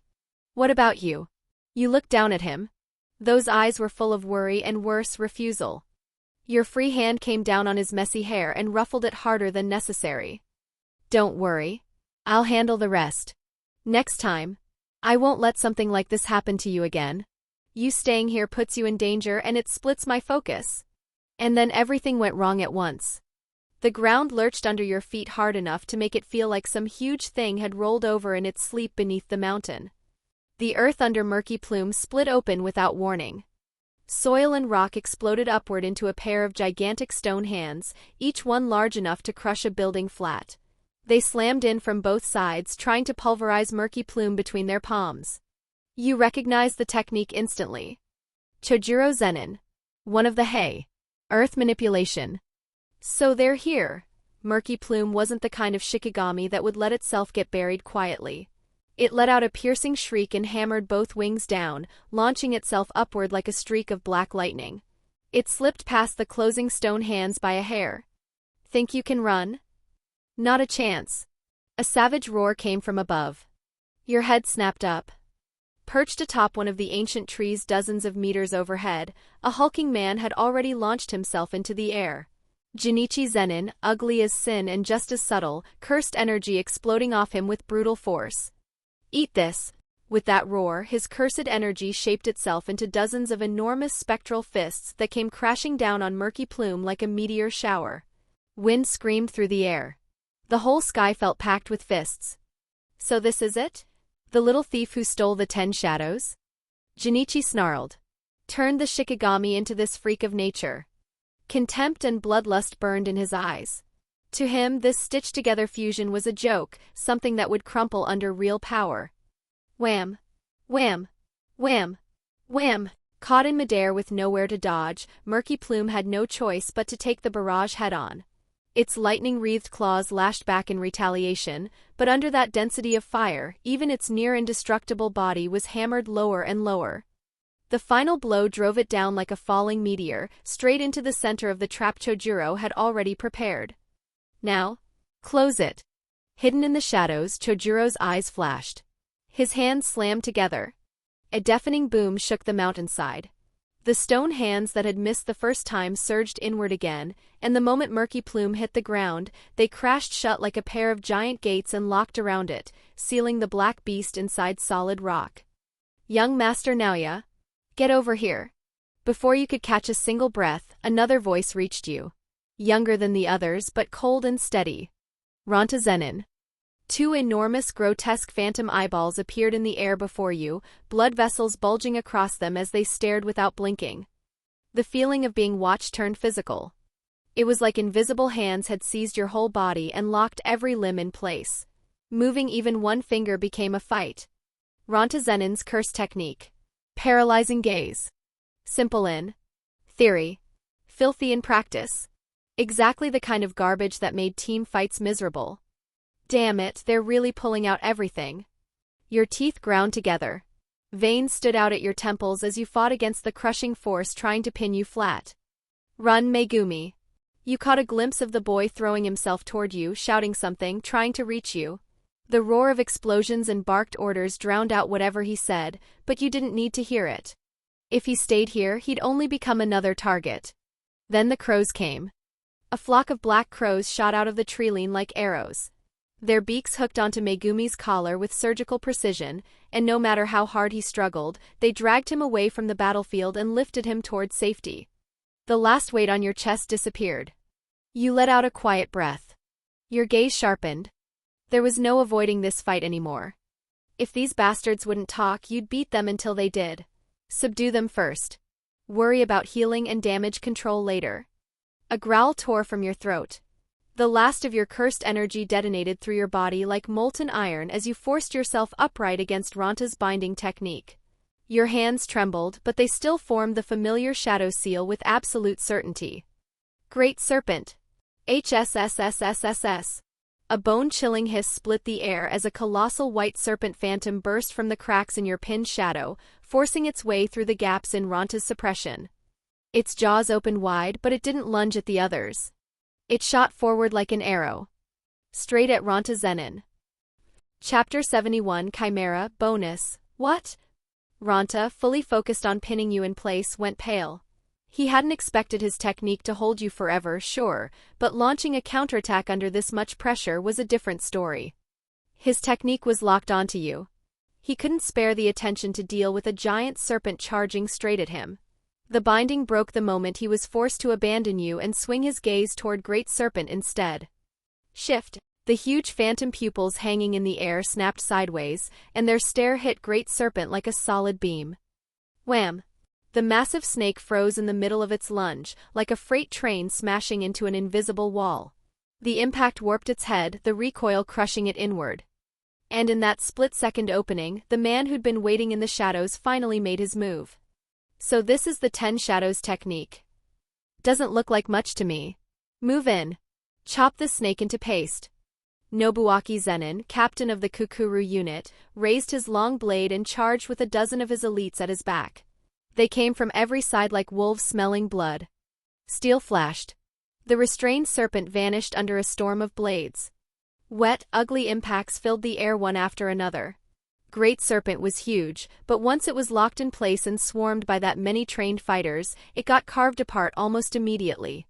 Scales and black shadow ichor splashed everywhere. Nobuaki hacked at the serpent's vital point with near-manic excitement, muttering between swings. This is the legendary 10 Shadows? Looks like nothing but an oversized worm to me. He had no clue every one of those cuts was part of your plan. You'd burned precious cursed energy summoning Great Serpent even though you already knew its attack power and durability weren't anything special. Turning the fight around with it was never the goal. You hadn't summoned it to kill. You'd summoned it to die. The final blade fell. Great Serpent let out a piercing, miserable wail and collapsed, its body breaking apart into a cloud of black motes. But the light didn't scatter. Under the stunned eyes of Junichi, Chojuro, Ranta, and every Kukuru unit member nearby, those motes carrying the full power of the destroyed Shikigami surged like iron filings toward a magnet, flying straight into the stone hands still clamped around Murky Plume. Technique Inheritance. Triple Fusion. Rayarag. A roar exploded out from the gaps in the stone prison, 100 times worse than the thunder from earlier. It sounded like something dragged up screaming from the bottom of a lightless pit. Crack. Crack. Crack. Those stone hands, tough enough to take Junichi's fists, started splitting apart like dry biscuits. Fractures raced across the surface in a spiderweb pattern, widening by the second. What is that? My stone arms are... Chojuro's eyes went wide. He could feel it through the link to his technique. Something impossible was swelling inside his construct, growing, pushing, detonating. Boom! The rock prison blew apart. Chunks of stone tore through the air like artillery shells, forcing everyone to throw themselves backward. And through the dust something stepped out. Something that had shed every last trace of what it used to be, leaving behind a silhouette that drained the hope out of everyone who saw it. It couldn't be called Murky Plume anymore. Its body had more than doubled in size. It looked like a walking hillside. The wolf-shaped frame was now wrapped in heavy serpentine-scale armor, and the tail that had once belonged to Divine Dog had turned into a colossal white snake, thick as a tree trunk, its forked tongue tasting the air with slow, deliberate flicks. Nothing about it looked like a normal Shikigami anymore. It looked like a living thing ripped straight out of myth. A chimera. What kind of monster? Junichi stared at the beast pouring out pure annihilation, and his fist trembled.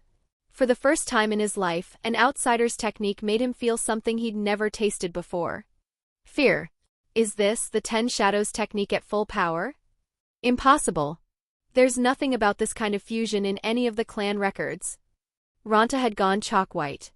His technique was already wavering under the sheer cursed energy pressure rolling off the creature. But you had no time to enjoy their terror.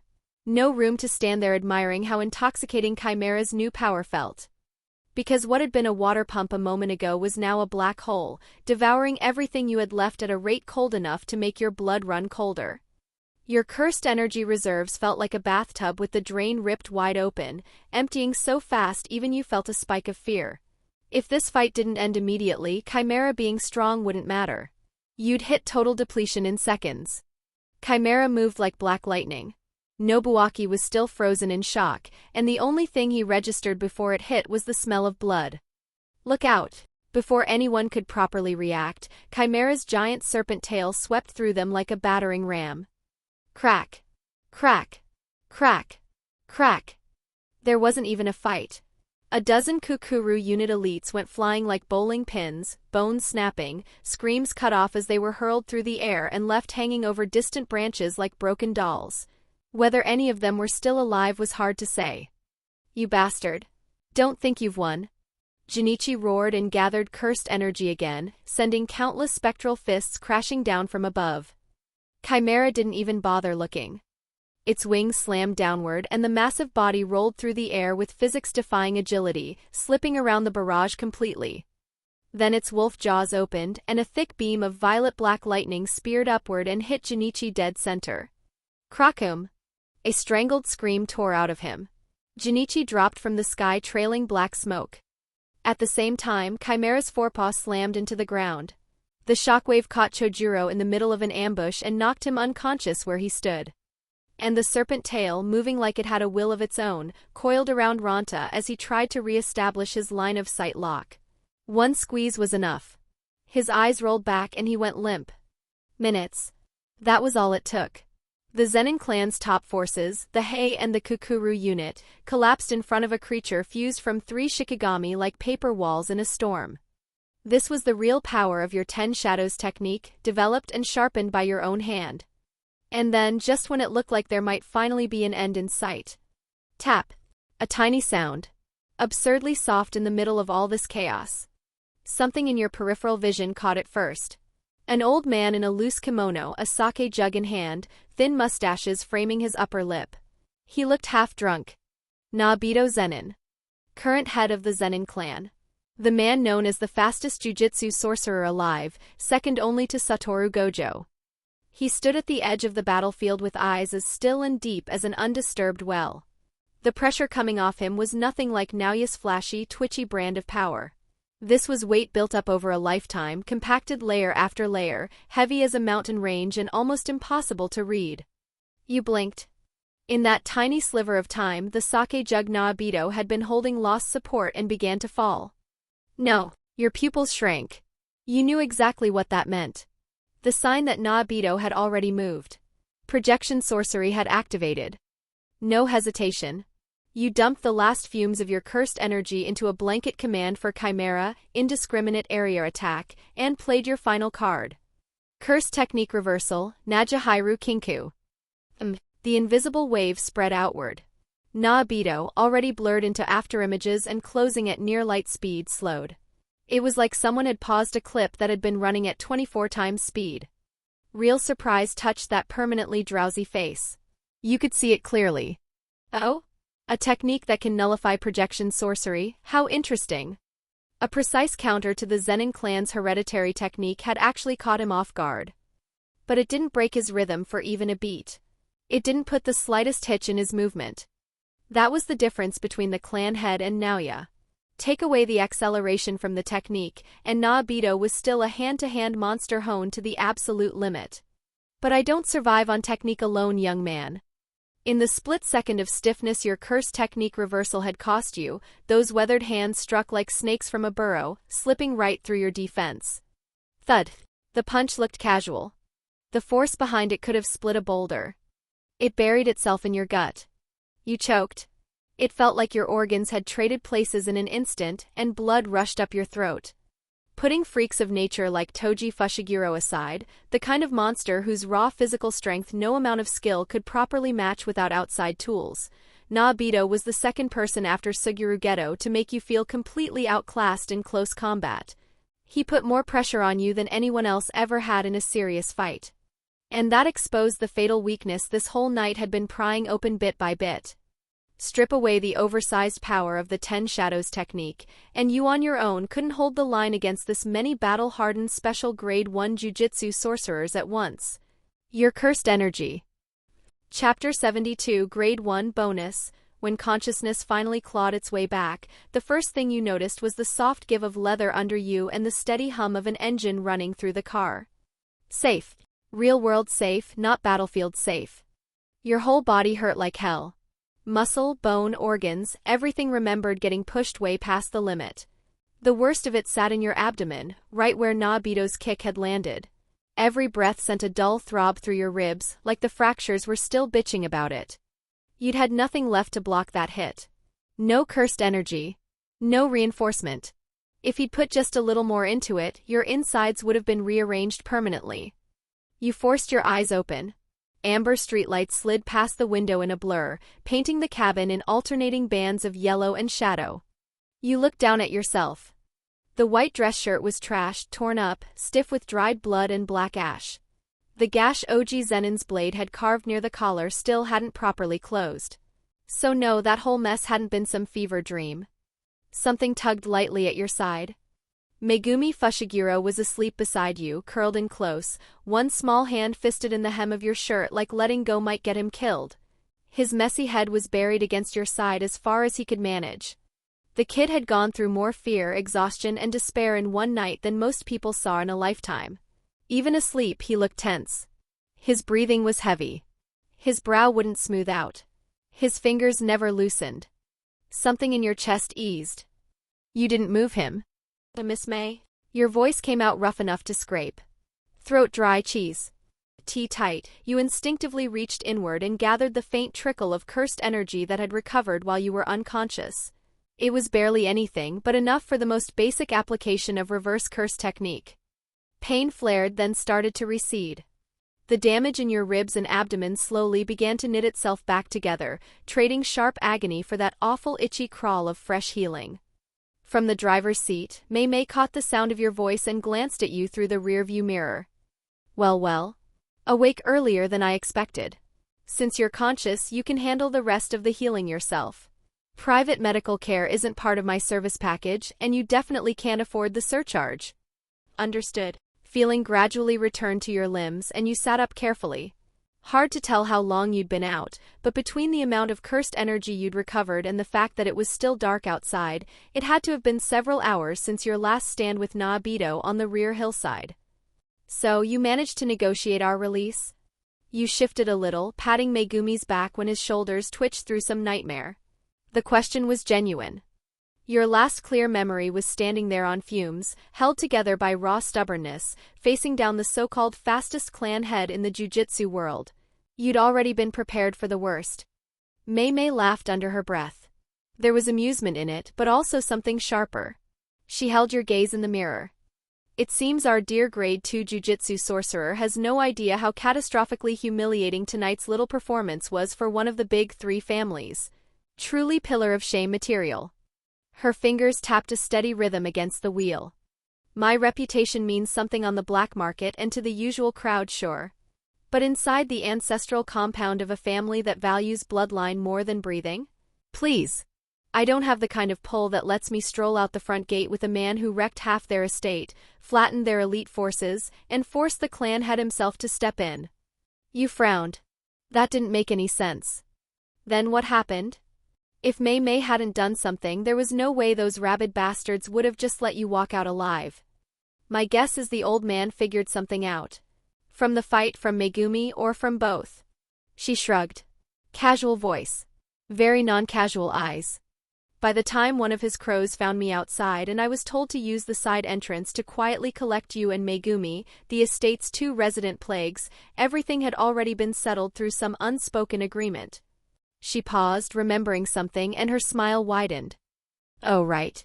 While they were loading your unconscious body into the car, that half-drunk old man made sure I passed along a message. Next time you decide to visit, bring decent sake. Show up empty-handed like a burglar again and we'll have words. You blinked. He didn't ask for compensation? I asked for you, actually. Couldn't have you defaulting and cutting into my commission. There was a rare trace of respect in May's voice when she continued. He just waved a hand and said, "Some brat already dragged us through the mud. That's humiliating enough. You think I'm going to make it worse by letting the whole jujutsu world hear the Zenin clan got turned inside out by a kid who isn't even old enough to drink?" May understood Naobito's reasoning perfectly. It wasn't just pride. Look at the whole picture. His son Naoya had kidnapped Megumi Fushiguro out of pure jealousy and kicked off the entire disaster. Then, instead of crushing the problem, the clan got ripped apart by a lone Grade 2 outsider using a copied version of their most treasured inherited technique, the 10 Shadows technique. The Hei and the Kukuru unit got dismantled. The clan head himself had to step in and clean up the mess. Every bit of prestige the Zenin name carried as one of the big three sorcerer families got dragged through the dirt and stomped flat.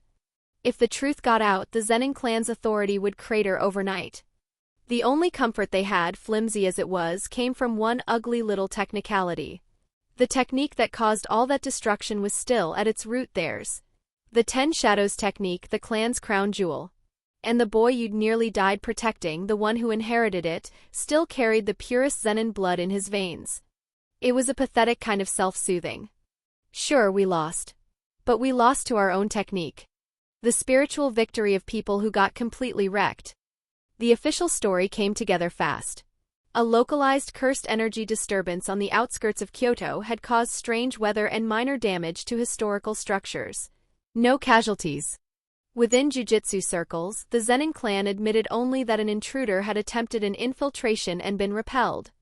As for what actually happened, the chain of events and the name Touma Hayase, not one word was allowed out.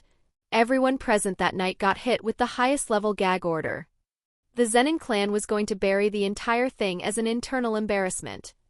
Unfortunately for them, a Big Three family having its ancestral compound breached by force, followed by a clash big enough to register at special grade levels, with fire and thunder lighting up the night sky, wasn't the sort of thing that stayed hidden for long.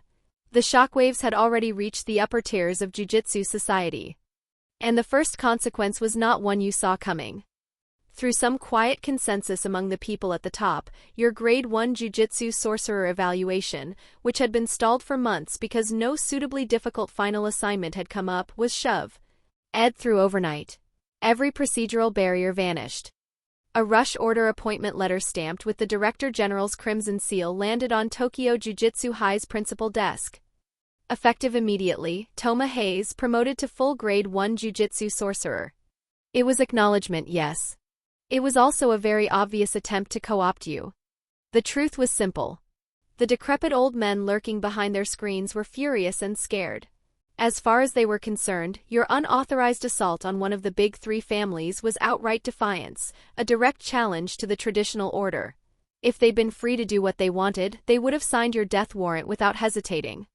But the supposed victim, the Zenin clan, had taken an infuriatingly ambiguous stance. No formal complaint. No demand for punishment. If anything, they'd been sending quiet signals that they meant to shield both you and the Ten Shadows brat. And then there was the other reason. The one that made those old men go cold and strangled every bad idea before it could fully form. The morning after the incident, a white-haired man in dark sunglasses, a man who treated almost everything like a joke, strolled into the Director General's highest security conference room for what he casually described as a little walk. You never found out what Satoru Gojo did in that room, or what he said, or whether the furniture survived the meeting. All you knew was that afterward, every proposal involving your punishment disappeared like it had never existed. Next target 800 horsepower, smiley face. Chapter 73. Next time, for sure. When you ran into him by the vending machines at school a few days later, he was the same as always. He ruffled a groggy, freshly woken Megumi's hair with one hand and stole the ice-cold cola you just bought with the other. HSSSS, ah. That hits the spot. He didn't ask what happened at the Zenin compound that night. He didn't scold you for not calling him either, even though Toji had, technically speaking, entrusted Megumi to him as the boy's official guardian. This should have been his problem. He just looked at you. Quietly for once. Because he knew you too well. If you were the kind of person who could show weakness and ask for help, you never would have gone alone in the first place. You always did this. Carried everything in silence. Took the whole load onto yourself until it started crushing you. Just like when you dealt with Suguru Geto's defection alone. For one brief moment, behind those dark lenses, you caught a flicker of something that looked almost raw. Frustration. Turned inward. He was wondering if things would have gone differently if he hadn't handed Megumi's care over to you. If, without meaning to, he'd put one more impossible burden on shoulders that were already carrying too much. Of course he understood what this had really cost. On paper it looked like a win. In reality, going alone against a clan with centuries of power behind it was never going to end cleanly. The constant brush with death, the tightrope walk over the abyss, the fact that one wrong step would have buried you, no Grade 1 title in the world was enough to cover that price. Yo. The freshly minted Grade 1 Jujutsu sorcerer in the flesh. Gojo took another long drink of your stolen cola, raised an eyebrow over the rim of his sunglasses, and slipped right back into that familiar mix of whining and teasing like nothing had happened. Next time something that fun comes up, at least give me a heads up, okay? Hogging all the glory and keeping me in the dark, Hayes, that's cold.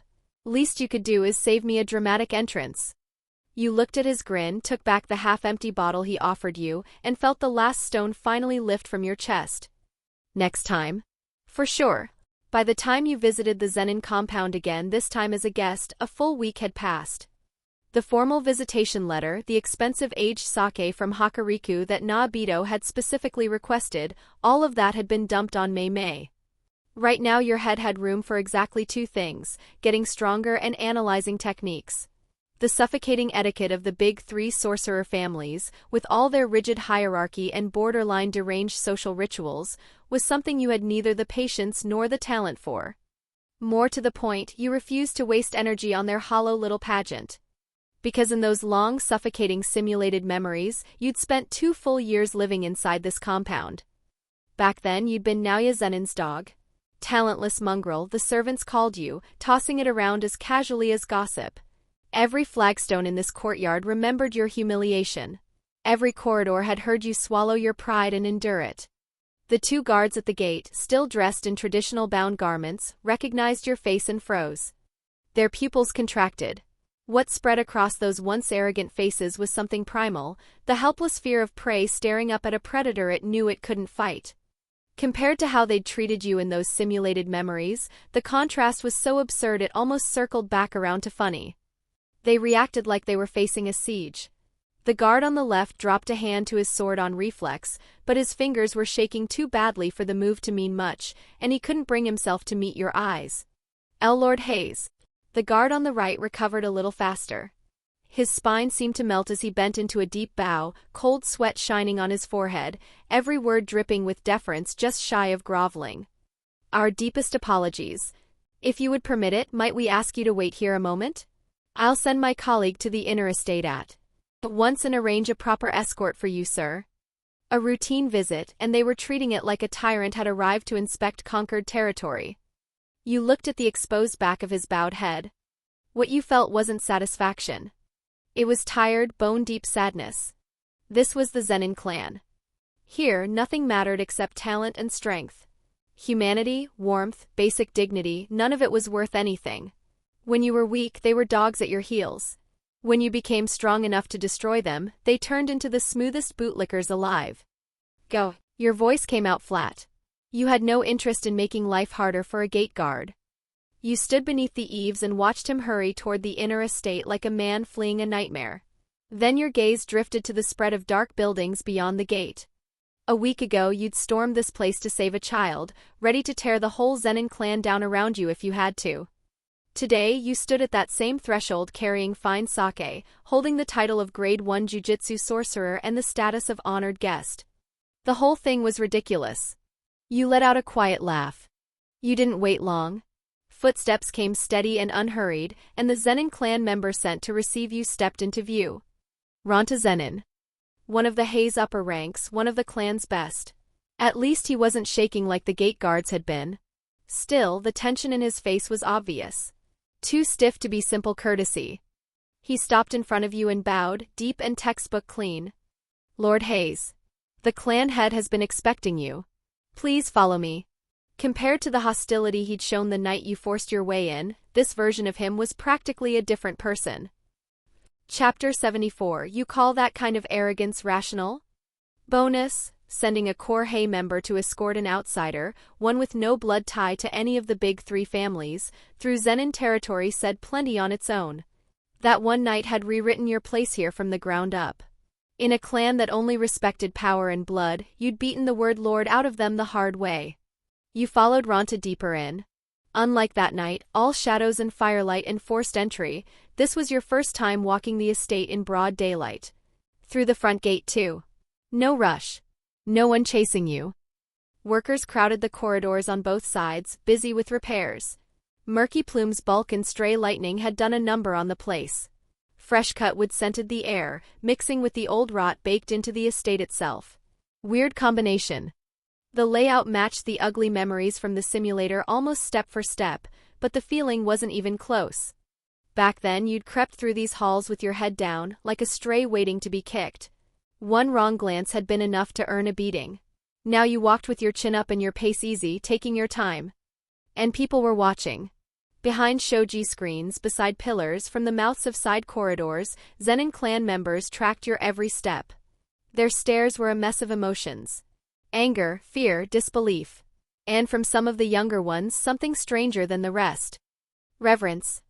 Blind, instinctive awe for raw power. A long way from the sneering contempt burned into your memories. At the next turn, someone came from the opposite direction. Oji Zenin. His steps were stiff. The loose kimono couldn't hide the bandages wrapped hard around his neck and chest. Dark stains had already seeped through in places. Your handiwork. Ronta stopped at once and bowed. Lord Oji. Oji ignored him. He just stood there, staring at you with bloodshot eyes that looked dull at first glance and vicious if you kept looking. Resentment churned under the surface. Humiliation too. Hatred, old and hard and packed down until it had the weight of stone. His chest rose and fell with rough breaths. Every part of him looked ready to draw steel and try his luck. He didn't.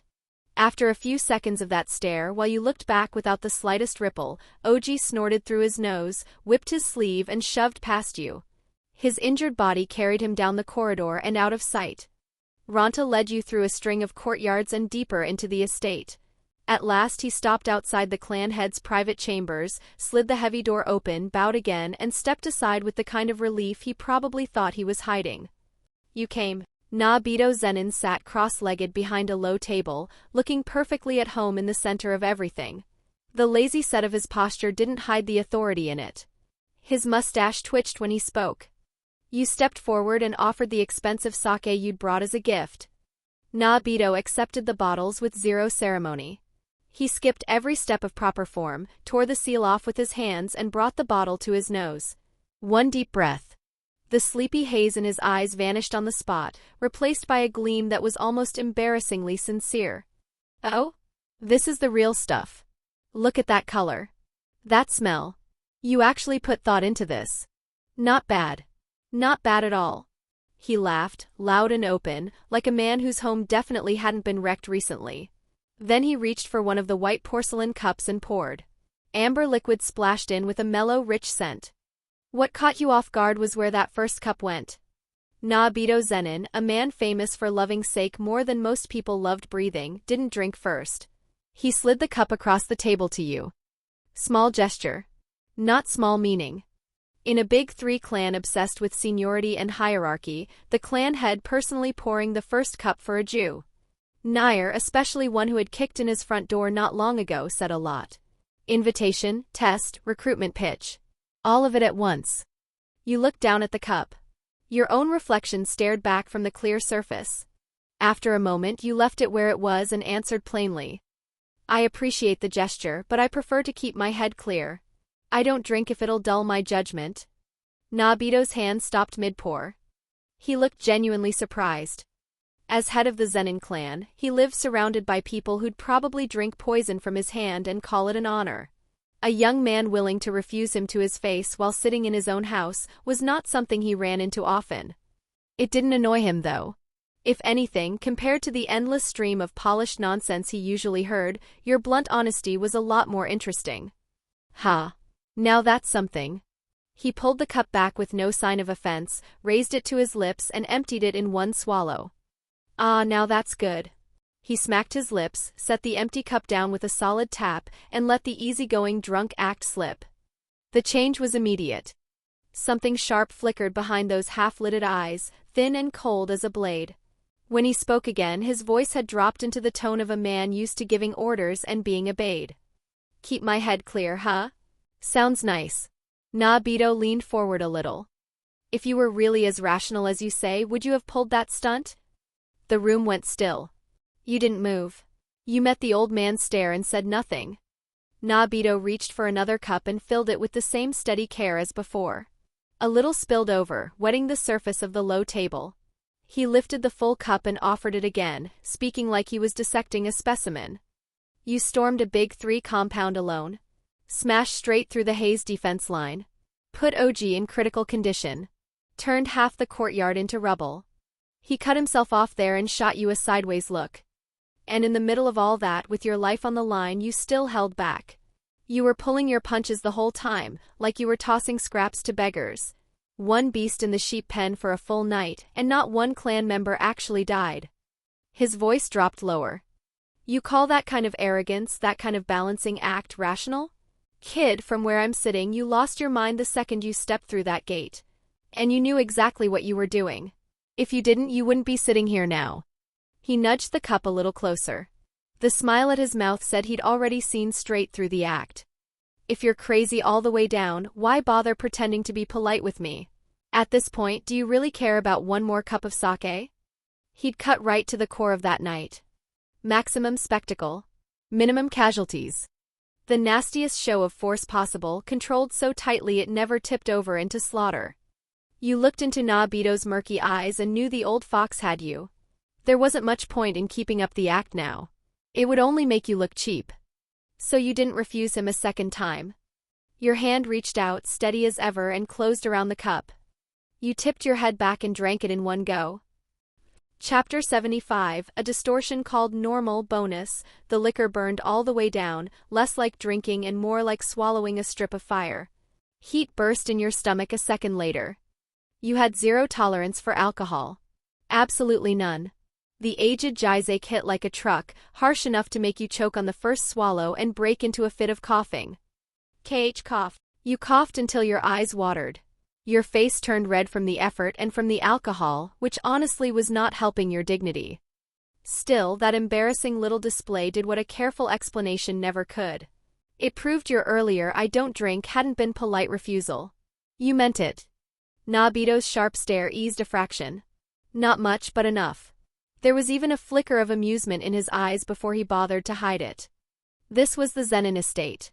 A place where people learned to wear masks before they were old enough to tie their own clothes right. Scheming was basic survival here. So watching you get wrecked by a single cup and go red in the face carried a weird kind of honesty. To a man who'd spent his whole life reading people, that mattered. At minimum, it told him you weren't one of those smiling bastards who bowed with one hand and stabbed with the other. Nobito stroked his chin, watched you finally get your breathing back under control, and asked the question he'd clearly been holding on to since before you sat down.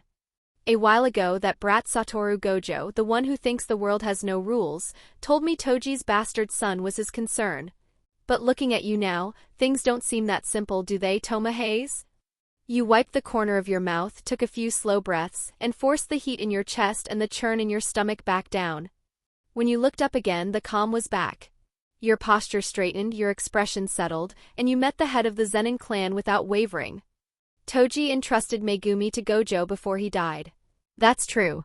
But you know what it means to be the strongest in Jujutsu society. His schedule is ridiculous. The number of missions he gets is beyond unreasonable. He doesn't have the time to patiently raise a child who's only just awakened his technique and is still figuring himself out. So after discussing it properly, he formally handed Megumi Fushigiro's training over to me. I see, so you're the teacher. Nobito rolled the cup slowly between his fingers, thinking. A second later his eyes sharpened again. I can tell that boy matters to you. To you and to the Gojo clan. So explain this to me. If that's true, why were you the only one who came charging into this lion's den that night? The point was obvious. Gojo was Megumi's official guardian. You could have brought the strongest sorcerer alive and let him handle it. So why stake everything on a near-suicidal solo run? You didn't dodge the question. Your voice stayed level when you answered. Because if Gojo had come that night, this would not have ended peacefully. Nobito's grip tightened around his cup. He got it immediately. If Satoru Gojo had shown up angry, the Zenin clan's losses that night wouldn't have ended at a smashed courtyard and a few heavily injured men. The whole balance of power among the big three families might have been blown apart on the spot. But that still left one problem. Nobito frowned harder, a deep line settling between his brows. I still don't get it. Fine, you kept Gojo out. But after you won, you could have taken the boy and vanished in the confusion. You were already spent. Empty. Instead you stayed there and waited for me to come deal with you. What was that? Were you trying to mock the Zenin clan? No. You're reading it wrong. You shook your head, and your next words came out so plainly they could have been about returning a library book. Naoya taking Megumi was the first wrong. But me forcing my way into the Zenin estate is a separate issue. No matter why I did it, I still injured people. I still damaged this place. Someone has to answer for that. That answer brought a long silence, the kind that hit harder than shouting. What you'd said was flawless. Morally clean. Full of responsibility. There wasn't a crack in it anywhere. And that was exactly why it was so strange. No Jujutsu sorcerer talked like this. This was a world full of curses, murder, lunatics, and people clawing over each other for power. So what kind of sorcerer storms one of the big three compounds, tears it apart, burns through every scrap of his own strength, and then sits there waiting to get punished because he feels bad about the property damage? And just like that, Nobito finally put a name to the wrongness he'd felt from the moment you stepped into the room. You were too normal. Compared to the twisted, power-drunk, cold-blooded sorcerers raised in old jujutsu families, your sense of order and responsibility was more normal than most ordinary people walking around outside. Then another thought struck him, and a chill crawled up his back. In a world this insane, someone who could keep that kind of rigid, almost painfully ordinary morality, while also carrying enough power to force that normal onto reality, even at the cost of his own life. Wasn't that its own kind of distortion? A very specific one. Yours, Touma Hayase. Maybe the worst kind of all. Nobito looked into your clear eyes and something unexpected rose in his chest. Gratitude. Compared to the other path, the one Toji had once arranged as a cold transaction, buying Megumi Fushiguro back and throwing him into this rotting swamp of a clan where envy and rules would grind him into another numb little monster. Maybe this was better. Maybe the best luck that kid could have gotten was ending up beside a teacher carrying this rare, dangerous, completely unreasonable sense of justice. Nobito lowered his eyes and poured himself another cup. He watched the lamplight shake across the amber surface and muttered so quietly even you barely caught it. That might not be bad at all. As the head of the Zenin clan, he saw the family more clearly than anyone. He knew perfectly well where it was heading if it kept rotting in place. A giant tree hollowed from the inside, just waiting for one good wind to scatter the branches. But he was old. He couldn't cut all that rot out by himself. So he'd watched Naoya and the others sink deeper and deeper into their own arrogance. Meeting you and meeting Megumi Fushiguro had shown him something different. A sliver of possibility. His gaze drifted over the rim of the cup. Then it snapped back into focus. The old murk in his eyes vanished, replaced by something fierce and clear. He'd made up his mind. He tossed the porcelain cup aside. It clattered across the floor while his hand closed around the expensive bottle of aged liquor. Head tipped back, he drank straight from it, gulping down half the thing in seconds. Even without being much of a drinker, you knew that stuff was strong. The old man's sudden binge caught you off guard. You leaned forward on instinct and reached out. Clan head Nobito, you, thud. He slapped your hand away, rough and impatient, and didn't stop until the last drop was gone. The empty bottle hit the tatami beside him. He let out a belch thick with alcohol, then pushed himself to his feet. His face was flushed and ugly red, but his back straightened all at once like a blade being drawn. Fire lit his eyes. It felt like years had peeled off him in one go, and the man standing there now was the monster he'd been in his prime. Ah, that's better. Haven't drunk like that in years. Come on, young man. Indulge an old fossil and help me loosen these rusty bones. The last word was barely out before he moved. No warning. No pause for an answer. His body smeared into overlapping afterimages and crashed toward you with thunderous speed. There was nothing slow about him now, nothing hesitant either. He opened with the technique he was proudest of, projection sorcery. A weathered hand, trailed by a fan of afterimages, caught your shoulder at a speed that made the feel fake. The world twisted. Space snapped into frozen frames, exactly like it had that night on the mountainside. You were trapped inside one floating two-dimensional frame out of 24. Your body locked up. Nobito's follow-up kick came screaming straight for your stomach. But this wasn't that night. Back then, summoning Shikigami had bled your cursed energy dry and left you no choice but to eat the hit with your body. Right now your reserves were full. Boom, the impact shook the room. You didn't move. Your feet stayed planted like they'd been nailed to the floor. Nobito's full-force kick landed clean, and you took it without giving up so much as an inch. At the exact moment the blow connected, curse technique reversal, Najihairu Kinku flared out from your core. A wave of cold, unnatural power burst outward. Invisible, absolute. It crashed straight into the frame-based space Nobito controlled so confidently. The 24-frame flow faltered. It glitched. Projection sorcery's perfect rhythm slammed into a wall of pure denial. Shock flashed across Nobito's face. His body stalled for a tiny fraction of a second. That was enough. Your own innate technique, Phantom Night Parade, activated. You blurred forward in a streak that mirrored his movement almost exactly. Copy meeting original. Your palm drove into the center of his chest. Just like that, the positions flipped. The attacker became the one trapped in midair, frozen inside a hovering two-dimensional sheet by the same rules Nobito himself knew best. Your face stayed calm. No flourish, no extra drama. You lifted your leg and kicked with absurdly precise control, giving back exactly what he'd tried on you. Bam! The moment the frozen state broke, Naobito's body flew in a clean arc and landed with impossible accuracy right where he'd been sitting before, cross-legged at the table. Not even his clothes were out of place. The shockwave rattled the heavy low table between you. Somehow, almost offensively enough, not a single cup tipped over. You lowered your leg, smoothed a wrinkle from your shirt and went still. You understood what that attack had been. Naobito had moved fast, ridiculously fast, but he hadn't put killing intent into it. He hadn't pushed the technique to its lethal end. It was a test. Nothing more. So you answered in kind. Your return kick had been measured too. Enough to show force. Not enough to cross the line. Naobito sat there for a second, blinking. Then he looked down at the faint shoe print on his chest. Something in him gave way. Like he'd just stumbled into the funniest thing in the world, the old man threw his head back against the table and burst out laughing. Ha ha ha ha ha ha. It was loud, wild, almost delighted.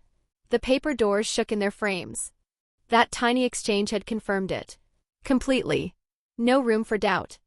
The truly frightening thing about you, the thing that ought to keep every member of the big three families awake at night, wasn't the borrowed destructive force of the 10 Shadows technique. It was the innate technique you'd used to copy it. Phantom Night Parade. That monstrous adaptability. That bottomless engine. Naobito had understood the shape of it a while ago.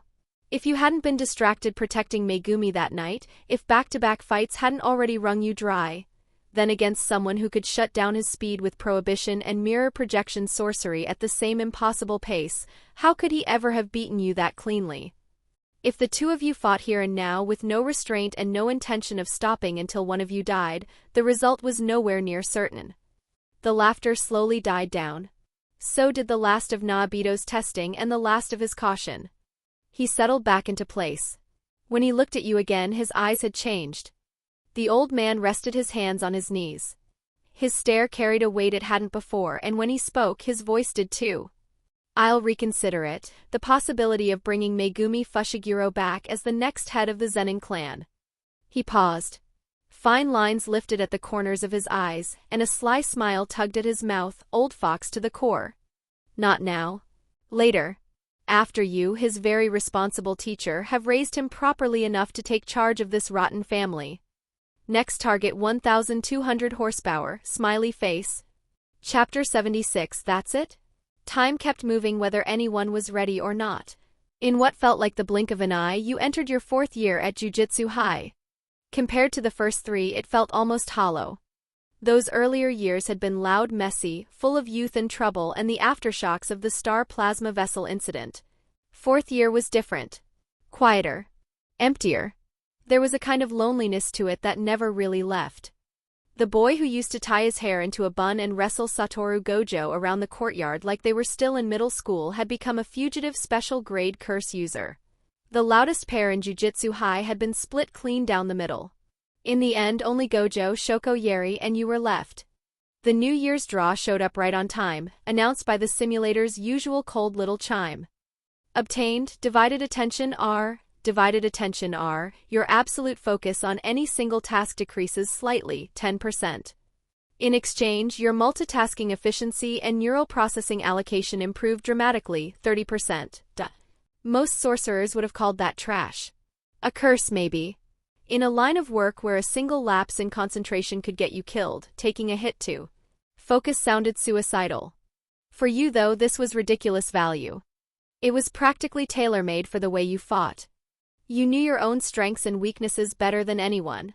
Copying nightmare-level techniques like limitless, maintaining forward curse technique output, and running curse technique reversal at the same time so you could pin someone down in close combat, that stuff ate processing power like crazy. That extra 30% changed everything.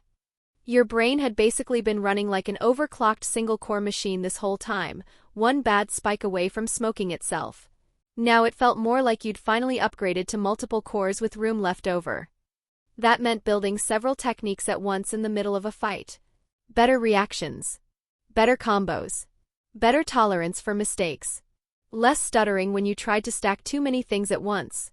Trading 10% focus for that was a joke. You'd take that deal every time.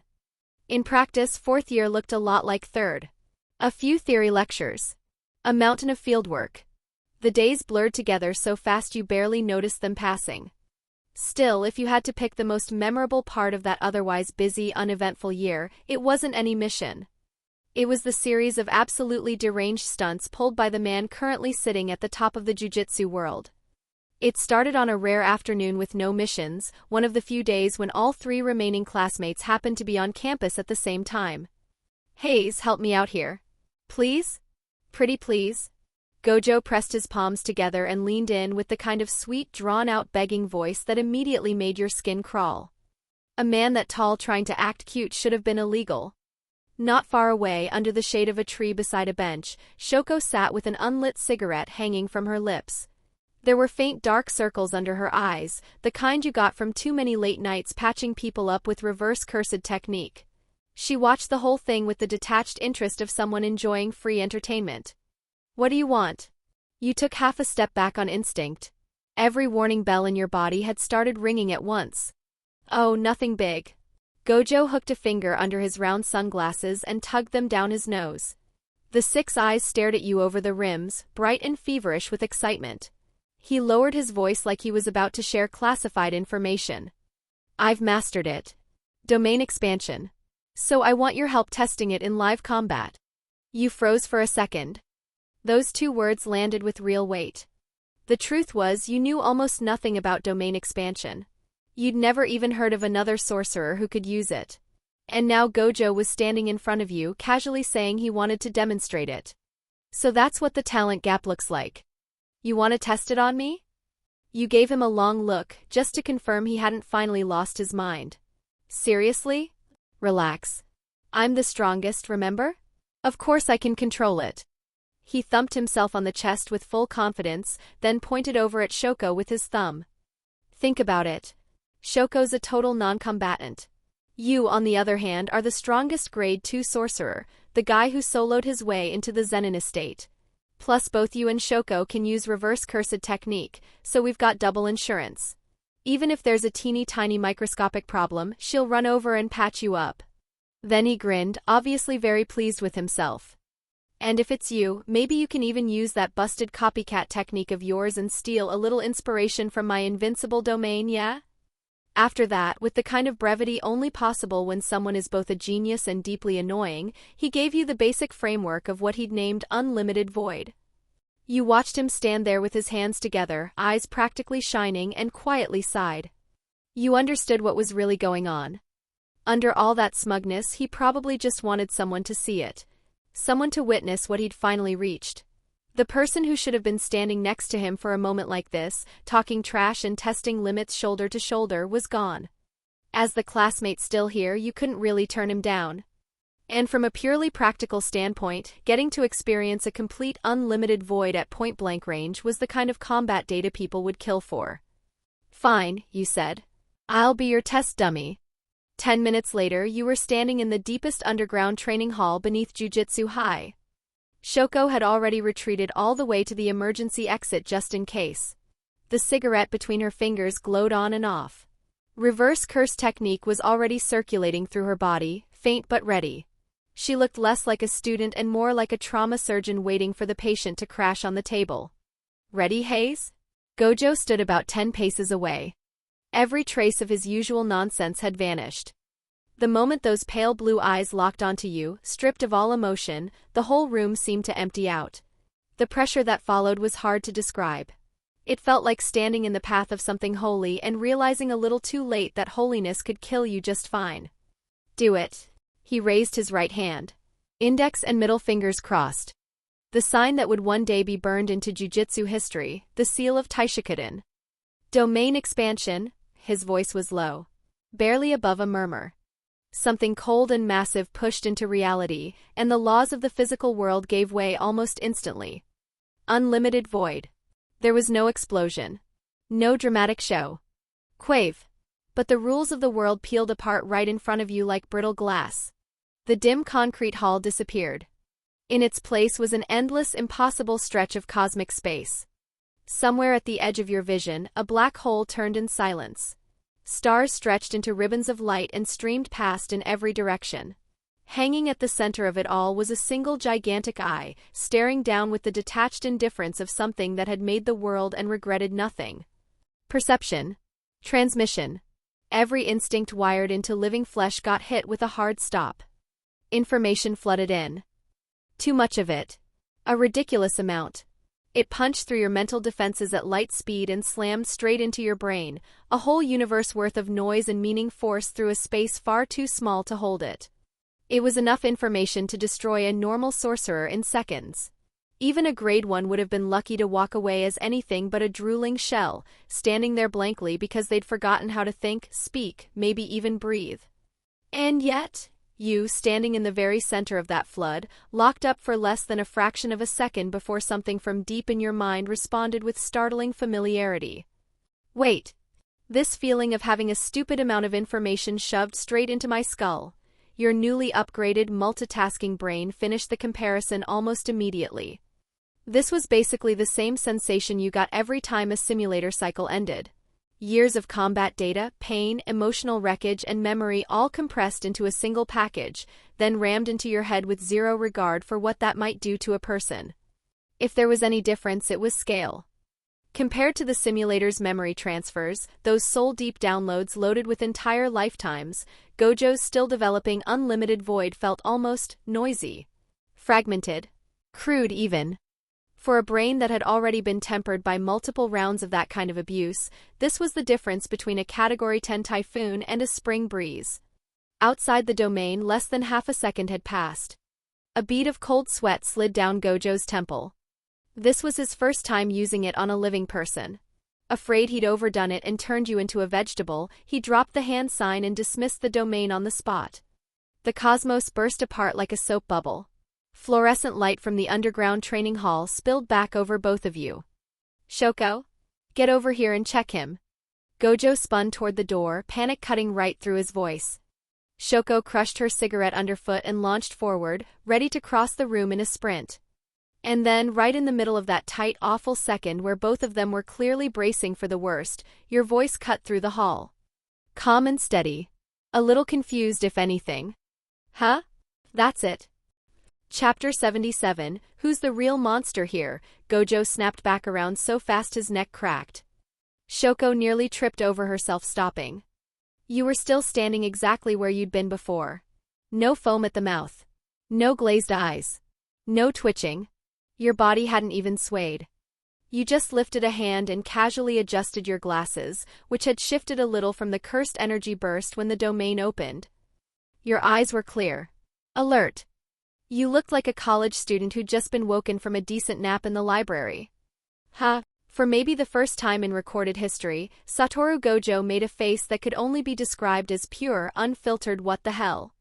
The 6 eyes were practically bulging out of his skull. He flashed to your side in an instant and waved a hand in front of your face like he was checking whether some expensive gadget had shorted out. You're fine? You're actually fine? What did you see in there? What did it feel like? The questions came out in a rush, his voice climbing higher with each one. Other than not being able to move, it was pretty nice, you said honestly. I saw the cosmos, light ribbons, and then a huge mass of chaotic information got shoved into my brain. The rule layer forcefully took away my ability to act. It felt kind of like having the entire internet dumped into your skull in 1 second, like it was trying to format your brain from the inside. The construction was elegant, though. Even reverse curse technique couldn't start up before the forced shutdown hit. As a kill move, it's basically perfect. You delivered the review with a straight face, passing the whole thing off as your brain simply being weirdly durable. Gojo listened to your calm, detailed breakdown, right down to the structural analysis, and went completely silent. The 6 eyes weren't wrong. His technique had connected perfectly. The effect had been exactly as brutal as intended. So why the hell was this guy still standing here giving feedback like he just finished a product demo? Gojo stared at you for a full 30 seconds, expression dark with thought, like he was seriously considering opening your skull just to see what was inside. Then he rubbed his chin, frowned, and said in the solemn tone of a doctor delivering awful news, "Hey Hayes, is it possible your brain's been broken since birth? If you want to fight, just say that." The sole holder of the title of strongest was, for obvious reasons, completely unwilling to accept the result of this experiment. His ego needed an answer. The one he came up with was that he'd probably slept badly the night before, which meant there had to be some kind of tiny bug in unlimited void. So the next day, Gojo Ph. Izakly hauled a half-asleep Shoko down to the training hall. "Me too? Are you insane?" Shoko stood there with bedhead in every direction, looking at him like he needed to be put down for public safety. "Yes, you too. This is a rigorous scientific experiment for the future of the jujutsu world." Gojo planted his hands on his hips and said it with the full authority of a man abusing his status for nonsense. "What about my shift in the infirmary?" Shoko made one last attempt to resist. "That doesn't matter." Gojo reached out, grabbed you by the collar as you happened to be walking past on the way to buy a soda, and shoved you toward the spot Shoko had been standing in. Then he pointed at you with absolutely no shame.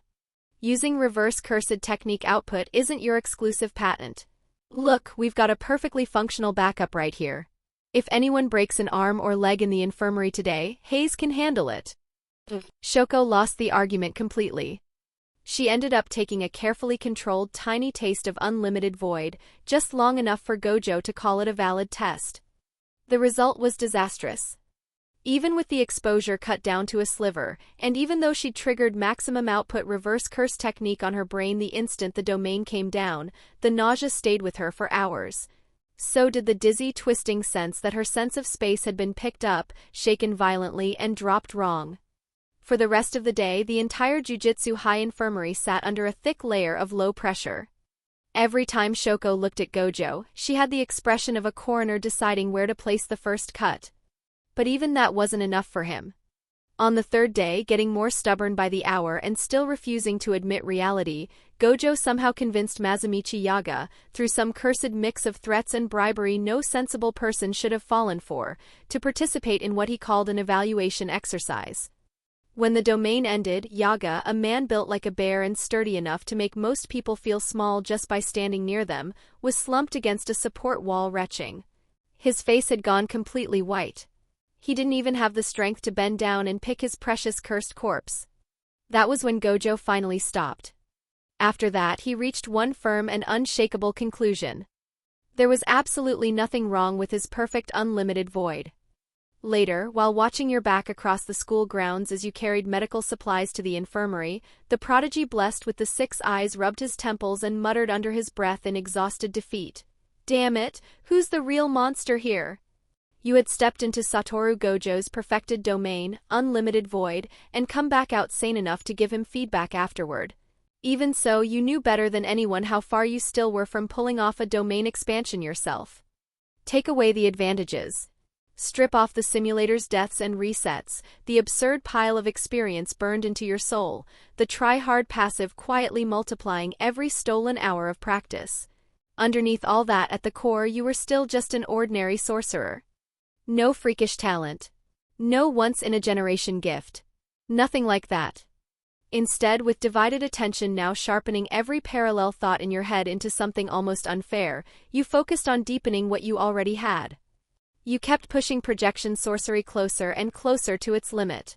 You refined limitless into a brutally precise tool for defense and microscopic adjustments. And every miscellaneous technique you'd picked up over the years, you kept folding them together, testing new combinations and offshoots, because Phantom Night Parade was at its best when it adapted. That year of quiet grinding also produced an incident at Jujutsu High that absolutely deserved its own place in the history books. One afternoon, rare and mercifully free, you went looking for Masamichi Yaga to ask about something that had been bothering you. You had a new theory. Could a cursed corpse and a Shikigami be hybridized? Use a cursed corpse's physical shell to extend a Shikigami's operating time and range in the real world. Or go the other way and use a Shikigami's special traits to improve a cursed corpse's performance. Maybe, if you really got weird with it, you could even use a Shikigami as the core. That question had been chewing on your brain all day, so you headed down to Yaga's workshop. The door was open. You stepped inside and found Yaga hunched over a workbench, staring at something with the kind of expression people usually wore at funerals. His face was already intimidating on a good day. Right now it looked carved out of frustration and helplessness. Not wanting to break his concentration, you softened your steps and crept up beside him, ready to greet him quietly. Yaga-san? Chapter 78 Teacher, you should turn yourself in. Bonus. Your hand was halfway to his shoulder when your line of sight cleared his back and landed on the workbench. Every thought in your head derailed. Your pupils shrank to pinpoints. Lying there among screwdrivers, talisman paper, and tufts of cotton stuffing was a panda. A real panda. A tiny one. A baby maybe 20 inches long, round-bellied and black and white and very much alive. Its eyes weren't even fully open yet.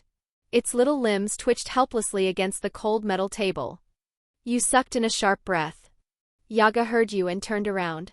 His stern face, framed by those usual sunglasses, had just started to ease into recognition. Oh, Hayes. Good timing. Help me take a look at this. Hey, where are you going? You were already go. Before he finished the sentence. You shot to the doorway, stuck your head out, checked the corridor to the left and right, then yanked the heavy workshop door shut with a loud clang. Still not enough. You blurred to the windows and dragged the blackout curtains closed. If you could have thrown up a curtain over the whole room, you would have. Only then did you turn around, plant your back against the sealed curtains. He stared back, completely lost. One finger pushed his sunglasses up his nose. Hayes, what exactly are you doing? Hiding a body? You sucked in a breath and cut him off, addressing your respected teacher in the gravest tone you could manage. Sensei. You need to turn yourself in. Every muscle in Yaga's face locked up. For one long second, he looked like a man wondering whether unlimited void had quietly scrambled your brain after all. Huh, you pushed on, putting every ounce of earnest concern into your voice. I don't know what happened to you lately or what kind of bizarre hobby dragged you onto this road, but it's not too late to confess. Smuggling and privately raising a protected species at this level could become an international incident. Pandas are a national treasure over there. Silence. 5 full seconds of it. The corner of Yaga's mouth twitched so hard it looked painful. He finally understood how your brain had gotten from point A to point completely insane. Pinching the bridge of his nose, visibly restraining the urge to beat you to death on the spot, he roared, "What the hell are you talking about? It's a cursed corpse. I made it. It's not a real panda, you idiot." What? Your righteous momentum died on the spot. A cursed corpse? Still deeply suspicious, you walked back to the bench and poked the baby's belly with one finger. Warm. The fur felt perfect. The soft rise and fall of its chest looked real too, natural enough to fool anyone. No wonder you jumped to the wrong conclusion. You knew Yaga better than almost anyone. You knew he was the undisputed top authority on cursed corpse fabrication, a master of puppet manipulation. Yet the moment you'd laid eyes on this thing, instinct had overridden knowledge, and you'd pegged it as a smuggled animal. Once you were satisfied no international task force was about to kick the door in, you let out a breath. Relief faded fast. In its place came something hotter, sharper. Pure fascination. You looked back at the squirming cub and then at Yaga. Is this it? The ultimate cursed corpse you've been trying to make all this time? One that really has life. The moment you said life, Yaga's irritation bled out of him. His shoulders slumped. Behind the dark lenses, his gaze settled on the cub, and he let out a heavy sigh. Yeah. But right now, it's another failure. He pointed at the baby panda. Its twitching had grown more violent, less like ordinary movement and more like something malfunctioning from the inside. Don't be fooled by how it looks. What you're seeing isn't struggling. The two cursed corpse cores inside it are rejecting each other through the micro-scale cursed energy circuits. Those spasms are a side effect of the conflict. It still hasn't produced a consciousness. You closed your eyes and extended your senses. He was right. There was no control thread linking Yaga to the cub. He wasn't operating it. It was just a machine with two incompatible engines jammed into a tiny body, grinding each other to pieces. As Yaga's student and one of the few people alive who actually understood high-level cursed corpse construction, you grasped the deadlock immediately. A cursed corpse worked a lot like a battery powering a machine. The more complex the body became, the more faithfully it tried to imitate actual biological life, the more cursed energy it needed just to stay functional. If you wanted autonomy and genuine self-awareness, a single core couldn't supply enough output. So the obvious answer was to add a second core. And that was where everything fell apart. Two power sources crammed into one tiny vessel meant conflict. Instability. Contradictory logic. The whole structure turning on itself. It was the brick wall of cursed corpse theory, the reason almost everyone in the field considered true life impossible. You stared at the cub for a long second. Then something in the back of your mind lit up. It was such a reckless idea that calling it stupid almost felt too gentle. Your head snapped toward Yaga. Can I try interfering with the corpse's base logic circuits? He blinked. As the man who had taught you puppet manipulation with his own hands, Yaga knew exactly how good you were at cursed corpse work. Maybe you hadn't spent much time on it lately, buried as you were under combat training and everything else, but talent like that didn't just disappear. So he didn't reject you outright. He just asked carefully, "What's your idea?" You answered by reaching into the inner pocket of your jacket. A pulse of cursed energy went with the movement. When your hand came back out, it was holding something small and carefully preserved. A tiny artificial core. Wukong's core. Long ago, Wukong had destroyed its own body to protect you, ripped apart by whatever monster Toji Fushiguro had turned into. After that, between the 10 Shadows technique and everything else crowding your life, restoring it had kept getting pushed back. Yaga recognized the resonance immediately. That's Wukong? Your thumb brushed the faint scratches across its surface. Its core. The output isn't huge, but the base feedback loop is extra. Merely stable. You moved beside the workbench and pointed to the two energy vortices inside the panda, already spiraling toward mutual destruction. Both of these cores are on the verge of collapse. Adding a third sounds insane, I know. Like throwing a lit match into a powder keg. But in geometry, the most stable structure is a triangle. Best resistance to distortion. Best mutual balance. I want Wukong to sit between them and act as a buffer. Yaga stared at the core in your hand. Triple core theory. Even for him, that sounded deranged. The workshop went quiet for a moment. Then the old man drew a slow breath and made the only call left to make. Without intervention, the rejection cascade would rip the panda apart within minutes anyway. Do it, Hayes. His hand came down on your shoulder, heavy and steady. You moved immediately. The talisman sheet covering the cub's abdomen peeled away in one motion, exposing the compact and intricate core array underneath. You took one breath to steady yourself, then began inserting Wukong's core into the linkage point between the other two. The instant it made contact, the rejection went berserk. A tiny cursed energy storm exploded inside the cub, small in scale and catastrophic in effect. Another second and the internal circuitry would have been shredded. No good. The rejection's accelerating. Yaga's face went pale. Then the next thing you did stopped him cold. How are you doing that? You hadn't grabbed for a repair tool. You hadn't drawn a rune. At the exact moment the rejection storm was about to tear the entire core zone apart, you activated limitless directly inside the panda's microscopic internal space.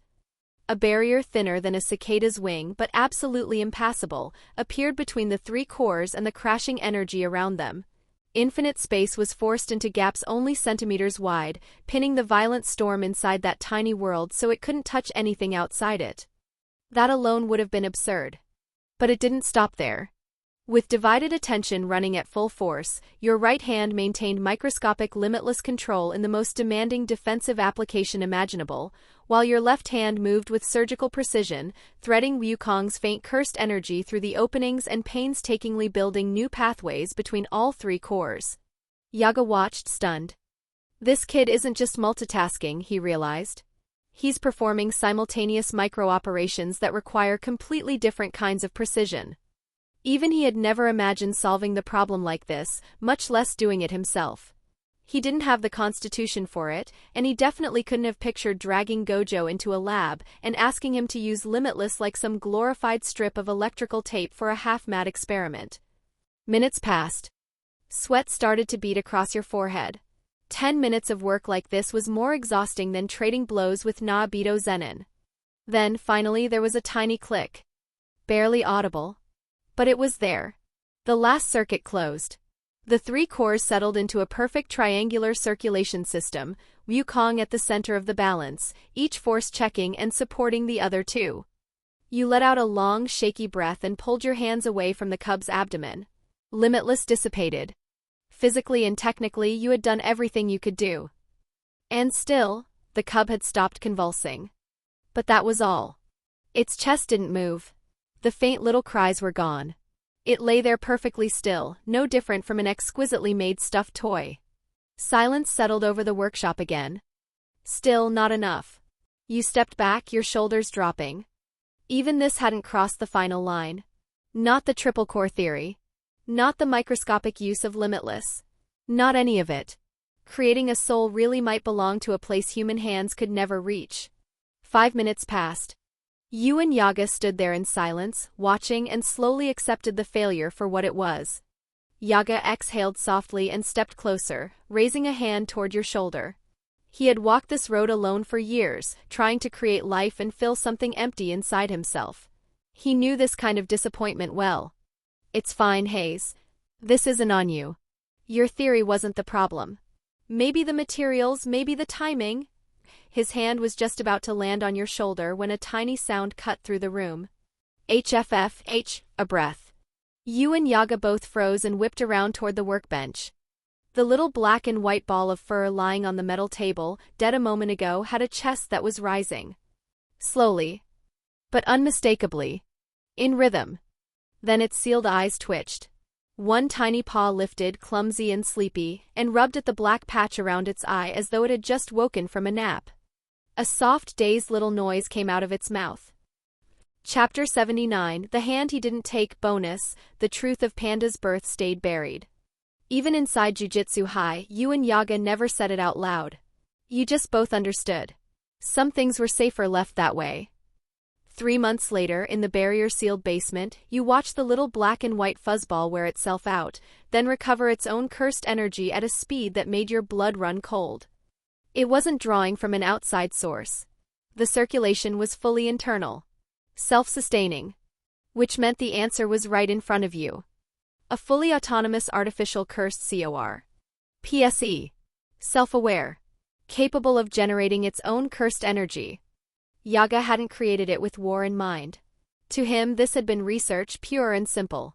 A scholar trying to reach life through the framework of a cursed corpse. But you knew exactly what the people at the top would see. Not a life. Not a miracle. A weapon. The second word got out. Every old parasite in the jujutsu bureaucracy who dreamed of obedient, tireless, disposable armies would come running. And once that door opened, nobody would be able to shut it again. Since cursed corpses didn't grow the way living creatures did, Yaga kept adjusting Panda's body as its mind developed, giving that growth a shape it otherwise never would have had. By now, Panda could recognize both of you on sight. It could even call your names, sort of. Yaga. 2. Sitting on the floor with a rubber ball clutched in its stubby paws, it blinked up at you both with those round, innocent eyes. You watched Yaga fine-tune one of its joints. After a long silence, you finally spoke. Sensei. Panda isn't just a cursed corpse anymore. It's alive. We can't keep it locked down here forever. Yaga stopped moving. One big hand rested on Panda's head. He stayed like that for a while, saying nothing. In those few quiet seconds, he seemed to age right in front of you. When he finally spoke, his voice came out low and tired. I know. But the moment people find out, they'll put it on a table, cut it open, and try to mass-produce it. You stepped closer and met his eyes. I know. That's why we need a different story. We tell them Panda was an accident. A freak mutation from one of my cursed experiments.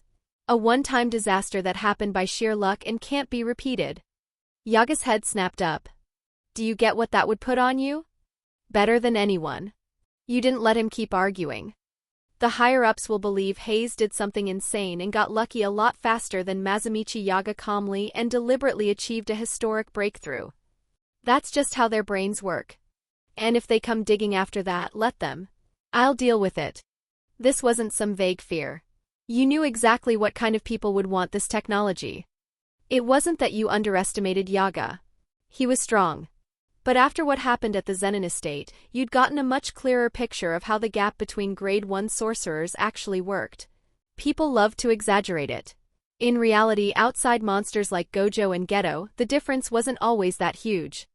If Yaga got jumped by several enemies on that level at once, he wouldn't walk through it the way you could. You kept pressing. Eventually, Yaga gave in. Only after that did Panda's existence get revealed inside Jujutsu High. Gojo's brows shot up when he first heard about it. Then you explained the cover story and he backed you immediately. News traveled fast. A few days later, the higher-ups called you in for a private inquiry exactly like you'd expected. The interrogation room was dim and stale. Behind paper screens, shadowy figures sat in a row like rotting judges presiding over some ancient little court. They questioned you for hours. It didn't matter. With life as like a play running under your skin, you became the role completely. A reckless researcher obsessed with cursed energy. An idiot who pushed too far, got absurdly lucky, and stumbled into something he couldn't reproduce if he tried. Every pause was deliberate. Every shift in expression landed exactly where it needed to. Every half-truth came wrapped in just enough technical nonsense to sound real. They'd even brought in a sorcerer trained to detect lies. The result came back clean. Your story was true. The mutation could not be replicated. It had all been chance. And caught between your airtight performance, the awkward political thread tying you to the Zenin clan, and the fact that Satoru Gojo's shadow was basically hanging over your shoulder, the higher-ups couldn't find a clean way to press the issue. In the end, they let it go. Panda received official recognition. No more hiding underground like some dirty secret. From the outside, people naturally started calling you Panda's father. You hated that. You knew who the real father was. The rough, soft-hearted man who had built Panda with his own 2 hands. Then the new year rolled in, along with the simulator's cold, familiar notification. Draw complete. Obtain talent card, corporate slave and, effect, your body has gradually adapted to sustained high-intensity output. Between 9 a.m. and 9 p.m., Monday through Saturday, your stamina ceiling increases, plus 20%. You stared at the card for a long moment. Then rubbed your temples. Seriously? And just like that, graduation season arrived. Only 3 people were left in your year, Gojo, Shoko, and you. Yaga still prepared the ceremony carefully, same as ever. He even wrote congratulations graduates across the blackboard in ornate lettering. But when Gojo stepped into the classroom and saw how empty it was, there wasn't a trace of celebration on his face. His usual grin was gone. Hands in his pockets, dark glasses on, he looked out the window and muttered quietly, 4 of us enrolled. 3 of us are graduating. What exactly are we celebrating? Nobody answered. The room turned bitter in an instant, full of the kind of silence that said too much. Everybody knew who he meant. The dark-haired boy who had once stood beside him, argued with him, laughed with him, dreamed with him about what it meant to live as the strong. That boy had chosen a different path. One soaked in blood. One that wasn't coming back. You looked at Gojo's profile, at the faint shadow of grief softening the usual sharpness there, and before you could stop yourself you spoke. Satoru, you didn't even get the rest out. He turned, crossed the distance in 2 long strides and clapped a hand over your mouth. Don't. His voice was flat, sharp enough to stop you cold. Don't start with you should have stopped Suguru or you should have done more. He made his choice. That's on him. The world doesn't run on what-ifs. Then his hand dropped. His eyes drifted back toward the cherry blossoms outside, and when he spoke again his voice had gone quieter. Younger almost. I was just complaining a little. That's all. That was enough to kill whatever ceremony mood had been left. There were no long speeches after that. Hardly any laughter either. They skipped straight to the group photo. On the school grounds, Yaga stood behind the camera and waved at the 3 of you in annoyance. Hey. You 3. Smile. It's a graduation photo. The shutter clicked. Despite his efforts, only Shoko, standing in the middle with an unlit cigarette hanging from her lips, managed the faintest little smile. Gojo looked straight into the camera without expression.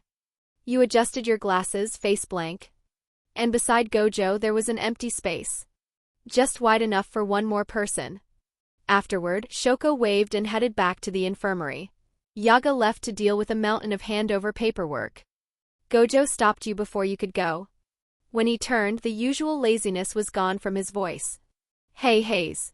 After graduation, what are you gonna do? You looked at him. The answer came immediately, without even a second of thought. Me? I'll keep working as a jujutsu sorcerer. There are still things I need to finish. The seriousness slid off Gojo's face. A smile curled at his mouth like he'd expected that answer from the start. Then he said very simply, "Stay. Help me, Hayes." You blinked. "Stay, help you?" After what happened to Rico and after Suguru left, I spent a long time thinking. You've seen it too, right? The people running this world. The jujutsu world is a cesspool. Self-serving cowards. Inbred idiots. Arrogant fools. All of them. Rotten to the core. I'm going to tear this whole broken system down and rebuild it. Honestly, if I wanted to, killing every geezer at the top would be easy. But even if I did that, the next batch would turn out the same. Same rot, different faces. If the structure stays the same, nothing changes. The tragedies just keep looping. And if I rule through fear, nobody's really going to follow me. Not from the heart. He straightened. Behind the dark lenses, those pale blue eyes felt hot enough to burn straight through you. So I decided I'm staying at Jujutsu High. I'm becoming a teacher. I'll raise strong, smart people myself from the ground up. Allies who can stand beside me. He paused. When he spoke again, his voice softened in a way you almost never heard from him. I know you want the same thing. You want to change all of this too. It's just, you keep trying to carry every damn bit of it by yourself. Then Gojo held out his hand. Trust me, Hayes. Nobody is better suited to being a teacher than you. You looked at the hand hanging there between you. You had been the dog under somebody else's boot in the Zenin compound. You had been a trainee assistant manager crawling around the bottom of the ladder.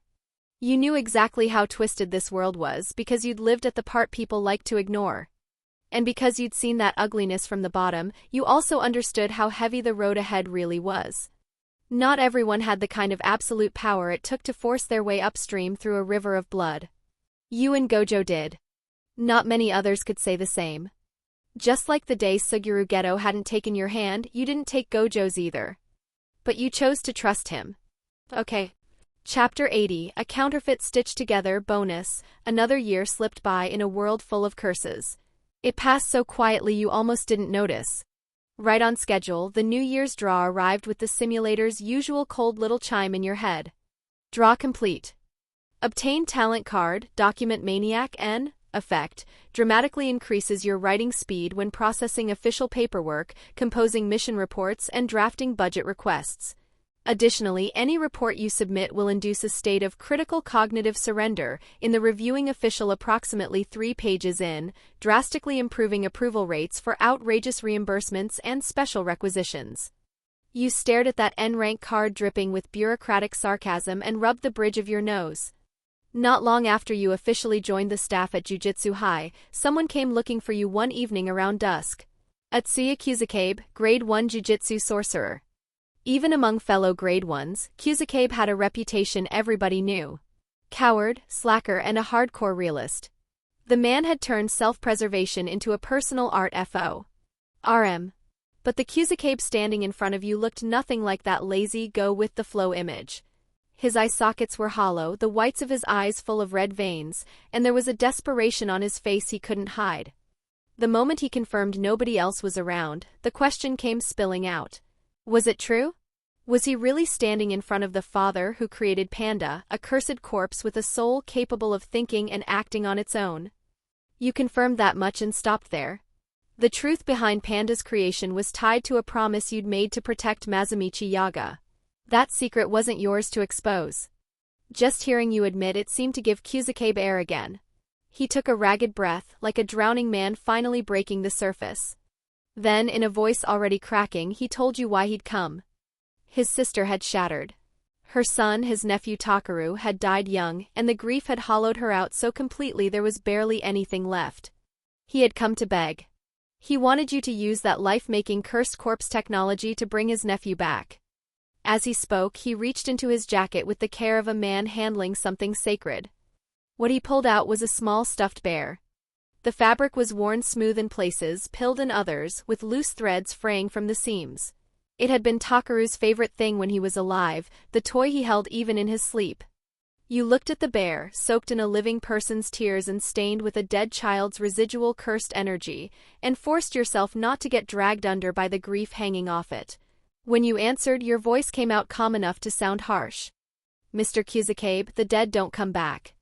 Forcing fabricated soul data into a cursed corpse, stitching together a counterfeit life, that's playing God.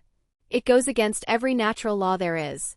And even if I succeeded, it still wouldn't be him. But Kusakabe didn't lash out the way grieving people usually did. This grade 1 sorcerer, the man who treated safety first like religion and never bowed to anyone, dropped to the stone floor so hard the sound cracked through the corridor. His hands were shaking when he raised the battered stuffed bear above his head and offered it to you. Tears finally broke loose. Hayase. I'm not stupid. I know it won't be the real Takaru. I'm not trying to play God and drag the dead back. His voice broke so badly it hurt to listen to. But my sister sits by the window every day just staring at his clothes. She's cut her wrists twice. She's the only family I have left. I just want to give her a lie she can keep living for. Even if that lie becomes a curse, I'll carry it. Please. You looked down at him kneeling on the cold stone and said nothing. You didn't take the toy. Instead, your mind went back to a cluttered workbench covered in scrap cotton and half-finished dolls, and to Mazumichi Yaga standing beside you, saying words that had never really left your chest. Hayase, I know that perfectly well. Even if the creation succeeds, it will never be the person who died. It's only a vessel carrying the living's memories of the dead. Something new. Something manufactured. A curse. But in this jujutsu world where death and separation are everywhere, for the people who leave and the people left behind, maybe even that kind of false reunion can still be a small comfort. The second you remembered why Yaga had started pursuing fully independent cursed corpses in the first place, you already knew what your answer would be. Even so, you looked away first and reached down to pull Kusakabe back to his feet. I need to consult someone before I decide. After all, I'm only this technology's father in name. You brought the request to Yaga. After hearing the whole thing, his reaction was almost the same as yours. He didn't give an answer right away. First, he wanted to see the situation with his own eyes. Kusakabe drove the two of you to a quiet care facility on the outskirts of the city. You only caught a glimpse through the small observation window in the ward door, but it was enough. The young woman slumped in the wheelchair had become almost skeletal. Sunlight fell across her face and did nothing for it. Her eyes were empty, not even the faintest spark left. Half hidden by the protective restraints around her wrists were layer after layer of red, raised scars. Back at Jujutsu High, Yaga's expression hardened into something you'd never seen on him before. He locked the workshop door, then made Kusakabe swear a binding vow, severe enough that nothing said in this room, and nothing about the technology behind it, would ever leave these walls. Kusakabe agreed without even pausing to breathe. Only then did Yaga take off his sunglasses and tell the desperate brother the truth behind Panda's birth. After that, he fixed Kusakabe with an unblinking stare and asked one last time, "Are you sure about this, Kusakabe? Understand this clearly. Even if we succeed, it will not be your nephew. It will be a cursed corpse loaded with your nephew's behavioral patterns and memory imprints. It won't grow. It's a counterfeit, stitched together from broken soul fragments." Kusakabe drew in a long breath. His fists clenched so tightly his knuckles went white. When he spoke again, every trace of his usual evasiveness was gone. What remained was simple, ugly conviction. If someone gets trapped in the spiral of losing a loved one and can't crawl back out, then how are they supposed to face the long, brutal life still waiting for them? My sister, if she doesn't have something tying her to Takaru's memory, she won't survive. If a fake phantom is what it takes to give her a reason to keep living, then I'll carry the sin of making that curse. Myself. Looking into those grief-ravaged but steady eyes, Yaga let out one long, heavy sigh. In the end, the three of you accepted the commission. To reconstruct the soul fragments of the boy named Takaru as faithfully as possible, you asked Kusakabe for everything. Belongings, audio recordings, notes on daily habits.